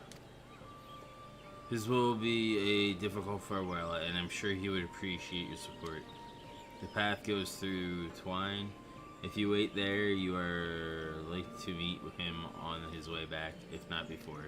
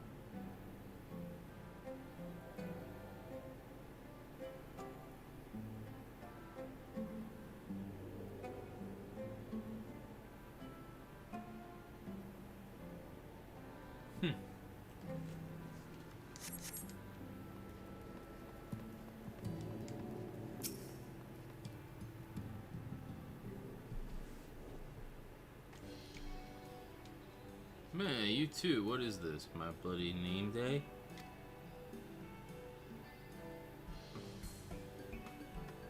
I see. Yes, Thankard was here and Reen too. They said you wanted to go... They wanted to go to Nabarang, so we gave them the use of the trolley. That's right, the old girl is up and running again, but we didn't just put her back together, mind you.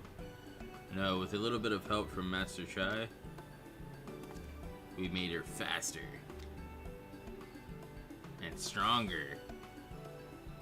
Oh yes, the future of trolleys is looking brighter than ever, whisper it. But I reckon it might be time to reach for the stars with the trolley to dwarf all trolleys. If you ask me, we'd be better off making them smaller. That way they can fit in narrow shafts. But that's genius. Why didn't I think of that? Enough, you can daydream in your own time. In case you've forgotten, our priority is to have more working trolleys.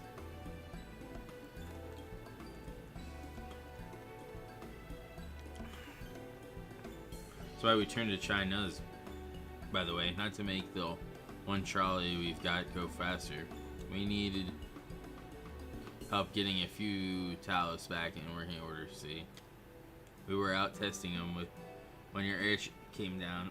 As a matter of fact, you seem to have the habit of caching things.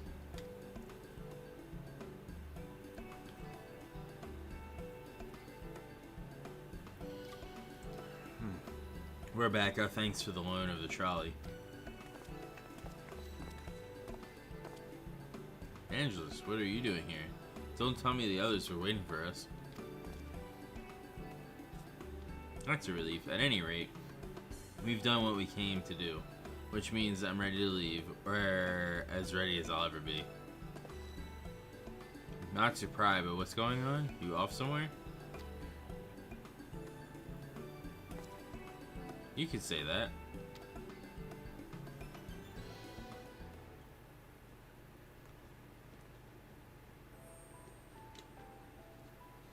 So you're headed home. I'm just a simple miner. I don't know much about this world traversing business. But the young lady here, she'll be looked after. Will she? I'll be fine, thank you. I have a place to stay at the Crystarium, and don't want for anything. Besides which, I have no shortage of friends I can turn to. Friends like you a lot. So please don't worry, I'll be fine, really. If you say so. It being a matter of life and death, I suppose you have to leave. But I, for one, would still be torn if the choice were mine. I'm not sure I would bear to be parted from my family. No, but it is for the best. Reen has chosen to walk her own path, and she doesn't need me under her feet. Besides, I have my own responsibilities, and I wouldn't be setting a very good example if I neglected them. Perhaps not. Either way, I envy you your dilemma. Well then, young lady, if there's anything you need, anything at all, you're to call on us. It may surprise you, but we can do more than simply offer you trolley rides. Thank you, Magnus. Everyone.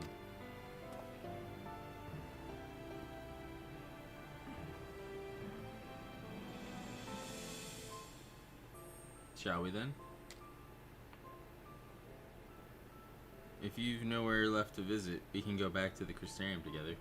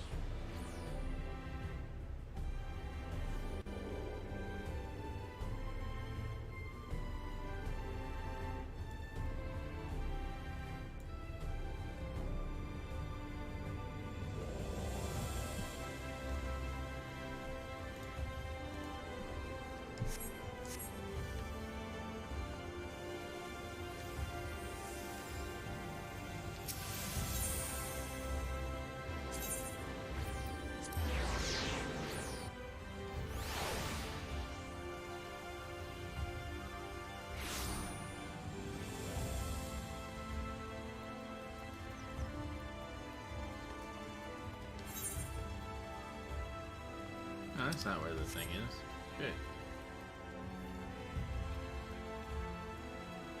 I thought they were at the thing. Like the tower. Oh, it's you. You probably wonder why I'm not with the others. It's just I always knew that everyone would leave one day, and I always hoped and prayed that we would find a way to send them home. But now that the time has come, it just feels lost and lonely. I don't want our last moment together to be sad. I want to hold myself together. Just long enough to say the things that I need to say, but I'm not sure I can even do that. I'll be there with you.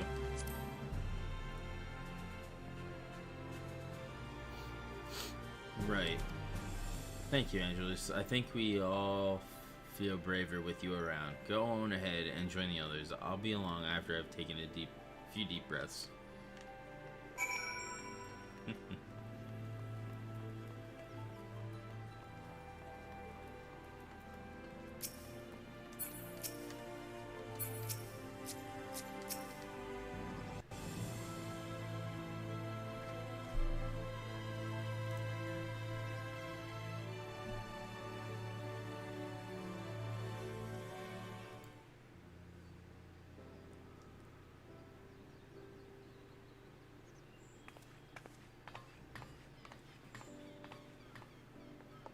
That's everyone then. We've all said what we needed to. Even as we speak, Backlog undertaketh their final inspection of our spirit vessels. When thine own preparations for the journey are complete, thou art to present thyself in the ocular.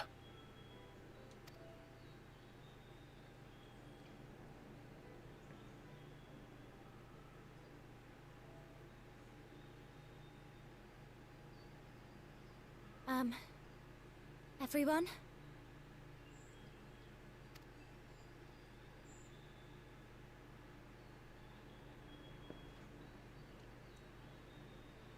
I want to thank you all, on behalf of the First. You, and Minfilia, and the Exarch. Without each and every one of you guiding us, fighting for us, we wouldn't be standing here now. There wouldn't even be a here. And no words can express our gratitude.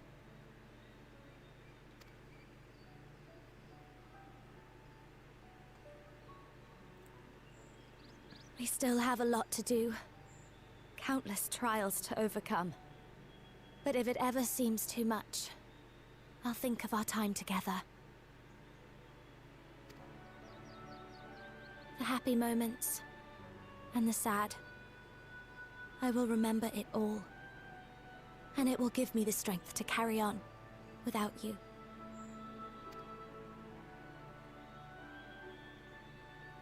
Because you made me who I am.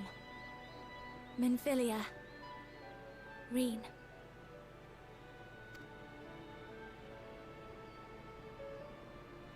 To honor these names and these memories, I will stand with all the people of this land and strive for a better tomorrow.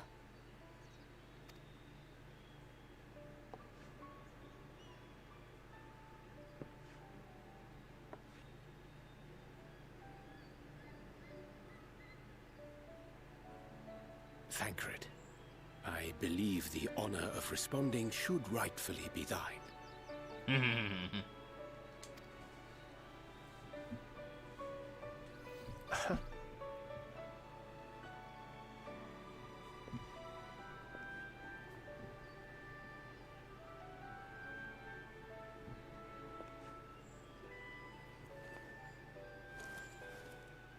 I know better than most how much you've grown, and I have every confidence you'll make your people proud.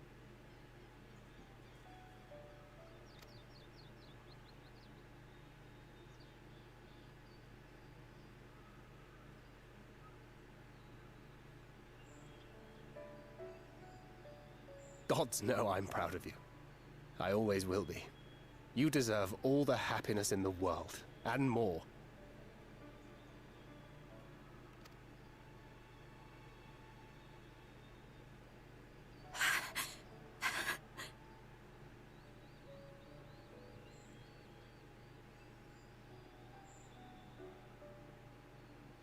Might we also say a few words?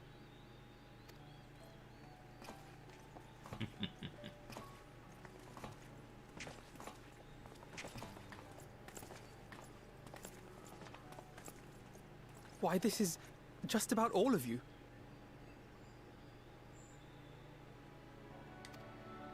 To see you off seemed the least we could do.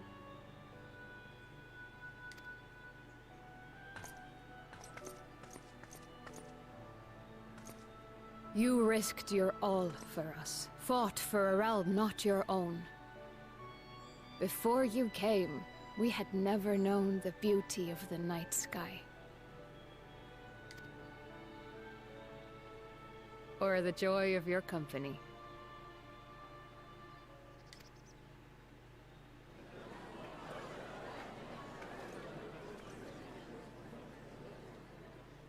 Though it saddens us deeply to bid you farewell, it has ever been our way to send off friends with a smile.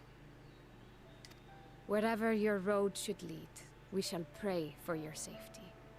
And following your brave example, we shall continue to fight for the Crystarium. With or without us, you've always taken good care of this city. I don't doubt for a moment you'll continue to do so. Aye. A more resilient people we have never known.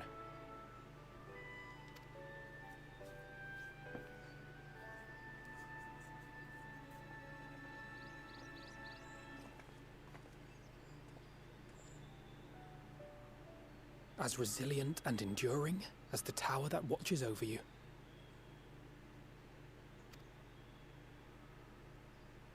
To the last, we did not question the Exarch about his past.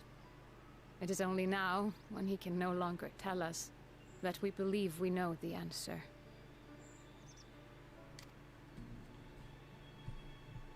We have heard what became of him, and what is about to be attempted.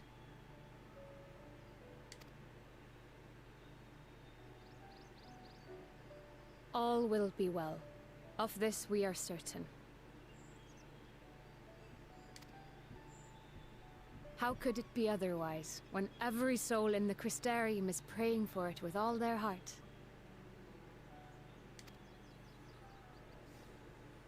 And so, when our Lord awakens, I bid you give him a message.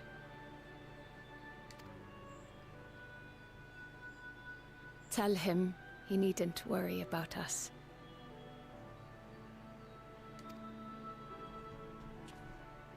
That he need no longer hide who he truly is. That he should live his own life to the fullest.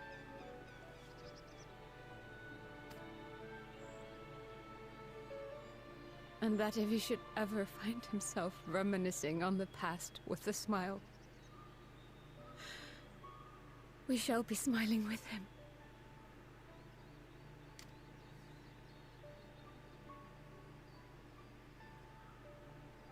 Will you tell him this?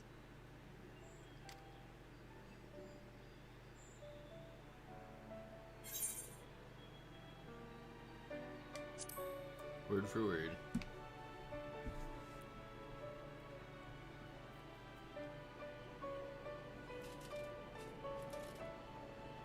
Thank you.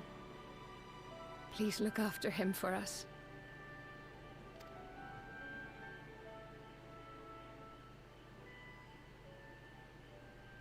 I dare say we have all the good wishes we can carry. Let us be on our way.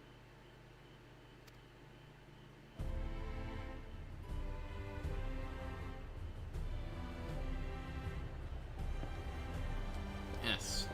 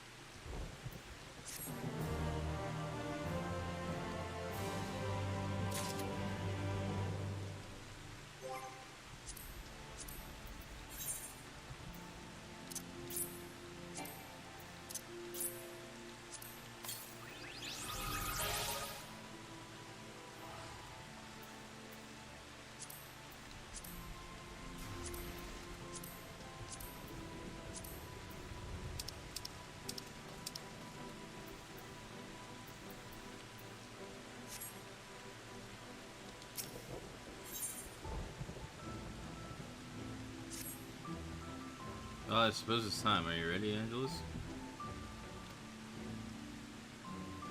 Alright, let's not keep the others waiting.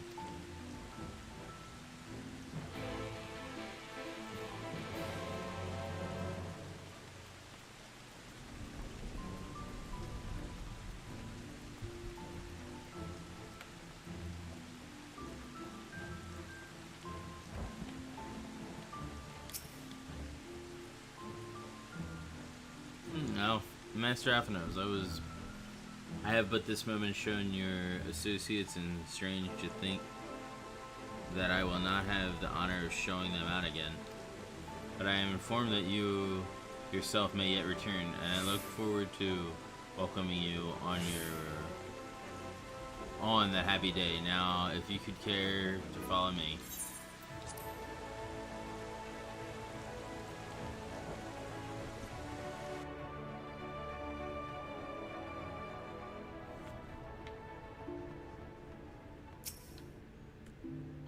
Ah, there you are. I take it that you are ready for the journey. Spirit vessels are primed and our company complete. At the words from you, we shall begin. Upon beginning the soul imbuing ritual, several cutscenes will play in sequence. It is a ranking that you set aside sufficient time to view these scenes in their entirety. Let's do it. Very good. I shall distribute the vessels at once.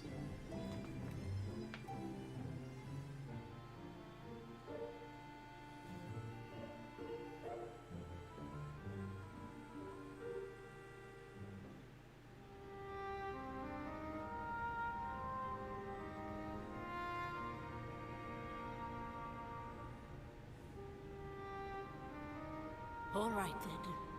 Pray proceed as instructed, beginning with your memories.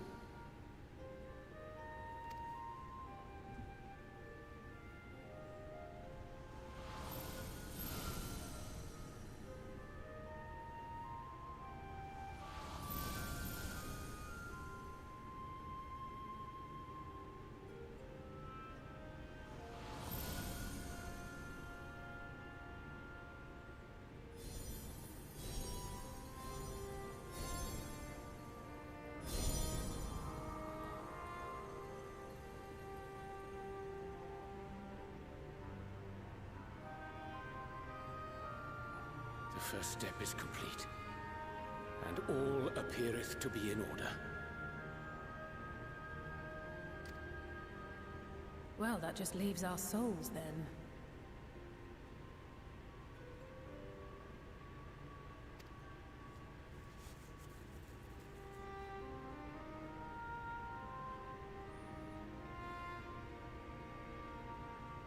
We're in your hands, Angelo.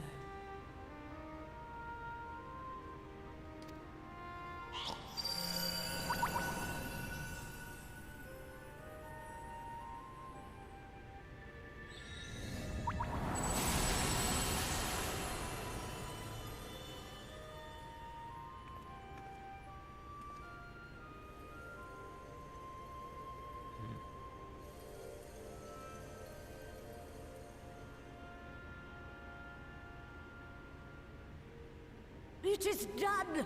The vessels have received of both their memories and their souls.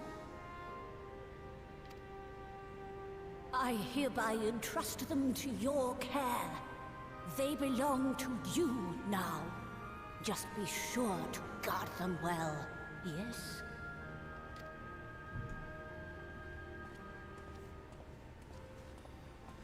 This will work, won't it? Our theories have held thus far. But I make no promises about what is to come. Even the greatest mages in history knew better than to transport a soul across the rift. We, my dear, are in unknown territory. Prepare as we might, we cannot account for all possibilities. And it is in such circumstances that accidents are wont to occur. Yet miracles do happen, so let us pray and will our friends home. I won't stop praying until I know they're safe.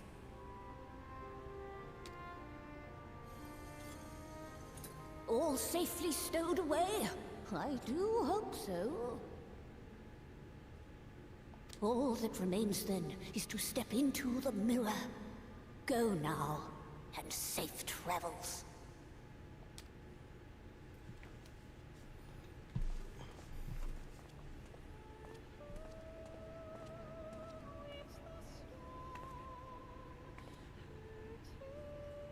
Take care.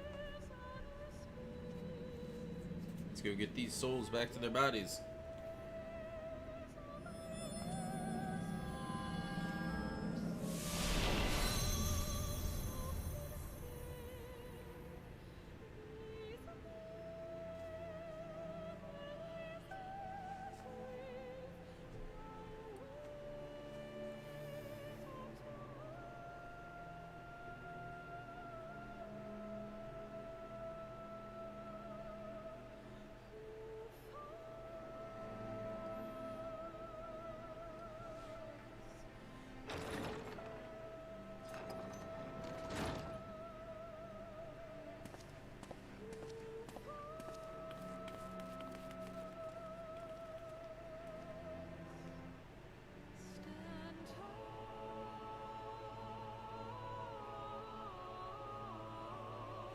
Got the vessels, guys.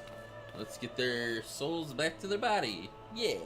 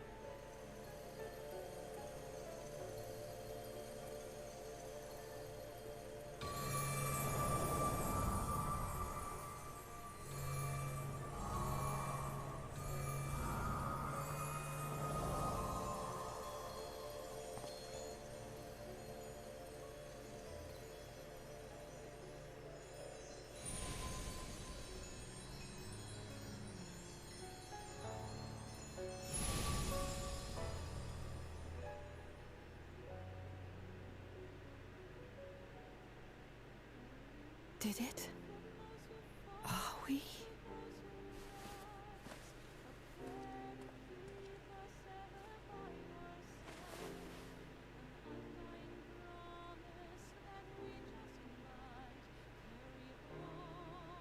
We're home.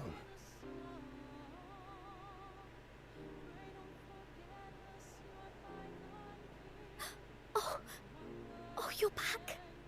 You're back. You're all back.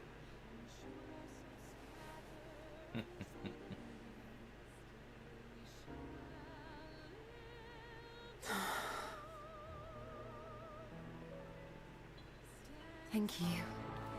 My body feels like a sack of potatoes, but otherwise, I've never felt better. That said, I doubt any of us will be fit to travel for some while. May we leave the rest to you?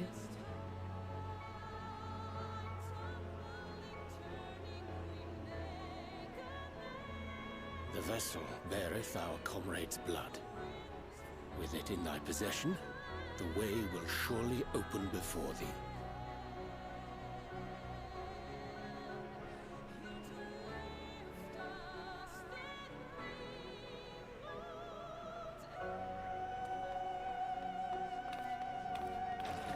What? But you've only just got here.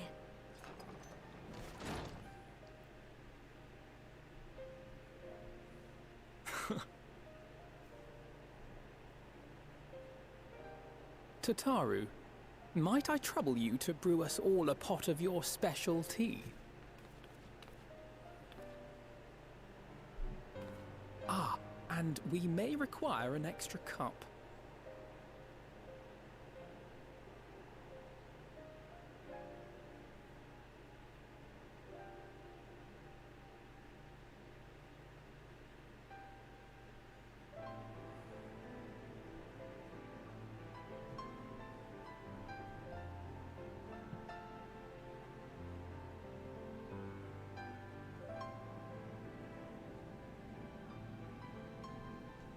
Yours is a long road, my friend, and it stretches onto places beyond imagining.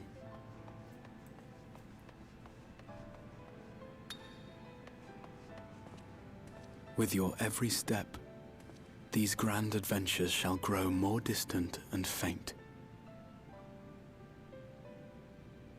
And there may come a day when you forget the faces and voices of those you have met along the way.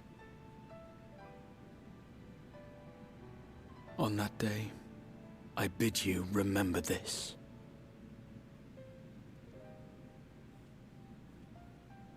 That no matter how far your journey may take you, you stand where you stand by virtue of the road you walked to get there.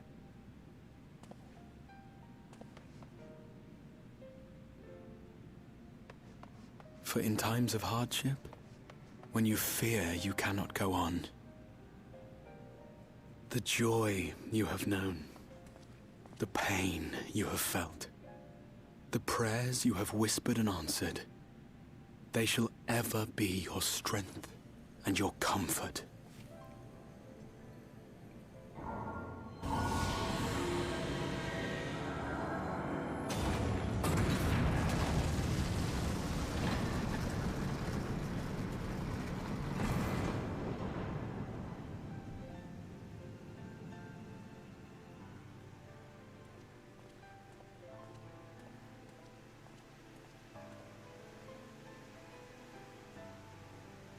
This I hope, I believe, here at memory's end.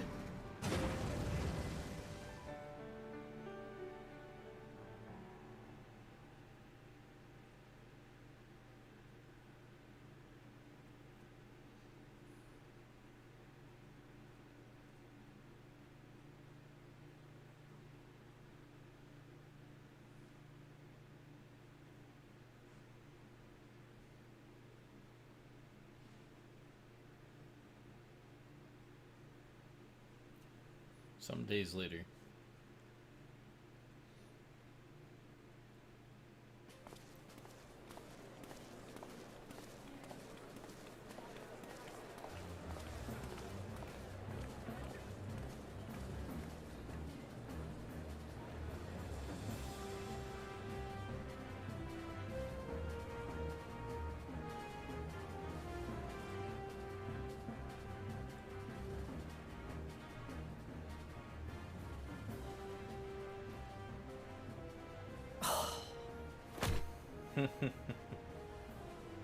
What is it, Alize?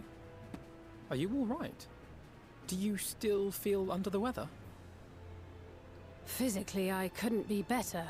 Thanks to Kryle's ministrations, I'm already looking forward to our next fight.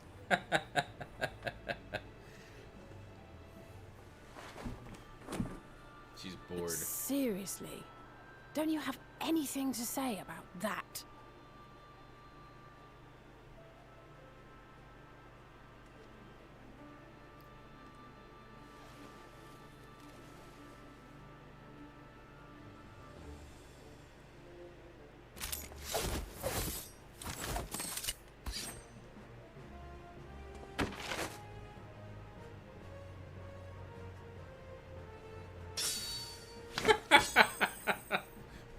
Fucking Thancred. Or, Iranjay.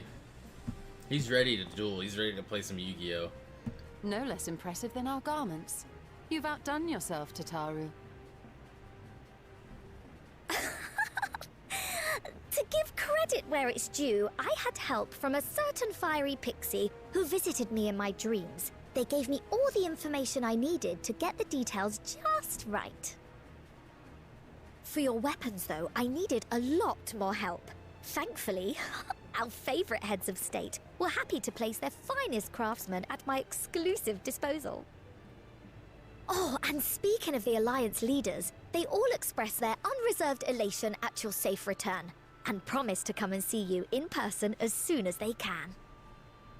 They really needn't have gone to such trouble. But we'll be keeping these gifts all the same. Do pass on our gratitude.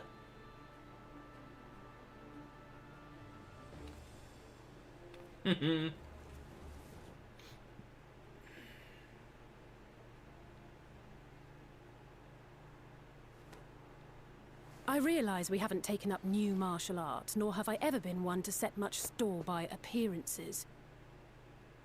But I can't help feeling a certain lack of, I don't know, personal development. I quite understand. But as you observed, the others had the more pressing need. Rest assured, our turn will come.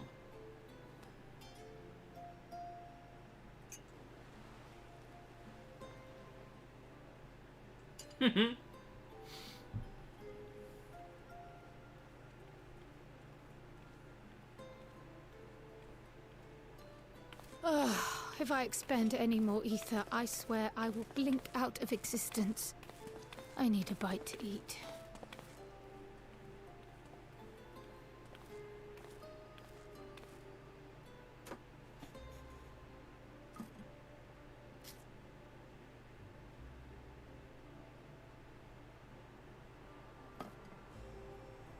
Tataru, a cup of tea, if you would be so kind. And something sweet.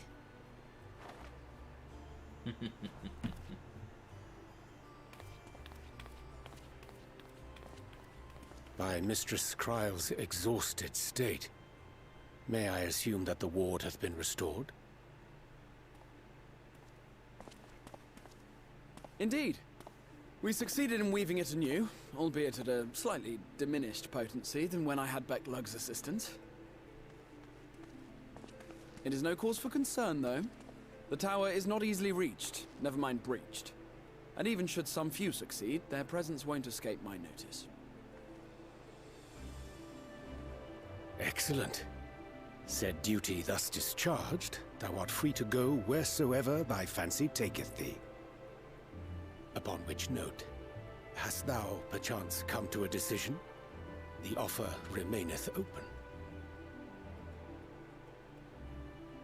Well, if you're certain that's what you... I mean, if you think I...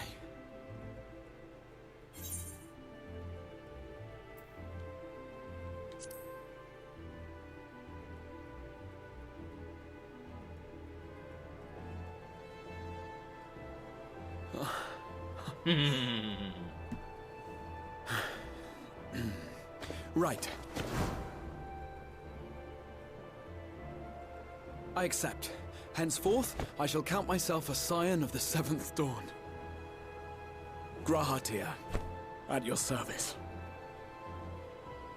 Hell yeah. When I was a boy, many long years ago, I yearned to stand tall as the heroes of Eld.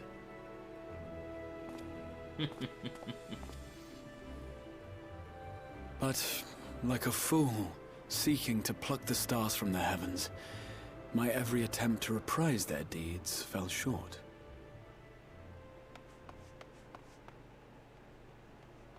Help! Somebody help!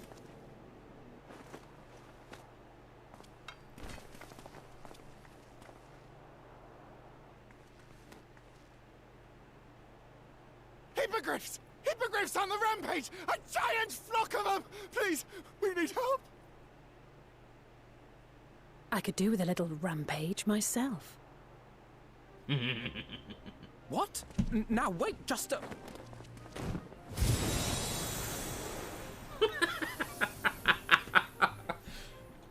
She's like, finally, Here I we get go to do again. some shit.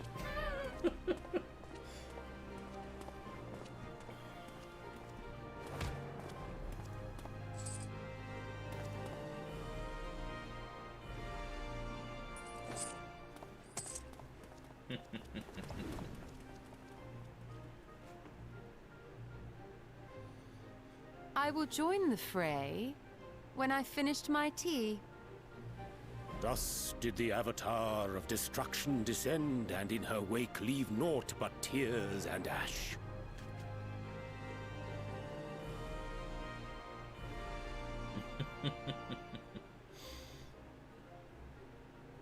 And then, one day, an all but forgotten dream from my youth stood before me, in the flesh.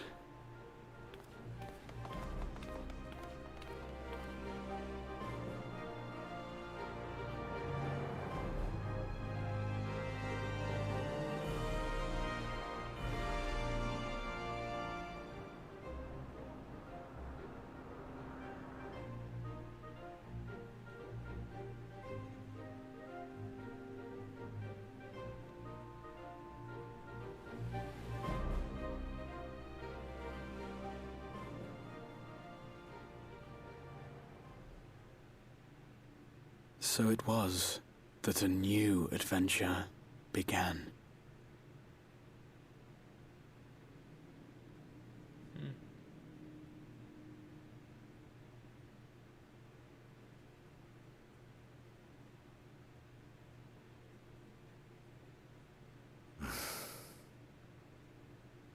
The memory of a dying world's end. Night after night. And I thought it but a tired old dream.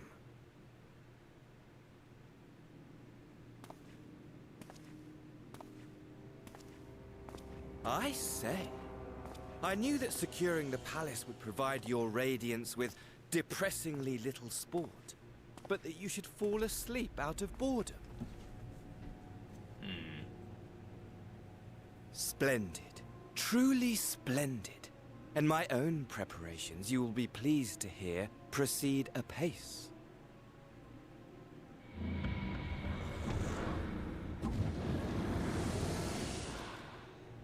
Oh, yes. They proceed very well indeed. Frighteningly so. And we owe it not least of all to this singularly useful body I chanced to find.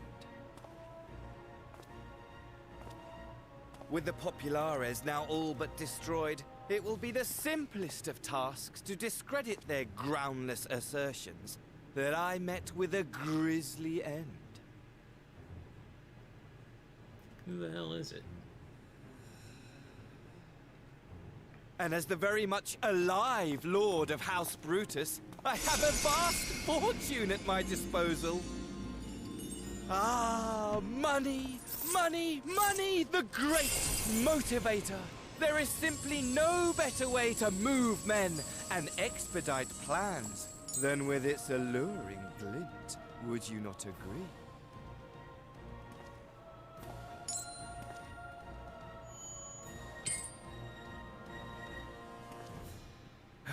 But wait, were we not acquainted, you and I?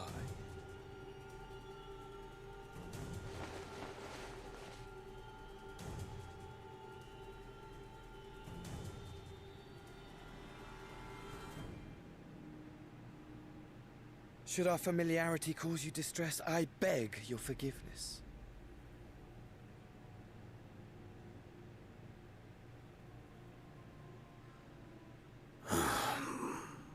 What did you say your name was?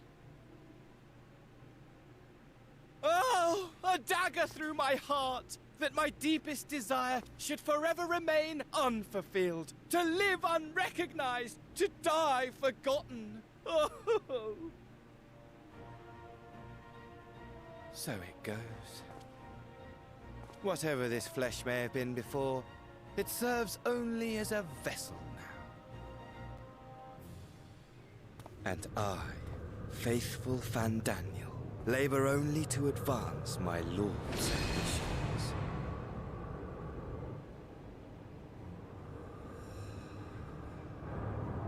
Speaking of which, with the palace in our hands, we may now proceed with the next phase of the plan. And Daniel? But how very odd. Despite all our havoc-wreaking, old Elidibus did not deign to appear. Dare I hope? that the last of the unsundered is gone.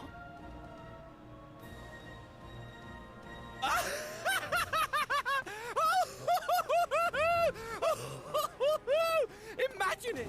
Bound no more by the shackles of mouldering memories of damnable duty, free at last to live for the moment! I think it's the brother that was in Doma. They died. Your radiance. But give the word, and I shall go forth and prepare for you your hunting ground.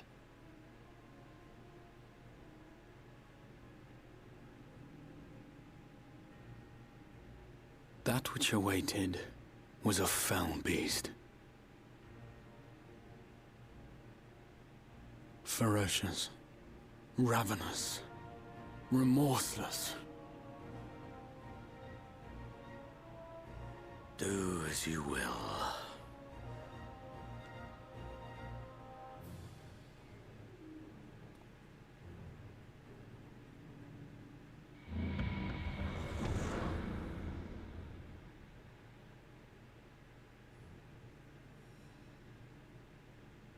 It has been too long, my friend, and insufferably dull in your absence. When you return to me, you will share everything. Every blow will be a story unto itself. Every triumph, every kill. Rest assured, we shall have a fitting stage for our reunion.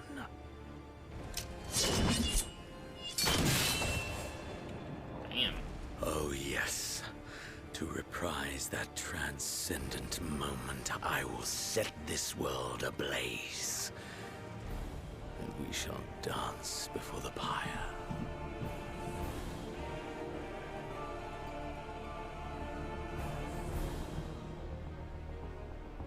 Ready. The beast shall kindle the flames of the apocalypse.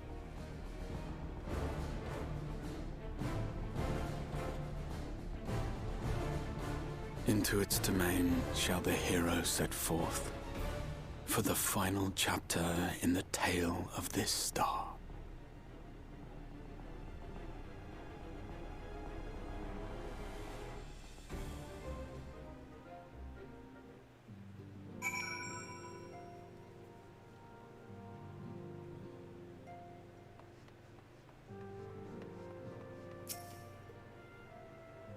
Ah, you're back.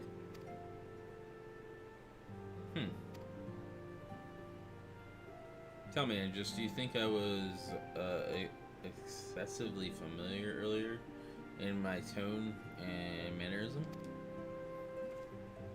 I thought it better be familiar than formal. If we were to be comrades, but now I worry that it may have distracted from the gratitude and respect I harbor for everyone. Perhaps we might consider it a nod to my regrettably less than humble beginnings. Yes, that will do.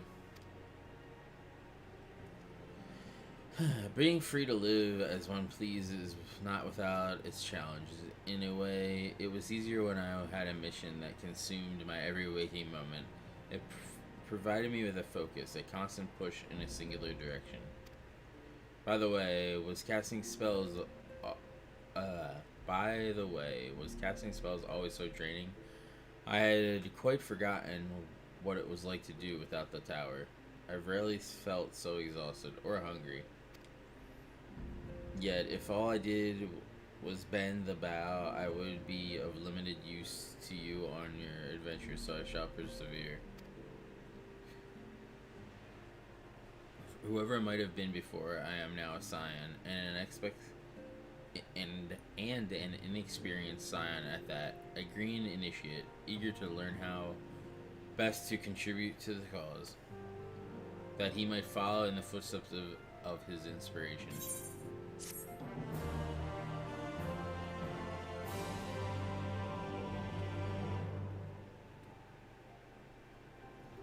Tia is now available as a trust companion.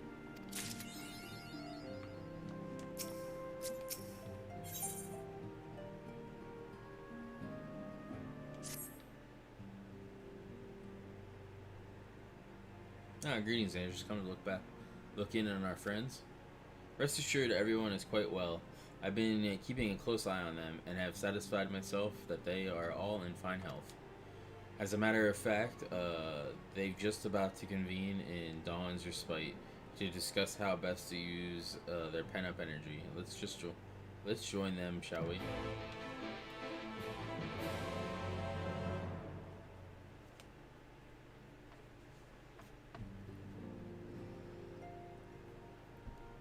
Well, my friends, now that we have all settled back into our bodies, it is time we resumed our duties in earnest. Let us speak of our plans. Ever since the Emperor's death, it's been one unsettling rumor after another. I've a mind to pay a visit to Garlemald to ascertain the truth of the matter. A prudent endeavor. 'Tis of the essence that we establish the full extent of the threat, not least if it should prove that Xenos doth indeed orchestrate events from the shadows. In light of which possibility, I shall accompany thee on thy mission. Be assured that thou shalt find me more a help than a hindrance. Thou requirest another to imbue thine ammunition, dost thou not?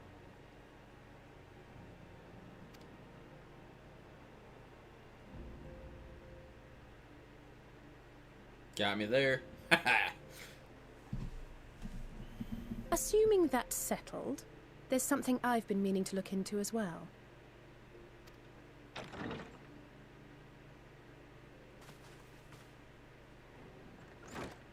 Welcome back, everyone! Fucking Lise, she's useless. Lise?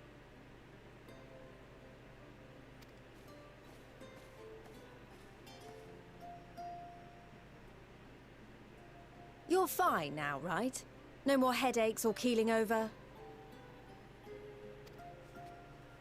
That's right. We're fighting fit and raring to go.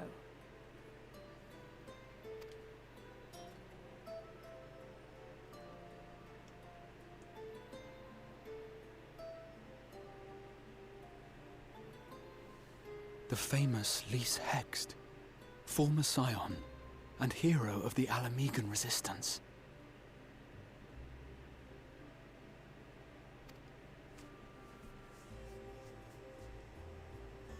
I don't believe we've met. Really? It's so easy to assume that all Archons are acquainted. But then I suppose your fields of expertise are rather different.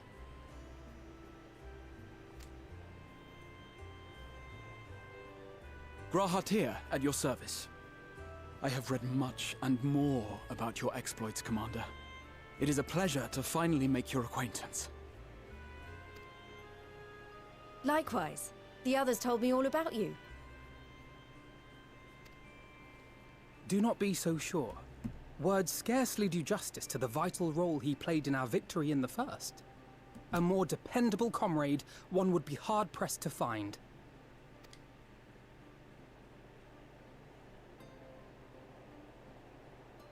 Oh, right. I did glance at the report.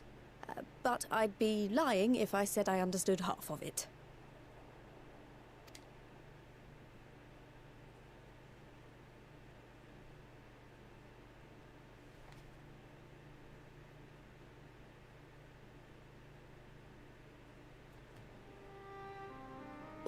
Well, that's a lot to take in. Just to be clear, this means we're not heading for another calamity, does it?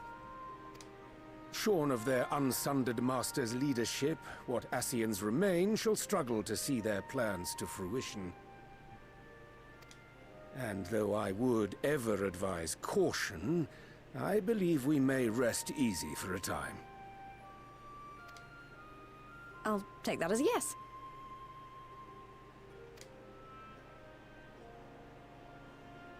Even so, I don't know what to make of this business about Hydaelyn and Zodiac being primals. A difficult truth to bear, yes. But at last we understand the nature of our adversary. And if there are no further calamities, neither will there be rejoinings, meaning Zodiac will never regain his full strength.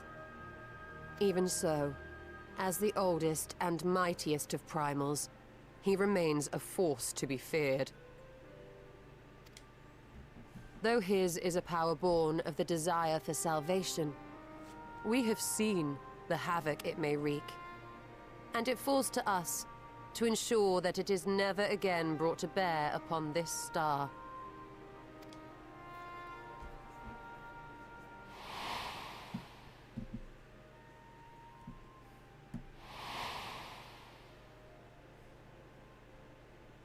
But tell us, Lys, to what do we owe the pleasure of your visit?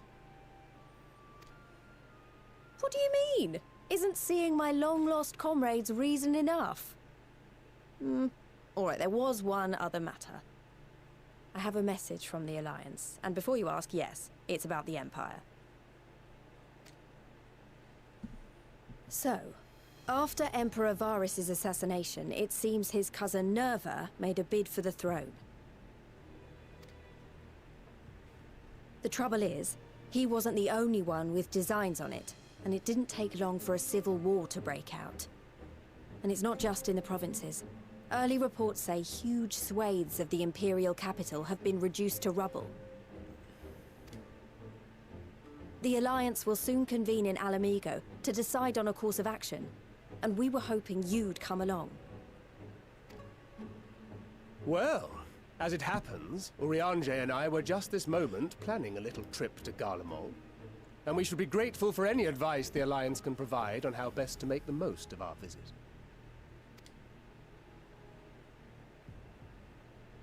To Alamigo, then.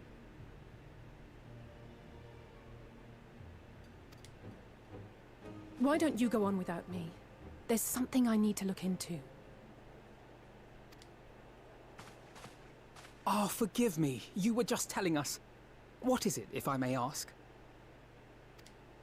I want to find a way to cure the Tempered. Of course. You think it may be possible to adapt the treatment you use to help those corrupted by the Sin Eaters? I'm sorry, a cure for tempering?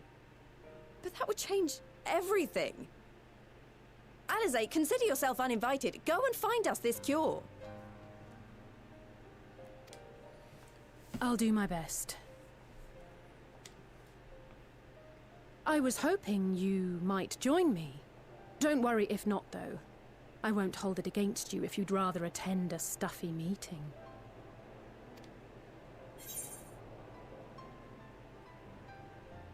What meeting? Lead on.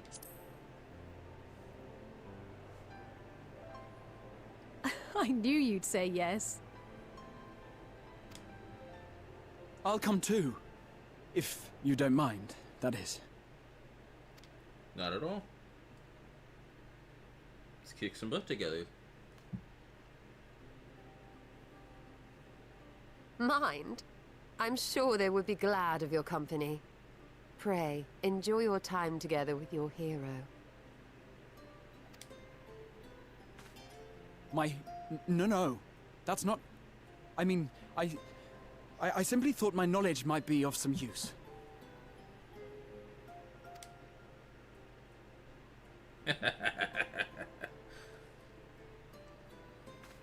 We shall be on our way then. Godspeed.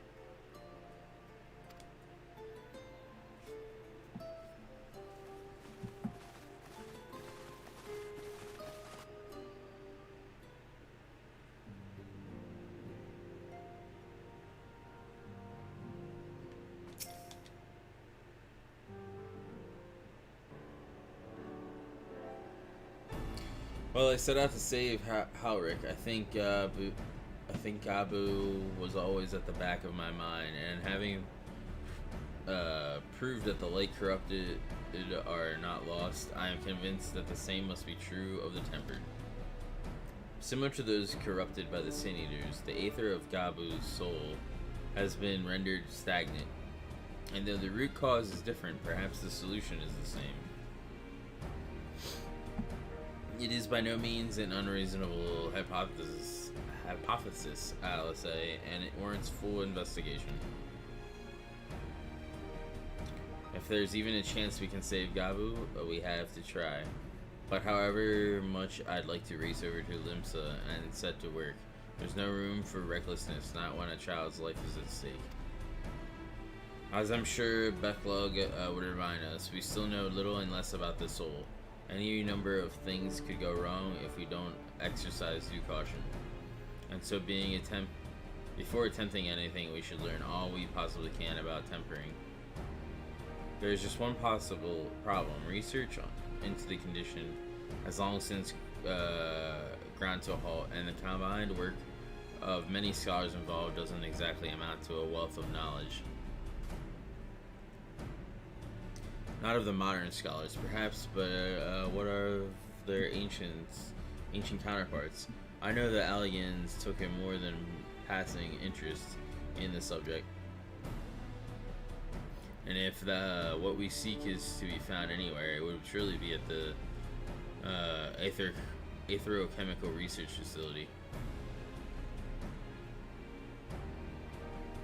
Where they experimented on primals and their worshippers? Yes, good. Good thinking. I've never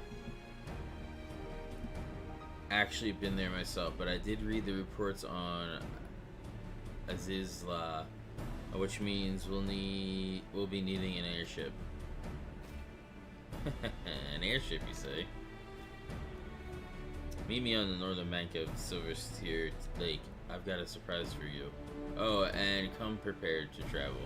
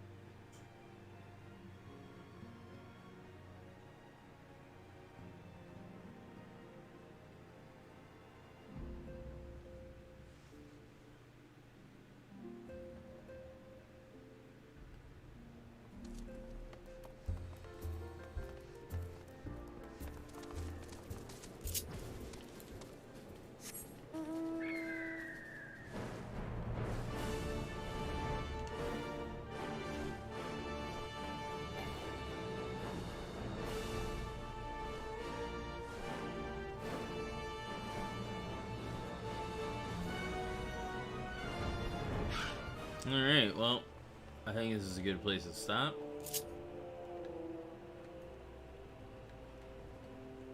I want to thank everybody for being here. YTL, thank you for stopping in at the last minute. Celestial Izayasi, Shadows, I know Apollo Patriot was here, and there was a Valley 420, thank you for being here as well. Trying to think if anybody else was here. If they were, I apologize. The chat, I can't see up further than when Zayasi came in. But I thank you for being here nonetheless. Much appreciated. Be sure to stay tuned to the channel. I'll be covering more of this as we go forward. Once Endwalker comes out, I will be exclusively doing that over on LGL. So be sure to check out them as well. And if you're not subscribed over there, please do so. Thanks again, and I will talk to y'all later. And I will end with my new outro.